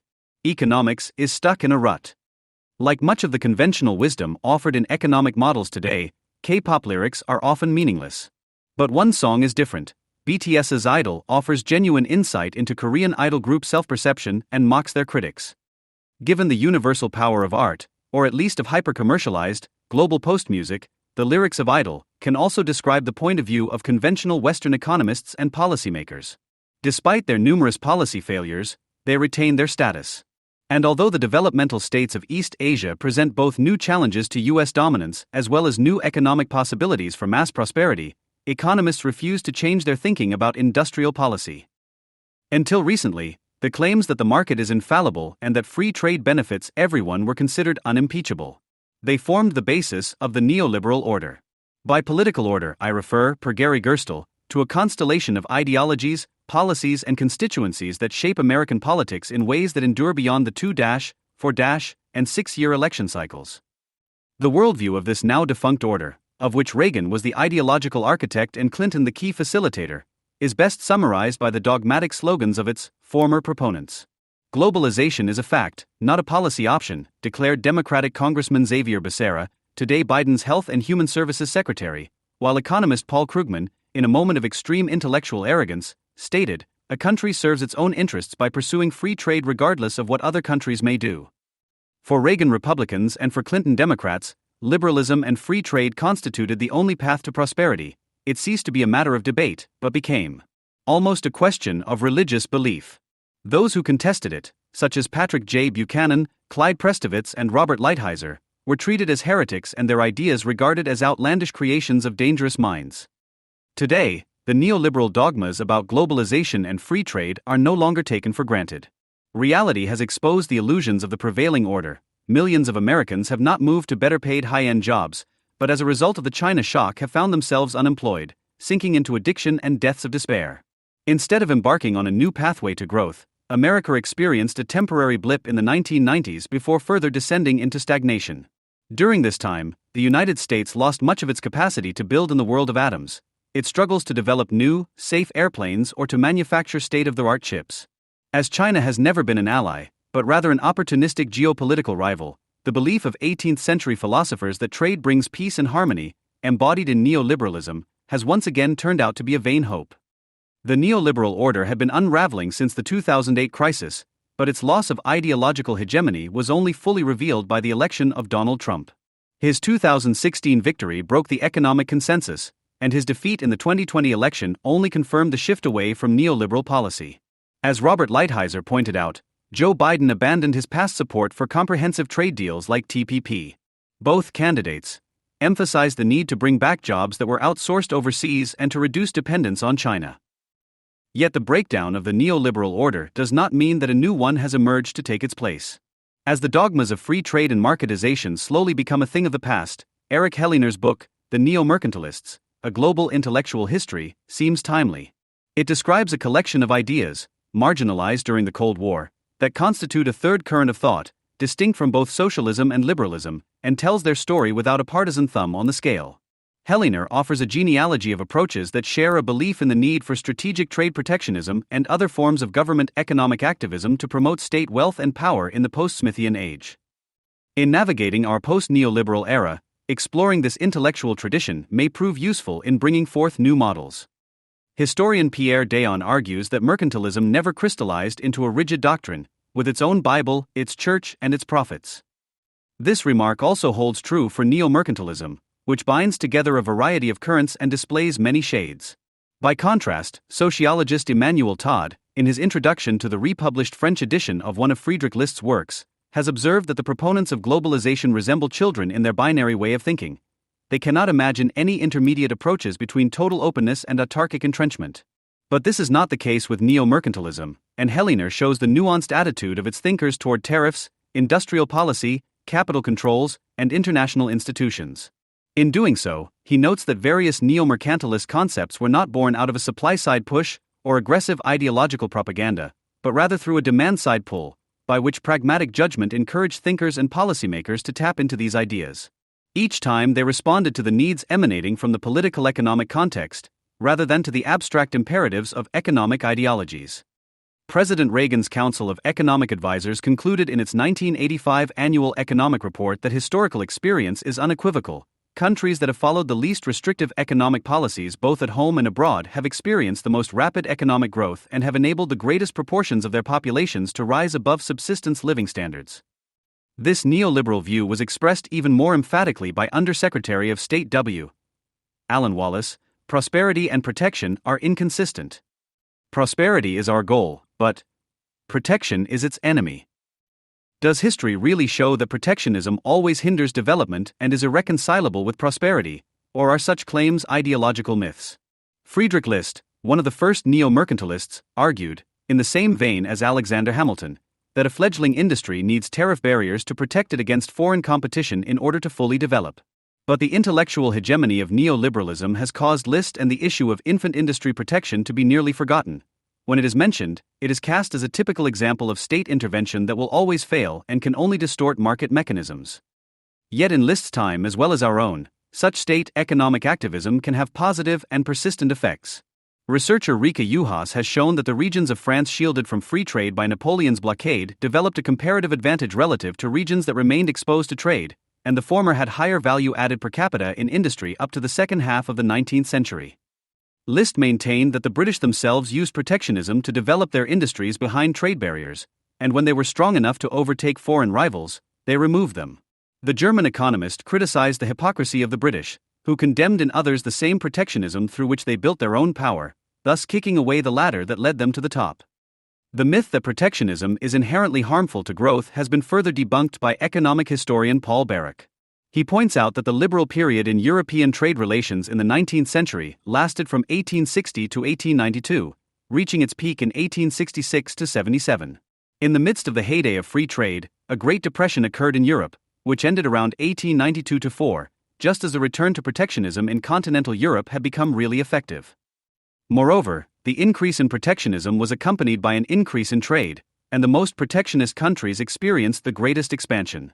Even if this cannot be taken as proof that protectionism generates international trade, it does indicate that protectionism does not always necessarily hinder it, concludes Barrack. Moreover, America's rapid economic growth in the 19th century cannot be attributed to free trade. The latter constitutes a relatively new tendency in the history of the United States. Barrack directly refers to America as the mother country and bastion of modern protectionism. It was in America that List developed his neo-mercantilist theory. The author of the National System of Political Economy came to the United States in 1825. He became involved in protectionist circles and assiduously studied Alexander Hamilton's writings. Exposure to the ideas of Hamilton, whom Heinlein calls the first prominent thinker to challenge Adam Smith's ideas on trade policy from a sophisticated neo-mercantilist perspective, shaped his views profoundly. Some historians of economic thought have even perceived List as an American thinker, describing him as a successor to the author of the report on the subject of manufactures. After the Napoleonic Wars, ending in 1815, American industry faced increasing European competition. Over the following years, the fight to protect American industry was led in Congress by Henry Clay, hailing protectionism as the genuine American system. List's theories informed American neo-mercantilism, but it also evolved in new directions. Stephen Caldwell, a contemporary of List, he sponsored the first translation of his work, diverged from him on the question of which parts of the economy should be protected. While List believed that agriculture and raw materials were sectors for which tariff barriers were useless, Caldwell disagreed, arguing pragmatically that it should, in regard to every and each commodity, be a subject of special and sound discretion what should be done for the interests of labor and national independence. Caldwell also accused List of failing to consider the social aspects of free trade policies. He insisted that America's dependence on foreign markets not only weakened domestic industry, but worsened the position of workers, increased inequality, and undermined Christian principles. Caldwell was much closer in this respect to Henry C. Carey, the greatest and perhaps most forgotten of all American neo-mercantilists, whose influence remains underappreciated. Carey drew on List's work, but he created an original perspective, not only pushing America toward more stringent protectionism after 1860, but also building support for a neo-mercantilist turn in Germany, where his theories played an even greater role than List's own ideas. His work also served as a key inspiration for the Japanese reformers of the Meiji era and for the debates that led to the introduction of the neo-mercantilist national policy in Canada. Carey offered the first full formulation of social neo-mercantilism. In protectionism, he saw not only a temporary measure to nurture sectors that would otherwise be crushed by foreign competition, but also a solidaristic policy, harmonizing the interests of manufacturing, agriculture, and trade. Protectionism, in his view, should benefit the average American. Carey opposed socialism and communism because he valued individual responsibility. At the same time, he opposed radical liberal ideologies because he put the nation above the egoistic individual. Tariffs were a method of looking after the interests of workers without compromising American values, allowing the country to maintain social cohesion and an internal free market. While List admired Britain, Carey advocated that the United States should go its own way. He rejected the British model because of the cost English workers were paying for it. Social mobility was declining, educational and professional opportunities were diminishing, only available to increasingly smaller numbers of people. According to Carey, a system built on a foundation of free trade leads to barbarization, destroying the diverse ties that bind communities together. The proponents of free trade were blind to these, regarding man in just one light, as an animal that will procreate, that must be fed, and that can be made to work, an instrument to be used by trade.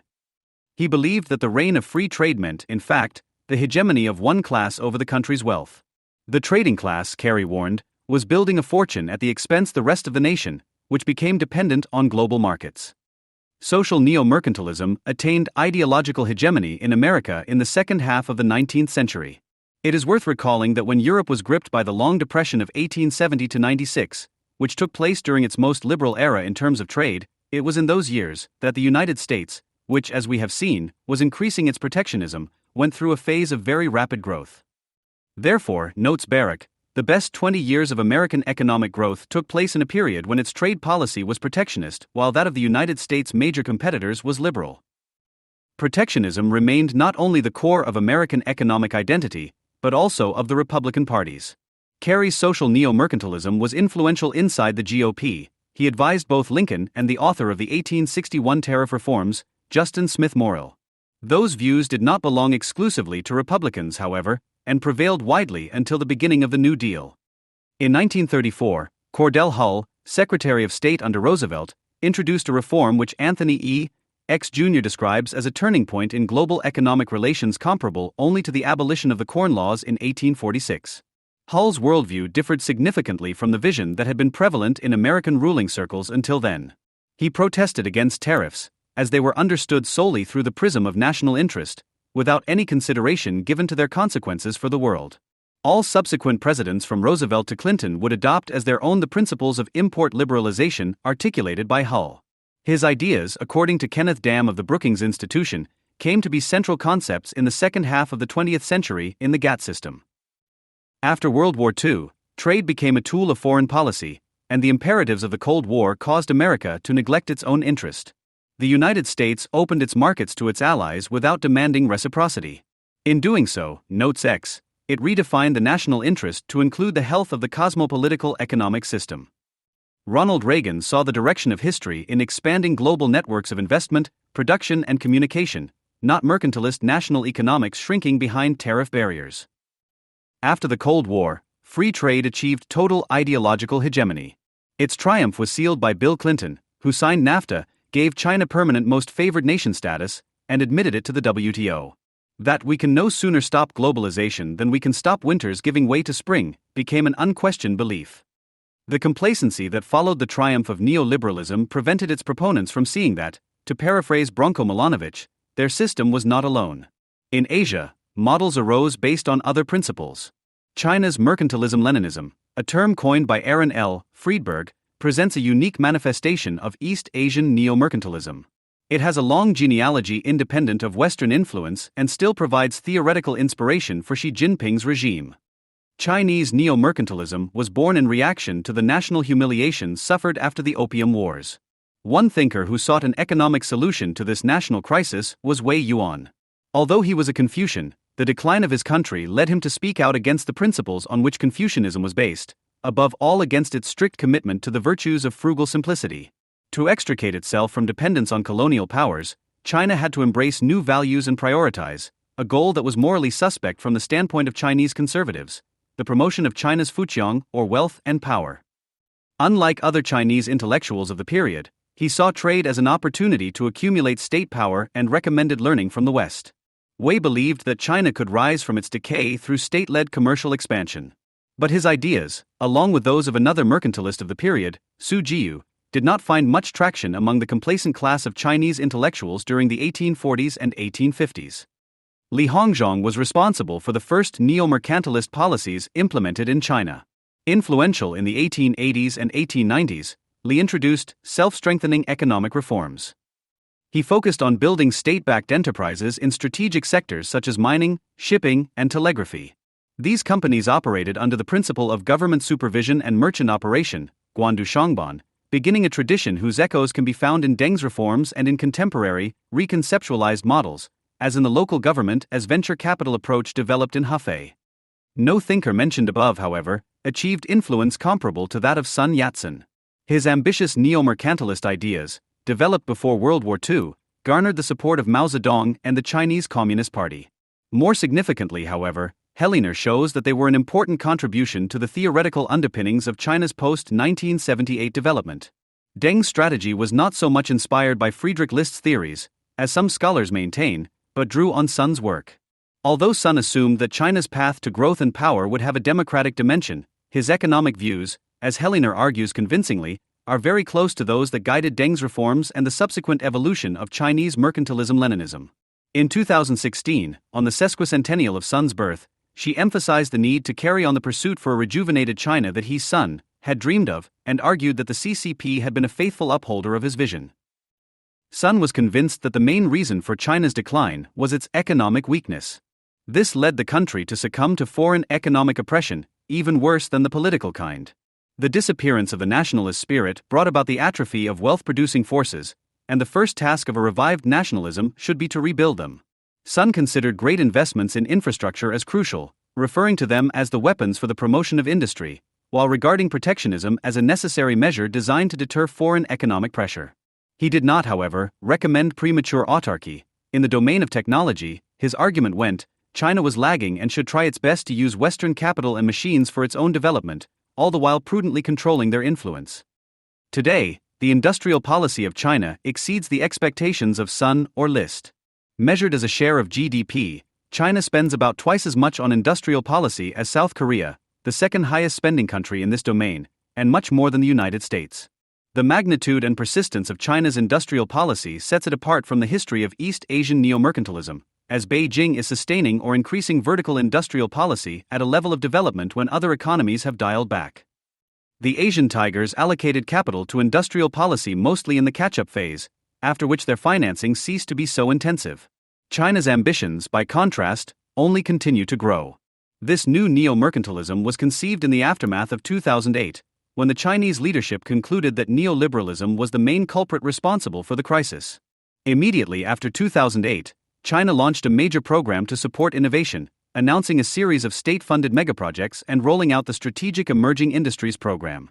This reaction to the failure of neoliberalism marks the beginning of China's current industrial strategy. The 14th Five-Year Plan suggests that the goal of Chinese neo-mercantilists is Listian. The most important thing is not wealth, but the forces capable of producing it. The plan doesn't set a GDP target anymore, as growth is no longer the top priority. Rather, it prioritizes self-reliance in technology and raw materials. Today's China, OB serves Danny Roderick, is the leading bearer of the mercantilist torch, though Chinese leaders would never admit it. Under the slogan of globalization as win-win economic cooperation, she conceals a position of openness for thee but not for me, according to Arend L. Friedberg. The consequences of Chinese neo-mercantilism are far-reaching. Its policies have led to stagnation in some areas of Western technology. A case in point is telecommunications, where Beijing's neo-mercantilist policies have allowed Chinese firms to take market share away from Western companies. We estimate, contends one study, that if Ericsson and Nokia took all of Huawei and ZTE sales, there would be 20% more global telecom equipment R&D and 75% more essential 5G patents. Chinese neo-mercantilism has had other perverse effects on U.S. political economy as well. As Julius Krein argues, the U.S. economic model is focused on maximizing asset values and returns on capital in the private sector, while the Chinese approach is centered on increasing economic growth and self-sufficiency. As Alice H. Amston wrote in Asia's Next Giant, although profit maximization and growth maximization are not, in theory, antithetical, neither are they necessarily synonymous. Moreover, U.S. financialization would not have been possible without the trade surplus that China continues to accumulate. Concurrently with the 2000s trade shock, China, with the highest savings rate in the world, was buying up U.S. Treasury bonds and Wall Street financial products, allowing U.S. consumers to borrow more so that they could afford to buy more Chinese imports. As American manufacturing was supplanted by imports, debt replaced waning incomes, creating an illusion of prosperity. The result, as Michael Lind points out, was the growing indebtedness of American consumers to American lenders, that ballooned the income and political power of the U.S. financial industry. Helliner associates neo-mercantilism with developmentalism. The notion of the developmental state first gained currency when the United States had to confront a new economic rival, Japan, in the 1980s and 90s. At that time, however, neoclassical theories held ideological hegemony and insisted that countries such as South Korea, Taiwan, and Japan rose not through neo-mercantilist developmentalism, but by relying on market forces. Today, these claims have lost their explanatory power, and seem like artifacts of a passing zeitgeist. The East Asian experience holds many useful lessons and offers examples of relations between the state and the economy that defy categorization as either interventionist socialism or the free reign of the invisible hand. These industrial policies, Robert Wade notes, were not about picking winners. East Asian governments have not so much picked winners as made them. They have made them by creating a larger environment conducive to the viability of new industries. Perhaps unleashing the productive forces of the United States will also depend on rebuilding the nation's institutions to create new growth-enhancing partnerships between government and the private sector. Neo-mercantilism, Heinlein emphasizes, arises when elites become aware that the power and wealth of their nation is diminishing relative to its rivals. Today, he argues, we find ourselves again in a neo-mercantilist moment. American and Western elites, however, seldom think in terms of economic statecraft. Russell Long, son of the populist Huey Long, said to Henry Kissinger in 1976 that if we trade away American jobs and farmers' incomes for some vague concept of a new international order, the American people will demand from their elected representatives a new order of their own, which puts their jobs, their security, and their incomes above the priorities of those who dealt them a bad deal. In 2016, with the election of Donald Trump, the American people finally demanded a new order. The next decades will test whether America has the capability to develop this new policy paradigm and to answer the neo-mercantilist challenge presented by China. The neo-mercantilist moment has arrived, but the new American system still must be built. Are globalization, rising inequality, and populist backlashes against trade linked? According to the dominant narrative in transatlantic media and academic circles, the transfer of manufacturing and some services from first world countries to developing nations like China benefits all of humanity in the long run. In the short run, however, the winners include everyone in developing countries together with those in secure knowledge economy jobs in the first world. Unfortunately, there are also a few losers, the left behind in former first world manufacturing regions like the US Midwest and similar rust belts in Europe. To prevent them from wrecking the global economy by supporting populism and protectionism, the losers of globalization must be retrained for well-paying post-industrial jobs, learn to code. If that is not possible, their pain should be anesthetized by more redistributive welfare spending. In Trade Wars Are Class Wars, Matthew C. Klein, an economics commentator at Barron's, and Michael Pettis, a senior fellow at the Carnegie Endowment for International Peace, a professor of finance at Peking University, and one of the world's most respected experts on the Chinese economy, persuasively dismantle this conventional wisdom about globalization. Klein and Pettis focus on trade imbalances, in particular, the interaction of the chronic trade surpluses of China and Germany with the chronic trade deficits of the United States. This has been the defining problem of the past few decades. People in certain countries, like China and Germany, are spending too little and saving too much. This is not because their households are especially thrifty or because their governments are unusually prudent. It is not even because their businesses are rationally responding to the dearth of attractive opportunities. Rather, it is because of choices made by elites within those countries that transfer wealth and income away from people who would spend more on goods and services, such as workers and pensioners, to those, such as the rich, who would instead use extra income to accumulate additional financial assets. This imposes an untenable choice on the rest of the world: absorb the glut through additional spending, saving less, or endure a slump caused by insufficient global demand. Since the beginning of the Industrial Revolution in 18th century Britain, successful countries have transitioned from agrarian to industrial economies by means of state-sponsored economic strategies. The most common has been import substitution industrialization, the use of tariffs or other barriers to imports to force national consumers to buy the products of favored domestic manufacturers rather than those made abroad. This protectionist strategy is how Britain before the 1840s, the United States and Germany in the late 19th and early 20th centuries, and many Latin American countries after World War II initially built up their manufacturing bases. Other countries like Japan, South Korea, Taiwan, China, and contemporary Germany to a degree, have combined formal or informal protection of their home markets with aggressive export promotion strategies. In addition, Klein and Pettis argue that industrializing nations have had a choice between high-wage and high-savings approaches to development. The northern states in the industrializing United States exemplified the high-wage model. American wage earners and family farmers in the Northeast and Midwest had high incomes, by global standards. They, along with much poorer white and black Southerners, provided the home market for U.S. infant industries which were protected from foreign competition by a wall of tariffs until after World War II. More common has been the high savings model, in which the incomes of workers and farmers are deliberately suppressed by the modernizing state in order to free resources for state-sponsored industrial and infrastructure development. The most brutal versions of this strategy were the crash programs of collectivization and industrialization undertaken by the Soviet Union, which succeeded in building up manufacturing at the price of horrifying repression and the starvation of millions. Japan developed a more humane variant of the high savings model after World War II, Klein and Pettis write. The Little Tigers, South Korea, Taiwan, and Singapore, and post-Maoist China have adopted variants of the same modernization strategy, biased toward investment in manufacturing or infrastructure rather than higher consumption for the wage-earning majority of the kind that would be made possible by higher wages or more spending on public goods like social insurance. With the Hartz IV reforms that moderated benefits and unemployment insurance in 2003, Germany, a developed country, has followed a similar strategy of suppressing worker incomes and consumption to maintain the competitiveness of its industries. As in Goethe's poem, The Sorcerer's Apprentice, an initially successful process can get out of control. Long after the strategy has succeeded and the country has caught up with other industrialized nations, the favored industries may have the political clout to keep the system going, cranking out gluts of manufactured goods while other social needs go unmet.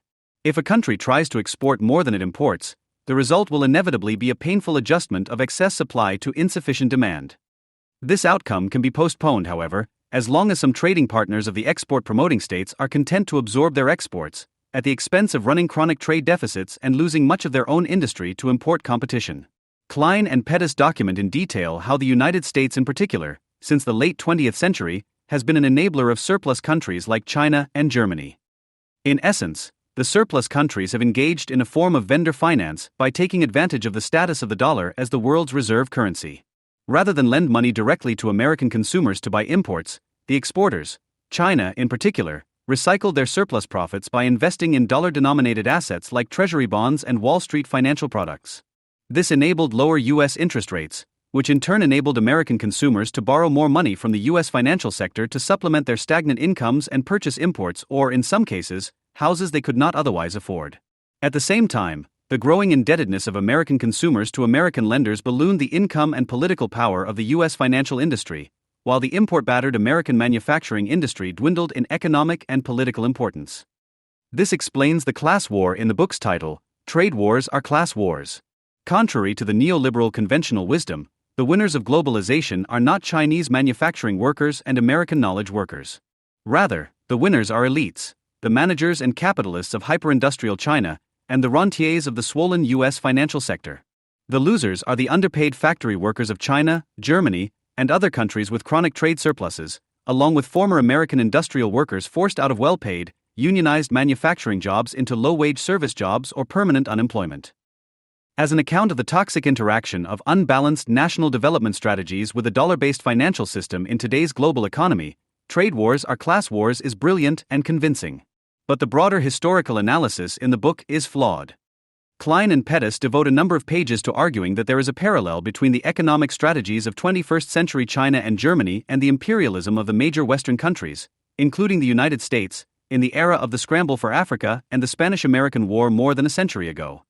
According to the British economist and social critic John A. Hobson, the need to find outlets for surplus capital which cannot find sound investments within the country was the central explanation for American and European imperialism. Income concentration gave the rich an excessive consuming power which they cannot use at the expense of everyone else. Rich savers therefore had to search abroad to find new areas for profitable investment and speculation. Eventually, this search encouraged powerful domestic interests to place larger and larger portions of their economic resources outside the area of their present political domain, and then stimulate a policy of political expansion so as to take in the new areas. A maverick polemicist on the liberal left of British politics in the 1900s, Hobson expressed some striking insights in imperialism, a study, 1902. For example, he envisioned the possibility of the mass offshoring of industry from the West to China that took place in recent decades and the concomitant rise of a post-industrial rentier class in the West. Nevertheless, Hobson likely would be forgotten today if Vladimir Lenin had not relied on his arguments and data as the basis for his own tract Imperialism, the Highest Stage of Capitalism, 1917. Going well beyond Hobson, Lenin asserted that monopoly capitalism inevitably led to competition among the capitalist powers for colonies and wars like the First World War. What has been known for a century as the Hobson-Lenin thesis is more Lenin than Hobson. In Imperialism, Hobson summarized his thesis about inequality and underconsumption as the indirect cause of imperialism and colonialism and concluded that there is no necessity to open up new foreign markets because whatever is produced in England is consumed in England. But only 9 years after he published Imperialism, in his book Economic Interpretation of Investment, 1911, Hobson completely abandoned his earlier argument that domestic underconsumption drives imperialism and declared that the investment of foreign capital in a developing country is always beneficial to the country itself, to the industrial world at large, by increasing world trade, and the investing country in particular. Daniel H. Kruger summarizes Hobson's argument in Economic Interpretation of Investment, though other non-economic motives might eventually bring about an organized endeavor to expel Western political and financial control from the backward areas. A prolonged utilization of Western capital would afford the strongest assurance of Pacific development in which all the creditor nations would take their share of profitable exploitation. The capitalist countries investing capital in the backward areas would make for peace and good government in proportion as finance grew more distinctively international. Completing the startling reversal of his earlier argument in imperialism, Hobson in 1911 praised foreign investment for allowing home industries to produce goods for both domestic and foreign markets. While he was extremely inconsistent in his economic views, Hobson was consistent in his anti-Semitism. Unfortunately, this is not easily dismissed as an idiosyncratic prejudice that can be separated from the views of capitalism and imperialism for which he is known today. In the war in South Africa, Its Causes and Effects, 1900, Hobson attributed the Boer War explicitly to the machinations of Jewish investors and media tycoons. The wider and ever-growing Jewish control of other organs of the press warrants a suspicion that the direct economic nexus between the English press and Rand finance is far stronger than is actually known. 2 years later, in Imperialism, Hobson repeated the same theme in language reminiscent of the Protocols of the Elders of Zion, asserting that the international financial system was controlled, so far as Europe is concerned, by men of a single and peculiar race, who have behind them many centuries of financial experience, who are in a unique position to control the policy of nations. Not only did Jews control the policy of nations, but also, there is not a war, a revolution, an anarchist assassination, or any other public shock, which is not gainful to these men. They are harpies who suck their gains from every new forced expenditure and every sudden disturbance of public credit. Hobson asked, does anyone seriously suppose that a great war could be undertaken by any European state, or a great state loan subscribed, if the House of Rothschild and its connections set their face against it? In his 1918 satire 1920, Dips into the Near Future, writing under the pseudonym Lucian, Hobson mocked Zionism as the ceremonial return of the chosen people to the city of their choice, and imagined a pilgrimage of South African Jews bearing share certificates to the New Jerusalem. Hobson's attitude toward Jews became a subject of controversy in British politics in 2018, when Jeremy Corbyn, then the leader of the Labour Party, published a preface to a new edition of Imperialism. Whatever Hobson himself believed, the Hobson thesis has been understood for most of the past century, by advocates and critics alike, as a theory about the dynamics of capitalism, regardless of the ethnicity of the capitalists. Lenin's version of it became orthodoxy for many Marxist-Leninists around the world. Other variants of Hobsonism have been embraced by liberals, populists, and non-communist socialists because it confirms their views that one set of things they dislike, wars and empires, must be caused by other things they dislike, business and banking. The alleged link between underconsumption and imperialism inspired the progressive isolationist historian Charles Beard to promote the open door at home, as an alternative to foreign trade and military intervention in the 1930s, as did the socialist historian William Appleman Williams in The Next Generation. Scholarly historians of imperialism, investment, and trade have found the underconsumption theory of imperialism less persuasive. In The Imperialism of Free Trade, published in the Economic History Review in 1953, John Gallagher and Ronald Robinson argued that neither the scramble for Africa, Hobson's immediate subject, nor British territorial annexations in general could be explained by Hobson's theory that the British government had been captured by a cabal of investors exporting capital to undeveloped regions like Africa. British investment and emigration went overwhelmingly to the United States and the White Dominions, Canada, Australia, and New Zealand. Between the 1840s, when it abandoned protectionism and mercantilism, and World War I, the British Empire typically promoted free trade and equal investment rights for investors of all countries, not just its own, in the regions that it informally dominated and policed. What became the Monroe Doctrine for Latin America during the Monroe administration and the Open Door Doctrine of the McKinley administration, regarding China, both originated with suggestions by British officials to American policymakers that the United States cooperate with Britain in preventing the economic closure of the Western Hemisphere and China by continental European powers. By 1914, British African possessions provided only 8% of British imports and received only 5.26% of British exports. The extension of British power inland from coastal enclaves between the 1880s and 1900s can be explained chiefly in terms of preemptive annexation triggered by fears of German and French expansion in the African continent, a strategic policy enabled by new technologies like quinine for malaria, steamships, railroads, and Gatling guns, rather than by the political machinations of capitalists and press lords, Jewish or otherwise. In the case of India, British capital exports and British colonialism were indeed linked, but in a way quite different from the method that Hobson thought that he had identified. India was important to Britain as an exporter in its own right, as Yutsa Patnaik has explained. Britain shored up demand in the world outside its colonies, by continuously running current account deficits with the European continent and the USA, and later with the other regions of European settlement, Argentina, Australia, and Canada. It would have been impossible for Britain at the same time to have exported capital to these regions as it did, thereby developing them rapidly, and thereby also incurring even larger and rising balance of payments deficits with them, without access to the enormous exchange earnings of colonized lands which were transferred to Britain to offset deficits and substantially finance its capital exports. To further this complex, finance-driven triangular trade, Britain arranged for India to export opium to China and later cotton to industrializing Japan, while siphoning off India's foreign exchange earnings for British benefit. By 1914, British India had the second largest export earnings in the world after the United States. The Hobson thesis does not explain the Spanish-American War any more than it explains the scramble for Africa. German-American naval rivalry over strategic ports in the Pacific and Caribbean explains the timing of the U.S. annexations of Hawaii and Samoa and the seizure of strategic ports in Cuba, Puerto Rico, and the Philippines better than the alleged desire of U.S. corporations for foreign markets for their surplus goods in Puerto Rico? Klein and Pettis are not the only contemporary thinkers to try to revive the Hobson thesis as a sweeping explanation of historical events, however. They cite a 2017 paper by the economists Branko Milanovic, Thomas Horner, and Suresh Naidu, who write, "Using recent data, we show 1. Inequality was at historical highs in all the advanced belligerent countries at the turn of the century. 2. Rich wealth holders invested more of their assets abroad. 3. Risk-adjusted foreign returns were higher than risk-adjusted domestic returns. 4. Establishing direct political control decreased the riskiness of foreign assets. 5. Increased inequality was associated with higher share of foreign assets in GDP, and 6. Increased share of foreign assets was correlated with higher levels of military mobilization. Together, these facts suggest that the classic theory of imperialism may have some empirical support. But correlation is not causation.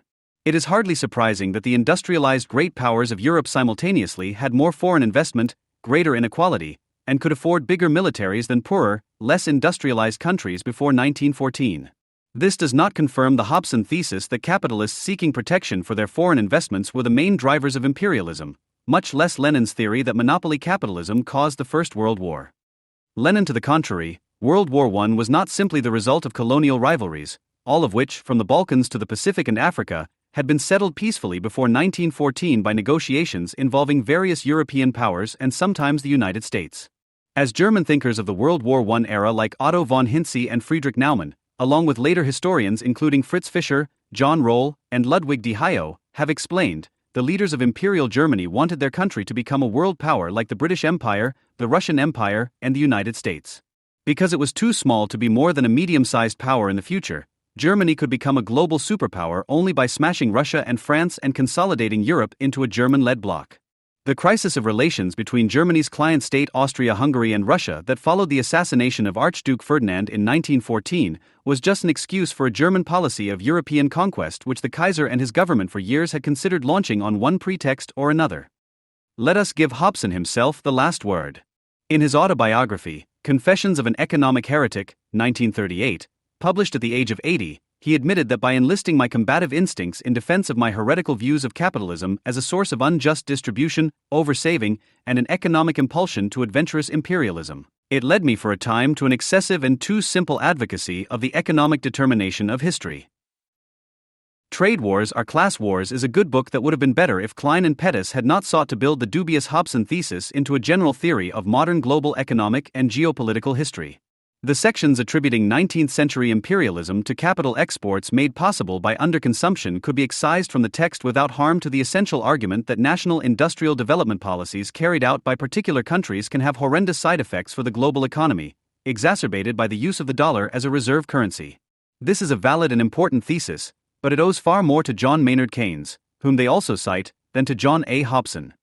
Absorbing the rest of the world's excess output and savings, at the cost of deindustrialization and financial crises, has been America's exorbitant burden, they write. When the system was first constructed, the U.S. economy was about equal in size to the entire rest of the world. Today, however, the United States makes up less than a quarter of global output. The present system of global trade and finance is unsustainable and must either be reformed or abandoned. Klein and Pettis hope that it can be reformed, mainly by the evolution of major surplus countries like China and Germany away from export and infrastructure-led growth toward more domestic demand-driven growth. Given the resistance of vested interests to change, Klein and Pettis suggest that China and Germany may need to be pressured into raising the incomes of workers and consumers. The deficit countries must find a way to force the elites in the surplus countries to internalize the costs of their behavior, and they must do so in the face of substantial opposition from their own elites. One form of external pressure on the surplus countries could be the adoption of capital controls by nations with chronic trade deficits. Klein and Pettis note that governments in New Zealand, Canada, and Australia have imposed limits on foreign purchases of housing assets. They also draw attention to support among some Democrats and Republicans for a market access charge that would lower the U.S. trade deficit indirectly by reducing foreign investment in U.S. assets. Klein and Pettis are right to argue that all sides can win if current account imbalances are reduced by a redistribution of income downward to working-class majorities in all countries that results in an expansion of global consumer demand.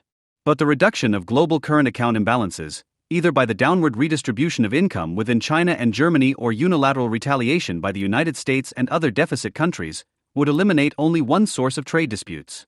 Another, ultimately more fundamental source of international economic conflict would remain: the competition among nations and blocs for global market shares of strategic industries. The contest among nations and blocs for shares of specific industries is by nature a zero-sum game. A bigger relative share of the global drone market for China means a smaller one for the United States. To the extent that drone manufacturing is essential for defense, the competition for relative productive capacity acquires military as well as commercial significance. In the case of rivalries over strategic industries and supply chains, there can be negotiated truces among military and commercial rivals, but there is no harmonious win-win situation. Trade wars over strategic industries are sector wars, not class wars. Sectoral trade wars do not pit the rich against the poor. They pit everyone in one productive sector in a country against everyone in another. For example, American farmers, investors, managers, and employees against American manufacturers, investors, managers, and employees. And they create transnational alliances among complementary national industries. China's government has learned from Japanese trade negotiators to try to head off U.S. industrial protectionism by promising to import more U.S. farm products. The damage done by the macroeconomic imbalances that Klein and Pettis describe should not be minimized. After all, these imbalances contributed to the asset bubbles that brought down the world economy when they popped in 2008. Even so, the composition of exports and imports is ultimately of greater importance to the national security and prosperity of a country than balanced overall trade. U.S. trade with China could be perfectly balanced, but most Americans other than libertarians would consider it a disaster if a deindustrialized U.S. imported all of its manufactured goods from China and other countries while exporting commodities and natural resources like soybeans, corn, oil, and gas, plus tourism, which is counted as an export by the U.S. government.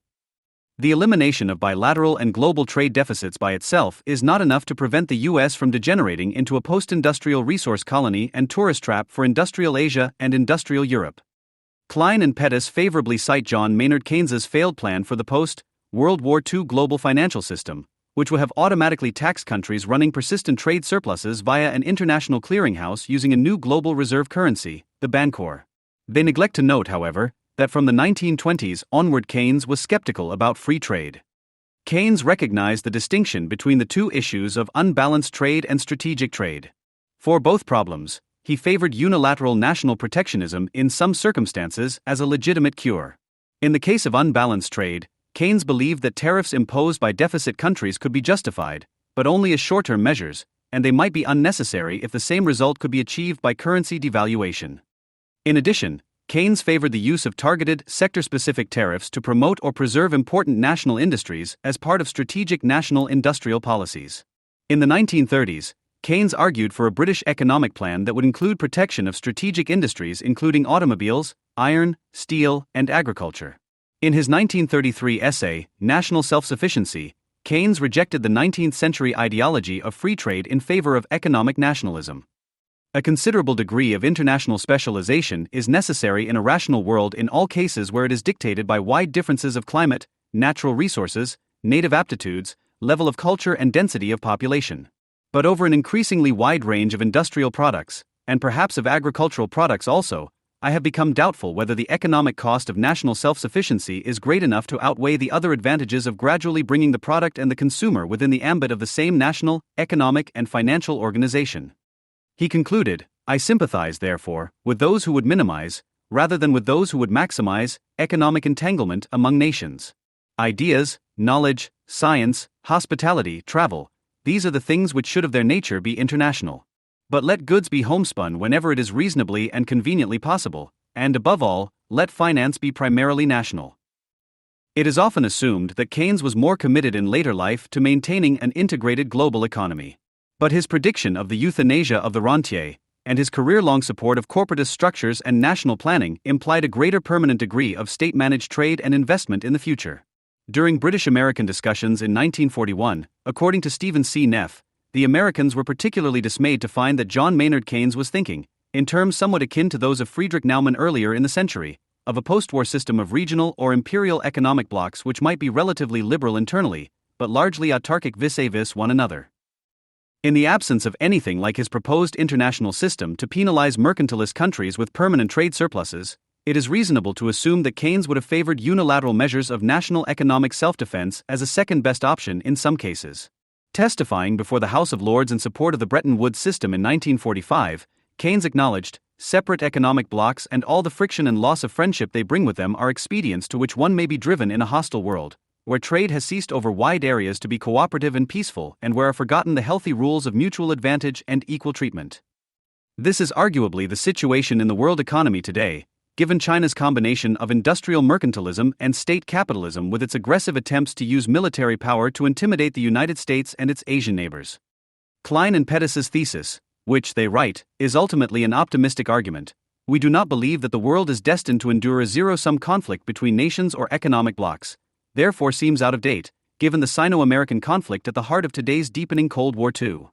Trade wars are class wars is an excellent guide to one kind of trade war, the competition for limited global consumer demand, a trade war which is indeed a class war within nations. About the other kind of trade war, the competition among nations for strategic industries, the book has nothing to say. Those seeking guidance on this issue must look elsewhere. To paraphrase Carlyle on Byron and Goethe, Close sei Hobsohn, open sei Keynes. The United States has pursued two grand strategies in the 80 years since World War II. One was an extraordinary success, the policy of containment that guided American economic investments, foreign relations, and military deployments during the Cold War, which led to the defeat and collapse of the Soviet Union and the emergence of the United States as the world's lone superpower. The same cannot be said, unfortunately, about the strategy adopted at the Cold War's conclusion, an attempt to leverage superpower status to establish a liberal world order that Washington would secure and dominate. That strategy went by names including enlargement, as defined by President Bill Clinton's first national security advisor, Anthony Lake, and benevolent hegemony, in the words of the neoconservative thinkers William Kristol and Robert Kagan, writing in these pages. This vision promised an enduring Pax Americana in which no other country could or would challenge U.S. supremacy, all evolved inevitably toward liberal democracy, and the global free market's warm embrace rendered borders irrelevant while spreading prosperity worldwide. By some measures, the strategy worked. U.S. GDP and stock prices steadily rose. Technology entreated the world closer together. World War III did not start. But a clear-eyed appraisal of the post-Cold War era reveals a less rosy reality. Far from producing a utopia of shared prosperity and stable peace, American strategy in the past 3 decades has instead yielded a global economic order that allows other countries to exploit Washington's largesse, an ascendant authoritarian adversary in China, and simmering conflicts around the globe in which expectations of American commitment far outstrip the reality of American capacity, all of which have contributed to economic and social decay in the United States. Any grand strategy is, in part, a bet on a particular theory of political economy. The bet on investing to rebuild a bulwark of market democracies whose prosperity would eventually overwhelm Soviet communism was a wise one. The subsequent bet, on the ability of globalization and free markets to render political economy irrelevant, was not. The time has come for a new wager. The best way to create a sustainable trading and security bloc is a strategy of reciprocity, an alliance among countries committed to engaging with each other on comparable terms while jointly excluding others that will not fulfill the same obligations. Demanding reciprocity would counteract the beggar-thy-neighbor policies that have created unsustainable imbalances with U.S. trading partners, curtail Washington's dependence on adversaries for critical goods, and limit the free riding that has slowly eroded U.S. alliances and partnerships. By embracing reciprocity, the United States would also be rejecting an asymmetric order featuring a dominant power and its clients in favor of one in which participants all stand on equal footing with equal expectations. Perhaps counterintuitively, the relative decline in American power has strengthened Washington's hand when it comes to negotiating the terms of a new global order. The status quo is predicated on an American commitment to hegemony that precludes the possibility of pulling back. That commitment made sense as long as the United States remained dominant. But owing to the self-enfeeblement of its allies and the ascent of China, the United States can no longer maintain its predominance. And so it seems plausible that a dramatic retrenchment, pulling back from global economic and military engagement and relying chiefly on the strategic depth and sizable market provided by the North American continent, could produce a better outcome than the ongoing descent into late imperial exhaustion. Simply put, Washington can now consider walking away from the table if the terms of its relationships do not improve. Allies and partners know this and want to avoid that outcome, because the U.S. market and military remain indispensable to their own prosperity and security. Which means that, for the first time in the lives of contemporary policymakers, the United States is in a position to frame its demands around narrow self-interest, back them with credible consequences, and expect them to be taken seriously. The question that will define the next era of American statecraft is, what should those demands be? In his second term, President Donald Trump has made progress toward developing a strategy of reciprocity. He and his administration deserve credit for recognizing the need for change, and they have been persuasive in signaling that they see walking away from the table as preferable to tolerating the status quo. German Chancellor Friedrich Merz has conceded that European countries have been free riders, taking advantage of the United States, and the most recent NATO summit concluded with an unprecedented commitment by members to raise their defense spending from at least 2% of GDP to at least 3.5%. Credibly threatened with tariffs, Canada and Mexico have begun reducing their economic ties with China. Japan, South Korea, Vietnam, and the European Union have all worked toward agreements to reduce their trade imbalances with the United States. But even though Trump defines U.S. interests and weighs costs and benefits differently than did his predecessors, he has not yet translated his America First instincts into a coherent vision of a new global settlement. His trade agenda has appeared haphazard, and confronting all countries suddenly, simultaneously, and harshly has needlessly antagonized allies and heightened uncertainty. On China, the administration has oscillated unpredictably, pursuing a sharp decoupling one day and a grand bargain the next. And it has been difficult to discern the logic behind moves such as imposing stiff tariffs on India, purportedly in response to that country's oil purchases from Russia. To reset relationships and forge new ones on new premises requires communicating the reasons for the change, the shape of the new strategy, the character of American demands, and the consequences for failure to reach agreement. Reciprocity can provide those premises, on terms fair to both the United States and prospective allies. But Washington needs to establish and articulate those premises and terms as clearly as possible. For a brief moment after the defeat of Soviet communism, Americans debated whether they should return to the humble and non-interventionist foreign policy tradition that a bounty of natural resources and the protection of two oceans had enabled in the Republic's early years. But officials and politicians were exhilarated by victory, possessed of an astonishing hubris, and seduced by visions of empire offered by scholars and pundits. The United States, they decided, could and should dominate global affairs indefinitely. The seminal defense planning guidance developed by the George H. W. Bush administration in 1992 called for the United States to promote increasing respect for international law, limit international violence, and encourage the spread of democratic forms of government and open economic systems, and to retain the preeminent responsibility for addressing selectively those wrongs which threaten not only our interests, but those of our allies or friends, or which could seriously unsettle international relations. The following year, Clinton ratified this bipartisan consensus in a speech at the United Nations. "We cannot solve every problem," he said, "but we must and will serve as a fulcrum for change and a pivot point for peace." 4 years later, in his second inaugural address, Clinton went further, anointing the United States the world's indispensable nation. Within a remarkable 12-month period surrounding that speech, a chorus of prominent thinkers cheered on this new credo. Kristol and Kagan assigned the American people fundamental interests in a liberal international order, the spread of freedom and democratic governance, an international economic system of free market capitalism and free trade, and a responsibility to lead the world. The New York Times columnist Thomas Friedman published his observation that no two countries that both have a McDonald's have ever fought a war against each other. And the economist Paul Krugman asserted that a country serves its own interests by pursuing free trade regardless of what other countries may do. Embedded in these declarations were three interlocking assumptions. First, that the United States, standing alone as the world's sole economic and military superpower, would have the ability and will to dictate global events when and where it chose. Second, that all countries of geopolitical significance would move inexorably toward market capitalism and democratic governance, and thus would have interests and systems compatible with a US-led liberal world order. And finally, that free markets would automatically generate prosperity, for the United States most of all, and thus the expansion and integration of markets would reinforce the American position. As long as those assumptions held, the costs incurred by the United States to preserve the status quo could yield it far larger benefits. Domination of global affairs allowed Washington to push other countries toward economic and political liberalization, which further expanded markets that the United States could then dominate and orient toward its own priorities. Outspending the rest of the world combined on defense and tolerating market abuses on the part of other countries, including currency manipulation, industrial subsidies, regulatory barriers, and wage suppression, were small prices to pay, and ones that the United States could easily afford. For a time, these core assumptions seemed to hold. The 1990s began with the triumph of the US-led coalition in the Persian Gulf War. Israel and the Palestinian Liberation Organization signed the Oslo Accords, South Africa transitioned from apartheid to democracy, and NATO intervened successfully in the Balkan Wars. The North American Free Trade Agreement took effect, the World Trade Organization launched, and the European Union adopted a common currency. At the decade's end, the United States arrived at the crest of an economic boom, with a federal budget comfortably in surplus, unchallenged in any sphere of global leadership. But in 2000, the Russian Federation elected Vladimir Putin as president, and he has led the country ever since. That October, the United States granted permanent normal trade relations to China with the expectation that the embrace would increase the likelihood of positive change in China and therefore stability throughout Asia, as Clinton had explained earlier that year at the annual meeting of the World Economic Forum in Davos. What some call globalization, elaborated President George W.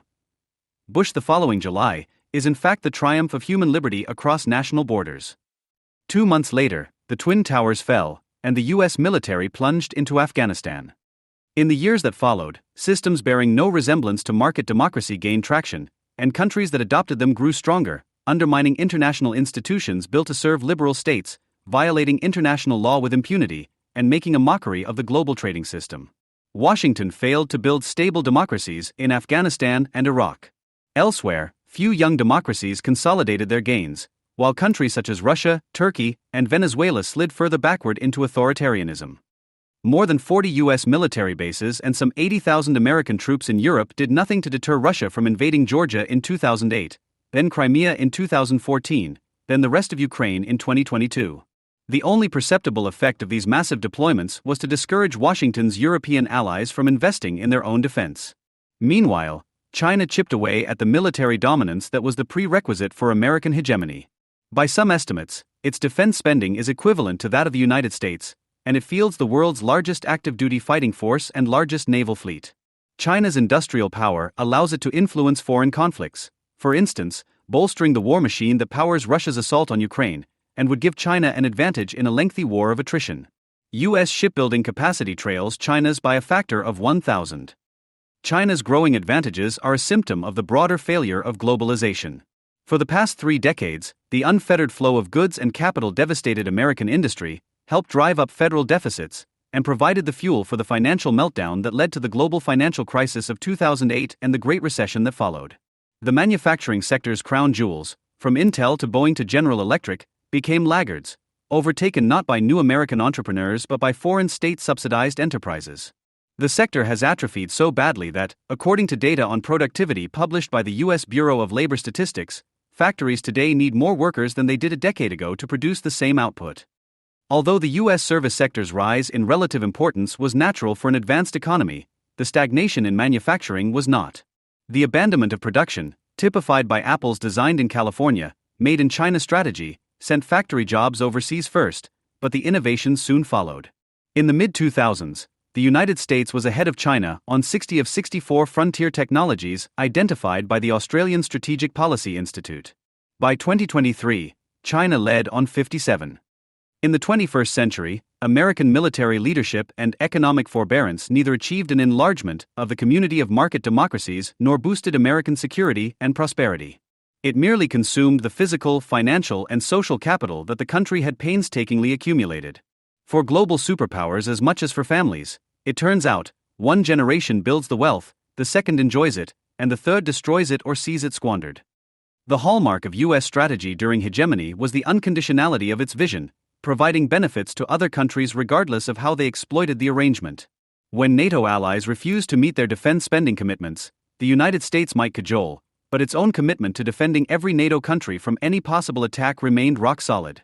If China manipulated its currency, subsidized its national champions, stole intellectual property, and denied U.S. firms access to its market, Washington might complain, but the American market would remain open to Chinese companies. When it came to its allies and partners, the United States would say do this and stop that, but it rarely said or else. Over time, what developed among the expert class in Washington was a belief that open markets and alliances were ends unto themselves, so valuable that they were worth pursuing at any price, regardless of how other countries behaved.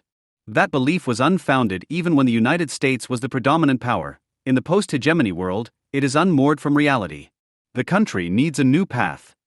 One alternative would be retrenchment, taking advantage of the strategic depth afforded by geography to build a fortress America, with only Canada and Mexico as close partners. This would be a dramatic transformation but an entirely plausible one, and preferable to a status quo in which the United States continues to absorb the costs of attempting to preserve hegemony while enjoying none of the benefits that depend on preserving it. But that would be far from ideal. The country would lose the capacity to influence events around the world in situations that involved critical U.S. interests. Retrenchment would also shrink the scale of the broad open market in which American businesses innovate and grow. At the same time, although the days of incurring costs in pursuit of benevolent hegemony are over, it would also be a mistake for the United States to pursue a nakedly coercive empire that leverages its economic and military power to exploit putative allies. Doing so would corrode the country's democratic republic by elevating the interests of elites over those of ordinary citizens and would corrupt the country's ethos of liberal governance and self-determination. It would also trigger resentments that would make U.S. alliances less stable and conflicts within them more likely. Instead of pursuing either of those extremes, the United States should pursue reciprocity, focused on a set of commitments that allies must make to each other for the alliance to function well. Going forward, the question Washington should pose to any ally or potential partner is this: if each member were behaving the way you are, would the alliance be a strong one benefiting all members, or would it collapse? On this basis, the United States should make three core demands of any prospective participant in a U.S.-led trading and security bloc. First, Washington should insist that its allies and partners are prepared to take primary responsibility for their own security. A country that does not even attempt to defend itself brings a security deficit to a coalition and acts as a drain on the collective defense, imposing obligations on others that it cannot reciprocate. Consider Germany, which has relied on the United States for security in its region since the end of World War II. We cannot substitute or replace what the Americans still do for us, Merz conceded in May. The same cannot be said about what, if anything, the Germans still do for the United States. The basing of so many American troops on German soil, at American expense, serves the Germans, the rest of Europe, and the dreams of empire that some in Washington still harbor. But it does not serve the interests of the typical American. The U.S.-German relationship is not an alliance in any meaningful sense of the term. In reality, Germany is a client and the United States is a patron, although one that gets little in exchange for its patronage. The bases in Germany should be German bases, hosting German troops paid by the German government to maintain comparable capabilities. Conversely, a country that can take responsibility for deterring and defeating common foes in its own region while contributing intelligence and technology to its partners is invaluable. In June, the Israeli air campaign against Iran provided a concrete illustration. Israel hoped the United States would join, but had little leverage to make it do so. U.S. leaders were able to assess their options and decide which best advanced American interests. When Trump opted to take part, American B-2s were able to follow a path already cleared and strike targets already softened by Israeli forces. Iran found it unwise to attempt more than a symbolic retaliation. Washington should gladly continue selling arms to Israel, and even providing financing for those sales, as it should for other allies that take primary responsibility for their own regions. Israel generally allocates more than 5% of its GDP to defense spending even when not engaged in active conflicts, and it mandates conscription for a majority of citizens. Israel does these things not to secure Washington's blessing, but to secure itself. Imagine what the United States would save, and how much more secure from Russian and Chinese aggression the world would be, if countries such as Germany and Japan were equally determined to deter their regional adversaries. If it pursued reciprocity, Washington would also make a second demand: balanced trade. Economists have long understood that the benefits of free trade are undermined if countries adopt beggar thy neighbor policies that shift productive capacity to themselves at the expense of partners. In its efforts to achieve benevolent hegemony, the United States tolerated being beggared by its neighbors.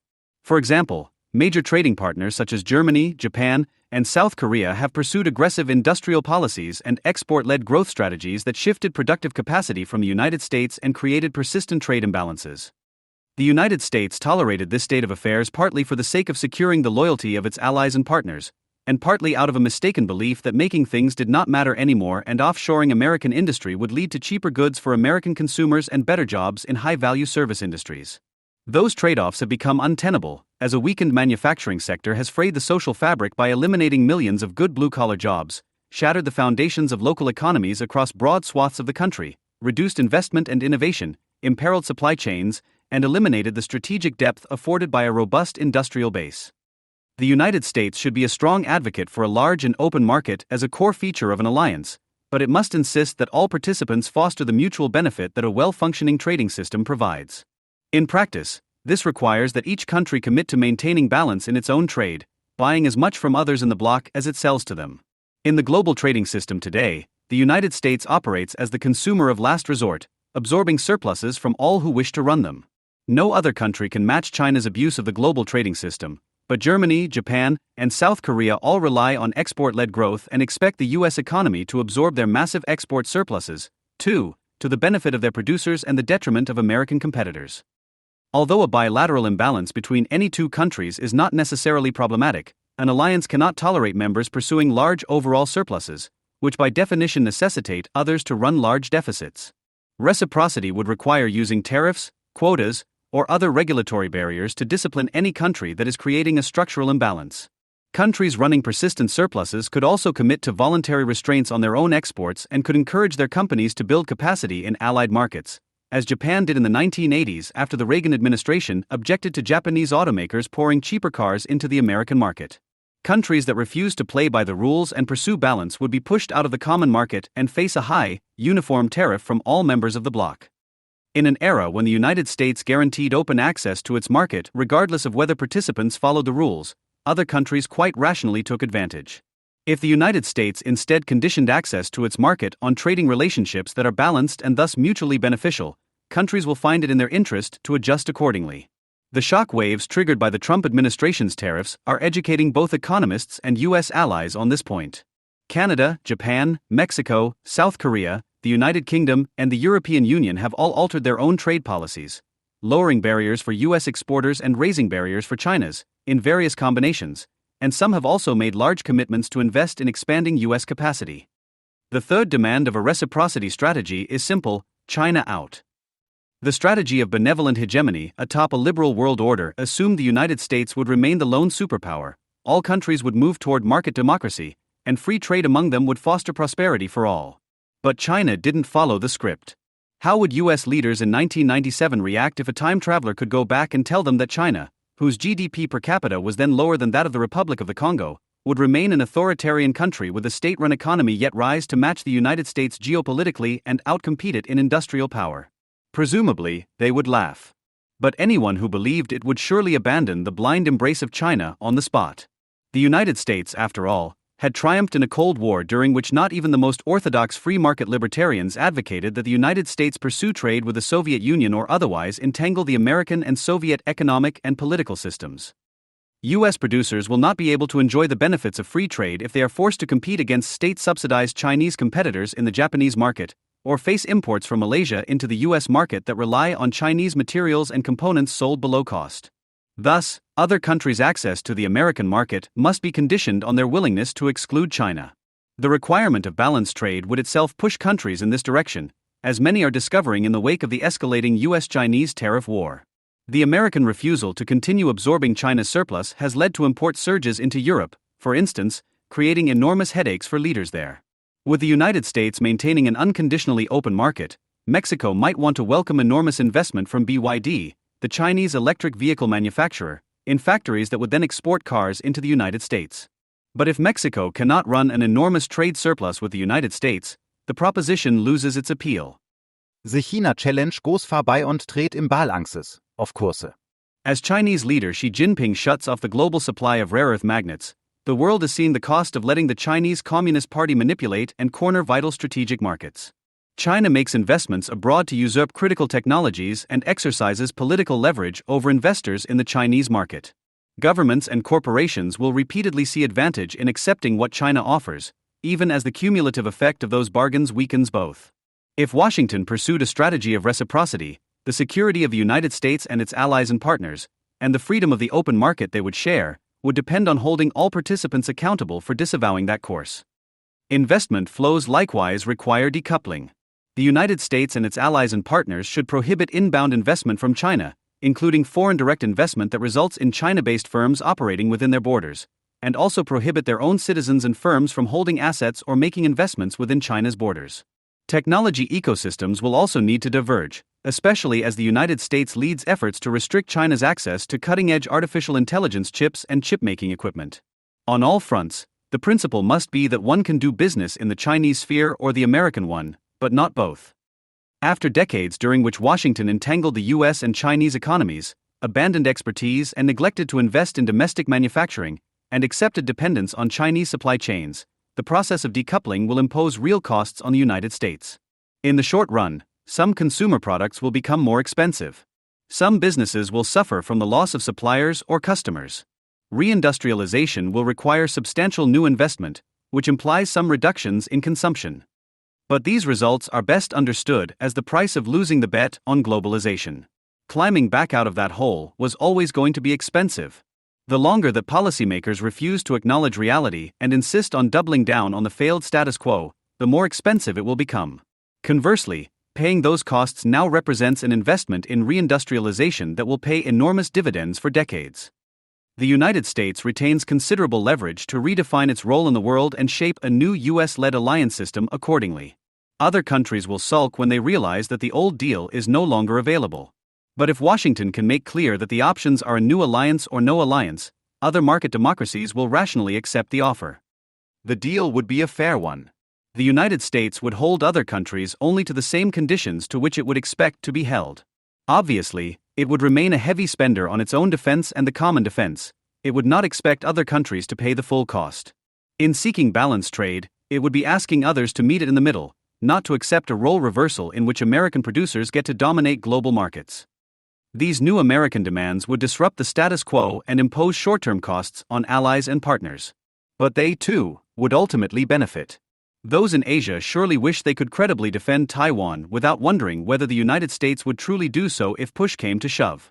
Those in Europe surely wish they could have credibly warned Putin away from invading Ukraine. In Germany and Japan, especially, export-led growth models appear to have run their course and have given way to stagnation. Both countries would do well to turn toward strategies that boost domestic consumption. And while the lure of cheap Chinese goods and capital has repeatedly proved irresistible in the short run, all are aware of the long-term risks. Any market democracy should be excited to accept a partnership on those terms over the alternative of falling into a Chinese sphere of influence, and the United States can afford to hold firm on the terms. The idea of spheres of influence offends liberal internationalist sensibilities. During the Cold War, The Economist argued in July, American and Soviet-led blocs amounted to spheres of influence. After the USSR fell, both Democratic and Republican administrations repudiated such spheres as deplorable artifacts of the past, calling instead for a liberal world order open to all. That is true as a descriptive matter, but it only underscores the wishful thinking that underpinned the repudiation. What happens to a liberal world order open to all, when some accept the invitation to join but not the terms of membership? They can be welcomed anyway, leading to a world order that is far from liberal, or they can be excluded, preserving the prospects for a liberal order that excludes some of the world. The former has been tried, and it failed. The latter, by insisting on reciprocity and accepting spheres as inevitable in a world of competing and incompatible economic and political systems, gives the United States a much better chance of achieving its goals and advancing its values. Reciprocity holds the promise of improved economic prospects, reduced foreign commitments, and a return to the politics of a republic focused foremost on the interests of its own citizens. But adopting such a strategy will require American leaders, and ordinary Americans, to accept a more limited role for their country on the world stage. Patriotism demands realistic assessments of abilities and interests, not the outlandish embrace of goals the country has no power to achieve. The gambler who responds to frustrating losses by placing bigger and riskier bets is said to be on tilt. In the United States, too many analysts are still assessing the hypothetical benefits of a hyperpower status that does not exist. Too many politicians are still giving speeches about their affection for various forms of imagined empire. With a humbler and more realistic strategy of reciprocity, Washington would finally be placing a bet that the United States can win. Paper Tiger. That is how Donald Trump described Russia during his UN speech on Tuesday, but judging by their performance, that put-down could equally be applied to most of America's own allies. That became clear enough earlier this month, when 21 Russian drones flew into Polish airspace, triggering a NATO air intrusion alert, the closure of Polish airports, the scrambling of fighters to intercept them, and a hard look at combat readiness right across the alliance. Dutch F-35 fighters bagged 4 of the drones, and the others went down by themselves. They were not bombardment drones, just plastic decoys without explosive warheads. Debris aside, in fact, the only damage was the destruction of a house near Lublin, caused not by the Russians, but by a sophisticated $1.9 million US air-to-air missile. It had been launched by a Polish F-16 fighter at a drone, and missed. Poland's Prime Minister, Donald Tusk, was quick to use the Russian incursion to call for more defense spending, urging NATO members to spend 5% of their GDPs on defense. This week's latest apparent drone incursion, this time over Denmark, has raised the pressure even further, especially now that Scott Bessent, the U.S. Secretary of the Treasury, is warning that Trump has no plans to send more troops to help out his European allies. But simply raising defense spending will not turn Europe's states into genuinely effective military powers. For one thing, the GDP criterion is much too vague to mean much. Finland, for instance, spends only 2.4% of its GDP on defense and yet can mobilize some 250,000 determined soldiers. Other NATO members, which spend much more than the Finns, obtain far less for their money. Moreover, focusing on GDP instead of force requirements, so many battalions, artillery regiments, fighter squadrons, is nothing but an invitation to cheat, an opportunity lustily taken up across the continent. The latest Spanish submarine, for instance, is not imported for €1 billion or so from ThyssenKrupp, which supplies navies around the world with competent, well-proven submarines.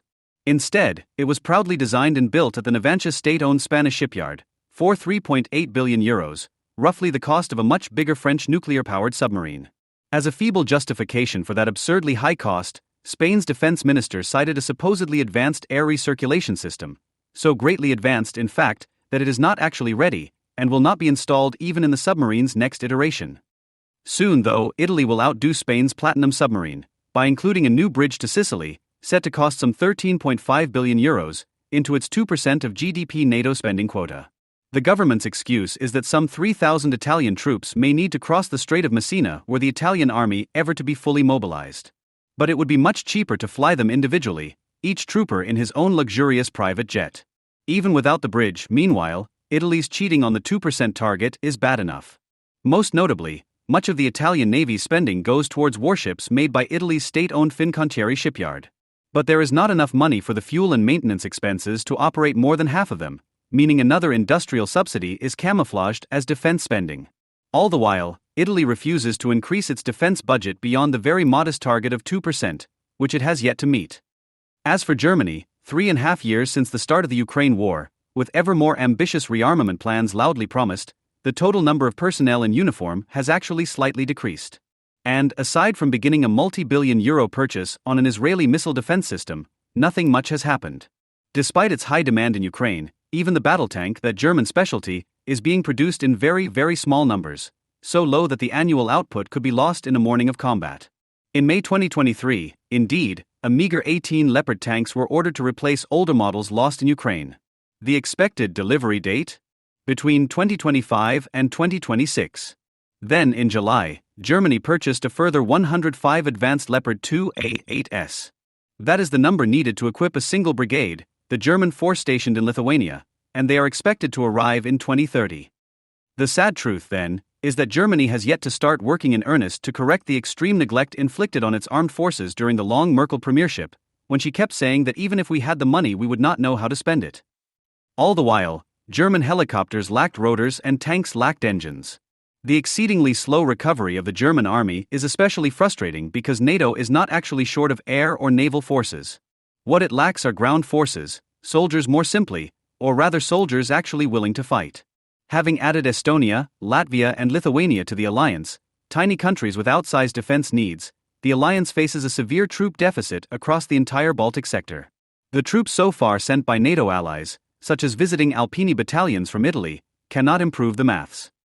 With its 38 million inhabitants, Poland could certainly raise an adequate army to defend its two borders with Russian Kaliningrad and Russian-dominated Belarus. But its governments have persistently chosen not to do so, rejecting conscription followed by reserve service along Finnish or Israeli lines.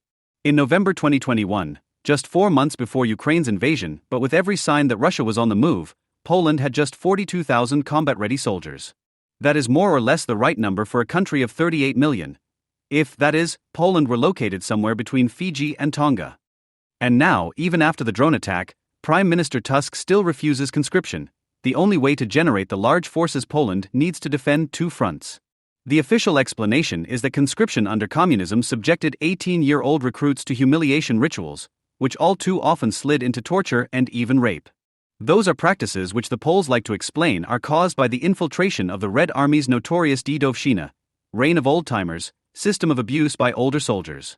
But the reputation of Poland's pre-communist army was no better here, and indeed for Belarusian, Jewish and Ukrainian conscripts things could be much worse. The truth, then, is simpler. Polish youth are just as post-heroic as their peers across Europe. Unlike their predecessors, they do not feel the urge to prove themselves in combat, let alone to serve as long as it takes to defend their countries. The many young Ukrainians in Poland, who fled their own country to avoid being conscripted to defend it, do nothing to induce patriotic attitudes. Nor does it help that Warsaw constantly talks up the few thousand US combat soldiers foolishly deployed in Poland. As Besant's latest comments imply, this is a force that will be evacuated rather than reinforced if there is a major Russian offensive, but which now induces young Poles to say that if NATO wants more troops, let them send more Americans. In Britain, for its part, the post-heroic refusal is irrelevant. His Majesty has only 73,847 full-time soldiers at his disposal, most of whom are recruited from the small subset of British families with strong military traditions. Foreign recruits with similar backgrounds make up the remainder, most notably the 4,127 Gurkhas, but also some from Fiji. The French Foreign Legion has fewer than 9,000 soldiers, self-selected aspiring warriors from everywhere, and whose French officers are just as atypical. But the rest of the French army is so far gone that even among the 11,000 supposedly elite troops de marine, less than half are willing and able to fight. As for the other European armies, the less said the better. The Danes and Swedes announced with great fanfare that they were joining Finland in introducing conscription, only to accommodate so many demands for exemptions that in 2024 they enrolled some 10,000 troops between them, as compared to 77,000 Finns 18-year-olds drawn from a far smaller population. The Belgians and Dutch, who used to provide 3 armored divisions to NATO, might now field a tenth of that, a mere 3 battalions. The Italian, Spanish, Portuguese armies do not even train in earnest anymore. Their exercises are board drills, their maneuvers theatrical displays scripted to look good, instead of being deliberately disrupted by supervisors to test the mental and physical agility of officers and men as in real maneuvers. As total numbers shrink, moreover, those armies did not reduce the number of officers anywhere near proportionately, meaning many NATO armies have plenty of generals but very few combat-ready troops for them to lead. All of the above explains why Putin's motley army, homegrown mercenaries from Russia's poorest backwaters, convicted criminals and North Korean slave soldiers, can nevertheless frighten European governments into rearming at great expense. As for Donald Tusk and his Poles, they would do well to learn the lessons of another Russian incursion in September. Not in 2025, but in 1939, when the French army did not move and the Royal Air Force did not bomb. The difference now, of course, is that Poland really could defend itself if it emulated the Finns across the Baltic and conscripted 18-year-olds, while continuing to add trained soldiers to its reserve units. Fail, however, and Putin will only keep pushing. World leaders recently gathered in Glasgow for COP26, the latest UN climate change conference. At the top of the agenda was the need for carbon mitigation actions to achieve the Paris Accords goals and to reach net zero emissions by mid-century. In anticipation of the conference, the European Commission released the European Green Deal, a package of measures that aims to make the European Union carbon neutral by 2050. The policies the Commission describes as transformational steps toward a green industrial revolution include mandating more wind and solar and banning new gasoline and diesel cars by 2035. The European Union's goal is clear. This set of proposals aims to set an agenda to work with the rest of the world towards a green transition that addresses existential threats and creates new opportunities for all. Less diplomatically, The goal is to goad the Biden administration into European-style Green New Deal policies to transition the U.S. economy away from fossil fuels and toward electric cars and renewables. Consistent with that expectation, President Biden has announced an intent to cut emissions in half by 2030, compared to 2005 levels. A quixotic goal that would require cuts equivalent to eliminating all carbon emissions from the U.S. electricity and industrial sectors in just 9 years. President Biden should stop his ears to the siren song of climate utopianism. Level-headed climate diplomacy must instead recognize two inconvenient truths about U.S. interests. First, policies that restrict the domestic supply of oil and gas and mandate renewable and electric car deployment will reduce U.S. geopolitical power. The United States is the world's largest producer of oil and gas. It is a net loser from unilateral restrictions on domestic hydrocarbons, while Russia, Saudi Arabia, and Iran have the most to gain, as a decline in U.S. supply increases their power to set cartel prices. China, on the other hand, is the largest net importer of oil and gas, but the dominant producer of green substitutes like solar panels, battery cells, and critical minerals. Greening the U.S. economy at the scale envisioned by the Biden administration would damage U.S. growth while jeopardizing U.S. national security and even global stability. It would empower antagonistic regimes like Russia, Saudi Arabia, and Iran, while reducing U.S. leverage with China. Second, these policies would not effectively curb global emissions. They would simply subsidize continued emissions in other countries. Domestic Green New Deals will impose enormous costs on U.S. citizens far above the projected costs of the avoided climate damages. Cass Sunstein, President Obama's regulatory czar, puts the implication this way: the United States and China are the largest emitters, and on prominent projections, they also stand to lose relatively less from climate change.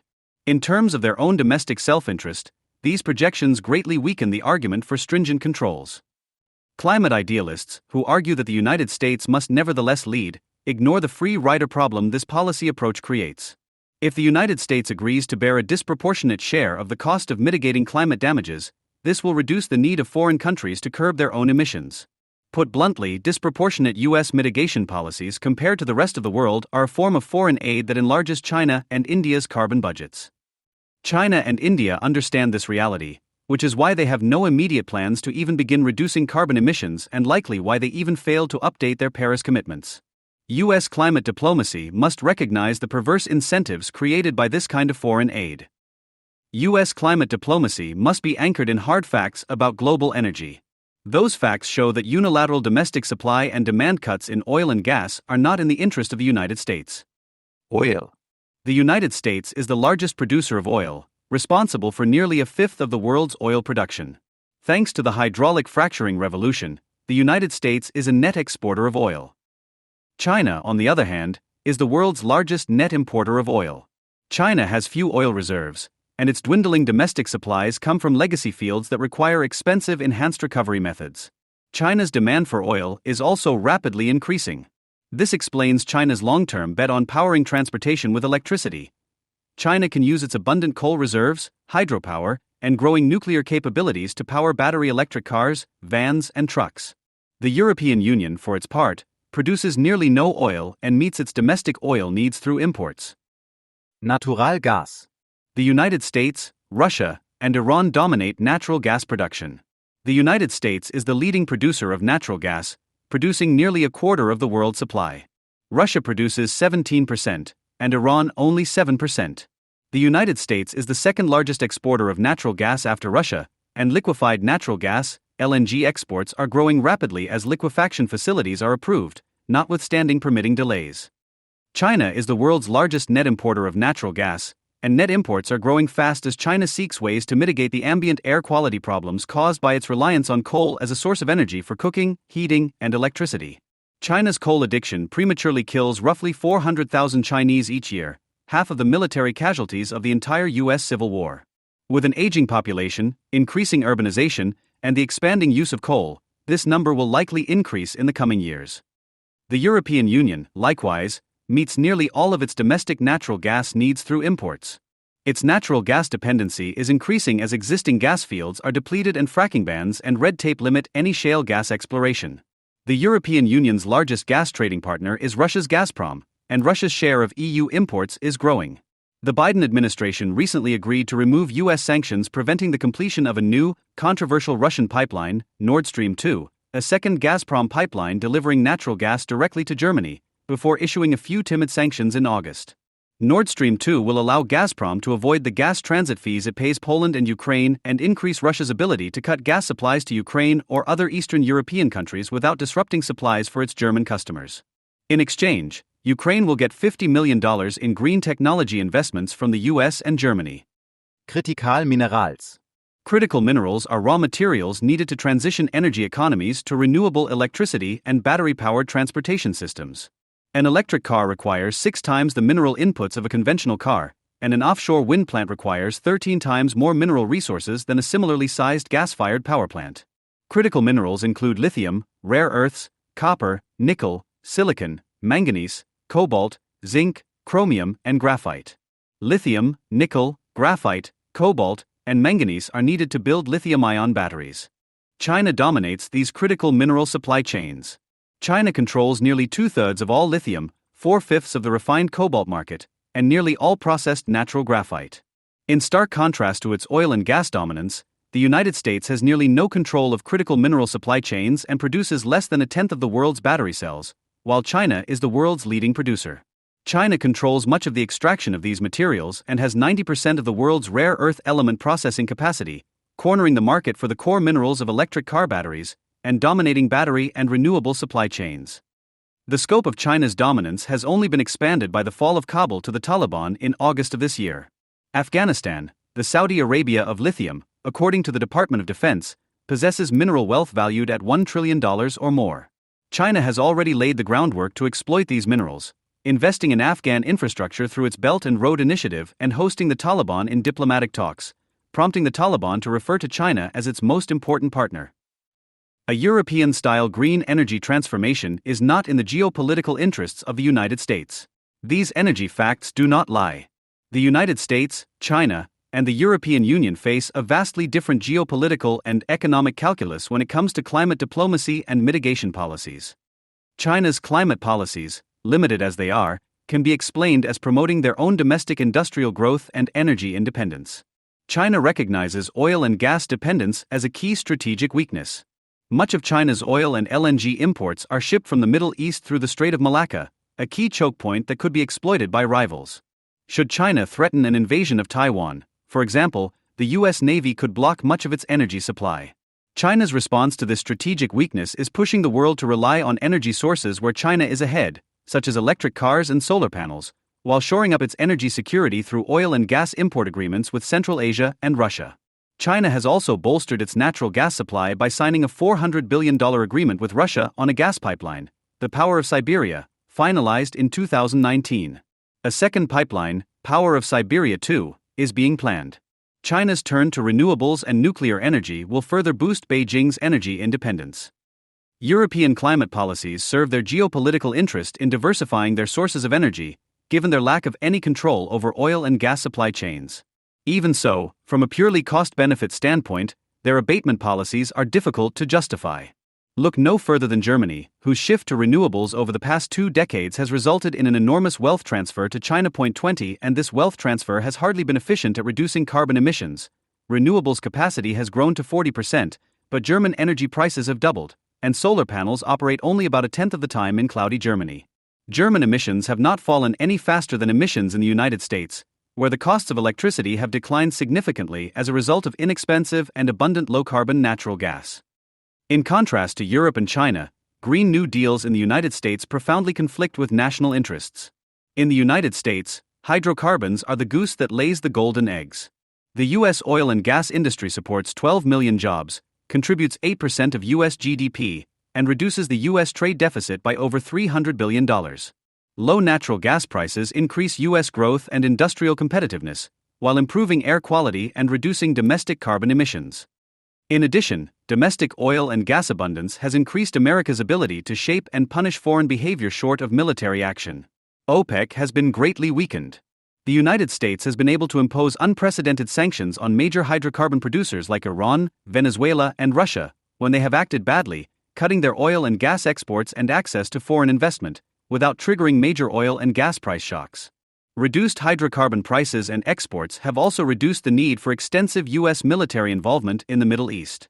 Moreover, a natural gas surplus allows the United States to ship LNG to Eastern Europe, deepening U.S. economic ties there and checking Russia's economic leverage.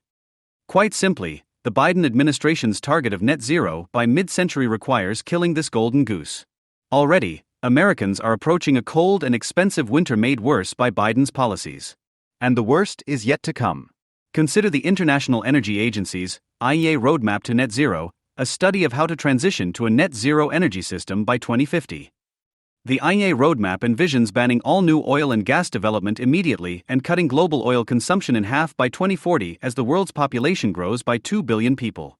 By 2050, in the IEA's roadmap, gas demand declines by 55% to 1,750 billion cubic meters and oil declines by 75% to 24 million barrels per day, MB/D, from around 90 million barrels per day in 2020.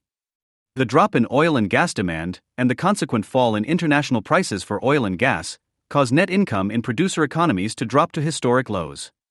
The United States sees a disproportionate fall in oil and gas production and income as depressed prices make U.S. tight oil and gas uncompetitive with Saudi oil. Apart from harming the U.S. economy, this energy shift would have severe geopolitical implications. OPEC nations like Saudi Arabia produce oil at a much lower marginal cost than the United States, and IEA projects that by mid-century OPEC would account for half of the oil supply, a return to global oil energy insecurity. The story would be similar for natural gas output restrictions. U.S. natural gas is a useful counterweight to Russian influence. U.S. gas exports weaken Russia's economic power over the European Union, as the availability of U.S. LNG limits Russia's ability to shut down gas supplies to create severe price shocks and shortages. Reducing U.S. natural gas output jeopardizes countries like Poland and Lithuania and expands Russia's economic influence.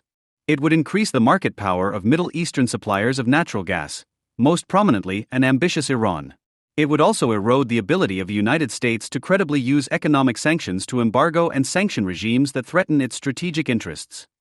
By contrast, critical mineral demand would vastly expand to build electric cars and renewables, exposing the United States to a serious threat of economic embargoes from China that could affect U.S. power and transportation sectors. But IEA's net zero estimates are too optimistic. IEA's roadmap assumes perfect global collaboration in coordinating trade and regulation policies and sharing clean energy R&D. U.S. firms own most clean energy patents, so this envisions a vast voluntary transfer of intellectual property to the rest of the world. In an alternative scenario of imperfect global cooperation, global net zero is not reached until 2090 even while adopting the same mitigation policies. And IEA's alternative still unrealistically assumes that countries as unreliable as Russia, Iran, Venezuela, India, and China adopt climate policies in near lockstep with North America and Europe. IEA assumes that all advanced economies eliminate coal-fired generation by 2030 and that all emerging economies do so by 2040. That assumption lacks any basis in reality. India plans to have coal provide most of its energy until 2047, and coal is politically entrenched there. Russia has zero interest in achieving zero emissions. China built 3 times as many coal generation plants as the rest of the world combined, in 2020. China's promises of net zero emissions by 2060, with plans for increasing emissions until 2030, should be regarded with skepticism. China, India, and other developing nations expect that reductions in North America and Europe will pave the way for them to emit vast amounts of carbon well into the future at foreign expense. Before requiring its citizens to accept dramatic reductions in their own standard of living, the United States must solve this free rider problem. Furthermore, all of this presumes that the abatement required to meet the Biden administration's goal even makes sense globally. It does not. The Biden administration's net zero goal, trying to avoid a 1.5 degrees Celsius warming by 2100, is not based on any rigorous cost-benefit analysis. In his Nobel Prize lecture, climate economist William Nordhaus explains that based on his dynamic integrated climate economy (DICE) model, holding average temperatures under 1.5 degrees Celsius by 2100 would likely cost the world about 10 times as much as the avoided climate damages, a cost-benefit ratio of 10 to 1, equivalent to over $45 trillion in net costs. The optimal scenario according to DICE would be to target an increase of 3.5 degrees Celsius by 2100, and that optimal target again assumes optimal carbon pricing policies and global agreement, no free riders. With free riders and an ineffective hodgepodge of abatement policies, our current situation, even a 3.5 degrees Celsius increase would be far too ambitious. If the excesses of the Biden administration are not in the best interests of the United States, Then what would responsible U.S. climate diplomacy and policy leadership look like? First, the United States must reject the infeasible net zero by 2050 goal. The United States should set realistic targets and expectations based on rigorous cost-benefit analysis. Pursuing reasonable goals with bipartisan approval, instead of making unenforceable promises, would be a first step to serious and responsible leadership. Second, U.S. climate policy must recognize the global nature of energy markets and the free rider problem. Global Energy Supply meets Demand. Oil can be transported at low cost in tankers and redirected all over the world. Low transportation costs and spot pricing mean that oil is a global commodity subject to near-perfect price arbitrage. This means that if any country cuts oil production, oil demand will simply find a substitute source of supply at higher prices. The story for natural gas is more complex, but natural gas markets are trending global with LNG growth. Energy globalization means that cuts in the U.S. supply of oil and gas will shift energy production elsewhere. Jason Bordoff, the co-founding dean of the Columbia Climate School and a former climate and energy advisor to President Barack Obama, wrote in Foreign Policy in June, unless both supply and demand change in tandem, merely curbing the oil majors' output will either shift production to less accountable producers or have potentially severe consequences on economic and national security interests while doing little to combat the climate crisis. In a similar vein, the Brookings Institution has emphasized that cutting back domestic oil and gas production without an equally ambitious focus on demand will just increase U.S. imports, rather than reduce consumption. The United States could lose the economic advantages of its oil and gas production without a commensurate reduction in greenhouse gas emissions. An extreme example of a counterproductive policy shock to U.S. supply is the hydraulic fracturing ban advocated by Senator Bernie Sanders and Representative Alexandria Ocasio-Cortez. Hydraulic fracturing accounts for 3/4 of all natural gas and 2/3 of all oil produced in the United States, and a ban would entirely destroy this supply. It would thus result in 7.7 million fewer jobs, $1.1 trillion less in gross domestic product, GDP, and $950 billion less in labor income by 2025. A ban would also increase domestic air pollution and power sector carbon dioxide emissions, as increased coal generation would be needed to make up for a decline in natural gas to back up intermittent renewables. To avoid a complete economic collapse, roughly 3/4 of U.S. natural gas demand and 2/3 of all U.S. oil demand would need to be replaced with foreign imports overnight, offshoring U.S. hydrocarbon production abroad while doing little or nothing to reduce global carbon emissions. A fracking ban would in short be the equivalent of adopting an infinitely high carbon tax for U.S. tight oil and gas, with no equivalent carbon tax for any foreign oil and gas. Nothing could please Russia, Iran, Saudi Arabia, and China more. President Biden is unlikely to ban hydraulic fracturing, as that would be political suicide. But a death by 1,000 cuts approach, like freezing oil and gas leases on federal lands or lengthening the time of environmental permitting reviews for infrastructure projects, e.g., LNG export facilities, will also harm U.S. interests. Already, natural gas pipeline restrictions in the Northeast make it difficult for abundant U.S. natural gas from Pennsylvania to reach New England, which has imported Russian LNG even as Russia is under Ukraine-related economic sanctions. Instead of ceding energy production to other powers, the United States could commit to being a net exporter of energy and controlling the air pollution that results. U.S. natural gas exports, with roughly half of the carbon intensity of coal and low methane emissions, could reduce the carbon intensity of foreign economies. But to do this, the United States would need to be promoting natural gas exports by building LNG capabilities, not hampering LNG with red tape. The lesson is this: to the extent the United States pursues emissions abatement, it will have to deal with global market realities as well as the free rider problem. If not, America will be paying to transfer hydrocarbon production abroad and license greater pollution in India and China. But dealing with these foreign problems requires a combination of actual international treaties, requiring approval by 2/3 of the Senate, and border adjustments on imports and exports, which may need congressional approval. An executive pen and phone climate agenda without Congress will hurt the United States and may do nothing at all to curb global carbon emissions. Third, the United States must be a leader in technological innovation, not red tape. In particular, the United States should invest resources in underfunded alternatives to renewables and batteries that pose less long-term risks to U.S. geopolitical and economic interests: hydrogen fuel cells and biofuels for mobility and industry, small nuclear reactors for power, and carbon capture and storage. The current near-exclusive focus on renewables and battery mobility is a recipe for failure and increased dependence on China. Leaving future energy supply chains reliant on a China that is willing to lap the world in coal plant production, to create black, sulfurous, toxic lakes, to use slave labor, and to partner with the Taliban is not just bad geopolitics, it is morally obtuse. Only by taking responsibility for energy can the United States be a climate leader. The name cobalt comes from the German word kobold, which translates as goblin or evil spirit. When 16th century miners in Saxony discovered the metal, they thought they had stumbled upon silver, yet it was later revealed that the ores were poor in metals that were known at the time. Upon smelting, the ore, where cobalt is twinned with arsenic, resulting in cobalt arsenide, was found to produce poisonous fumes and became known for causing mischievous effects upon miners' health. Then, as now, the element had a dubious reputation. Although once it was feared for its toxic health effects, today the focus is more on the adverse consequences that cobalt scarcity could have on Western economies. Meanwhile, human rights organizations are concerned about the poisonous effects that cobalt can have on the communities where it is extracted and the social misery its production sometimes inflicts.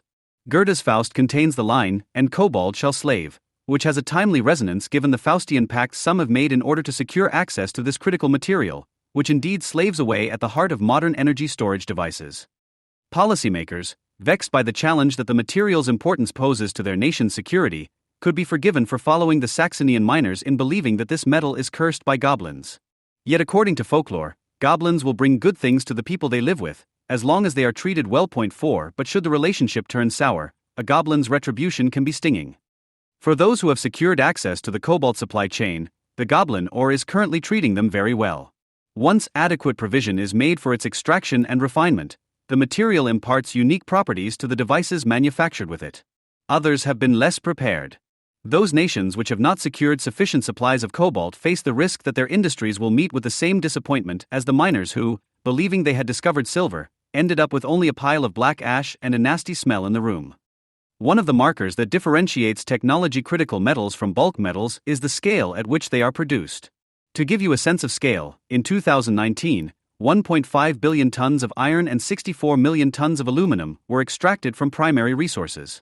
By contrast, the amount of cobalt dug out of the ground was only 160,000 tons, many orders of magnitude lower. Despite its relative scarcity, cobalt is used in a wide range of applications.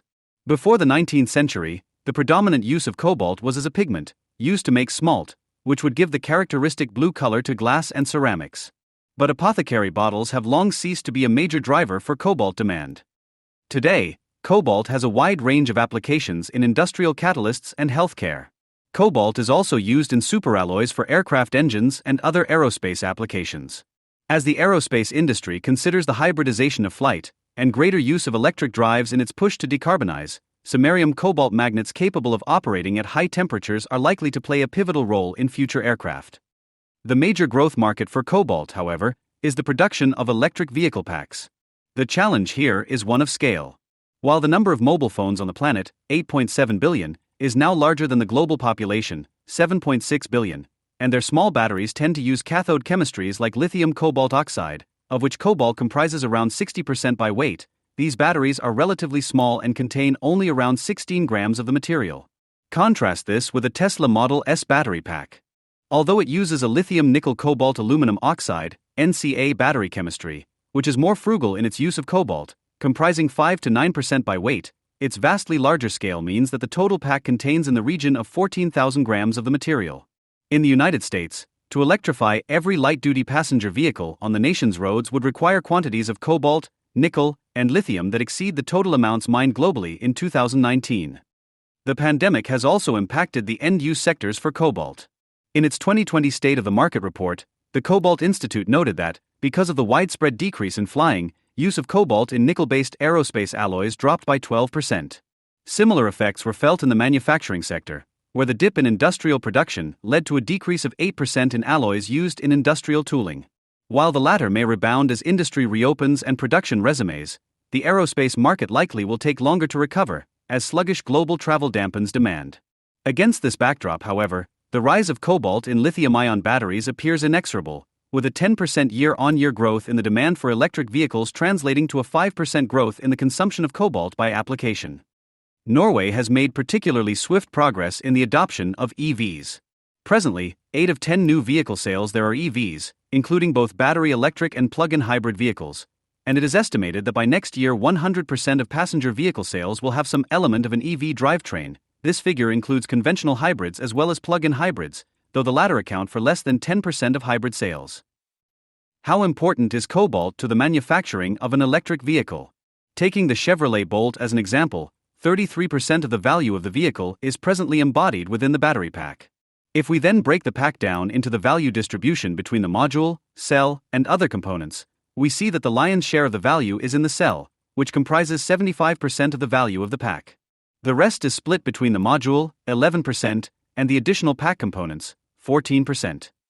If we further interrogate the value distribution of the cell, we see that the battery materials used in the anode and cathode make up over half of the value of the cell, and again the majority of this is in the cobalt-containing cathode materials. Although electric vehicles, over their whole life cycle, are cleaner than the internal combustion engine (ICE) vehicles they replace, they are more energy-intensive in manufacture, and they rely on the use of critical materials and technology metals which are challenging to procure. Electric vehicles are also responsible for more emissions during production than the ICE vehicles they displace. 16 This is one reason why policymakers in Europe have turned their attention to new regulations that aim to decarbonize the production of battery materials. These issues have caused a great deal of volatility in cobalt markets, which rallied in 2017 and peaked in April 2018. The market turned and prices corrected, however, as the rally was built on speculation rather than physical demand. The United States is heavily reliant on imports of certain mineral commodities that are vital to the nation's security and economic prosperity.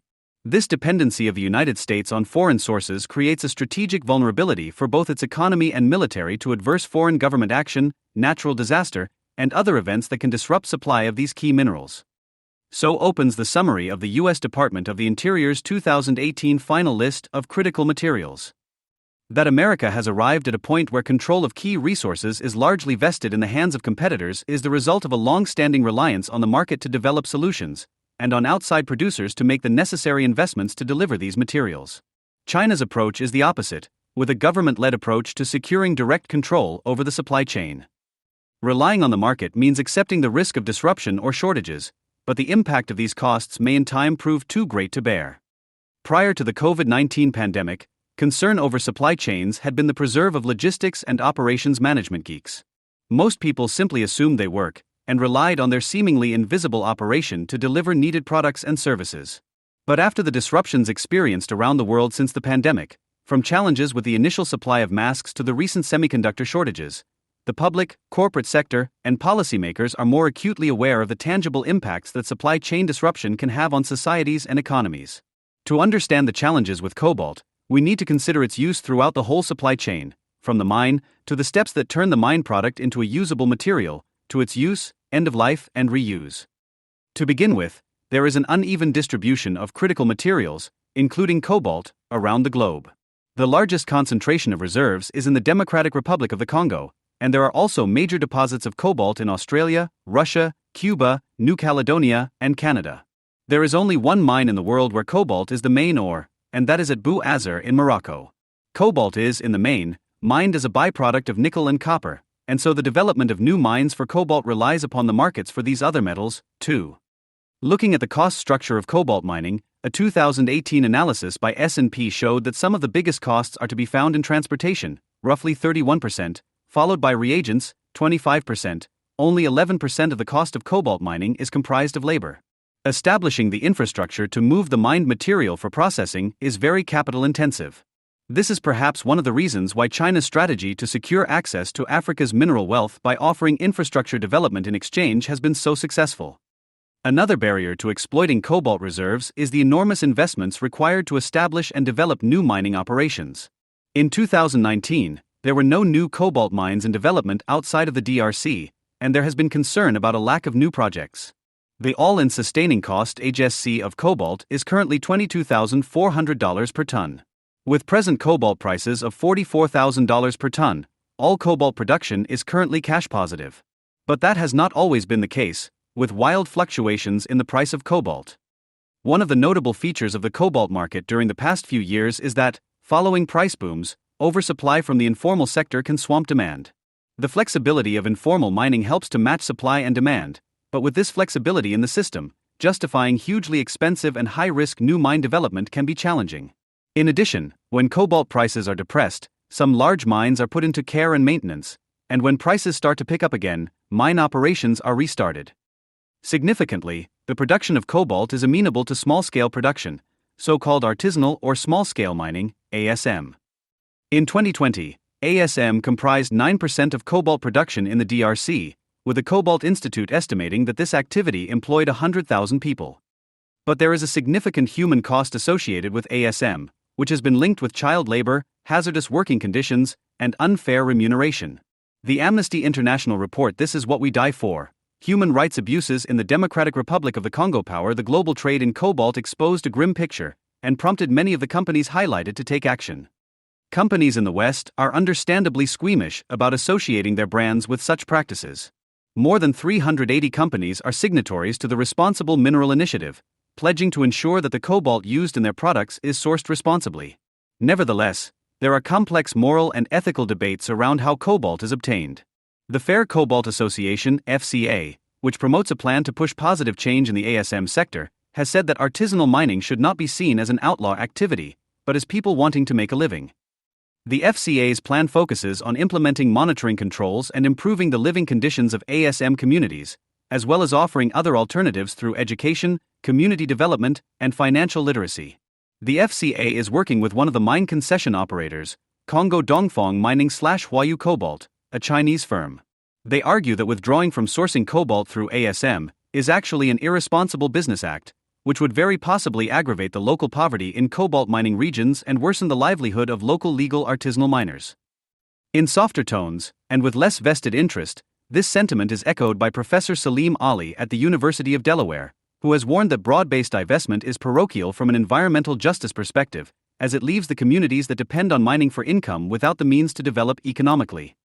Companies have clearly struggled with the complex issues around sourcing cobalt from ASM. In a Washington Post article, Apple, which sources around 20% of its cobalt from Congo Dongfang Mining/Huayu Cobalt, was quoted as saying that they do not seek remedies that are solely aimed at making the supply chain look pretty. This position evolved following media pressure, including a Sky News investigation that highlighted poor working conditions and child labor in the cobalt supply chain. Apple ultimately announced that it would stop buying cobalt mined by hand in the Congo in its entirety. Some are also looking to unconventional sources outside of known deposits to diversify the mineral supply chain. Companies have developed marine mining robots that can harvest treasures from the deep and bring them to the surface. Cobalt-rich manganese nodules found up to 6 kilometers beneath the surface could yield a bountiful source of battery minerals, including cobalt. Here, however, there are concerns that such submarine scooping of the seafloor could damage marine ecosystems that we barely understand. We know less about the bottom of the ocean than we do the surface of Mars, and we could destroy something before we even know what is being lost. Furthermore, whatever the impact below the waves, there will also be impacts on land. Pacific Island communities want to see plans for deep-sea mining before moving forward. Although they have a vested interest in the economic gains that could result from the development of a brand new industry, they also face a greater peril from adverse environmental effects. There are arguments on both sides as to whether deep-sea mining for cobalt is a cure for the climate crisis or a curse. Finally, new technology may play a role in aiding the search for new deposits. Cobalt Metals is a startup based in Berkeley which aims to use artificial intelligence and machine learning in order to make sense of complex geochemical, geophysical, and geological data to enable a swifter search for valuable deposits. The need for key technology metals and critical materials to power America's economy is a non-controversial issue that attracts bipartisan support. The simple fact is that without these raw materials, manufacturing will grind to a halt, jobs will be lost, and consumers will be disappointed. Yet while there is a broad consensus that access to these materials needs to be secured, there is some divergence between the two most recent administrations on how to achieve these goals. In 2019, the Trump administration launched a federal strategy to ensure a reliable supply of critical minerals. Explicit in that strategy was a directive to the U.S. Department of the Interior (DOI) to search for domestic sources of critical minerals, collect information enabling their extraction, and expedite permitting to allow projects to go ahead. Nevertheless, at present there is little cobalt mining activity in the United States. A small amount is mined in Michigan, as well as some extraction from mine tailings in Missouri. While the Biden administration's full strategy will only become known after a year-long supply chain review, its present policy trajectory appears to focus on sourcing resources from abroad, representing a departure from the Trump administration. Current plans to improve the supply chains for electric vehicle materials focus on sourcing the materials from friendly countries like Canada, Australia, and Brazil, along with developing processing capacity and higher value activity. Looking to near neighbors, Canada represented 3% of world cobalt production in 2020, and the grades of cobalt produced there are considered some of the highest in the world. The Energy Resource Governance Initiative is one of the keys to this plan, helping allies develop their mineral resources, rather than permitting new domestic mines. But is this a missed opportunity? America is believed to have 285,000 tons of known cobalt reserves, while Canada holds 230,000 tons. Although U.S. reserves are considerably lower than the DRC's 3.6 million tons, they still represent a significant source of supply for the continent. The concern, however, is that the development of domestic mining capacity could run into roadblocks from environmental and local opposition. This concern isn't entirely unfounded. Proposed work for a new lithium mine near the Oregon-Nevada border has run into problems as tribal lawyers seek to block digging near a scared site where dozens of Native Americans were massacred in 1865. Lithium Nevada Corp's proposed mine would be the biggest open-cast lithium mine in the world, if it gets approval.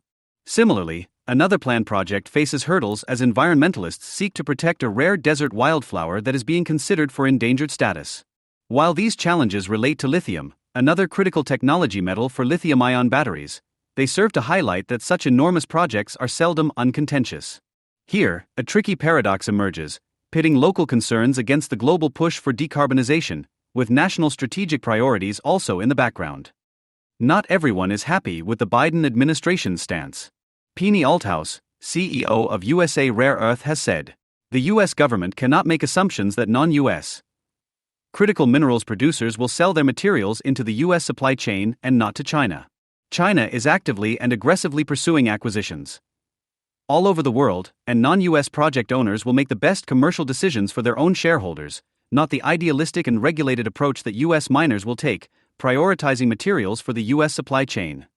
In a House Natural Resources Committee hearing, Representative Lauren Boebert, Republican Colorado, bluntly said, "These not-in-my-backyard extremists have made clear they want to lock up our land and prevent the mining of minerals." But even within the Democratic Party, some are worried that this blow to mining communities has the potential to hurt the party's chances in the 2022 midterm elections. Even with an aggressive push to produce cobalt domestically, however, the Biden administration's review into resilient supply chains still concludes that America does not have sufficient reserves to meet future demand for cobalt. So the search continues for new sources. No U.S. president has ever visited the Democratic Republic of Congo, but someone has to be the first. Will Biden boldly go? Whose production line is it anyway? Like the mineral itself, the processing capacity for cobalt is unevenly distributed. It is currently dominated by China, and this situation is the source of increasing geopolitical concern. In a Politico piece, Bryce Cocker, CEO of Australia's Jervois Mining, said, "China is not processing that refined cobalt to export to the United States to support your electric vehicle revolution. They're going to make cheap cars themselves, and the best you can hope for is that they'll export cheap cars to you." China's Belt and Road Initiative, BRI, introduced by President Xi Jinping in 2013, aims to finance, develop, and build new infrastructure around the world. The price levied in exchange is access to natural resources, with China having built over a dozen ports in Africa to provide unfettered access to the continent's mineral wealth. And once cobalt enters China, it seldom leaves for battery manufacturing elsewhere in the world. To illustrate the steps in cobalt processing, let us consider the production of battery materials from copper-cobalt ores. Once the raw cobalt-containing ores are extracted from the ground, they are processed through flotation to produce a cobalt-rich concentrate. Using air bubbles and agitation, the mineral is brought to the surface, with additives preferentially attracting the cobalt to the froth flotation bubbles.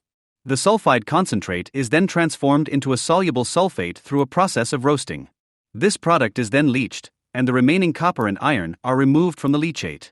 After filtering, washing, and milling, this substance is then mixed with lithium carbonate and put into a sintering kiln, in combination with other elements depending on the cathode chemistry. This forms the cathode active material. At present, 50 to 60% of the world's global refining capacity for cobalt is located in China. Furthermore, China controls approximately 85% of the world cobalt sulfate processing capacity, which is the form used for the manufacture of battery cathode materials. Outside of China, there are also significant processing facilities operated by Freeport in Finland, Umicore in Belgium, and Sumitomo in Japan. But what of the future of cobalt processing in the United States? President Biden has proposed a $1.7 trillion infrastructure plan with $174 million earmarked for the development of the U.S. electric vehicle industry. In addition, corporate initiatives, like Ford's recent announcement of an $11.4 billion investment in electric vehicle manufacturing, will be a welcome fillip for U.S. efforts in this space. Significantly, Ford has said that it wants to create a vertically integrated supply chain. But so far little tangible progress has been made. In the United States, the Federal Consortium for Advanced Batteries, in its national blueprint for lithium batteries, has called for the elimination of cobalt and nickel from new lithium-ion batteries by 2030. In 2020, Tesla announced its goal of transitioning to cobalt-free cells in the future. Although some see it as imperative to move the industry away from problematic materials, like cobalt, others question whether such moves will just create more strain on supply chains for other materials. There are a variety of different lithium-ion battery chemistries. A few common types include lithium cobalt oxide, LCO, nickel manganese cobalt, NMC, and lithium nickel cobalt aluminum, NCA, all of which contain cobalt. Lithium iron phosphate, LFP, and lithium manganese oxide, LMO, on the other hand, do not. Decisions around cathode chemistry selection are complex, and automakers' choice of chemistry depends on a range of factors including the inherent performance characteristics, properties, and cost curves of different materials.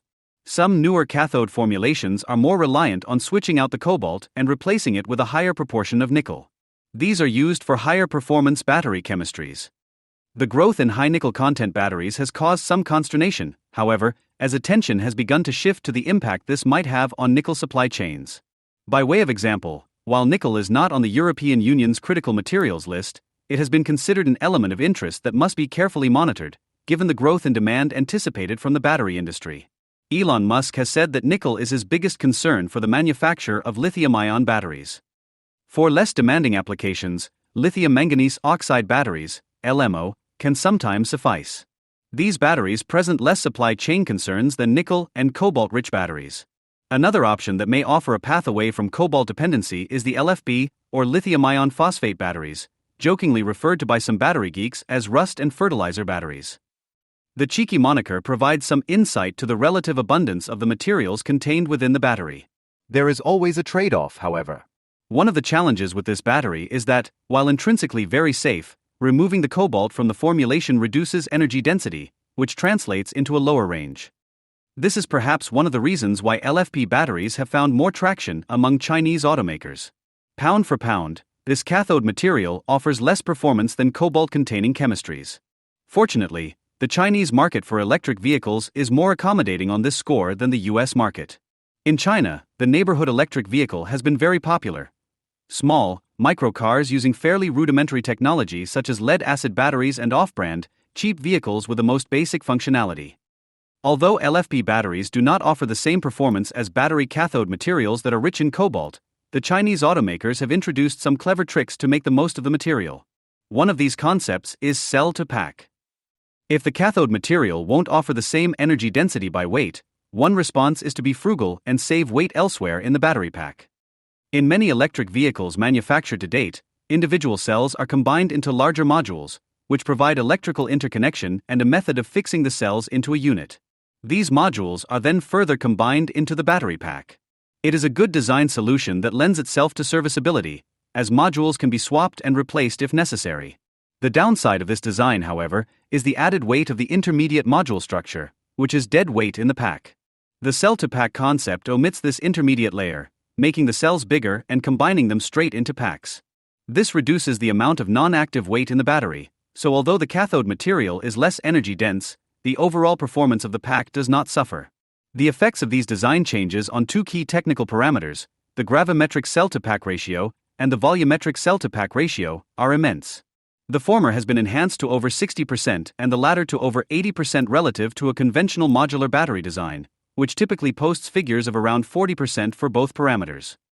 BYD's Blade Cell Battery Pack embodies this concept. The geometry is key. Larger cells, combined directly into a pack, better utilize space and weight. There are also potential corollary benefits for a future circular economy of electric vehicle batteries. The larger flat cells on the face of it appear much easier to disassemble, enabling cleaner extraction of the resources within. Compare this to the cylindrical cell pack design adopted by Tesla, with thousands of small, can-like cylindrical cells, within which electrodes are arranged in a spiral. Careful disassembly of this design would likely not be cost-effective, limiting future recycling technologies. Although some analysts have been cautious about the potential for the adoption of LFP batteries in the West, these forecasters may re-evaluate their predictions after Tesla's announcement that it is planning to switch to LFP batteries in its standard-range vehicles in markets outside of China. In September, the firm consulted with those on the reservation list for its Model 3 sedans, for sale in the US market, and questioned whether buyers would be prepared to accept LFP instead of the nickel-cobalt-aluminum oxide cells presently in use. These batteries are cheaper to produce, and so potentially could increase Tesla's profit margin on the vehicles. There comes a point when every lithium-ion battery exhausts its potential in its first life application. When an EV battery reaches 80% state of health, this is when its ability to store energy reaches 80% of its design specification. It is considered ripe for retirement.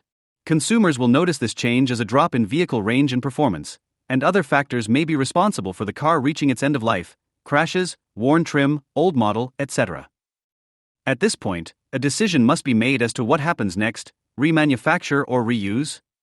Batteries that are still above 80% state of health and are classed as suitable for a first-life application may be remanufactured into battery packs for electric vehicles. Remanufacturing can contribute significantly to resource efficiency. The other option, reuse, means the battery finds its way into an energy storage application that is different from its first-life application, such as stationary energy storage, rather than powering another electric vehicle. It is debatable whether batteries should first pass into reuse in a second-life application, or whether they should go straight to recycling and remanufacture. In part, this depends on the sort of business model that the battery was deployed in the first instance and who the asset is owned by. If placed on the open market, the battery will naturally go to the highest bidder. The market scenario seems to favor reuse.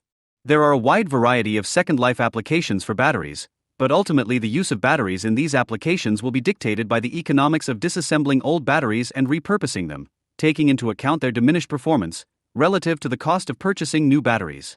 In particular, stationary energy storage is likely to be of increasing importance as electricity grids are decarbonized. Electrical energy storage can be used to stabilize grids, provide backup power, and is a key tool in balancing the intermittency of some renewable energy sources. Yet while real-world economics may take us down a road of reusing batteries and sweating the asset for as long as possible, this may not be the optimal route from a resource efficiency perspective. As previously discussed, battery chemistries are evolving, and old batteries with a high cobalt content, enjoying a leisurely retirement in a less strenuous application, may not be the best use of scarce resources. Recycling has the potential to liberate that critical material. Given cobalt's value, its presence in end-of-life batteries makes cobalt-rich batteries attractive to recyclers. At present, battery recycling operations have largely focused on recovering the cobalt and nickel from EV batteries, as this is the low-hanging fruit in terms of material value. Two concepts must be kept in mind when trying to appraise the value that can be recovered from dead batteries. On the one hand, we have the intrinsic value of the materials that are contained within the battery, isolated to their raw state. On the other hand, we have the value of the materials when they are combined into a product. The cake is worth more than the flour, eggs, and sugar that went into its production. The same economics apply to electric vehicle battery cathode materials. If we could keep the cathode material in its manufactured state and rejuvenate it into a new material, more value would be retained than if we take all of its constituent components back to earlier stages of the process. An analogy for this is the game of snakes and ladders, or chutes and ladders, depending on which side of the Atlantic you are reading this from. If you start at the bottom of the board, each roll of the dice is analogous to one of the processing steps that takes place in the journey from mine to manufactured battery. The different recycling processes are like the chutes or snakes that take you down the board to an earlier step in the processing sequence. Pyrometallurgy, in which batteries are put into a pyrometallurgical furnace, takes you a long way down the board. Hydrometallurgy, by contrast, still takes you down the board, but not as far. A concept known as direct recycling would only take you a short way down the board. In this process, a battery cathode material is cleanly separated from the other components of the cell, rejuvenated, and turned into a fresh cathode material. The advantages of this process are numerous. Not only is the value of the materials retained, but also the value in the structure of the cathode material, all the energy and labor that has previously been invested into turning the raw battery materials into something useful. The process of rejuvenation should be relatively light touch, and the material can then be used in a new battery. A number of technical challenges need to be solved in order to operate this process at scale, however. There are also business challenges, Would a new battery manufacturer want to provide warranty coverage for a material of unknown provenance that was originally produced by a competitor? Somewhat paradoxically, this problem is less significant for cobalt-rich batteries. Cobalt is relatively easy to recover from batteries using fairly crude processes, and so the problem of value recovery becomes more pronounced as the amount of cobalt in batteries decreases, and attention turns from trying to recover the value inherent in the materials to trying to recover the value in the whole cathode. The evolution of batteries also presents a further challenge. While it may be simpler to produce like-for-like rejuvenated cathode material, formulations are changing all the time as manufacturers seek to improve performance and reduce critical materials content. Why would you remanufacture yesterday's cathode formulation when design has improved in the intervening years? Could cathode material be upgraded, and old high-cobalt cathode material be transformed into a greater quantity of newer, low-cobalt cathode material?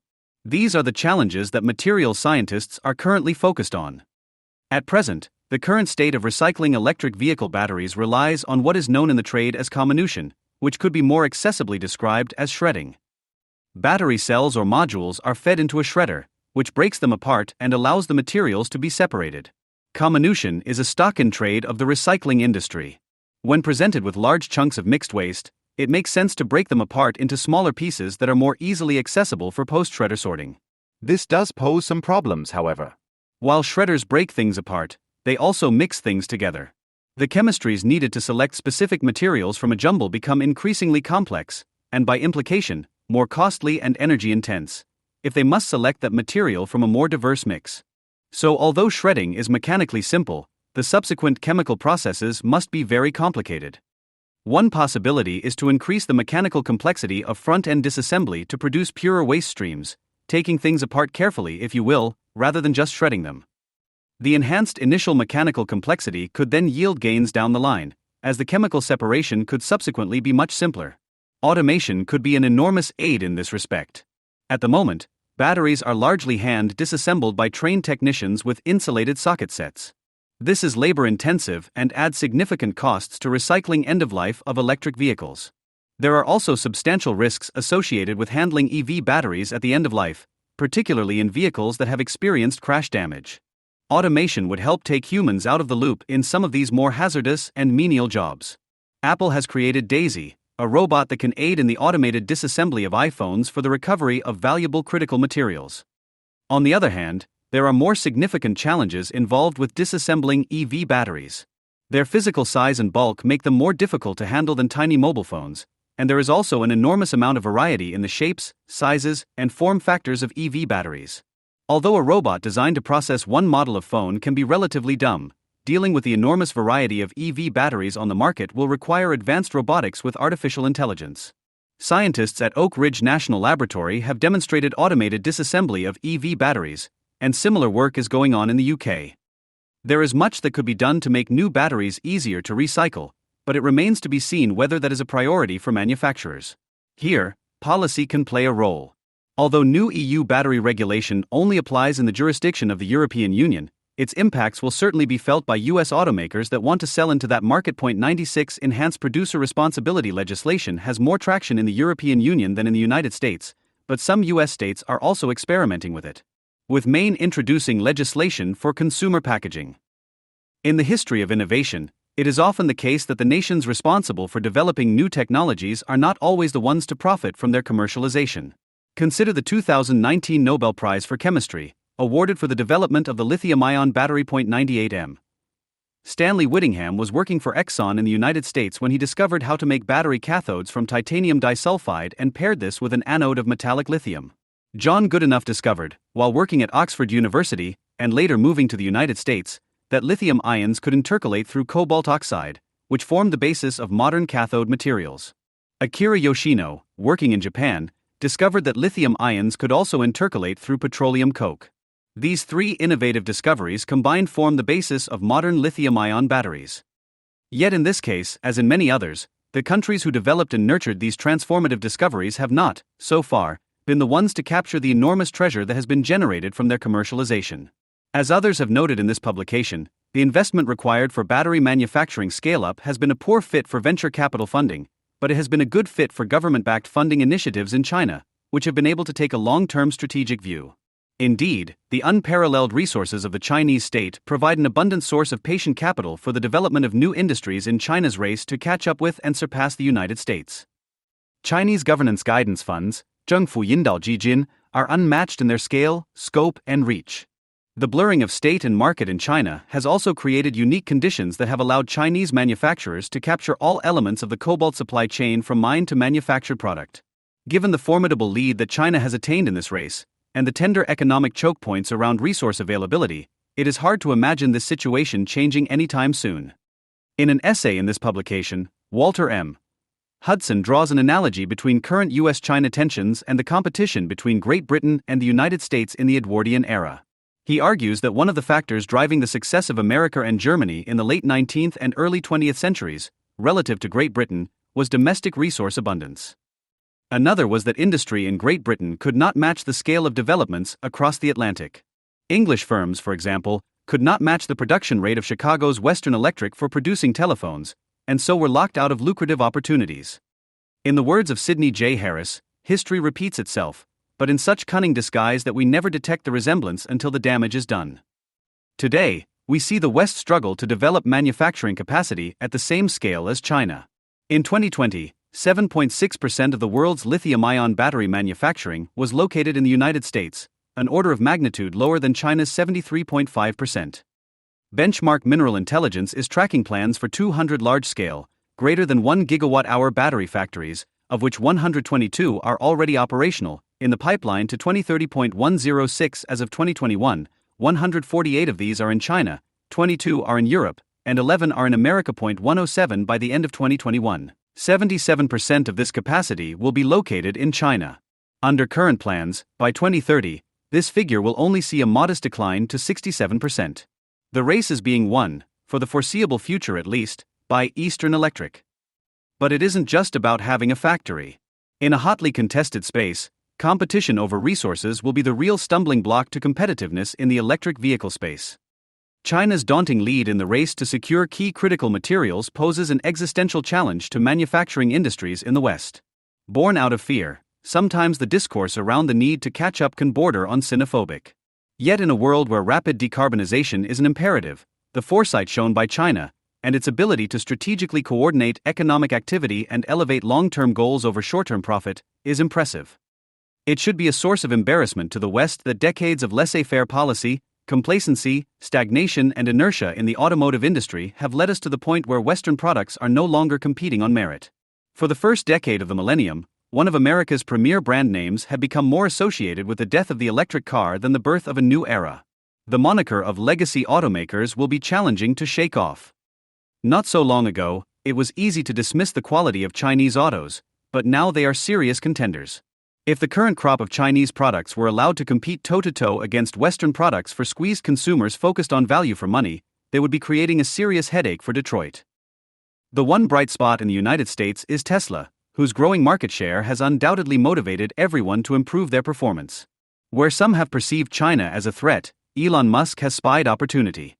Musk is sanguine about China. China rocks, he says, even though Tesla has not received the same level of support as domestic companies. At the recent COP26 summit, the spotlight was on solutions to address the climate challenge. Cobalt is one of the critical materials that will underpin the transition to cleaner technologies. The International Energy Agency projects that the technology improvements required to limit global warming to 2 degrees Celsius will result in a 20-fold increase in the demand for cobalt by 2040. This underscores the scale of the problem and the massive efforts that are required to meet this target. The availability of technology metals will be one of the key priorities of the 2020s. As everyone scrambles to secure inroads to resources and the processing capacity to turn them into saleable goods, it is worth noting that we really need not just one but many countries around the globe to increase capacity in this area. This is not simply a competition between nations, but a competition against old technologies, the power of incumbency, and the socio-technical systems that we have constructed over many decades. While many countries may have been late to recognize the urgent need to secure the materials of the future, the early gains made by industries in far-off lands should be a call to raise our game in the West. And this is not a zero-sum game. The more critical materials that we can liberate across the globe to aid us in the Herculean task of reducing our dependency on fossil fuels, the faster we can accomplish that transition. As nations around the world struggle to deal with the humanitarian crisis created by the Russian invasion of Ukraine, they also face difficult choices in balancing near and long-term economic and environmental challenges. Europe, in particular, is stuck in a bind between multiple conflicting goals. In the immediate term, the continent must access fossil fuels from other sources in order to offset Russian oil and gas imports and avoid massive disruptions for consumers and industry. On the other hand, Vladimir Putin's war has served as a clarion call to accelerate plans for decarbonization in order to starve the Russian war machine of revenues and build a more sustainable energy future. Yet this latter goal will also require securing the materials that will enable the construction of new energy sources. Herein lies the challenge in the climate, energy, and critical materials nexus. Countries around the world, already beset by problems from the recent pandemic, with sluggish supply chains, stifled growth, and profound socio-economic shocks, are engaged with varying degrees of fervor in the complete transformation of whole industry sectors and their attendant infrastructures. And it turns out that Russia and Ukraine, in addition to food and hydrocarbons, produce many of the key materials that the world needs to decarbonize. Thus far, media attention has understandably focused on soaring food prices, gas pipeline disruptions, oil import bans, and so forth. But critical mineral supply chains running through Russia and Ukraine have also been affected. Russia holds enormous mineral reserves, which are also a source of significant revenues for the Kremlin. Non-ferrous metals represent $20 billion of annual income for Russia, mixed ores and metal scrap, $5.3 billion, non-metallic minerals, $6 billion, and inorganic chemicals comprise $4.7 billion of Russia's export income. We are already witnessing large-scale disruption to many of these supply chains. In March, the EU introduced sanctions on the import of certain iron and steel products originating from Russia, which represent an estimated $3.3 billion of export revenue. Feeling the bite and trying to stave off the economic impact, Putin has announced plans to try and increase domestic consumption of metals by expanding their use in Russian factories, infrastructure construction, and home building. The UK has announced sanctions and an asset freeze on Evraz, a steel manufacturing company that makes railway wheels and tracks, which are key to the Russian military's ability to move heavy equipment. The EU subsequently introduced a prohibition on the import of unwrought lead, leading to the London Metals Exchange, LME, suspending deliveries of all Russian lead into LME warehouses. The UK announced 35% additional duties on imports of copper, lead, primary aluminum, and aluminum alloy from Russia. In the United States, a bill to repeal permanent normal trade relations status for Russia and Belarus passed Congress and was signed into law in April. This article will attempt to analyze the implications of these disruptions to key mineral supply chains and the underlying climate, energy, and critical materials nexus. The impacts, already significant, will continue to resonate around the world. Nickel is critical to our energy future. In addition to prosaic uses in stainless steel and other alloys, nickel finds a home in more exotic applied cations and serves as a key critical material in electric battery cathode formulations. There are two different types of nickel. Type 1 nickel is of a higher quality and is suited to specialized applications in which a very high purity is required, while Type 2 nickel is lower quality and suitable for more general alloying applications. Nickel prices play a big part in determining the prices of alloy surcharges at stainless steel mills, which pass the raw material costs on to their customers. Of course, when prices are high, demand is dampened down, as customers delay less critical projects and manage demand to suit new market realities. But stainless steel is a material so key to many manufacturing applications that price rises in stainless steel will affect many components of new energy technologies. Then there are the more exotic uses of nickel. As noted in this author's previous article on cobalt, 10 EV manufacturers have sought to improve battery chemistries by replacing their cobalt content, which is problematic for many reasons, with nickel. While nickel was not on the last EU critical materials list, released prior to the invasion of Ukraine, the European Commission has indicated that it is an element of interest and that it will also monitor nickel, in view of developments relating to growth in demand for battery storage. It would seem likely that the EU might revise this position in future critical materials lists given the new global context. The war in Ukraine has created significant new problems for nickel supply. It has been said that Putin has the power to hold nickel hostage, a move that could potentially disrupt the nascent EV industry. In Russia, Norilsk Nickel or Nornickel is a massive producer of nickel as well as other critical materials like palladium, a byproduct, but more on that later. In recent weeks, the UK has imposed sanctions against its owner, Vladimir Potanin, known as the Nickel King and Russia's second richest person. The result was an increase in nickel prices of 6%, though prices have stabilized more recently. In order to bolster its position and to weather the storm of Western sanctions, Norilsk Nickel has been in merger talks with Rusal to make a $60 billion Russian industrial metals champion. Nornickel was already controversial before the invasion of Ukraine.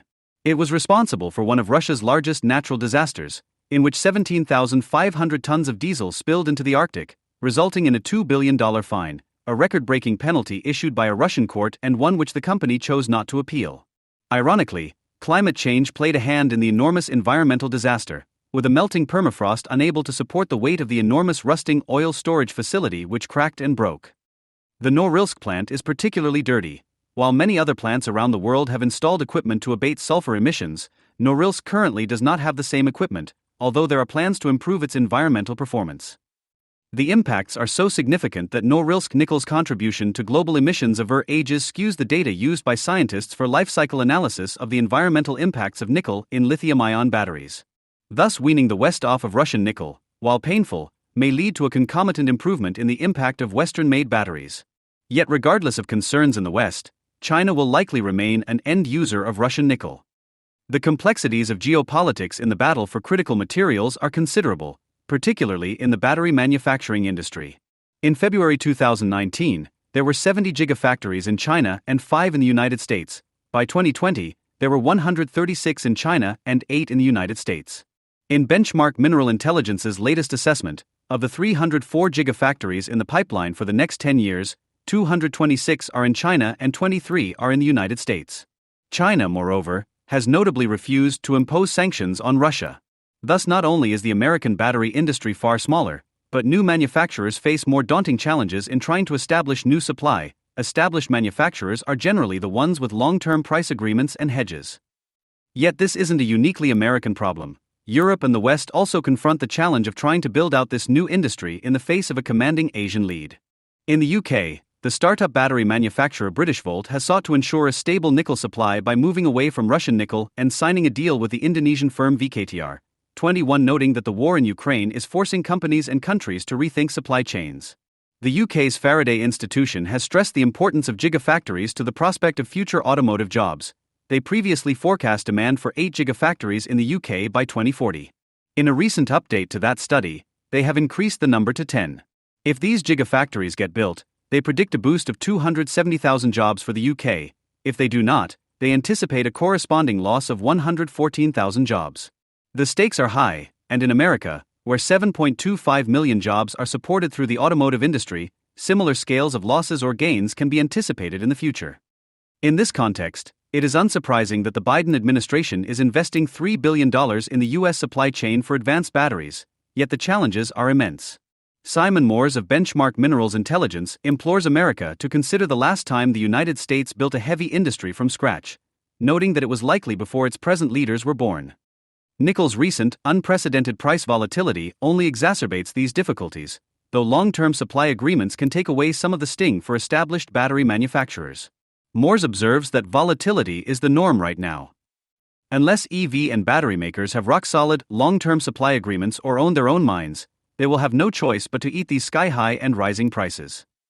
Nickel price volatility affects the entire cost structure of EV battery production. If the price of nickel moves from $20,000 to $50,000 per ton, the cost of a 60 kilowatt-hour battery pack increases by around $1,580.26, and this does not include the cost of other materials in the pack rising as a result of constrained supply. At the peak, nickel prices briefly touched over $100,000 on the LME. Recent events have sent shock waves through the London Metals Exchange, causing it to suspend trading in nickel, the first time this has happened since the tin crisis of 1985. The LME also cancelled nickel trades to the benefit of a Chinese trader, which has raised questions about LME's Hong Kong ownership and their intervention, along with more general concerns about governance and failure to manage market volatility. LME's controversies may in part explain why trading activity on that exchange has begun to slide, with activity in the second quarter down 13% relative to the prior year period and 21% during the first 3 months of this year.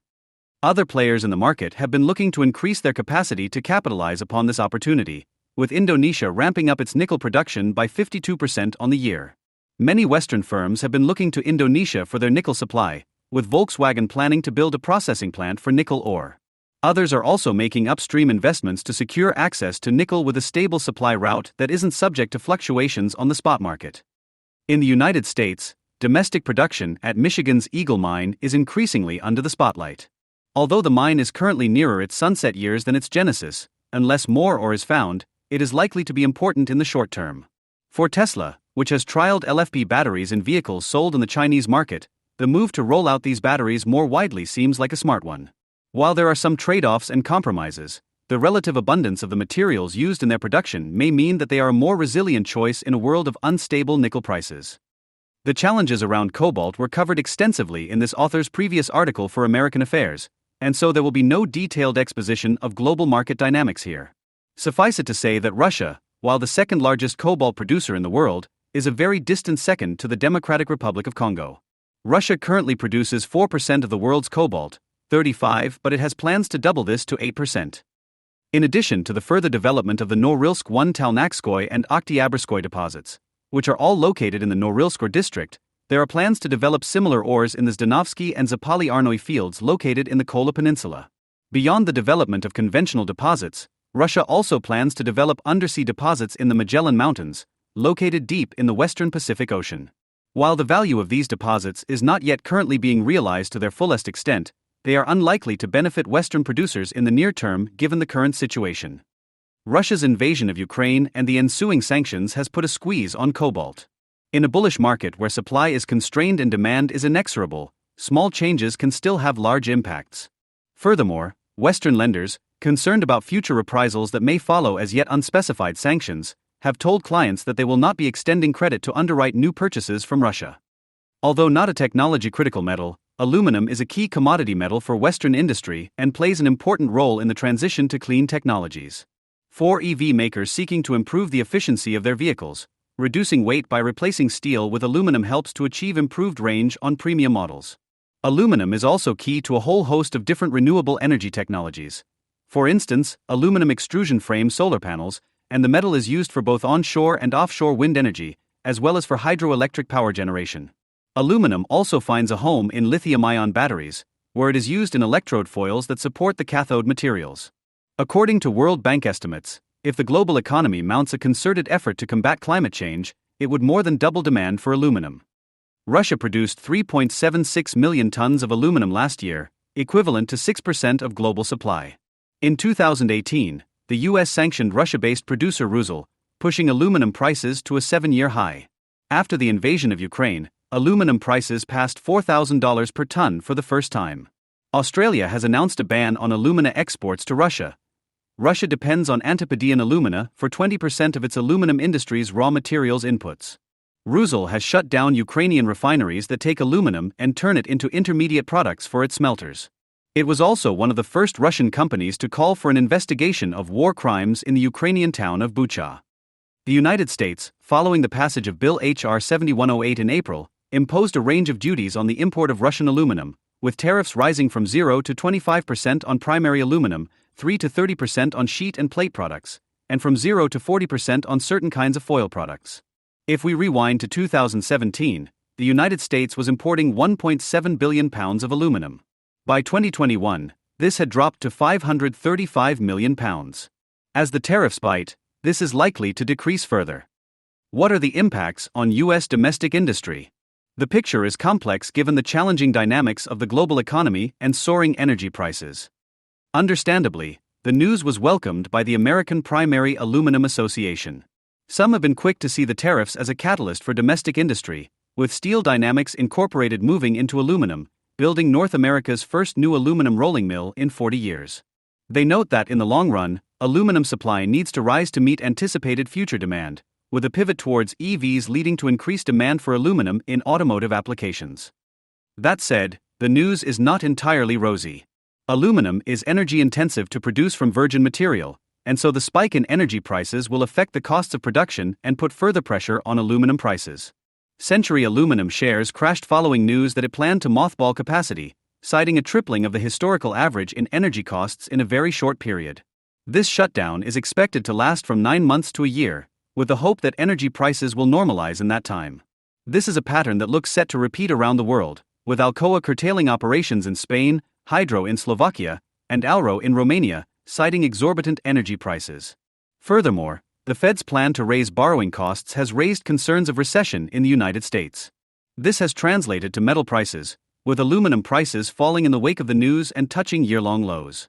Given Western supply tensions, China, traditionally a supplier of last resort, has been exporting aluminum despite high tariffs on outbound shipments. The United States has cut off Russia's supply of microchips. Russia, however, is responsible for many of the key materials that are used in the production of microchips.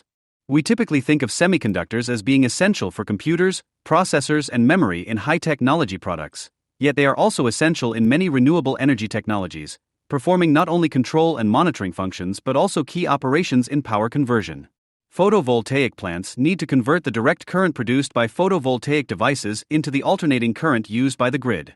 Many renewable energy generators provide electricity in forms that cannot be immediately utilized, and so power conversion and rectification is essential. These systems will undoubtedly be affected by the ongoing squeeze in semiconductor manufacturing capacity. This is to say nothing of the automotive industry, which is already struggling with supply chain shortages around semiconductor manufacturing. With the electrification and digitalization of vehicles, semiconductors will be increasingly important in cleaner, greener vehicles, not only for smart functions but also in power electronics. Two firms in Ukraine are responsible for the production of a range of noble gases from air liquefaction, and Ukraine is one of the major global producers of neon gas, which is essential for the manufacture of semiconductors. Between 45% and 54% of the world's neon, at the correct purity for semiconductor manufacturing, comes from Ukraine. Neon is used in lithography, the process by which the intricate designs of semiconductor chips are transferred onto the wafers from which they are made. The semiconductor industry is already reeling from the pandemic and struggling to recover production volumes. The shutdown of neon production from Ukraine will be another stumbling block for recovery. Building replacement plants requires time and capital investment. Furthermore, such plants produce noble gases as a byproduct of producing oxygen. The economics of the plant are dictated by the principal product, not the side product, and so in order to justify the investment and expense, a market needs to be secured for the primary product prior to the financing of any new plant. Another key material is hexafluorobutene, an etchant used in microelectronics. It is a relatively new etchant combining high performance with relative improvements in environmental impact. A significant producer of the gas in Ukraine is Perm Chemical Company, PCC, a Russian concern with a plant in Yodobrum. Its main customers are Samsung and Toshiba. There is no demand for hexafluorobutene in Russia. Its entire output is exported in order to meet the needs of foreign companies. At the time of the plant's development, there was only one other manufacturer in the world in Italy. Many chip manufacturers have claimed that in the short term, they will not face immediate challenges, beyond those that they are presently facing, because of diversity in supply chains. The White House has already cautioned the chip industry to ensure resilience in the face of potential ramifications from the Russian war in Ukraine. But in addition to potential future raw material shortages and disruptions, there is the potential for demand-led disruption that comes from component buyers panic buying inventories of materials and intermediate products, introducing further market instability, shortages, and price escalation. This could have knock-on effects for a range of industries, including automotive, communications, and energy technologies reliant on power management integrated circuits. Titanium is prized for its incredible strength-to-weight ratio. It imparts unique qualities to the alloys which contain it, enabling the production of very strong lightweight parts that are resistant to corrosion and high temperatures. As a result, it finds wide application in the aerospace industry, as well as in all manner of industrial components. As the aviation industry seeks to reduce its carbon emissions, the drive has been toward ever lighter, more efficient aircraft. Carbon fiber has been one of the tools employed to make lightweight aircraft, replacing heavier materials in aircraft construction. Carbon fiber, however, is electrically conductive, and so problems can potentially arise with galvanic corrosion, whereby dissimilar metals with an electrically conductive path produce unwanted corrosion. As titanium resists this, it is prized in lightweight aircraft construction. Titanium alloys account for 15% of Boeing's 787 airframe by weight and 14% of the Airbus A350XWB. Only a few countries commercially produce titanium, and Russia is one of them. Titanium Valley is a special economic zone that has been created in the Sverdlovsk region, near Ekaterinburg, where the world's largest titanium manufacturer, Vimpoavisma, is located. The region accounts for 98% of the total Russian production output of titanium, one of 35 critical materials of interest to the U.S. government. America imports 95% of the titanium it consumes. Before the war, Boeing had warned that tensions in Ukraine were creating unfavorable conditions for its business and supply chains. While Boeing has taken a principled stand and suspended the purchase of titanium from Russia, it has yet to shake its relationship with a supplier run by a former KGB employee who worked under Putin. By contrast, Airbus has urged Europe not to block imports of titanium from Russia, saying that sanctions would be deeply harmful to European aviation, while barely causing any impact on Russia's economy. Regardless of the commercial calculations and lobbying stances that companies may adopt, they still remain vulnerable to potential supply disruption if the Kremlin calculates that the damage to Western industries would exceed the pain of lost revenues from its sales of critical materials. Previously, titanium was produced in the United States. Iluka Resources had a mine at Old Hickory, in Virginia, closed in 2016. A titanium sponge facility in Utah, owned by Allegheny Technologies, was also closed in 2016, and another owned by Timmit in Henderson, Nevada, reduced operations in 2020. These domestic facilities were casualties of foreign competition and cost pressure, but the new geopolitical context may provide motivation for resuming operations. There are already moves to reshore the titanium supply chain with plans to extract titanium from sand deposits in McNary Sand, Tennessee, using environmentally friendly processes. A new process for titanium production, hydrogen-assisted metallothermic reduction, HAMR, is currently being scaled by IperionX. This process promises to be a more environmentally friendly and lower-cost production method for titanium, in what has been described as a Bessemer moment for the metal. The new process uses half the energy of existing methods and could cut emissions by more than 30%, or more if the hydrogen is green hydrogen produced electrolytically from renewables. This process can also make use of scrap for feedstock, processing secondary recycled material. When aviation components are machined from large single-crystal forged ingots, there is a lot of scrap generated in the form of swarf. Currently, the entrained oxygen makes it difficult to produce fresh titanium from scrap, but the HAMR process can reduce the oxygen content in processing. Platinum group metals, PGMs, are key to a range of clean energy technologies. Platinum group metals are currently used in the catalytic converters that reduce tailpipe emissions in conventional internal combustion engine vehicles. The value of platinum group metals is such that surging prices have been a catalyst for crime, with catalytic converters being a prime target for thieves who then sell them to recyclers. In the future, with the production of internal combustion engines set to decline as vehicles pivot to cleaner drivetrains, the growth market for platinum group metals may be found in the technologies needed for the hydrogen economy, one of the proposed decarbonization pathways that could help wean the world off Russian gas. Russia produces 37.5% of the global supply of palladium, and it also produces around 10.6% of the world supply of platinum. It is forecast to be the largest producer of PGMs by 2050.83 at present. Analysts anticipate declines in the production of platinum, with many of the current PGM mines being exhausted by 2050, raising the specter of a future deficit. Since the invasion of Ukraine, the London platinum and palladium market has removed the JSC Gyuladov-Krasnoyarsk non-ferrous metals plant and the JSC Pryoksky plant from the list of refiners that can be traded in London and Zurich. In the short term, it is likely that Russian commodities the West is reluctant to purchase may simply flow to China, whose appetite for such metals is voracious. The longer-term question is whether, once such trade flows are established, they become deeply entrenched. In a future hydrogen economy, hydrogen gas could be used to power devices by producing electricity in fuel cells, a bit like a battery, but one in which the chemicals, rather than being finite, are constantly replenished. The advantage is that when hydrogen is burned or consumed in a fuel cell, its product in reacting with the oxygen in the air is a benign one, namely pure water. Of course, while there are no emissions at the point where the hydrogen is consumed, many are acutely concerned about where the hydrogen comes from in the first place. A plethora of color prefixes has been unofficially assigned as a shorthand for indicating where hydrogen has been generated.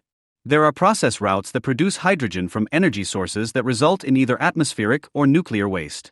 But from an environmental perspective, green hydrogen, whereby hydrogen is produced from the electrolysis of water using electricity from renewables, is preferred. At present, this represents less than 1% of the hydrogen produced in the world. As the use of fossil fuels tapers down and the competitiveness of electrolyzer technologies improves, however, we can expect to see more refueling hubs deriving their fuel from green hydrogen from electrolysis. Even Russia itself sees the opportunity in a hydrogen future. Observing the writing on the wall for fossil fuels, it has spied hydrogen as a potential export opportunity. Moscow launched an ambitious hydrogen strategy, aiming to be a world leader in the export of the gas, targeting 20% of the world market by the year 2030 with an end goal of 50 million megatons per year by 2050.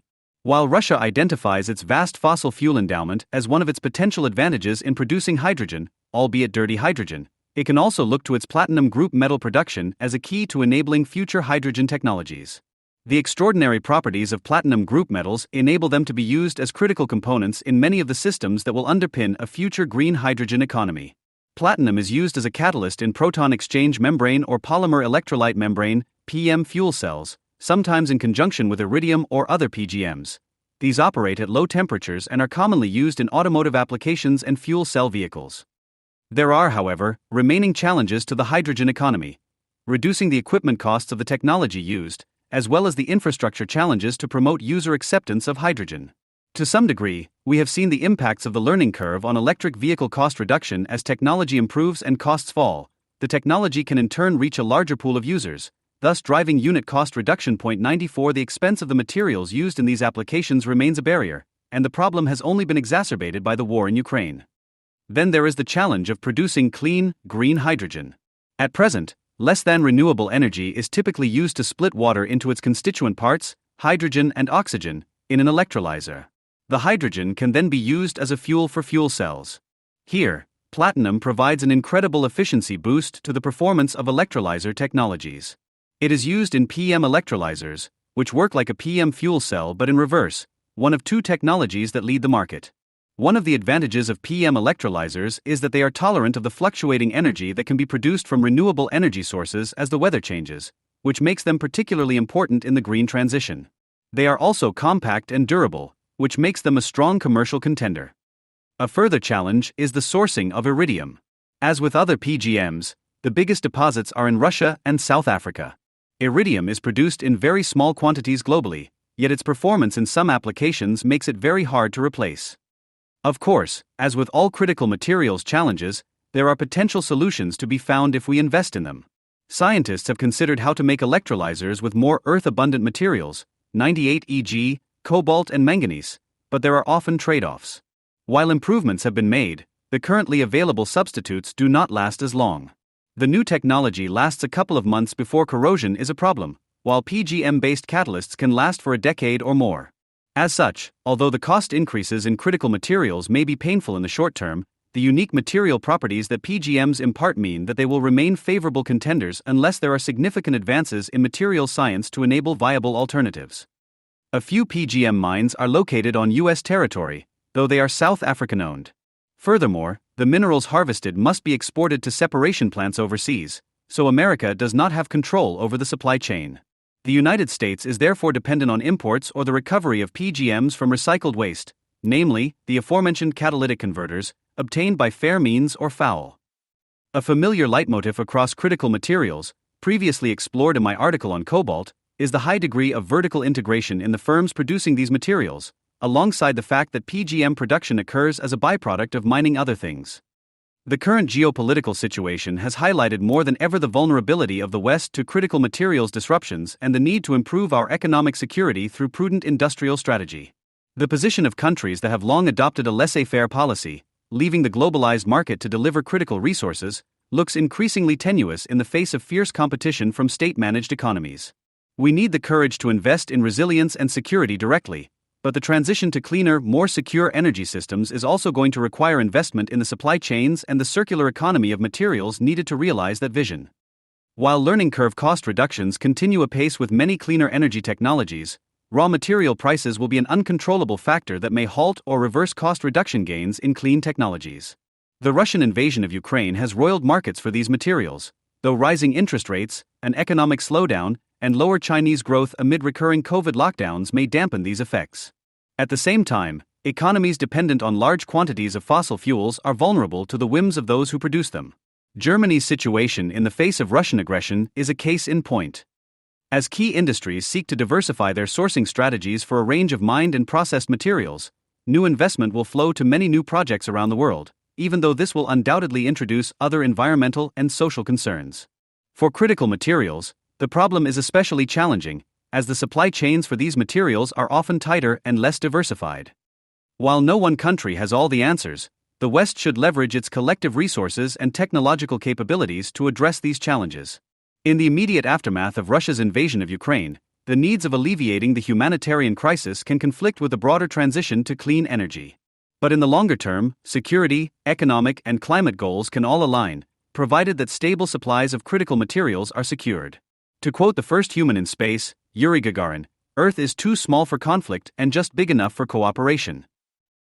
Before he was actually president, Volodymyr Zelensky, a comedian, starred as Ukraine's fictional president in his 3-season political satire Servant of the People. He played a junior high teacher who asked his students to leave the classroom one day so he could have a word with a school administrator. In private, he launched a tirade against corruption in the education system, while a student secretly filmed him from an open window nearby. The rant went viral on YouTube, riling up Ukrainians who were tired of government shakedowns for basic education and healthcare, determined to replace their decrepit leaders. Within weeks, the teacher, named Vasily, was elected president in the fictional show. He set out to reform the government, oust the oligarchs, and bring back integrity to Ukraine's leadership. Terrified and alone in his bedroom, he had visions of receiving counsel from Abraham Lincoln, learned how to deal with the eccentricities of Barack Obama, Angela Merkel, and Vladimir Putin, and walked the tightrope between removing cronies from their offices and avoiding the anger of the political establishment that could unite against him. There was a secret to Zelensky's success, his friends and colleagues say. "We started filming Servant of the People with a broad sense of the storyline. The screenwriters kept track of the wild political situation in Ukraine and wrote it into the script as it happened," said Ekaterina Kisin, a Ukrainian actress. Kisin was a friend of Zelensky and grew close to him, playing his sister on Servant of the People. "We received the scripts only one day in advance of the shooting. The show was like a living organism." Zelensky's ability to improvise his show based on political satire followed the pattern of how Ukraine united through, essentially, improvisation. Sudden and unforeseen hardships, followed by decisive leadership, forged the Ukrainian language, arts, and culture into a unified front during the previous 2 decades. Now, whatever the ultimate conclusion of the current conflict may be, it is clear that Ukraine has stood strong, and certainly proved more resilient than most predicted, against superior Russian firepower. Servant of the People is perhaps the only fictional show to end because it came true. In 2019, Zelensky was swept into the presidency thanks to his populist, charismatic appeal, and with the support of well-heeled but questionable backers. Zelensky's critics pointed out that he had a history of doing business with banking billionaire Igor Kolomoisky, whom the U.S. State Department sanctioned for his involvement in what it called significant corruption. Kolomoisky's TV channel bought the rights to air Servant of the People. Zelensky invited people with links to Kolomoisky to serve in his administration. Though Zelensky got off to a rocky start, with Ukrainians accusing him of being ineffective, his emergence as an international hero amid the Russian invasion in February 2022 marked a climactic turn in the unlikely story of Ukraine. Ukraine was always an abundant breadbasket with economic potential. But it was also ruined by mismanagement, kleptocracy, and poverty. President Zelensky's ability to seize the moment was the latest in a series of dramatic shifts. This unlikely renaissance poses knotty questions for America's leaders as they decide which nations to support, defend, fund, or distance themselves from in foreign policy.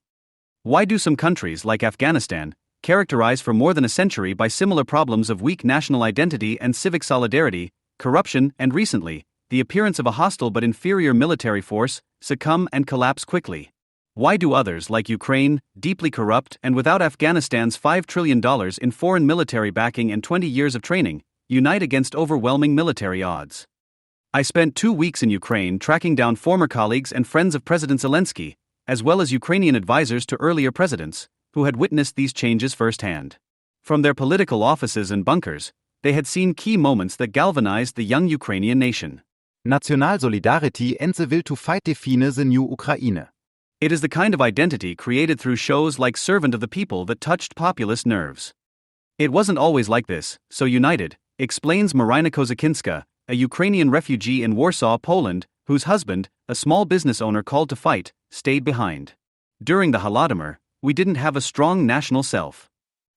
She was talking about Stalin's intentionally created famine in Soviet Ukraine in 1932 that killed nearly 4 million people, slightly more than a tenth of the population, and began a wave of Soviet repression against Ukrainian intellectuals and artists. Now we stand on our own. Finally, we have our own standing. For every 2 Cossacks, there are 3 leaders is a Ukrainian proverb that sums up the truth of Ukrainian politics for most of its history. For centuries, The regions that make up Ukraine today were split up under the control of Polish, Lithuanian, Austro-Hungarian, and Russian powers. Ukrainian identity was weak, oppressed, and fractious, without a strong culture of government, education, publishing, and literature that could forge a national identity, and divided among fickle leaders whose allegiance was often to foreign meddlers. Ukraine gained independence a generation ago, at the end of the Cold War in 1991. But at that time, Ukraine's leaders still behaved like they represented an arm of Russia. Though Ukraine had free elections, it was also home to an ineffective and violent political elite, who pummeled each other in regular fistfights in the 450-person parliament, and pilfered what they could. Most Ukrainian leaders came from the Russian-influenced east of the country. They were familiar with the Soviet art of siphoning off wealth from state industries and bureaucracies, corrupted to the core. Without a functioning state to keep the oligarchs in check, Russia-style gangland killings were also common in Ukraine. The November 2000 cassette scandal was set off when President Leonid Kuchma was heard on tape ordering the murder of a Ukrainian journalist, whose body was found decapitated 2 months earlier. Another time, in 1999, the mayor of Lviv, in western Ukraine, demanded aid from European governments or else threatened to use the city's factories to mass-produce small arms a 2-hour drive from Poland. Nevertheless, many Western Ukrainians still saw themselves as the children of the Western European tradition. They wanted the world to see them as liberal Europeans, too, not ex-communists from the Soviet bloc, and they agitated for real democracy and an end to Russian-style oligarchy. Ukraine's first thrust away from Russian influence was in 2004, when the European Union welcomed neighboring Poland, Slovakia, and Hungary as new members. The EU wasn't considering Ukraine as a member, but the EU expansion inspired demonstrations. The Orange Revolution, as it was called, further fractured Ukraine between the Russian-facing East and the EU and NATO-facing West. A contest was emerging over national identity. Are we European? Are we post-Soviet? And it would bitterly divide Ukrainians in the decades to come. Like the tire that hits the street, the frictions of the next decade propelled questions of Ukrainian identity forward, culminating in the 2014 crisis. Vladimir Putin, hoping to reign in a cousin that seemed increasingly distant, annexed the Crimea, fueled a separatist civil war in the east, and attempted to stop Ukraine from joining an EU trade pact, which Ukrainians saw as one step toward full EU membership. Ukraine's then president, Viktor Yanukovych, was ousted when he opposed entry into the trade pact. He left Ukraine for exile in Russia and took Russian citizenship. Russian propaganda described the ousting of Yanukovych as a staged protest orchestrated by the U.S. Embassy and international organizations. In a leaked phone call, U.S. diplomats discussed the options for the next Ukrainian president and expressed frustration at the perceived inaction of the EU. One State Department official, Victoria Nuland, exclaimed, "FCK the EU," embarrassing the U.S. administration and appearing to give heft to Russian conspiracy theories that America would install a puppet government. Yet whatever support U.S. officials may have given to the demonstrators or to the new government, it is now clear that Ukrainian popular support was the basis for their success. The Ukrainian Spring brought with it a newfound national strength that not everyone anticipated. I didn't think that Ukrainian identity would ever become homogeneous. I believed that different regions would remain different, said Myroslav Marinovic, vice-rector at the Ukrainian Catholic University in Lviv, and a former advisor to President Petro Poroshenko. And they will remain culturally unique. But there would be a pro-Ukrainian element of all the population. We will all be united under a Ukrainian axis or idea. The result was a renaissance in Ukrainian culture and language, which went beyond military defense capabilities and instilled a will to fight. In 2017, the government passed an education law that required Ukrainian to be the language of instruction from 5th grade onward. In 1991, the year of independence, more than half of high school students received instruction in Russian as their first language. In the 3 decades afterwards, the number fell to anywhere from 1/5 to 1/3 of schools teaching Russian as the primary language. Ukrainians achieved a 99.5% adult literacy rate, a feat elusive to Afghanistan, deeply divided between tribes and tongues, with an adult literacy rate of around 40% across the country's multiple languages. 40 languages are spoken in Afghanistan in addition to the dominant languages of Dari and Pashto. In 2017, the government passed another law that required TV and radio stations to broadcast 3/4 of their content in Ukrainian, placing limits on Russian-language broadcasts. Long before Americans were concerned about Russian disinformation, Russian propagandists had turned Ukraine into their testing laboratory, so much so that many Ukrainians were drowned in it during the 2010s. Of course, Russia listed these media and educational restrictions among its justifications for invasion, Ukraine was teeming with fascists and nationalists who oppressed Russian-speaking minorities, they claimed, which is a backhand indication of the measure's effectiveness and popularity. Or, stated another way, the last few months have shown that the language measures were not merely a top-down state imposition, but were the cause and consequence of a growing, independent sense of Ukrainian solidarity. When Russia invaded Ukraine in February 2022, some American intelligence estimates predicted that Russia would easily gain the upper hand and would take the capital, Kyiv, in 2 days. Their predictions probably depended too much on raw military power, like the number of Russian tank columns and its air support capabilities, and underestimated Ukrainian resolve, assuming that divisive corruption and internal bickering would make Ukrainians less likely to resist a superior military force. But the Ukrainian people were surprisingly prepared. They had already spent 2 decades building their newfound unity against a shared enemy. If Ukraine is our era's greatest success in the creation of a national culture and national solidarity, Afghanistan is its greatest failure. Both share similar circumstances, but experienced vastly different outcomes.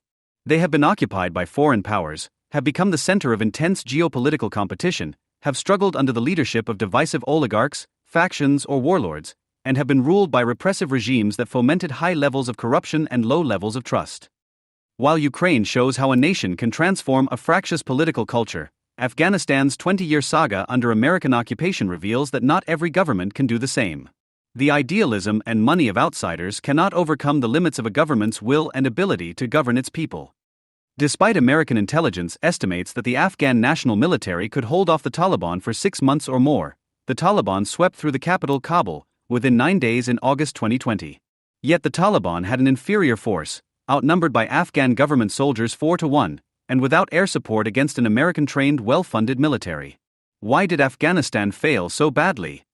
The exaggerated narrative of American military brutality against the local population, in the form of drone strikes usually, inciting the majority of Afghans to embrace the Taliban and oust the occupiers, inaccurately places America at the center of Afghanistan's destiny.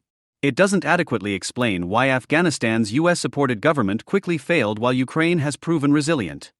It's true that the US military failed to limit civilian deaths through drone strikes. It's also true that the Afghan military proved an inept and unreliable fighting force, with ghost soldiers on its payroll and frequent desertions.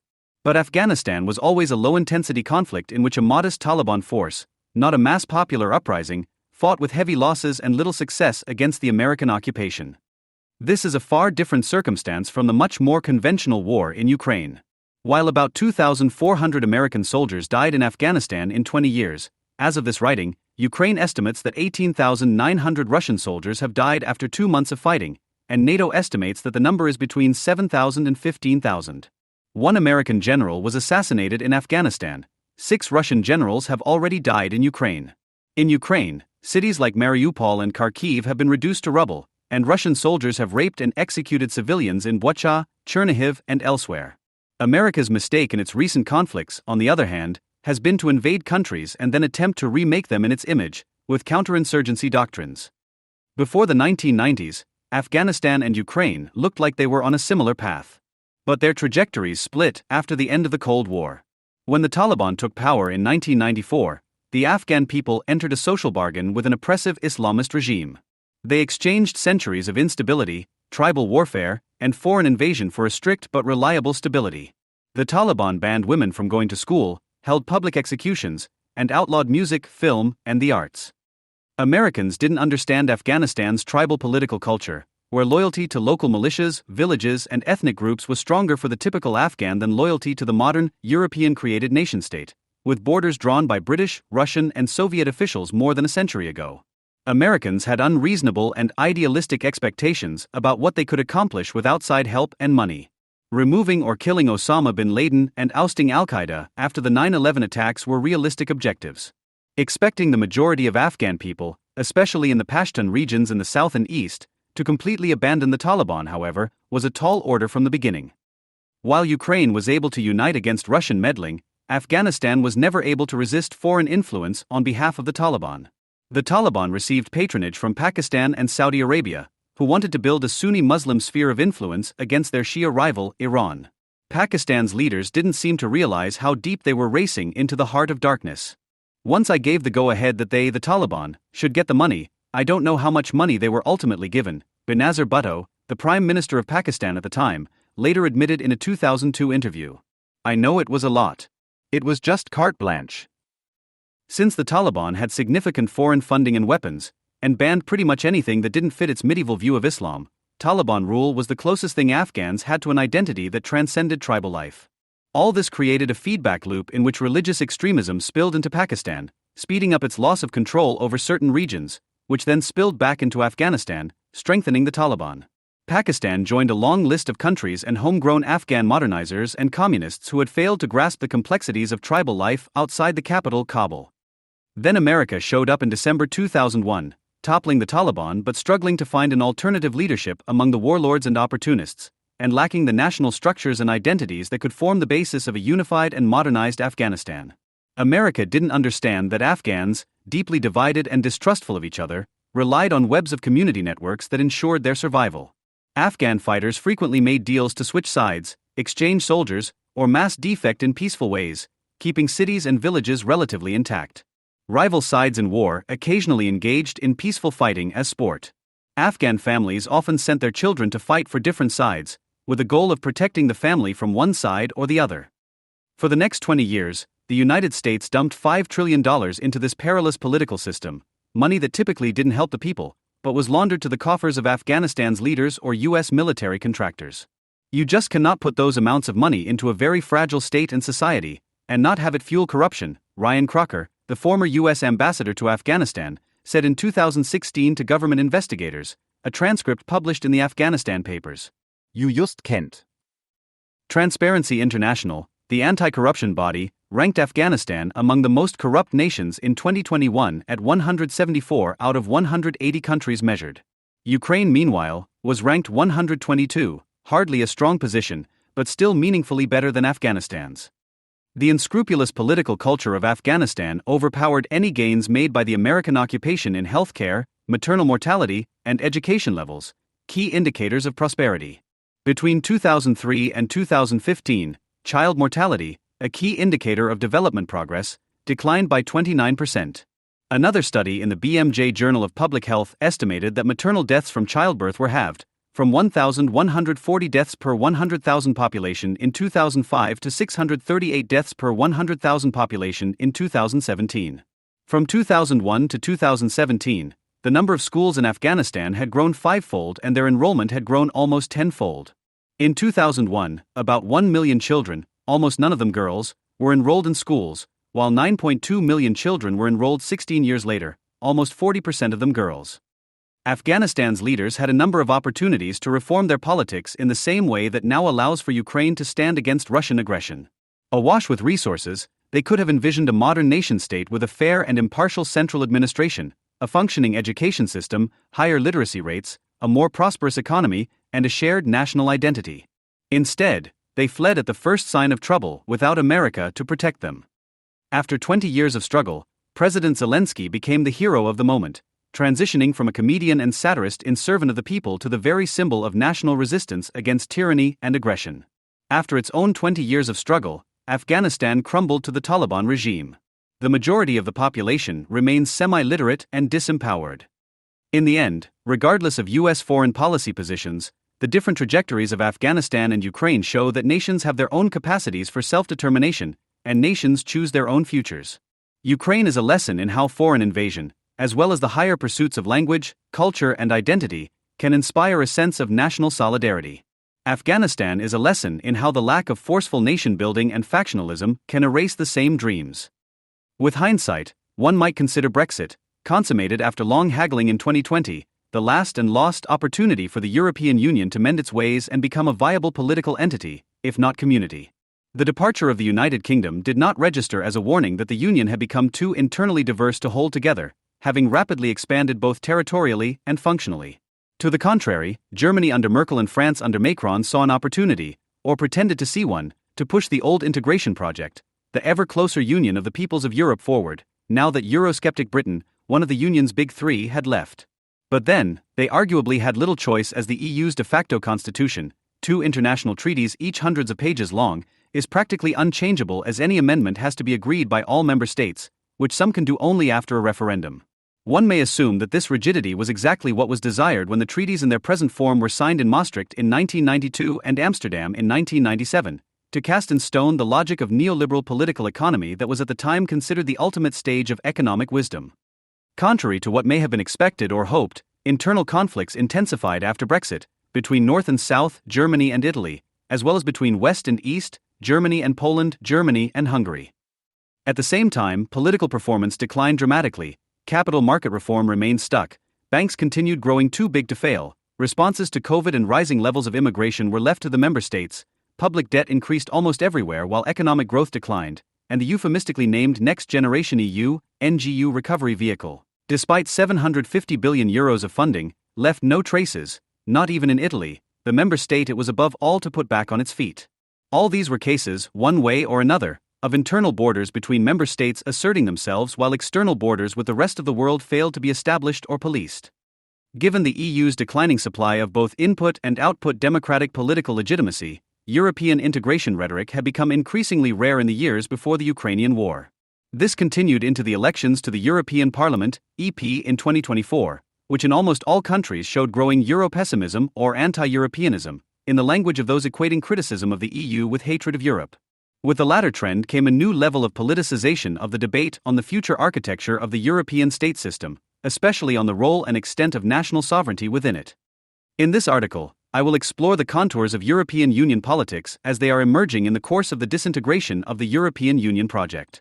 I begin with an account of what I consider, with Walter Bagehot, the efficient, as distinguished from the dignified constitution of the European Union today, with particular attention to the impact of rising anti-Europeanism. Next, I turn to the position and the possible future role of what is now by far the most powerful EU member state, Germany. This will be followed by an analysis of what I consider a new integration as centralization project, the militarization of the EU in the context of NATO and the transatlantic alliance. Its future, I argue, will depend on the twists and turns of American foreign and national security policy in the second term of Donald Trump. I will conclude with a discussion of the prospects of European countries to disengage themselves from their transatlantic dependence, which both enforces and is enforced by EU centralization, and to join a multipolar New World Order 2.0, if it comes to that. With integration out of reach and no longer on the agenda, and with anti-European anti-integrationism stronger than ever, in member states as well as, since the election of 2024, the EP, the European Union has even more than before turned into a highly institutionalized battleground among its constituent nation-states.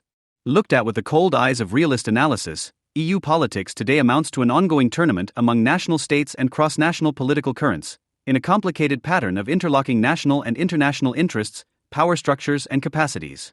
Unlike the EU's official constitution, the rules of the game are mostly informal and therefore pragmatically adjustable when newly arising interests and political forces need to be considered. Past conflicts among EU member states, distributional or ideological, were typically fought out under the cover of a European idea.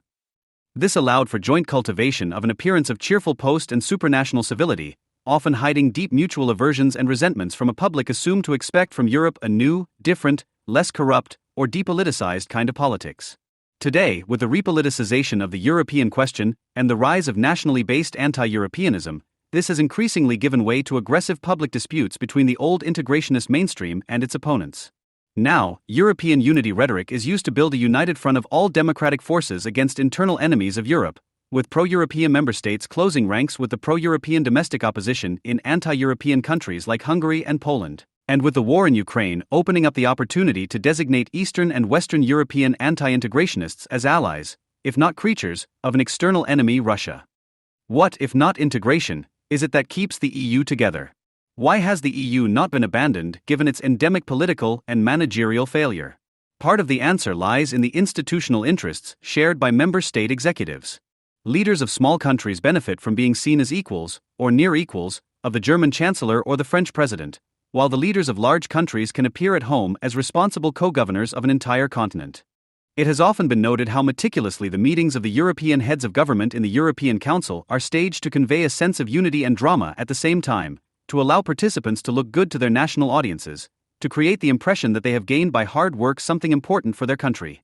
Up until recently, all of them together contributed to and benefited from a unique image of the European Union as a new kind of political entity free of the everyday depravity of national politics, a sort of Teflon polity whose imagined future rendered its observable present fictitious, a home of unfalsifiable disappointment-proof promises, too big, too far away, and too diffuse to be comprehensible as a whole for the average political consumer.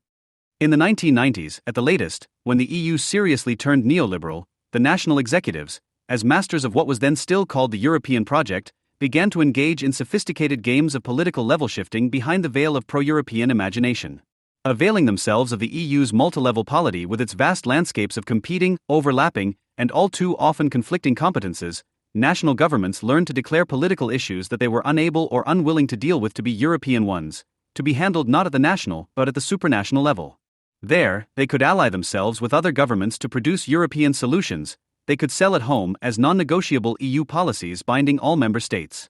In this way, national democratic debate was replaced with supranational technocratic mandates produced by an international coalition of national executives relieving each other, including themselves, of democratic accountability. Level shifting also included blame shifting, in that unsatisfactory national conditions could be attributed to unsatisfactory European policies, due to bureaucratic incompetence or the unfortunate influence of other, more powerful member states which, however, could be hoped to be put in their place at the next summit meeting. In recent years, as integration continued to wither away as the presumed European finalite, EU Realpolitik further expanded the European toolkit of national governments. Today, national strategies unfold in the complex triangle between the European Council, consisting of the member states' 27 heads of government, the European Commission with its 27 commissioners, and the European Parliament with its 720 members elected every 5 years. 7 under the treaties, written in EU usage with capital letters. The Council nominates the President of the Commission in consultation with the government of his or her country of origin, who then solicits nominations for the remaining 26 commissioners from the governments of the other member states. Next, the Commission as a whole must pass a vote of confidence by the EP, upon which it will be in office until the next European election 5 years later. During such time, the Commission is the only body that can propose EU legislation for passage by the Parliament and final approval by the Council. The heyday of EU politics in its latest version is the months after a European election, when the Council picks the President of the Commission, the Member States nominate their commissioners, the prospective Commission President defines and assigns the commissioners' portfolios, and the Parliament gets organized, vertically into its offices and horizontally into cross-national party families. Also, the Council appoints a President of its own, by custom and practice a former head of a member state government. Yet another president is to be found for the EP, together with no less than 14 vice presidents, while the various party groupings elect their leaders and, between them, appoint an astonishing number of committee chairs, all balanced by country and party. Also, as the designated commission president allocates portfolios of differing importance to his or her designated 26 fellow commissioners, care must be taken that all national delegations and party groupings needed for the confirmation of the new commission find themselves represented to their satisfaction. After the 2024 election, all this was complicated by the no longer insignificant number of anti-European members, MEPs. In substantive policy terms, their presence may not mean much, as the EP has no right to take legislative initiative and is in its competences strictly limited by the treaties, the masters of which are the member states, not the Parliament. There is also no formally recognized opposition in the EP. After the 2024 election, the new anti-Europeans were largely excluded by the pro-European parties from the post-electoral jobs bonanza, in effect leaving the number of jobs for the pro-European losers of the election unchanged. In addition, attempts were made to build German-style political firewalls between the good and the bad Europeans. Politically, this became relevant wherever there were affinities, perceived or real, between the newcomers and old-style conservatives. Here, it was in particular left-liberal German members who, deploying anti-fascist rhetoric, tried to get other party families not to admit politically neighboring anti-Europeans in membership. Since this would have weakened those groups, the effort did not have much practical effect. In the EU's effective constitution, a leading role is played by the heads of government of the member states, especially the larger ones. In addition to their vote on the Council, they can draw on their national delegations in the Parliament. For example, they could threaten their colleagues on the Council and the President in SPE of the Commission with blocking the confirmation of the new Commission unless their commissioner is given one of the more influential portfolios, or one of particular interest for their country. In normal parliamentary business, as well, they can call on their national delegates to vote in their country's national rather than their party family's European interest. Or they can urge MEPs from their national party to pressure their European party family to support particular national interests, or for that matter European ones, whatever they may be. Switching from a national to a party political platform or vice versa, in addition to moving back and forth between the national and the supranational level, requires considerable virtuosity but also promises considerable rewards. In 2024, such skill was demonstrated by the Italian Prime Minister, Giorgia Meloni, who not only avoided her party being sidelined in Brussels as post-fascist but, among other things, managed to secure for her country a central post on the Commission, with a portfolio of particular interest to Italy. Where European politics is more integrated than elsewhere is in advancing the formation of a European political class, with deep connections to the global political class of the American Western Empire. No longer is membership in the European Parliament or the European Commission reserved for national politicians on their way to retirement, or offered as a consolation prize for losers in national politics. Today, MEPs and commissioners draw highly attractive salaries. Each of the 27 commission members makes roughly €312,000 a year, plus residence, household, child, and repatriation allowances. If they come from a small member state, commission members typically have a significantly higher income than their prime minister at home. Nor do they have to fear early elections or a cabinet reshuffle that would cost them their job ahead of time. This makes posts in Brussels, including high-ranking appointments in the EU bureaucracy, important bargaining chips in national politics. Moreover, after 5 or 10 years in office, former commissioners, especially if they come with the right politics, have little difficulty getting a well-paid job in the extensive lobbying network around the Commission and, increasingly, the EP. By then at the latest, they will have developed a European or, for that matter, cosmopolitan outlook that may qualify them for positions in the global financial industry, in political consulting firms, or in organizations such as the World Bank, unless they choose to enjoy the fruits of their labor as pensioners on some southern shore. Who governs the EU? Governing the EU is for its member states, mostly for the stronger of them, alone or in coalitions. The interests of the weaker members are taken into account to the extent that they are considered legitimate by the strong, in other words, as a matter of international or intergovernmental as opposed to supranational relations. Today, the strongest member state is Germany.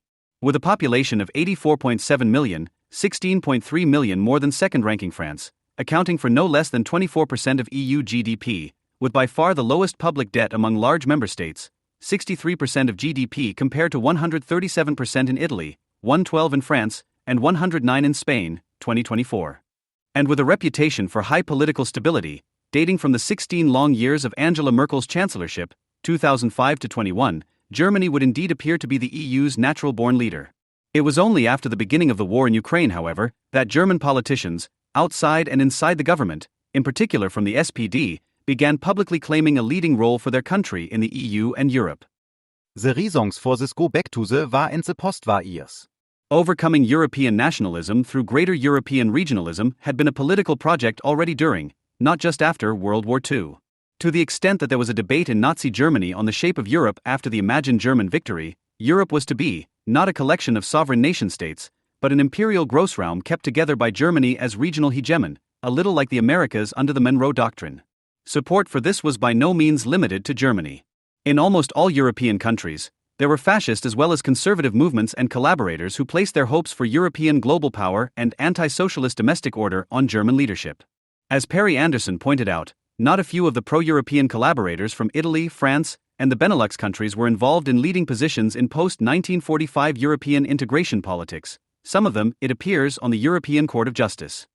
In contrast, for the new state of West Germany, founded by the Western Allies in 1949, European integration had lost any connection to, indeed meant exactly the opposite of, German regional hegemony. Still under military occupation, the Federal Republic, the western half of a vanquished and divided country, welcomed being tied into the international organizations of the newly forming West European state system. This was seen as an opportunity not just to rebuild the West German economy but also, at some point in the future, again to be recognized as a sovereign nation-state like all others. In subsequent years, West Germany's political leaders habitually downplayed the growing economic and political significance of their country, to avoid reviving memories among Germany's neighbors of past imperial ambitions. Denying any national interests other than general European ones, German foreign policy took pains to emphasize that Germany had learned once and for all that it was better for everyone, including Germany itself, if it were a province of Europe rather than Europe being a collection of provinces of Germany. Even after unification in 1990, under the auspices of what had then become the European Union, Germany took care to stay in the background. One way it did this was by insisting on EU governance by formal rules set out in the treaties, instead of discretionary decisions negotiated between the member states that would tempt and require the new German state to throw around its weight. Also, Germany held on to its sometimes toxic relationship with France, often caricatured as the European tandem. Two riders on one bicycle, France sitting in front steering and Germany in the back pedaling, with Germany self-stylized as an economic giant and political dwarf and France featuring itself as a great power with a global vision.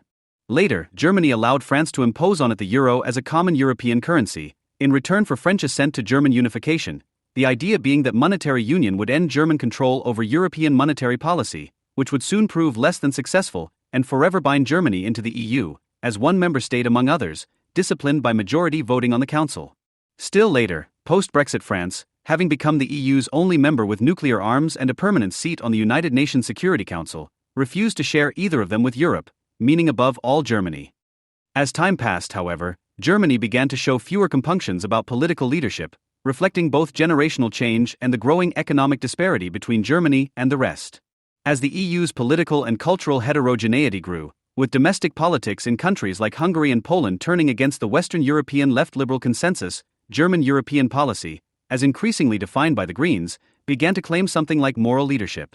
Still clinging to integration as the final goal of the European project, and having reasons to hope for support from the European Court of Justice, they began to press Council and Commission to use the list of European values in the treaties, claimed to be common to the member states, as a basis for sanctions, particularly financial ones, against wayward Eastern countries. Green claims to moral authority and to the authentic definition of democracy met with wide support among the German public while nourishing anti-German sentiment elsewhere. Green German efforts at moral European unification through re-education of member countries by the EU bureaucracy added another line of conflict to European Union politics and very likely contributed to the increase of anti-European votes in the 2024 EP election. Meanwhile, a major reason for Germany's reluctance to develop ideas of its own on European strategic sovereignty, comparable with what Emmanuel Macron liked to proclaim in the name of France, was the country's dependence in matters of national security on the United States. With up to 40,000 American troops and any number of American military bases, command centers, and nuclear warheads on its soil, even after unification, Germany has long been hardwired into American-led transatlanticism. Since thinking about an independent national security doctrine appeared pointless under these circumstances, German policy felt it could afford avoiding conflict with France by allowing it to speak for Europe as a whole on the world stage. Also, by leaving it to the United States to take care of its national security, Germany could hope to reassure its other European partners as well that it would never again seek a dominant position in the European state system. This approach, however, has now become obsolete. As the war in Ukraine goes on, calls are being heard not just from the United States but also from inside Europe for Germany to step forward and accept the responsibilities of international leadership commensurate with its size and power, a development considered by the German political class with some apprehension. For them, the call for more German leadership sounds like a demand for more assistance to others rather than a promise of more authority over them. German political leaders know that an important reason for other countries to hold on to the European Union, which has in so many respects been a failure, is that they hope it will bind what has again become a German giant into a European state system that internationalizes parts of its sovereignty. Although in the post-war era, binding Germany could still be achieved by tying it down, now that it has grown big again, binding might require the opposite, accepting it as leader, subject to the constraints imposed by the treaties and the community method on all EU member states regardless of size. If need be, occasional reminders of Germany's Großraum past might serve to discipline Germany as a European big power, forcing it to be a benevolent rather than a predatory hegemon, one ready to shoulder obligations in excess of its rights, contenting itself with an imperial seigneurage too low to cover its imperial expenses. Today's calls for Germany to accept a leading role in Europe are coming at a time when the German government, like other European governments, is facing critical economic and political conflicts at home. Still, expectations for Germany to carry a larger share of the European burden are being expressed by other European governments with growing impatience. They are accompanied by a barrage of allegations echoing previous US complaints of too much détente with Vladimir Putin, too much reliance on Russian gas and oil, too little spending on defense, unreasonable reluctance to supply arms to Ukraine, and resistance against full-scale economic sanctions on China. The short-term purpose of rhetoric like this appears to be to get Germany to take the lead on the European, if not the Western side of the war in Ukraine, or alternatively, allow the European Union to do so, with German support for centralization by militarization and for a sovereign capacity for the EU to take on debt to pay for the war, even perhaps for a European army. And certainly for Ukrainian reconstruction after the inexorable Western Endsieg. For those who had been fighting a losing battle against the accelerating disintegration of the EU's overextended would-be state, the war in Ukraine came like a stroke of luck. It offered a highly welcome opportunity, perhaps the last, for a return to European centralization binding Germany, now the EU's most powerful member state, into the discipline of a supranationally organized European entity, as an alternative to a nationally dominated German Großraum. From the first day of the war, Ursula von der Leyen, a little more than 2 years after taking office as President of the European Commission, threw herself behind the Western strategy, with or without a treaty mandate, presenting herself to the world as the authoritative voice of Europe, including Ukraine, which a few days into the war she declared belongs in the European Union. Before taking office in Brussels, von der Leyen had been Minister of Defense in Angela Merkel's last grand coalition government, in which Olaf Scholz had been Minister of Finance. Her moment came in 2019, when Emmanuel Macron refused to endorse Manfred Weber, a member of Merkel's sister party, the CSU, and leader of the European People's Party, the Christian Democratic Party family in the EP, for Commission President. As a compromise, he suggested von der Leyen, to which Merkel ultimately agreed. Von der Leyen's appointment, which was only narrowly approved by the EP, came as a surprise to the German public, as she was at the time facing parliamentary investigations over mismanagement in her ministry and was expected to be dismissed from the cabinet. Less than 3 months before the Russian invasion on February 24, 2022, the German government changed, with Scholz becoming chancellor. Usually, national governments nominate their country's European commissioner from among their political parties. Commissioners whose home government changes during their tenure cannot be recalled. They can, however, be replaced after the next European election. In fact, the coalition agreement of the Scholz government had provided for someone from the Green Party to take von der Leyen's place as German commissioner, which would have meant that she could not have been selected by the Council for a second term. By publicly urging the German government to intensify its support for Ukraine, however, von der Leyen made it impossible for Scholz not to nominate her, as this would have exposed him to accusations of sabotaging the European war effort for party political reasons. From the beginning of the war, von der Leyen saw it as her first priority to organize international pressure on a hesitant Germany to fall in line with EU policy, as defined by herself together with Poland and the Baltics, under the auspices of the United States and NATO. In her first term, von der Leyen had often been closer to the Greens than to her political home, the EPP, because of their support for her Green Deal climate protection program. When, after the 2024 European elections, the Green Deal no longer had a safe majority in the EP and the Council, she could use her position as Commission President to support Friedrich Merz, successor to Merkel as leader of the CDU, against Scholz, on the assumption that the former would be easier to enlist in support of Ukraine and, generally, for a return to European integration. Using the war in Ukraine to reverse the disintegration of the EU called for keen political entrepreneurship. From its beginnings in the 1950s, the EU had been a solidly civilian institution, with European national and international security being the exclusive domain of NATO and its member states, which is why the EU could present itself as a peace project.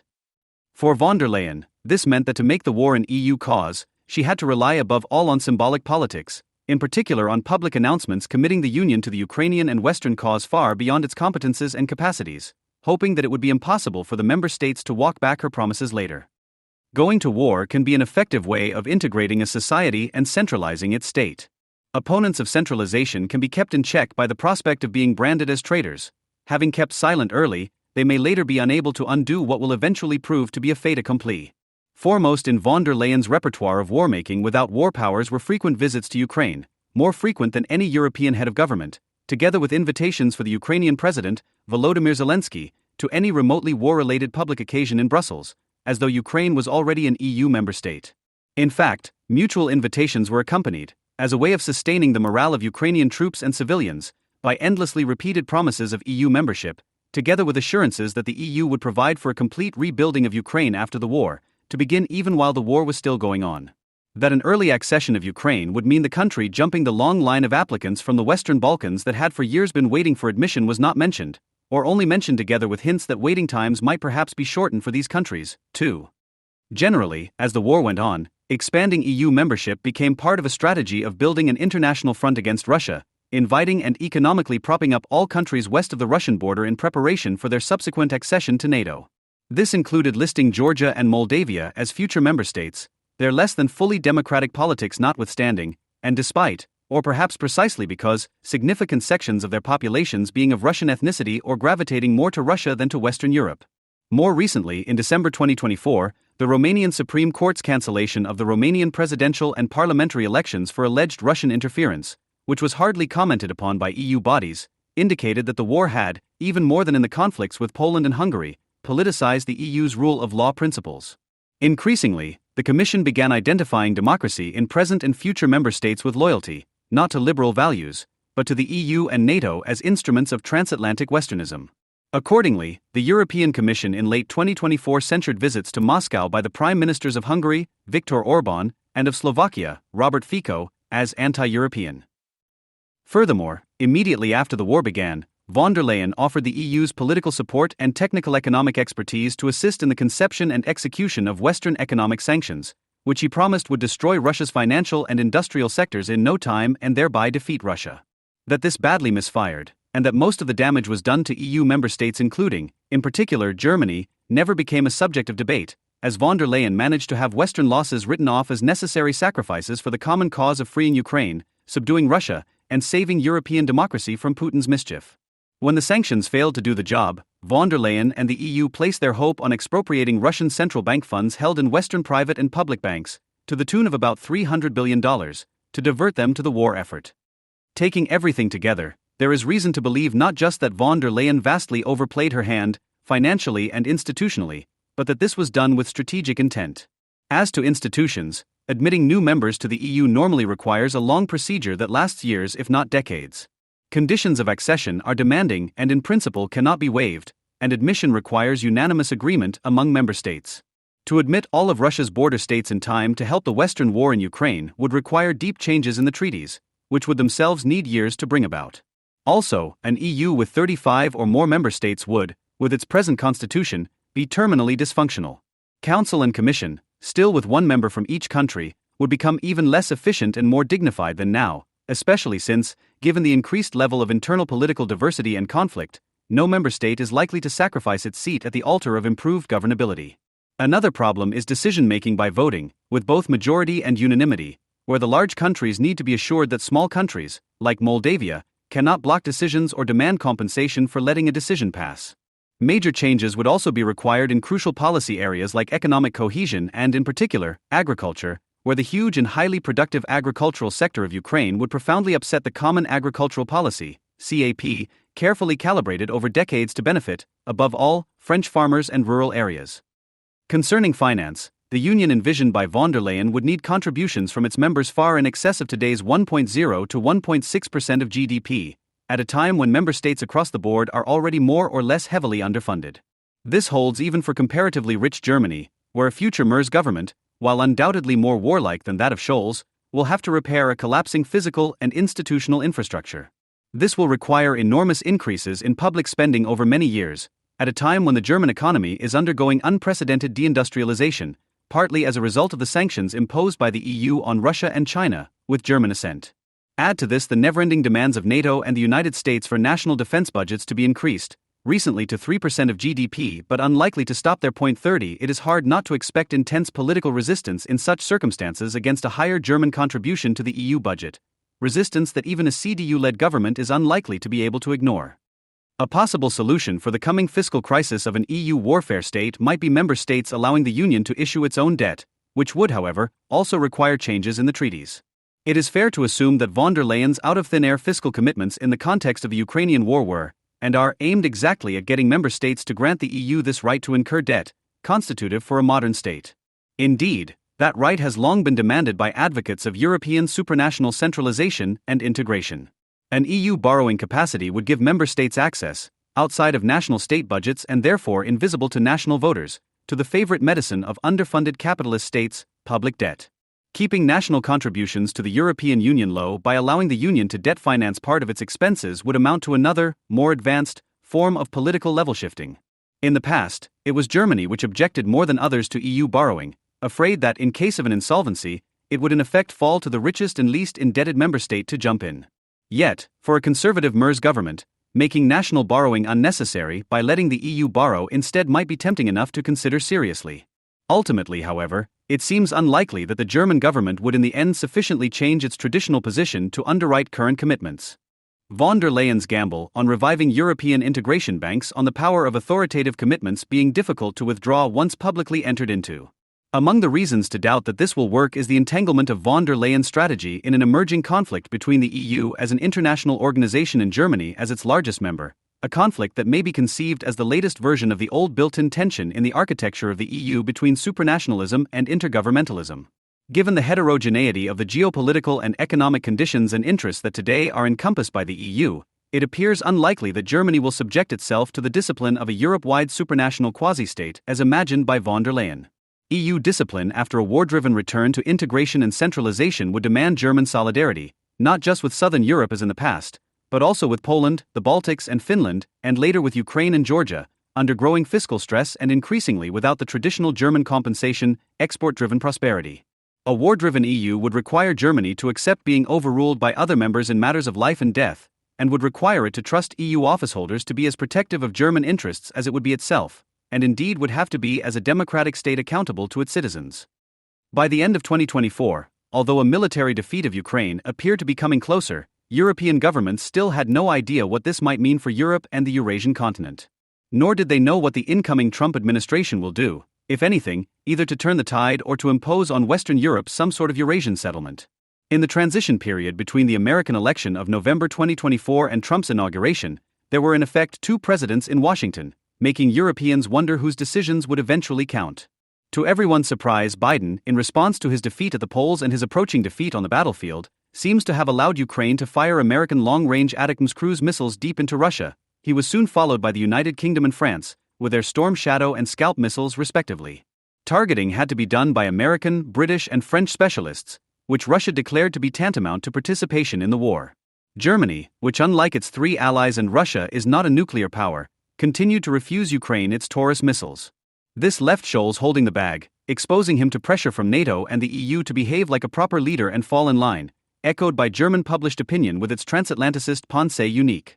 One reason why Scholz hesitated, apart from Germany's lack of a nuclear defense, seemed to be that the German missiles have a greater reach than the American, British and French ones, enabling them to travel as far as Moscow.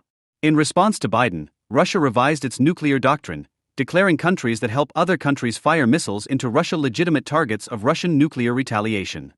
Paramount in all this was the mystery of what the United States would do in Ukraine once Trump was sworn in. According to the American political calendar, Trump would have to face midterm elections in early November 2026, meaning congressional campaigns would begin less than 1.5 years after his taking office, at the latest. From then on, Trump would have to do what he could to defend his majority in both chambers of Congress, to avoid becoming a lame duck for his remaining 2 years. While he had sometimes insinuated that he would pull out of America's Ukrainian proxy war on short notice, by the end of 2024 it no longer seemed clear that this was his intention. There were instead indications that he might adopt Biden's strategy of continuing the war on a back burner while holding the EU, and particularly Germany, responsible for providing sufficient military and financial support. In any case, assuming that Trump, pressed for time, would decide on the fate of Ukraine in the early summer of 2025, he will not be under much pressure from Europe. After the breakup of its traffic light coalition in November 2024, Germany will still be led by a caretaker government under Olaf Scholz, until the formation of a new coalition which might last until well into the summer. While it seems a foregone conclusion that the next chancellor will be Friedrich Merz, it is not clear with which party he will govern, or have to govern. Merz would probably prefer the warlike Greens, leaving Annalena Baerbock, a young leader of the World Economic Forum, at the Foreign Ministry and giving either finance or economic affairs to the Green Chancellor candidate, Robert Habeck. But Merz might lack a majority for this, if not in the Bundestag, then in his own party. This would mean another grand coalition, of CDU/CSU and SPD, unless AfD and BSW win big enough to make a two-party coalition impossible. However this will turn out, in the formative months of the second Trump administration there is likely to be no German government to be reckoned with in Washington or, for that matter in Brussels, at both the EU and NATO. Something similar may be said for France, the EU's second-largest member state. Having dissolved the French National Assembly following the defeat of his party in the 2024 European Parliament elections, Macron has had to make do with a succession of weak and short-lived minority governments. French politics turned inward, in early anticipation of the presidential election as far back as April 2027, widely expected to be the decisive showdown between the left, the center, and Marine Le Pen's radical right. Europe played no role in this, nor did Ukraine. Indeed, Macron kept changing his mind on France's relationship to Germany, the European Union, and the United States, at one time accusing Germany of failing to help France liberate Europe from American vassalage, at other times following along with each and every step of escalation in Ukraine as ordered by the Biden administration. Even more than Germany, the character of the next French government, along with its European and foreign policies, will remain an open question for some time. Behind the multiple European uncertainties of today looms the question of what the world will be like after the demise of George H. W. Bush's New World Order of 1990, the era of unipolar American-controlled neoliberalism, and what will be the place and the structure of the European state system in a coming New World Order 2.0. It is indicative of the disorientation of European geopolitics, but also of the perhaps intentional vagueness of Trump's political program at the time of his second election, that the possible futures of Europe after unipolarism have only recently begun to be explored. This applies certainly to Germany, where wishful pro-Atlanticist conservatism has characterized the long tenures of Helmut Kohl, 1982-98, and Angela Merkel, 2005-21.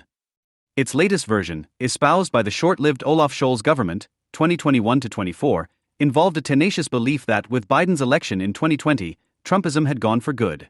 Then, immediately after Trump's second victory, belief gave way to hope that in yet another 4 years, some new version of Biden-Harris would again offer united Europe its well-deserved and secure place as America's transatlantic extension, in the course of a restoration of what the Europeans had long made themselves believe was a rule-bound liberal international order devoted to fighting autocracy and making the world safe for democracy. Now, however, it is Trump again, and with him the question of what exactly MAGA, his Make America Great Again program, will mean. If it means that the United States will turn inward, attending to its domestic ills to the neglect of its international commitments, this would leave the political and economic elites of America's client countries out in the cold, protectionism and isolationism, depriving them of their capacity to secure all sorts of American benefits for their societies to justify their adherence to the West. Alternatively, MAGA could mean a return to a neoliberal neocon era, albeit with different rhetoric, drawing on America's superior military power to defend and restore its international privileges.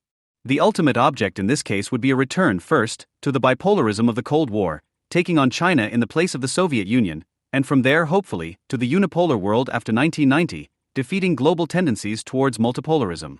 Very likely, this would involve armed conflict of some kind in Asia, probably rather early than late, following Thucydides' advice that a sitting hegemon should attack a rising rival early.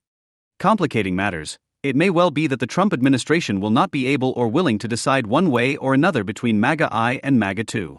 Without its imperial privileges, the domestic crisis of a deindustrializing United States might become worse before it could perhaps become better.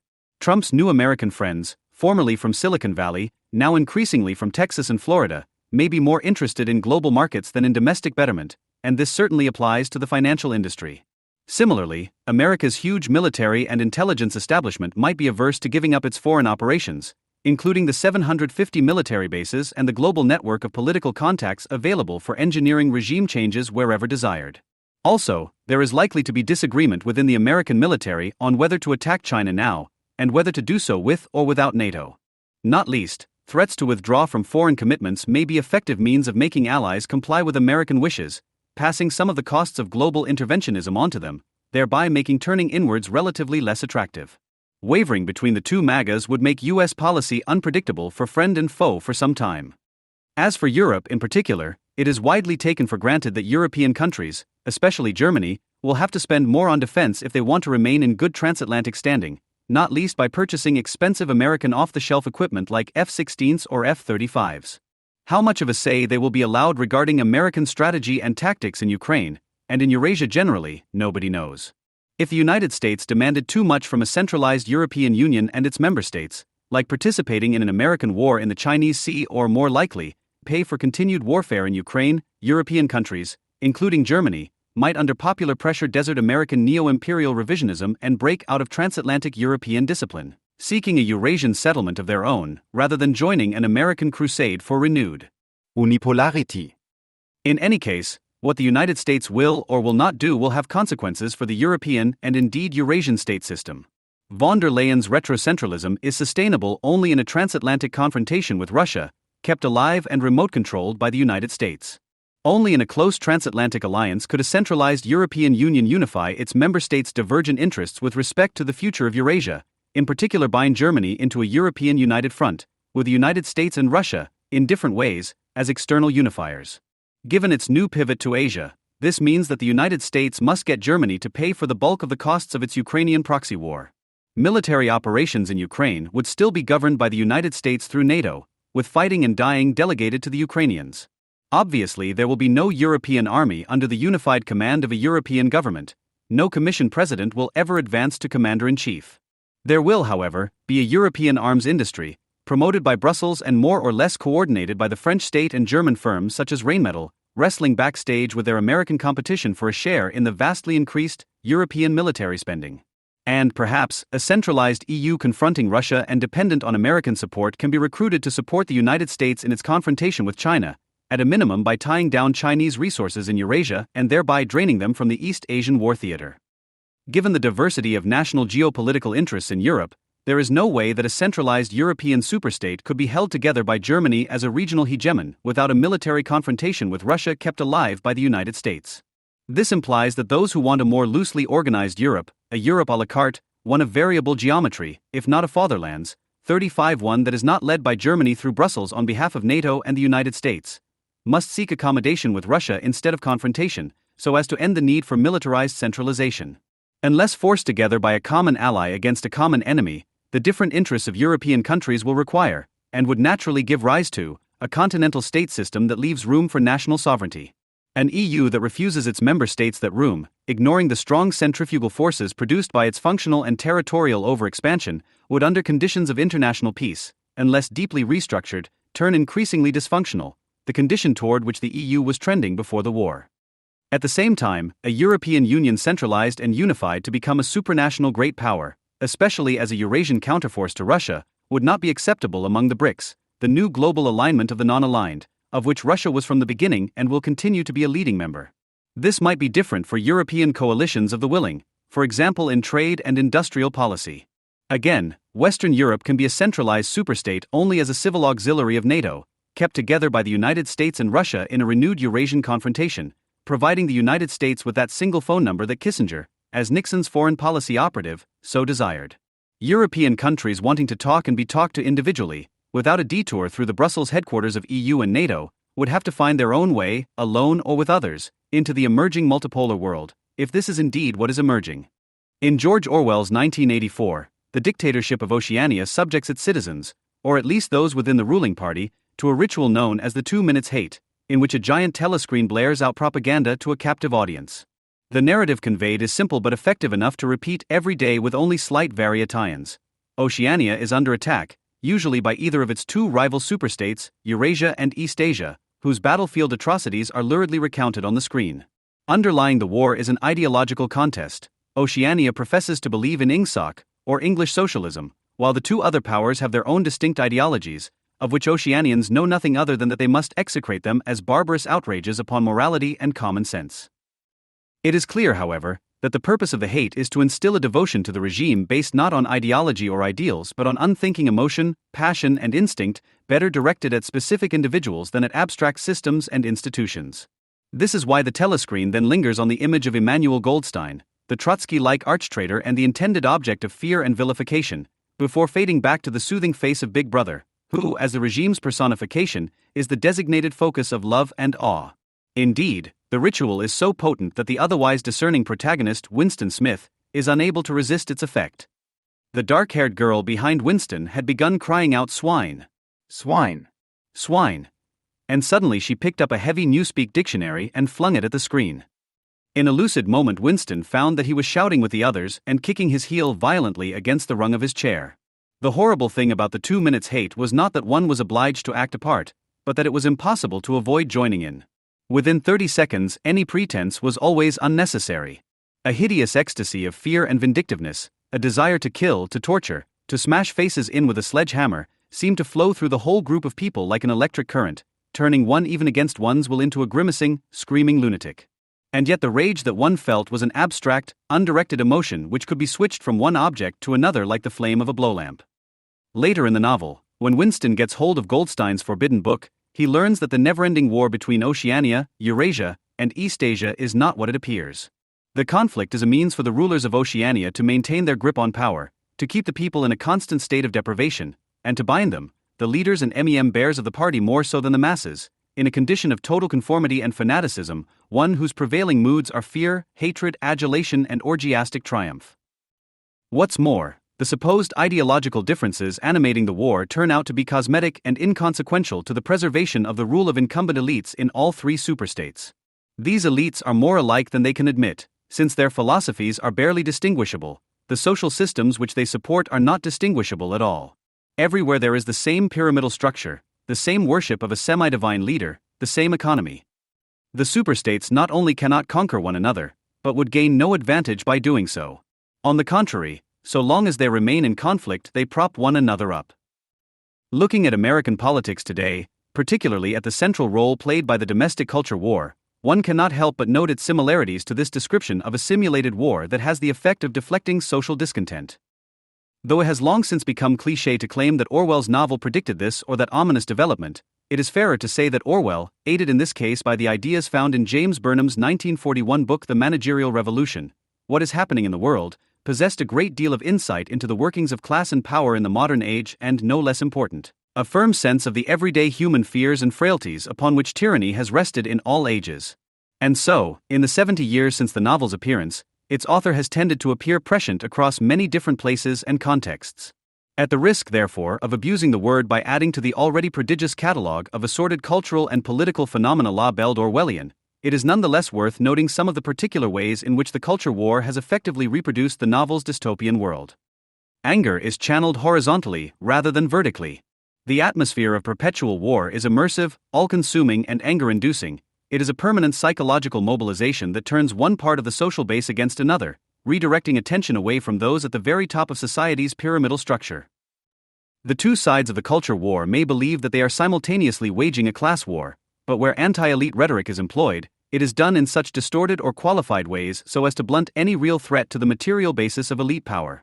For instance, the left will rail against the rich but switch in the same breath to disparaging whiteness, placing working-class whites in the same class as white billionaires, thereby diffusing whatever sympathy might be forthcoming from the former and preventing the formation of a redistributionist majority coalition. The entire panoply of woke progressive jargon seems almost purpose-built to create this off-putting effect, often even among the very groups that progressives wish to defend. The right may be counted on to be even more consistently skewed in its anti-elitism, since its commentators almost always tend to portray elites as a primarily cultural rather than economic category, lest they be forced to reckon with the problems of free market capitalism.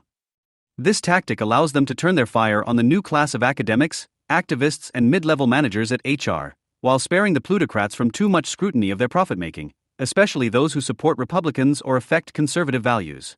They might heartily denounce hedge funds and corporations for adopting woke PR, but will generally say little about their actual economic activities and incentives, which are treated as afterthoughts. Politics is suffused with an excess of subjectivity.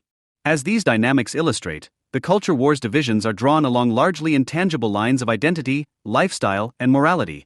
They shape political discourse in highly subjective, value-laden terms, even as material inequality has reached levels not seen since the Gilded Age. Of course, politics has never been a dispassionate business, but rarely has there been such a disconnect between the subjects of popular controversy, i.e., symbols, slogans, non-structural wedge issues on the one hand, and on the other, the objective indicators of wealth and income distribution that determine Americans' life chances. The political tribes and their ideologies are mirror images. The unending churn of ersatz controversies feeds into a self-reinforcing narrative that encompasses the entire culture war. An in-group is mortally threatened by a wholly illegitimate out-group, whose every action is regarded as a moral outrage to be avenged, justifying perpetual cycles of collective hysteria and rallying around the partisan banner. As with Oceania and its enemies in Eurasia or East Asia, the two sides of the culture war hold opposed ideologies that, in fact, work to prop one another up. Policy is nothing, personality is everything. Under these conditions, any substantive discussion of public policy issues or alternative economic arrangements becomes impossible to sustain. The void is filled by an outsized focus on personalities, who serve as the ultimate symbolic triggers. Like Oceania's Ministry of Truth, America's news media, whether conservative or liberal, understands that the correct political emotions can be turned on with Pavlovian regularity by exposure to individual faces that can inspire either boundless love or bottomless hate.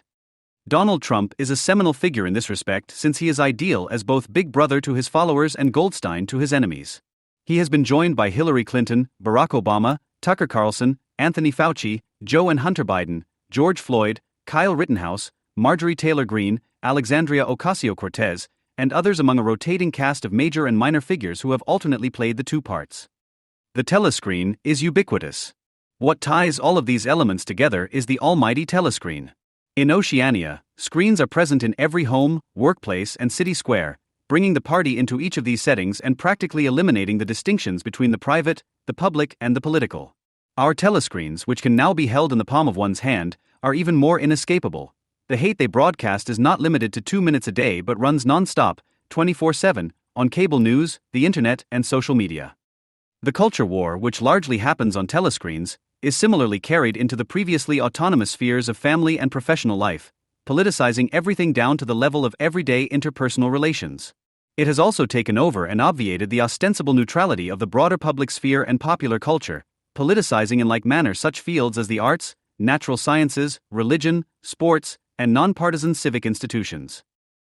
It has colonized not only all of politics, but all of life itself, and has now reached a point where, to paraphrase the fascist credo, which captures the essence of any totalitarianism, everything is inside the culture war, nothing outside of it. These are some of the main points of comparison for comprehending the culture war as yet another Orwellian prophecy that our age has fulfilled with chilling precision, but there are many other similarities, too many perhaps to be listed here in full. The weaponization of language, which is a speciality of the woke left, parallels Oceania's propagation of newspeak as a means of warping political thought. The subsuming of all political debate into a question of loyalty to a single man, which is a speciality of the Trumpian right, brings to mind the forced declarations of fealty extracted from dissenting party members in Oceania. The suspension of a common rational standard of judgment to allow for the toleration of deception, abuse, violence, and hypocrisy, so long as it is committed on one's own side of the culture war divide, conforms neatly to the definition of doublethink, to know and not to know. To hold simultaneously two opinions which cancelled out, knowing them to be contradictory and believing in both of them. This is, of course, one of the few remaining things that can bring the left and the right together in perfect harmony. To many Americans, such comparisons will be nothing short of blasphemous. To imply that the political tribes are engaged in a mutually beneficial racket and to suggest that politics would be better served by reorganization around strictly material economic questions would be to deny or unduly trivialize what for them are the very real moral stakes involved.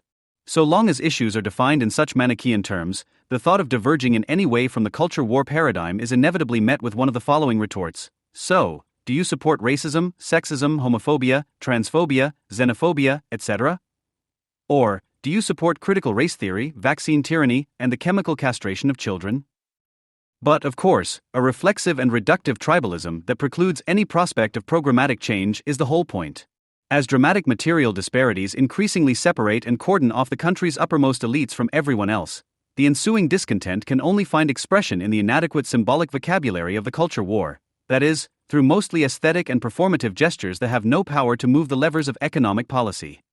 Thus America has, in recent decades, come to resemble the stunted oligarchical despotisms of the East as described by Marx in Capital, or the ones in Goldstein's book, the ebb and flow of its hypertrophic but materially ineffectual political struggles mirroring the constant dissolution and refounding. The never-ceasing changes of dynasty all while. The structure of the fundamental economic elements of society remains untouched by the storms which blow up in the cloudy regions of politics. Those who grasp the graveness of the threat posed by this protracted stagnation, and who may resolve to reverse it, will need at their disposal a new theory of the culture war, which, like Burnham's theory of the managerial revolution, should aim to explain what is happening in the world. But at this point, such a theory can only be of service insofar as its explanatory power transcends the terms of the culture war itself and clears the way for the conception of a new paradigm, which cannot arrive unless the old one is thoroughly invalidated.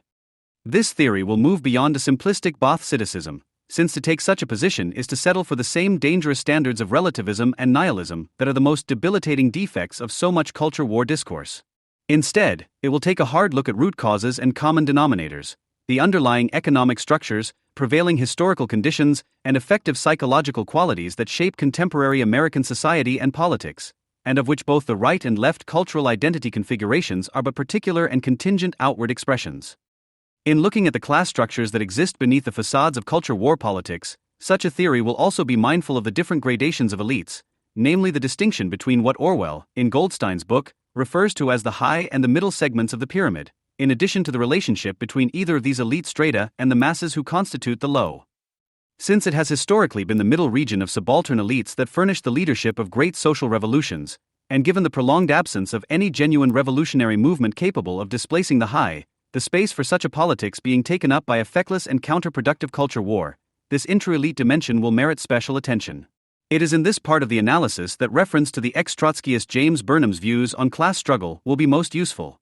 Orwell's novel is known to have been influenced by Burnham's works, which were in turn deeply influenced by Machiavelli and the Italian school of elite theory as much as anything by Marx or Trotsky.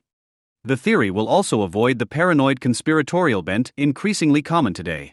The idea of a cabal of plutocrats coming together to write the plot for next month's culture war is both less plausible and less interesting than the scenario entertained in the novel, wherein indoctrination into one ideological worldview and the accompanying total war mentality is not so much an elite imposition on the dim-witted proles down below, but rather something that is enthusiastically done by elites of all ranks and stripes to themselves and to each other.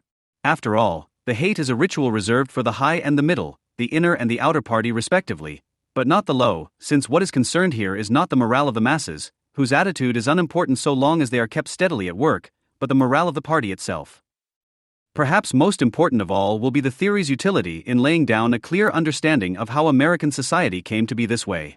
For just as in the novel, where nobody can recall a time before telescreens, Americans can no longer recall a time before the culture war became the central organizing principle of their political existence. They might just as well say, "We have always been at war with white supremacy or cultural Marxism. And always will be." Reclaiming knowledge of the past by elucidating the culture war's historical development, how it monopolized the American moral imagination, and how it essentially invalidated all competing forms of politics, such as those based on material and class interests, may yet be a first fateful step toward envisioning how the culture war could be brought to an end and what renewed possibilities for American life may be in store once it has passed. It is important here to remember that there has never been a golden age of statesmanship when political exchange was generally elevated or when candidates were civil and generous to each other. Looking at the slanderous names that the founders called each other or the abuse hurled at Abraham Lincoln by his political opponents, even in the midst of the Civil War, will confirm as much. It is not the tone or tenor of today's political disagreements, as bad as it has become relative to the more recent past, but their substantive content that marks the culture war as an acute historical anomaly. This is because for 180 years, from the days of the first pioneers to the days of the first astronauts, the primary cleavage in American politics had always been between competing models of political economy. The passing of each economic regime entailed the rising and falling of rival sets of elites with distinct and clashing material interests. Their battles were essentially won or lost when an economic regime, once established, was given a chance to prove its merits by delivering tangible results in the form of material prosperity and development, or victory in war. If a regime failed to deliver, it would be vulnerable to being overthrown and replaced by a new elite, usually drawn from an ambitious, ascendant portion of the existing subaltern elite. This ascendant elite would be armed with new ideas, new values, and most important of all, new institutional blueprints and designs with which to remake the economic and political regime in its image. This was the rough template of U.S. history up until the post-war era, when intangible subjective cultural cleavages replaced material economic ones as the primary political division between Americans. This reading of the country's history basically accords with Burnham's view that all historical changes finally boil down to the replacement of one ruling class by another, as Orwell put it in his 1946 essay, Second Thoughts on James Burnham, which served as a critical review of the managerial revolution and the Machiavellians, Defenders of Freedom, 1943. When applying this lens to the United States since the founding period, it is also necessary to note that in the American context, such social revolutions, whether violent, the Civil War, or nonviolent, the New Deal, have always occurred within the framework of the existing Constitution. So as Michael Lind has noted, instead of the French example of a succession of formally distinct First, Second, and Third Republics and other regime types, there has constitutionally been only one American Republic since 1789 under which have existed multiple economic and legal institutional regimes. But the differences between each regime were usually significant enough that the transitions between them can be considered revolutions in their own way. Absent formal constitutional breaks, the importance of elite circulation is even more pronounced in defining and driving these epochal changes, both material and moral, that have occurred over 2 centuries. Only within and through such cycles could dramatic material economic developments take place, most notably the transformation of the country from agrarian backwater into industrial superpower. It was through the political reformations called forth by each cycle that the necessary institutional readjustments were enacted, fitting a novel legal and political system to the new economic reality. This process then gave new moral value systems the chance to take root, such as the realization that slavery was wrong, which, however valid as a timeless truth, could not be effectively acted upon unless the economic regime that rationalized slavery was uprooted and replaced by a new one. It is necessary to offer at least a basic account of what some of these cycles were, if only to understand just how far today's culture war politics has departed from the historical pattern. The American Revolution amounted to the replacement of one ruling elite by another, namely the colonial elite freeing itself from the economic and political domination of Great Britain. Once independence was won, divisions within the colonial elite would structure politics in the early republic, particularly those between the mercantile classes concentrated in the north, who favored industrial development, and the planter elite of the south, who clung to a slave-based feudal agrarian economy. There were cleavages other than the north-south divide, such as, for instance, the one indicated by the revolution of Andrew Jackson, who championed the rising farmer and pioneer middle class against established moneyed elites. But Jacksonian politics, defined by events like the Bank War, was no less rooted in differences over political economy. The Civil War that would be triggered by the election of Abraham Lincoln in 1860 represented the fratricidal battle between northern and southern elites to determine once and for all which model of modernization would prevail in the United States. The North's victory and its subjugation of the South ensured the definitive triumph of industrial modernity over Southern semi-feudal agrarianism. Just as important as the military victory was the economic reformation, which Congress could only enact once rebelling Southern legislators were removed. Lincoln's Homestead Act distributed Western lands to settlers, while the Morrill Act provided those communities with modern agricultural and mechanical skills training. Along with the expansion of the railways and internal improvements, these policies laid the foundations for a unified national market, giving rise to well-fed cities and well-supplied industries sustained by a regime of stable currency and protective tariffs, a realization of the ideas of Alexander Hamilton and Henry Clay, whose American system Lincoln had supported as a young state legislator. In this period, the country's financial class, concentrated in the Northeast and represented politically by the Republican Party, replaced the previously dominant antebellum Southern planter elite at the helm of national leadership, while the South would be reduced to a stagnant backwater. As the industrial economy grew, so too did its disparities. Great concentrations of wealth, personified by the robber barons, existed alongside the harsh externalities of economic progress in what became known as the Gilded Age. The widespread discontent led to a flowering of reform movements, each with competing but in some cases overlapping programs for how industrial capitalism might be tamed or humanized. These were the populists, the progressives, the burgeoning labor movement, the supporters of William Jennings Bryan's free silver, Theodore Roosevelt's new nationalism, and Woodrow Wilson's new freedom. But it would take a seismic crisis to translate this momentum into the next great economic transformation. That crisis would come in the form of the Great Depression, which discredited the laissez-faire orthodoxies of McKinley and Coolidge and called for the construction of a new regime. The call was answered with the 1932 election of Franklin D. Roosevelt, who promised a New Deal for the American people. The New Deal was a revolution in the same sense as the American Revolution and the Civil War in that it represented the establishment of a new economic and legal institutional regime, along with the arrival of a different set of rulers. This new elite emerged from an alliance between two sets of previously subaltern elites under the old order, namely the leadership of the northern urban working class, many of whom came from white ethnic immigrant stock, and the southern and western economic elite, who together formed the bulk of the Democratic New Deal coalition, alongside farmers, intellectuals, and international businessmen. Though it happened through the ballot box rather than the bullet, it could be said, in Orwell's terminology, that the middle had once again supplanted the high. Such was the antecedent social and political logic without which the New Deal would not have been possible.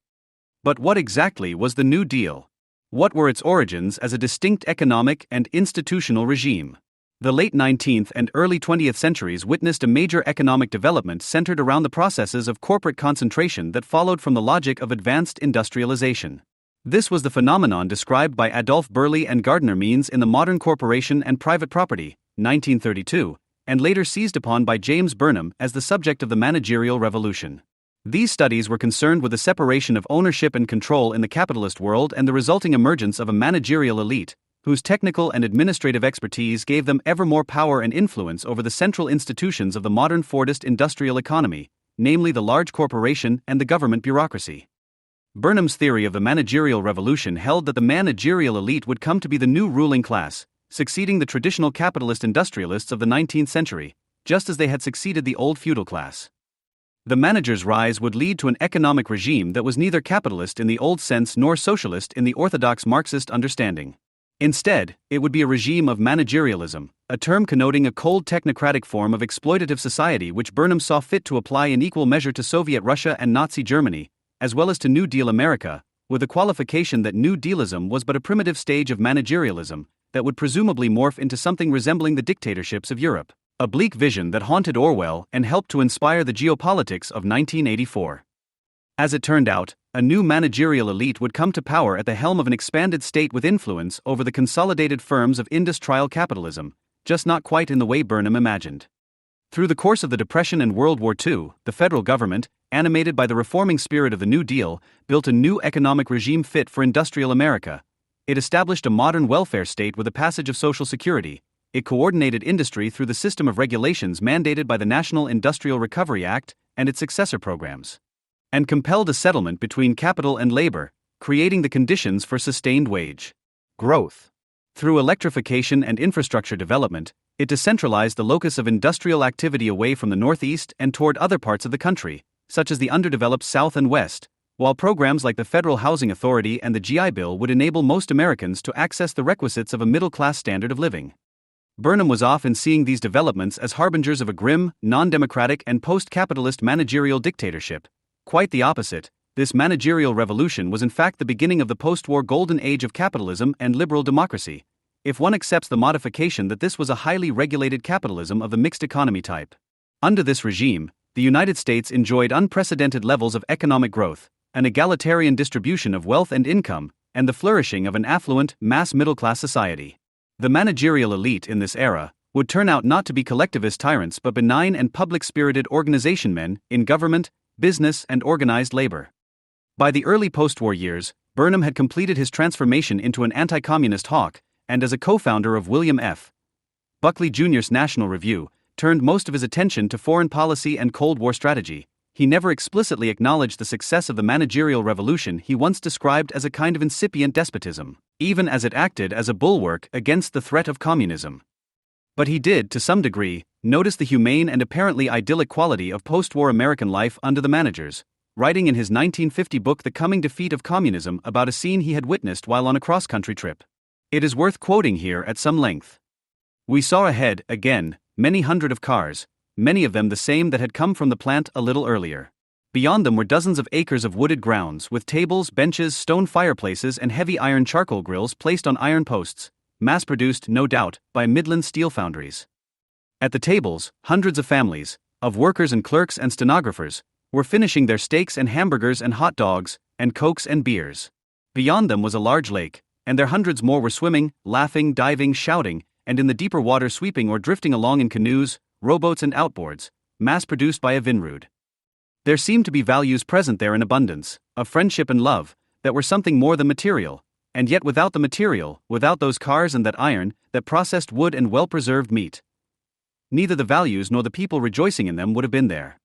Burnham could not have distilled such good feeling in a more poignant or, indeed, a more straightforward way. The pursuit of material and moral progress went together. And for much of U.S. history, up until this point, it was through a sustained emphasis on securing the former that Americans believed they could realize and uphold the latter. Every other cleavage, including the sectional, religious, cultural, and even the ancient racial question, may either be traced back to differences around political economy, the presence of black slaves and their descendants being a consequence of the Southern political economy, or else were secondary to it. For instance, lifestyle differences between Protestants and Catholic immigrants may have made prohibition into a major national issue in its time, but this particular cleavage, a culture war, unto itself, never superseded material economic issues as the country's primary source of political disagreement. Whatever else Americans argued about, the basic structure of the economy, the privileged forms of production, the material conditions of ordinary people, the relative distribution of wealth and opportunity, the proper allocation of capital and investment, were all always up for grabs. The corresponding passions, moralities, subjectivities, and even the partisan fanaticisms and surface-level irrationalities that drove politics were all by and large directly attributable to the central conflict over the objective facts of the American political economy. These cycles of economic revolution and the accompanying circulation of elites seemed to serve the United States well from its founding to its ascendancy as a superpower. But like previous economic regimes, the mid-century managerial revolution fell victim to its own success. The achievement of a mass middle-class society meant that, perhaps for the first time, the economic structure looked less like a pyramid and more like a diamond. There are many perspectives through which to understand the dramatic cultural changes that seized Western society in this era, but the one that is most directly helpful for comprehending the radical reorientation of politics away from hitherto dominant questions of political economy and toward subjective and intangible disputes is the late political scientist Ronald Inglehart's notion of post-materialism, which will be key to establishing a theory of the culture war.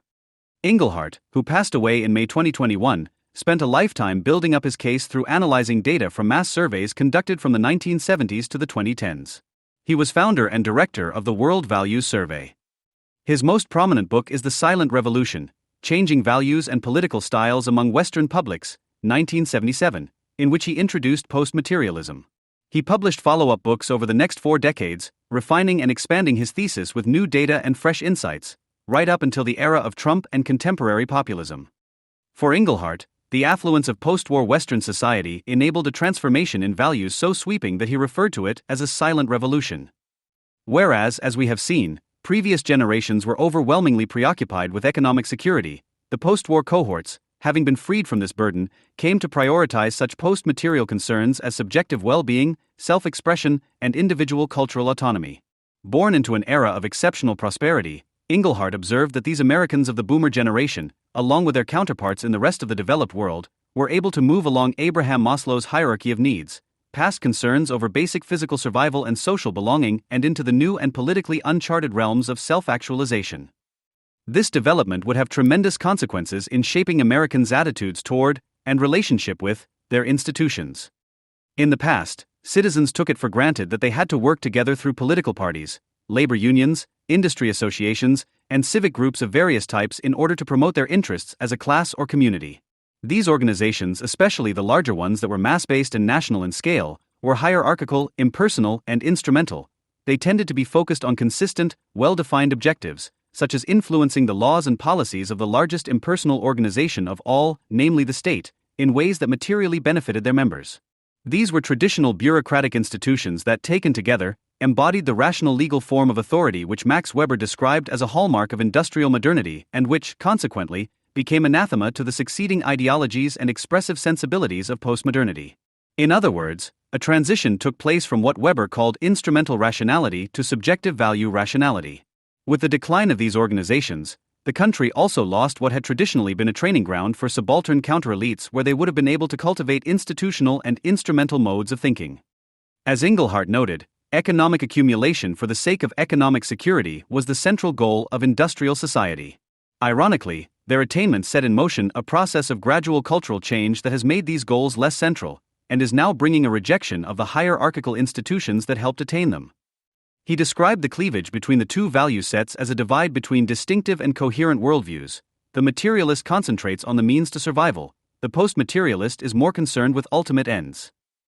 On the level of sensibility, the decade saw a generational clash between the traditional middle-class ethos that respected authority and prized stability, on one hand, and what might be described as the postmodern value set that celebrated an ethic of liberation and self-expression, on the other.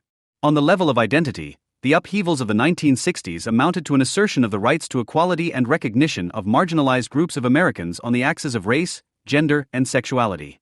Divisions around the war in Vietnam and the questions this raised over patriotism and the right to dissent constituted another axis on which the social and cultural fabric was rent. A distinction can be made between the early phase of this movement toward equality, which aspired to the fuller inclusion of disenfranchised communities into the mantle of American citizenship, and the latter phase that sought instead to articulate entirely separate conceptions of identity. For instance, the civil rights movement of the 1950s and early 60s belonged to the former phase, as it fought for the rights of African Americans while retaining a commitment to the ideals and sensibilities of the American mainstream, whereas the subsequent rise of Black Power belonged to the latter phase and amounted to a, sometimes violent, attempt at secession from that mainstream. Similar trajectories may be traced in the movements for women's equality, gay rights, or recognition of non-white ethnic identities, as well as the anti-war movement, which all likewise developed more radical and militant manifestations toward the end of the 1960s. A legacy of this counterculture, soon to go mainstream through its adoption by the popular culture, was a deep contempt of institutions ranging from the government and corporations to political parties, university administrations, and the nuclear family. It was a generational attitude summed up by Timothy Leary's motto, "Turn on, tune in, drop out." By the close of the decade, a reaction had set in on the part of those who had objected to the changes appending the culture, a segment of the country that an enterprising Richard Nixon had marked out as the forgotten Americans in his successful second pursuit of the presidency in 1968. As president in 1969, in his effort to rally support for the war in Vietnam, he would christen them the Silent Majority.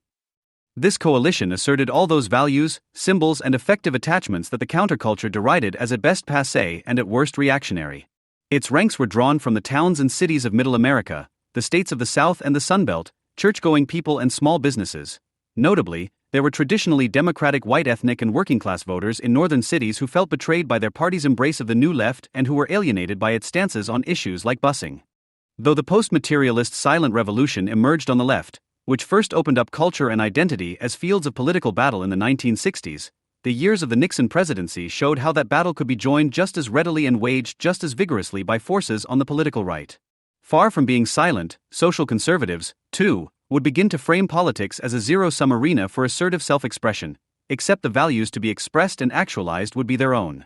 Though nominally respectful of authority and established institutions, this coalition would see itself as fighting a long war against elites in the media, the universities, and the government, planting the seeds for a pervasive mistrust of institutions that in time would become every bit as reflexive on the right as on the left. The emergence of this distinct post-60s conservative cultural identity was best encapsulated in country singer Merle Haggard's 1969 paean to Forgotten America, Okie from Muskogee, which he performed at a banquet at the Nixon White House. The defiant spirit of the song was given expression in the 1970s by a new wave of social conservative activists, exemplified by the likes of Phyllis Schlafly, Anita Bryant, and Jerry Falwell, who defined themselves against liberal America through their vigorous opposition to abortion, feminism, gay rights, the sexual revolution, liberal police reforms, progressive changes to school curricula, the era's adversarial popular culture, gun control, etc. With the exception of abortion, which remains a constant, the controversies that mark the culture war's fault lines at any given moment might come and go and return again over the course of years. But in their emphasis on the interests of a certain lifestyle, conservative or liberal, and in their common propensity to blot out economic questions through the intensity of the passions they aroused, such topics may generally be described as non-structural issues. And from this point on, this category of issue would come to predominate in media and political discourse.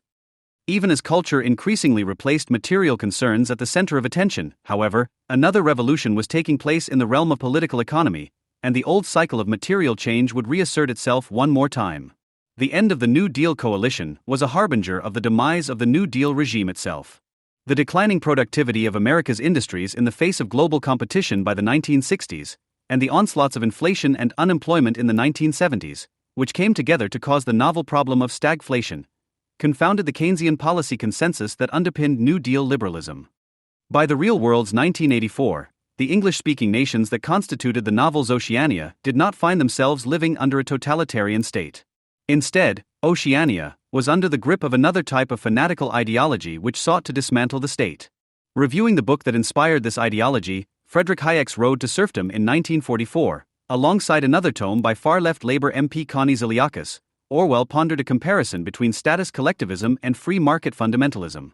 Although certainly alert to the dangers of both, Orwell ultimately thought that the latter amounted to a tyranny probably worse, because more irresponsible, than that of the state. Indeed, at this time, the nexus of possibility for a future tyranny was moving away from the state and the political party and shifting in the direction of other poles like the market and the mass media. A new economic philosophy stemming from the work of Hayek and represented by thinkers like Milton Friedman and the Chicago School was on the march in academic circles, think tanks, corporate boardrooms, government agencies, and soon enough, both of the major parties. It stressed free markets and small governments. Though it was Democratic President Jimmy Carter who largely initiated deregulation, what would come to be known as neoliberalism first emerged politically on the right when Ronald Reagan and the fusionist alliance of social conservatives and libertarian ideologues took over the Republican Party. But its reach would soon also extend to the center-left through the rise of reformist Atari Democrats and centrist New Democrats, who pragmatically sought to pivot their party away from New Deal axioms. This was not nearly as eventful as the earlier revolutions, nor did it match the others on the level of popular mobilization. The previously subaltern elites who fueled this particular revolution, those keepers of the free market flame who spent the preceding decades at redoubts like the Mont Pelerin Society as well as their benefactors in the business and financial communities, did not seize the commanding heights in circumstances as dire or as dramatic as the Civil War or the Depression.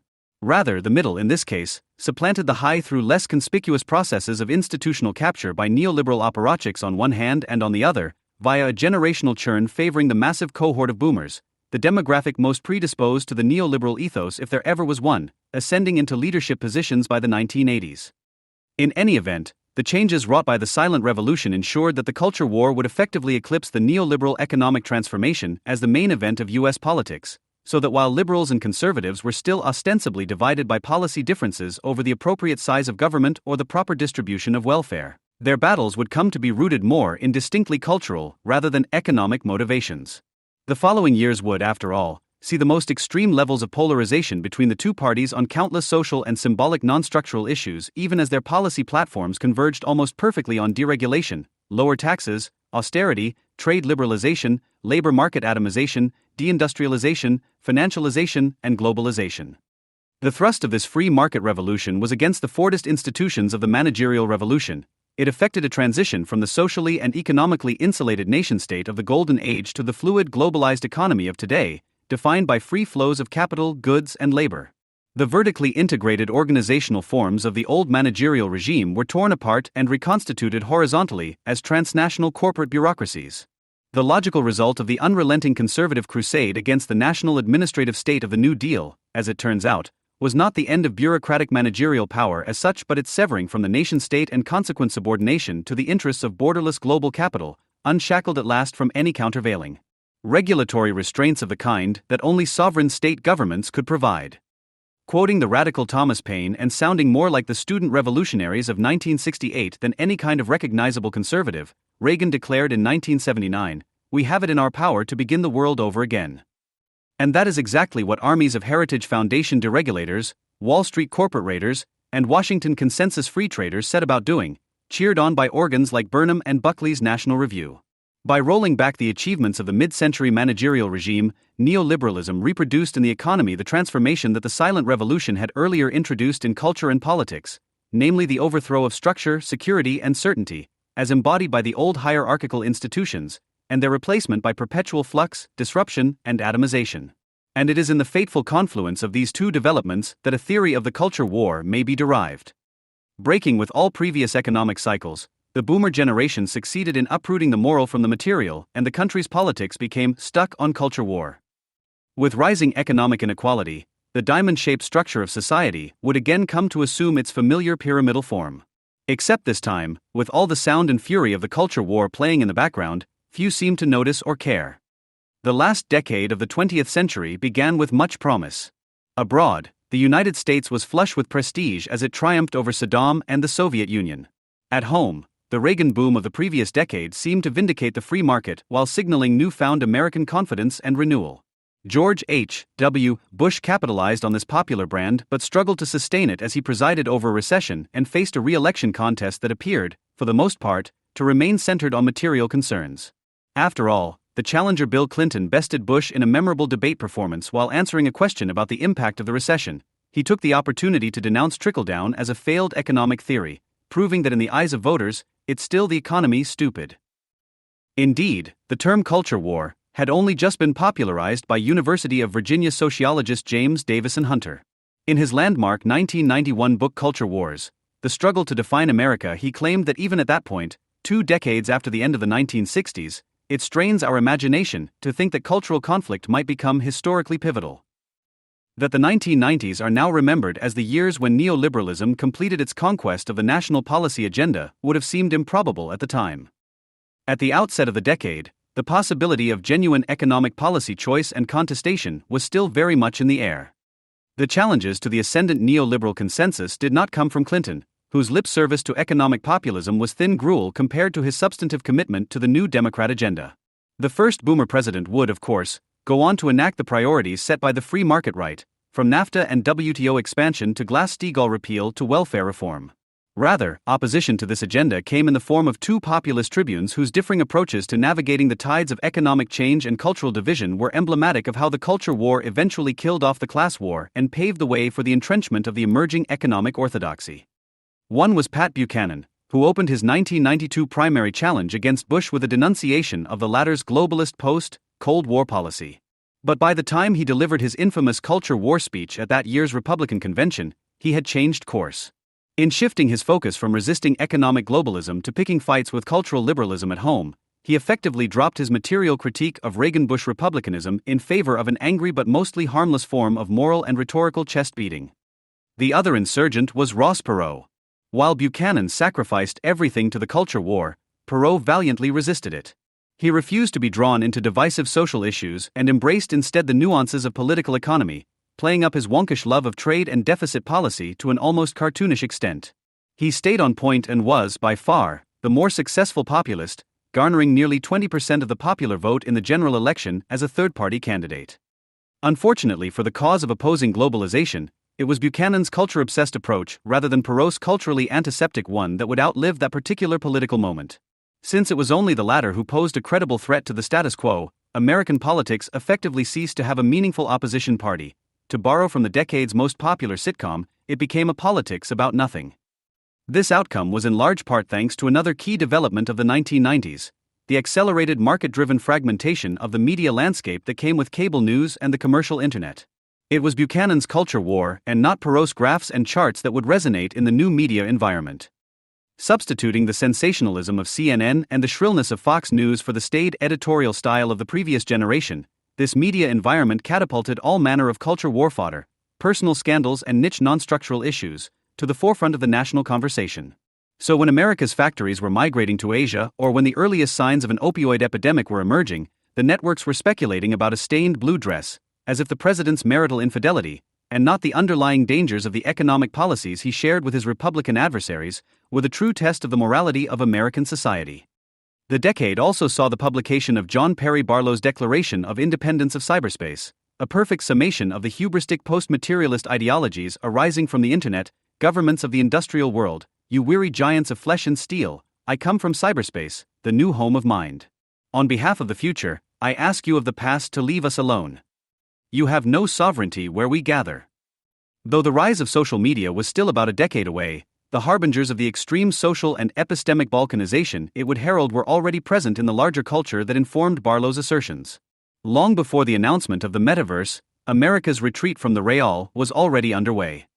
Where the country once had grand narratives that could embrace all Americans, bridging past and present and pointing the way to a shared future, it now had what Frederick Jameson described as a cacophonous series of pure and unrelated presents. This was the moment when American media and politics assumed to the fullest the qualities of the Orwellian telescreen, when the heedless indulgence of subjective tribal identities became imperative at the expense of any concern for understanding or even acknowledging objective material reality, which, as Orwell knew, had to be obliterated for tyranny to triumph. The logic of the culture war amounted to a confirmation of the words of Winston Smith's tormentor, O'Brien of the Inner Party. But how can you control matter? Winston burst out. You don't even control the climate or the law of gravity. And there are disease, pain, death. O'Brien silenced him by a movement of the hand. We control matter because we control the mind. Reality is inside the skull. You must get rid of those 19th century ideas about the laws of nature. We make the laws of nature. Though there would be no Y2K apocalypse at the new millennium, the shock to the system would come over the course of a decade. A terrorist attack, foreign wars, a massive financial collapse, a botched bailout, a fraying social fabric, and exorbitant inequality. These were, as the historian Tony Judt described it, the years the locust ate, a time of wasted opportunity and political incompetence. America had ceded both its prestige abroad and its prosperity at home. The reign of the free market had produced a crumbling, deindustrialized country underneath the dazzling mirage of a high-tech economy. All the conditions were therefore in place for yet another social revolution, but the 2010s represented a break in the historical pattern. On the left, what began as a movement to confront material inequality, first in the form of Occupy Wall Street and later the Bernie Sanders presidential campaign, had by decade's end devolved into a confused morass of visceral, identity-centered grievance politics. This version of the left took its cue not from the concerns of working Americans but from the dictates of obscure academic theories grounded in perverse abstractions around race and gender, known as wokeism. The contrived dialect of wokeism has since been adopted wholesale by the same banks and corporations that the left had intended to occupy and break up not too long ago. On the right, a populist firebrand candidate for president defied all the odds by promising to punish elites and rewrite the rules on trade and immigration. Shockingly for a Republican, he appeared ready to reign in not just Washington but Wall Street, and even to diffuse at least some of the culture war's rigid partisan dichotomies on abortion and LGBT rights.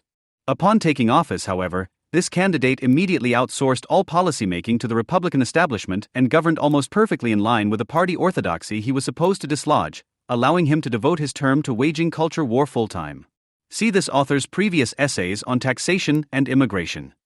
Now there is hardly anything left of the Trump movement beyond a personality cult and conspiracy theories. Having reviewed the elite-driven cycles of material economic change in U.S. history, It makes sense to see these failed populisms as attempts at social revolutions that were co-opted by the logic of the culture war and effectively neutered as threats to the status quo. These movements can, therefore, be understood as a kind of stillborn revolution.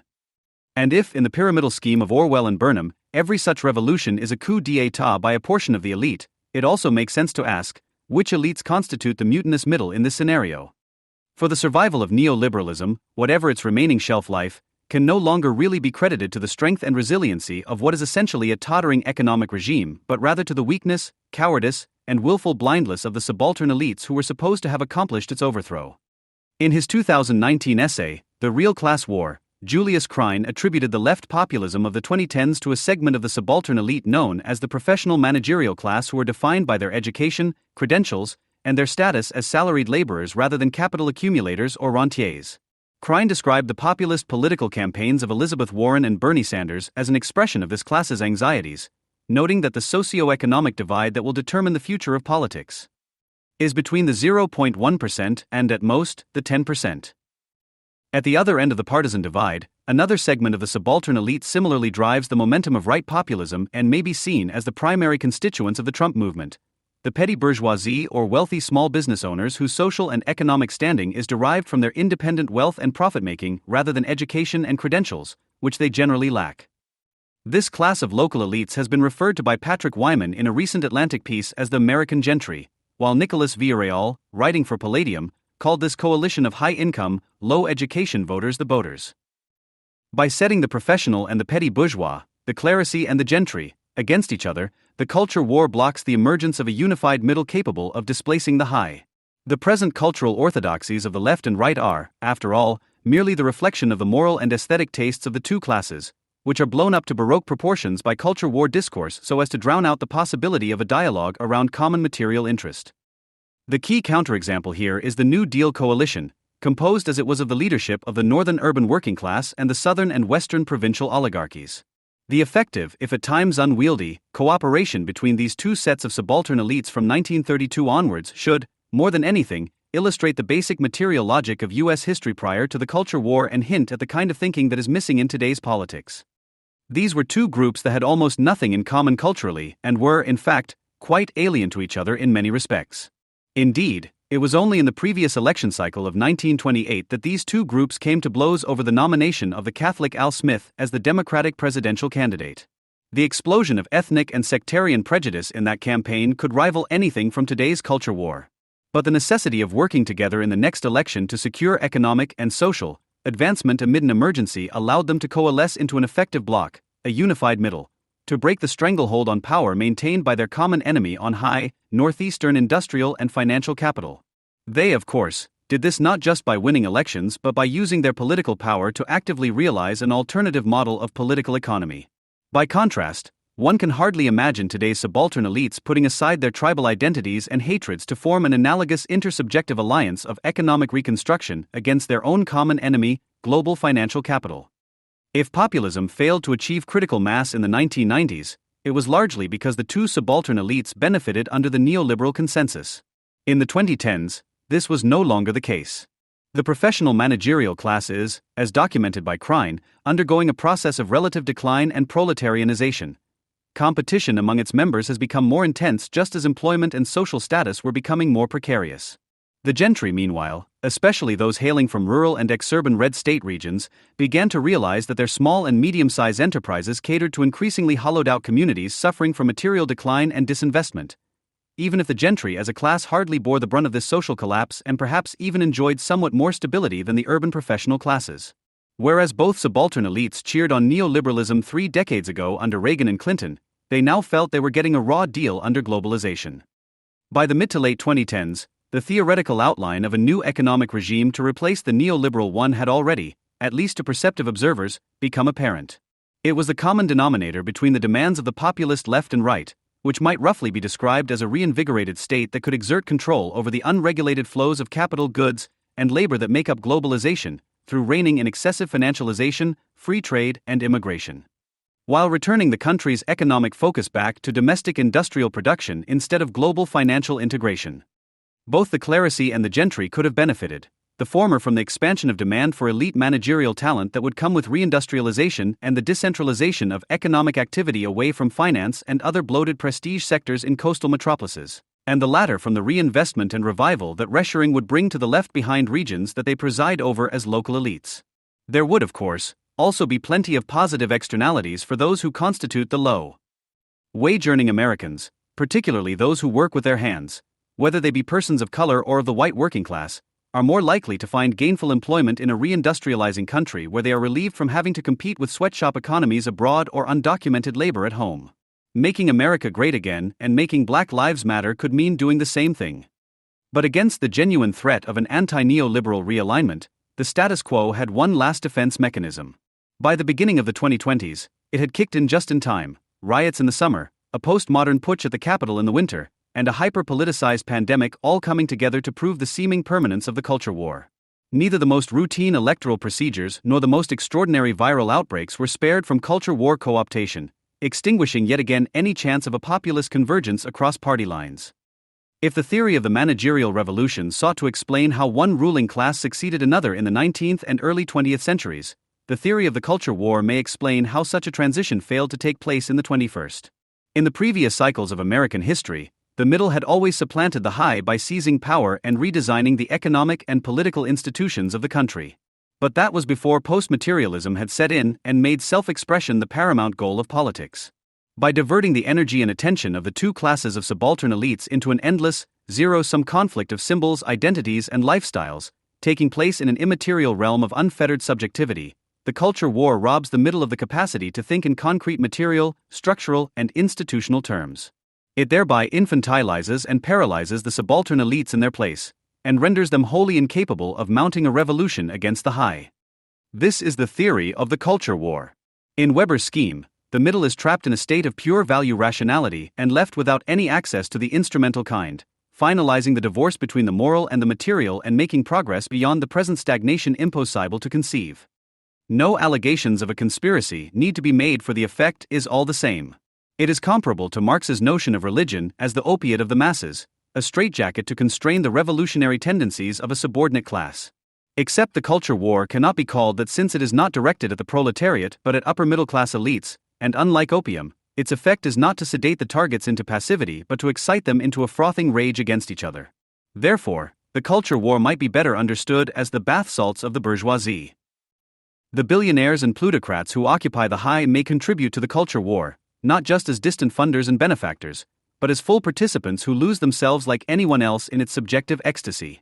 The vast bulk of the culture war industry, however, from cable news networks to issue advocacy foundations to much of political social media, will always be of, by, and for subaltern elites in the middle, who are, of course, the ones who staff these kinds of organizations on the left as well as the right. It is to their tastes and anxieties that culture war narratives cater. Just as in Oceania, inner party members may sit in for the 2 minutes hate, but the spectacle is primarily for the consumption of the outer party. In the managerial revolution, Burnham observed that all history makes clear that an indispensable quality of any man or class that wishes to lead, to hold power and privilege in society, is boundless self-confidence. This is a quality that is utterly lacking in today's middle. Orwell took Burnham's sometimes adulatory pronouncements on the virtues of the ruling class as evidence of an unhealthy fixation with power. But if Orwell could accuse Burnham of power worship, today's clerisy and the gentry alike may be accused of the inverse, a fear of an aversion to power, what might be called cratophobia, which permeates American politics. The two subaltern elites have had to make various moral and psychological adaptations to their peculiar state of being perpetually on the cusp of power, but at the same time having no real desire to actually seize it or wield it in any meaningful way. This impasse results in the embrace of powerlessness as a virtue. In the clerisy, it comes in the form of the victimhood narratives embedded in woke ideology, which in their variety and malleability, allow even the genuinely privileged to claim the status of oppressed victims. Otherwise, there are meek words and gestures available to deny one's moral agency or to downgrade one's privilege, which has become a dirty word, in favor of deference to a woke cosmology that conveniently predetermines moral worth based on ascribed identity. As an analogous means of hiding their privilege, the right-wing gentry regularly indulge in the aforementioned tendency to play down their economic status as well-off entrepreneurs and to play up their general lack of education and cultural refinement, that is, their alienation from the progressive orthodoxy of their clerical adversaries, as indicators of their underdog status. In this way, They pass themselves off as working class or as forgotten Americans while expecting to benefit from the considerable political sympathy that comes with these labels. Through such tactics, the two classes are able to shrug off the prospect of assuming any of the sense of duty and responsibility, noblesse oblige, that would come with accepting the mantle of the ruling class. A more responsible would-be elite would find ways to translate their moral convictions from aesthetic statements into structural reforms and public policy. Aside from the endless performance of innocence and identity, this posture of powerlessness manifests itself through a no less complete aversion to institutions and institutional ways of thinking. Both clerisy and gentry claim to want to overturn the status quo, but possess neither the ambition nor the attention span required to truly take command of the institutions that undergird that status quo, much less to successfully redirect them toward new purposes and designs. The left seems to believe that American society was not only founded on, but is inherently bound up with an insurmountable legacy of racial hatred and prejudice.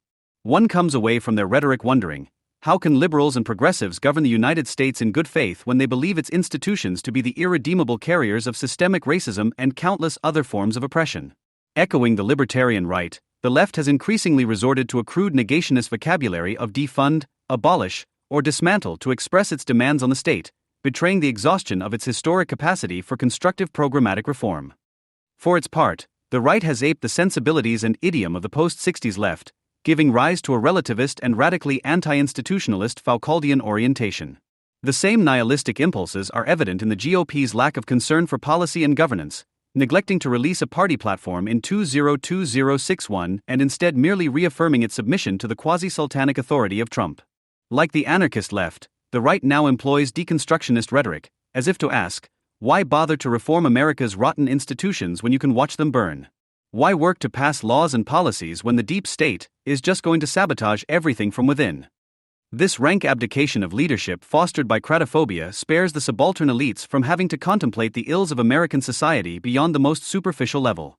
Thus, the excessive focus on opposing woke ideology or white supremacy, even as all the best analyses of the phenomena to which these polemical labels apply recognize them as symptoms of deeper structural problems. 64 It is akin to earnestly taking a side in the ideological war between Oceania and Eurasia or conducting an extended political argument with a scarecrow. The culture war, with its calls for the constant reaffirmation of one's identity and tribal allegiance is, after all, just so much more fun than the tedious work of thinking about economic structures and public policy. As one disappointed subscriber to this journal tweeted, I subscribe to it American affairs but have to admit it was a mistake. Most of it is legalistic or industrial policy oriented, whereas all I care about is culture war and political philosophy. It is the same post-materialist sentiment that was expressed as graffiti on the walls of the Latin Quarter in Paris during the student revolt of May 1968. We don't want a world where the economic security against dying of starvation brings, instead, the risk of dying of boredom. Indeed, the riots following the death of George Floyd and the debacle of January 6 were to the subaltern elites of the left and right, respectively, what May 1968 was to the French students, a shambolic parody of revolution, a chance to let off steam, to play act at something serious, to relieve one's boredom, and above all to express oneself. As Marshall McLuhan observed, such forms of violence are a quest for identity. This sensibility that emerged in the 1960s may be most associated with the boomers, and it is therefore easy to dismiss as antiquated or on the way to the dustbin of history. But since the effective superstructure that sustains post-materialist subjectivity, at least among subaltern elites, remains stubbornly intact, even as the original post-war conditions of growing middle-class affluence have long since faded away, the boomer sensibility has arguably reproduced itself in newer and even more pernicious forms in every generation since. In fact, it is probably most alive in the younger generations of millennials and Gen Zs who, under the hypnotic influence of social media, are even more obsessed with identity and self-expression and even less capable of structural and institutional ways of thinking.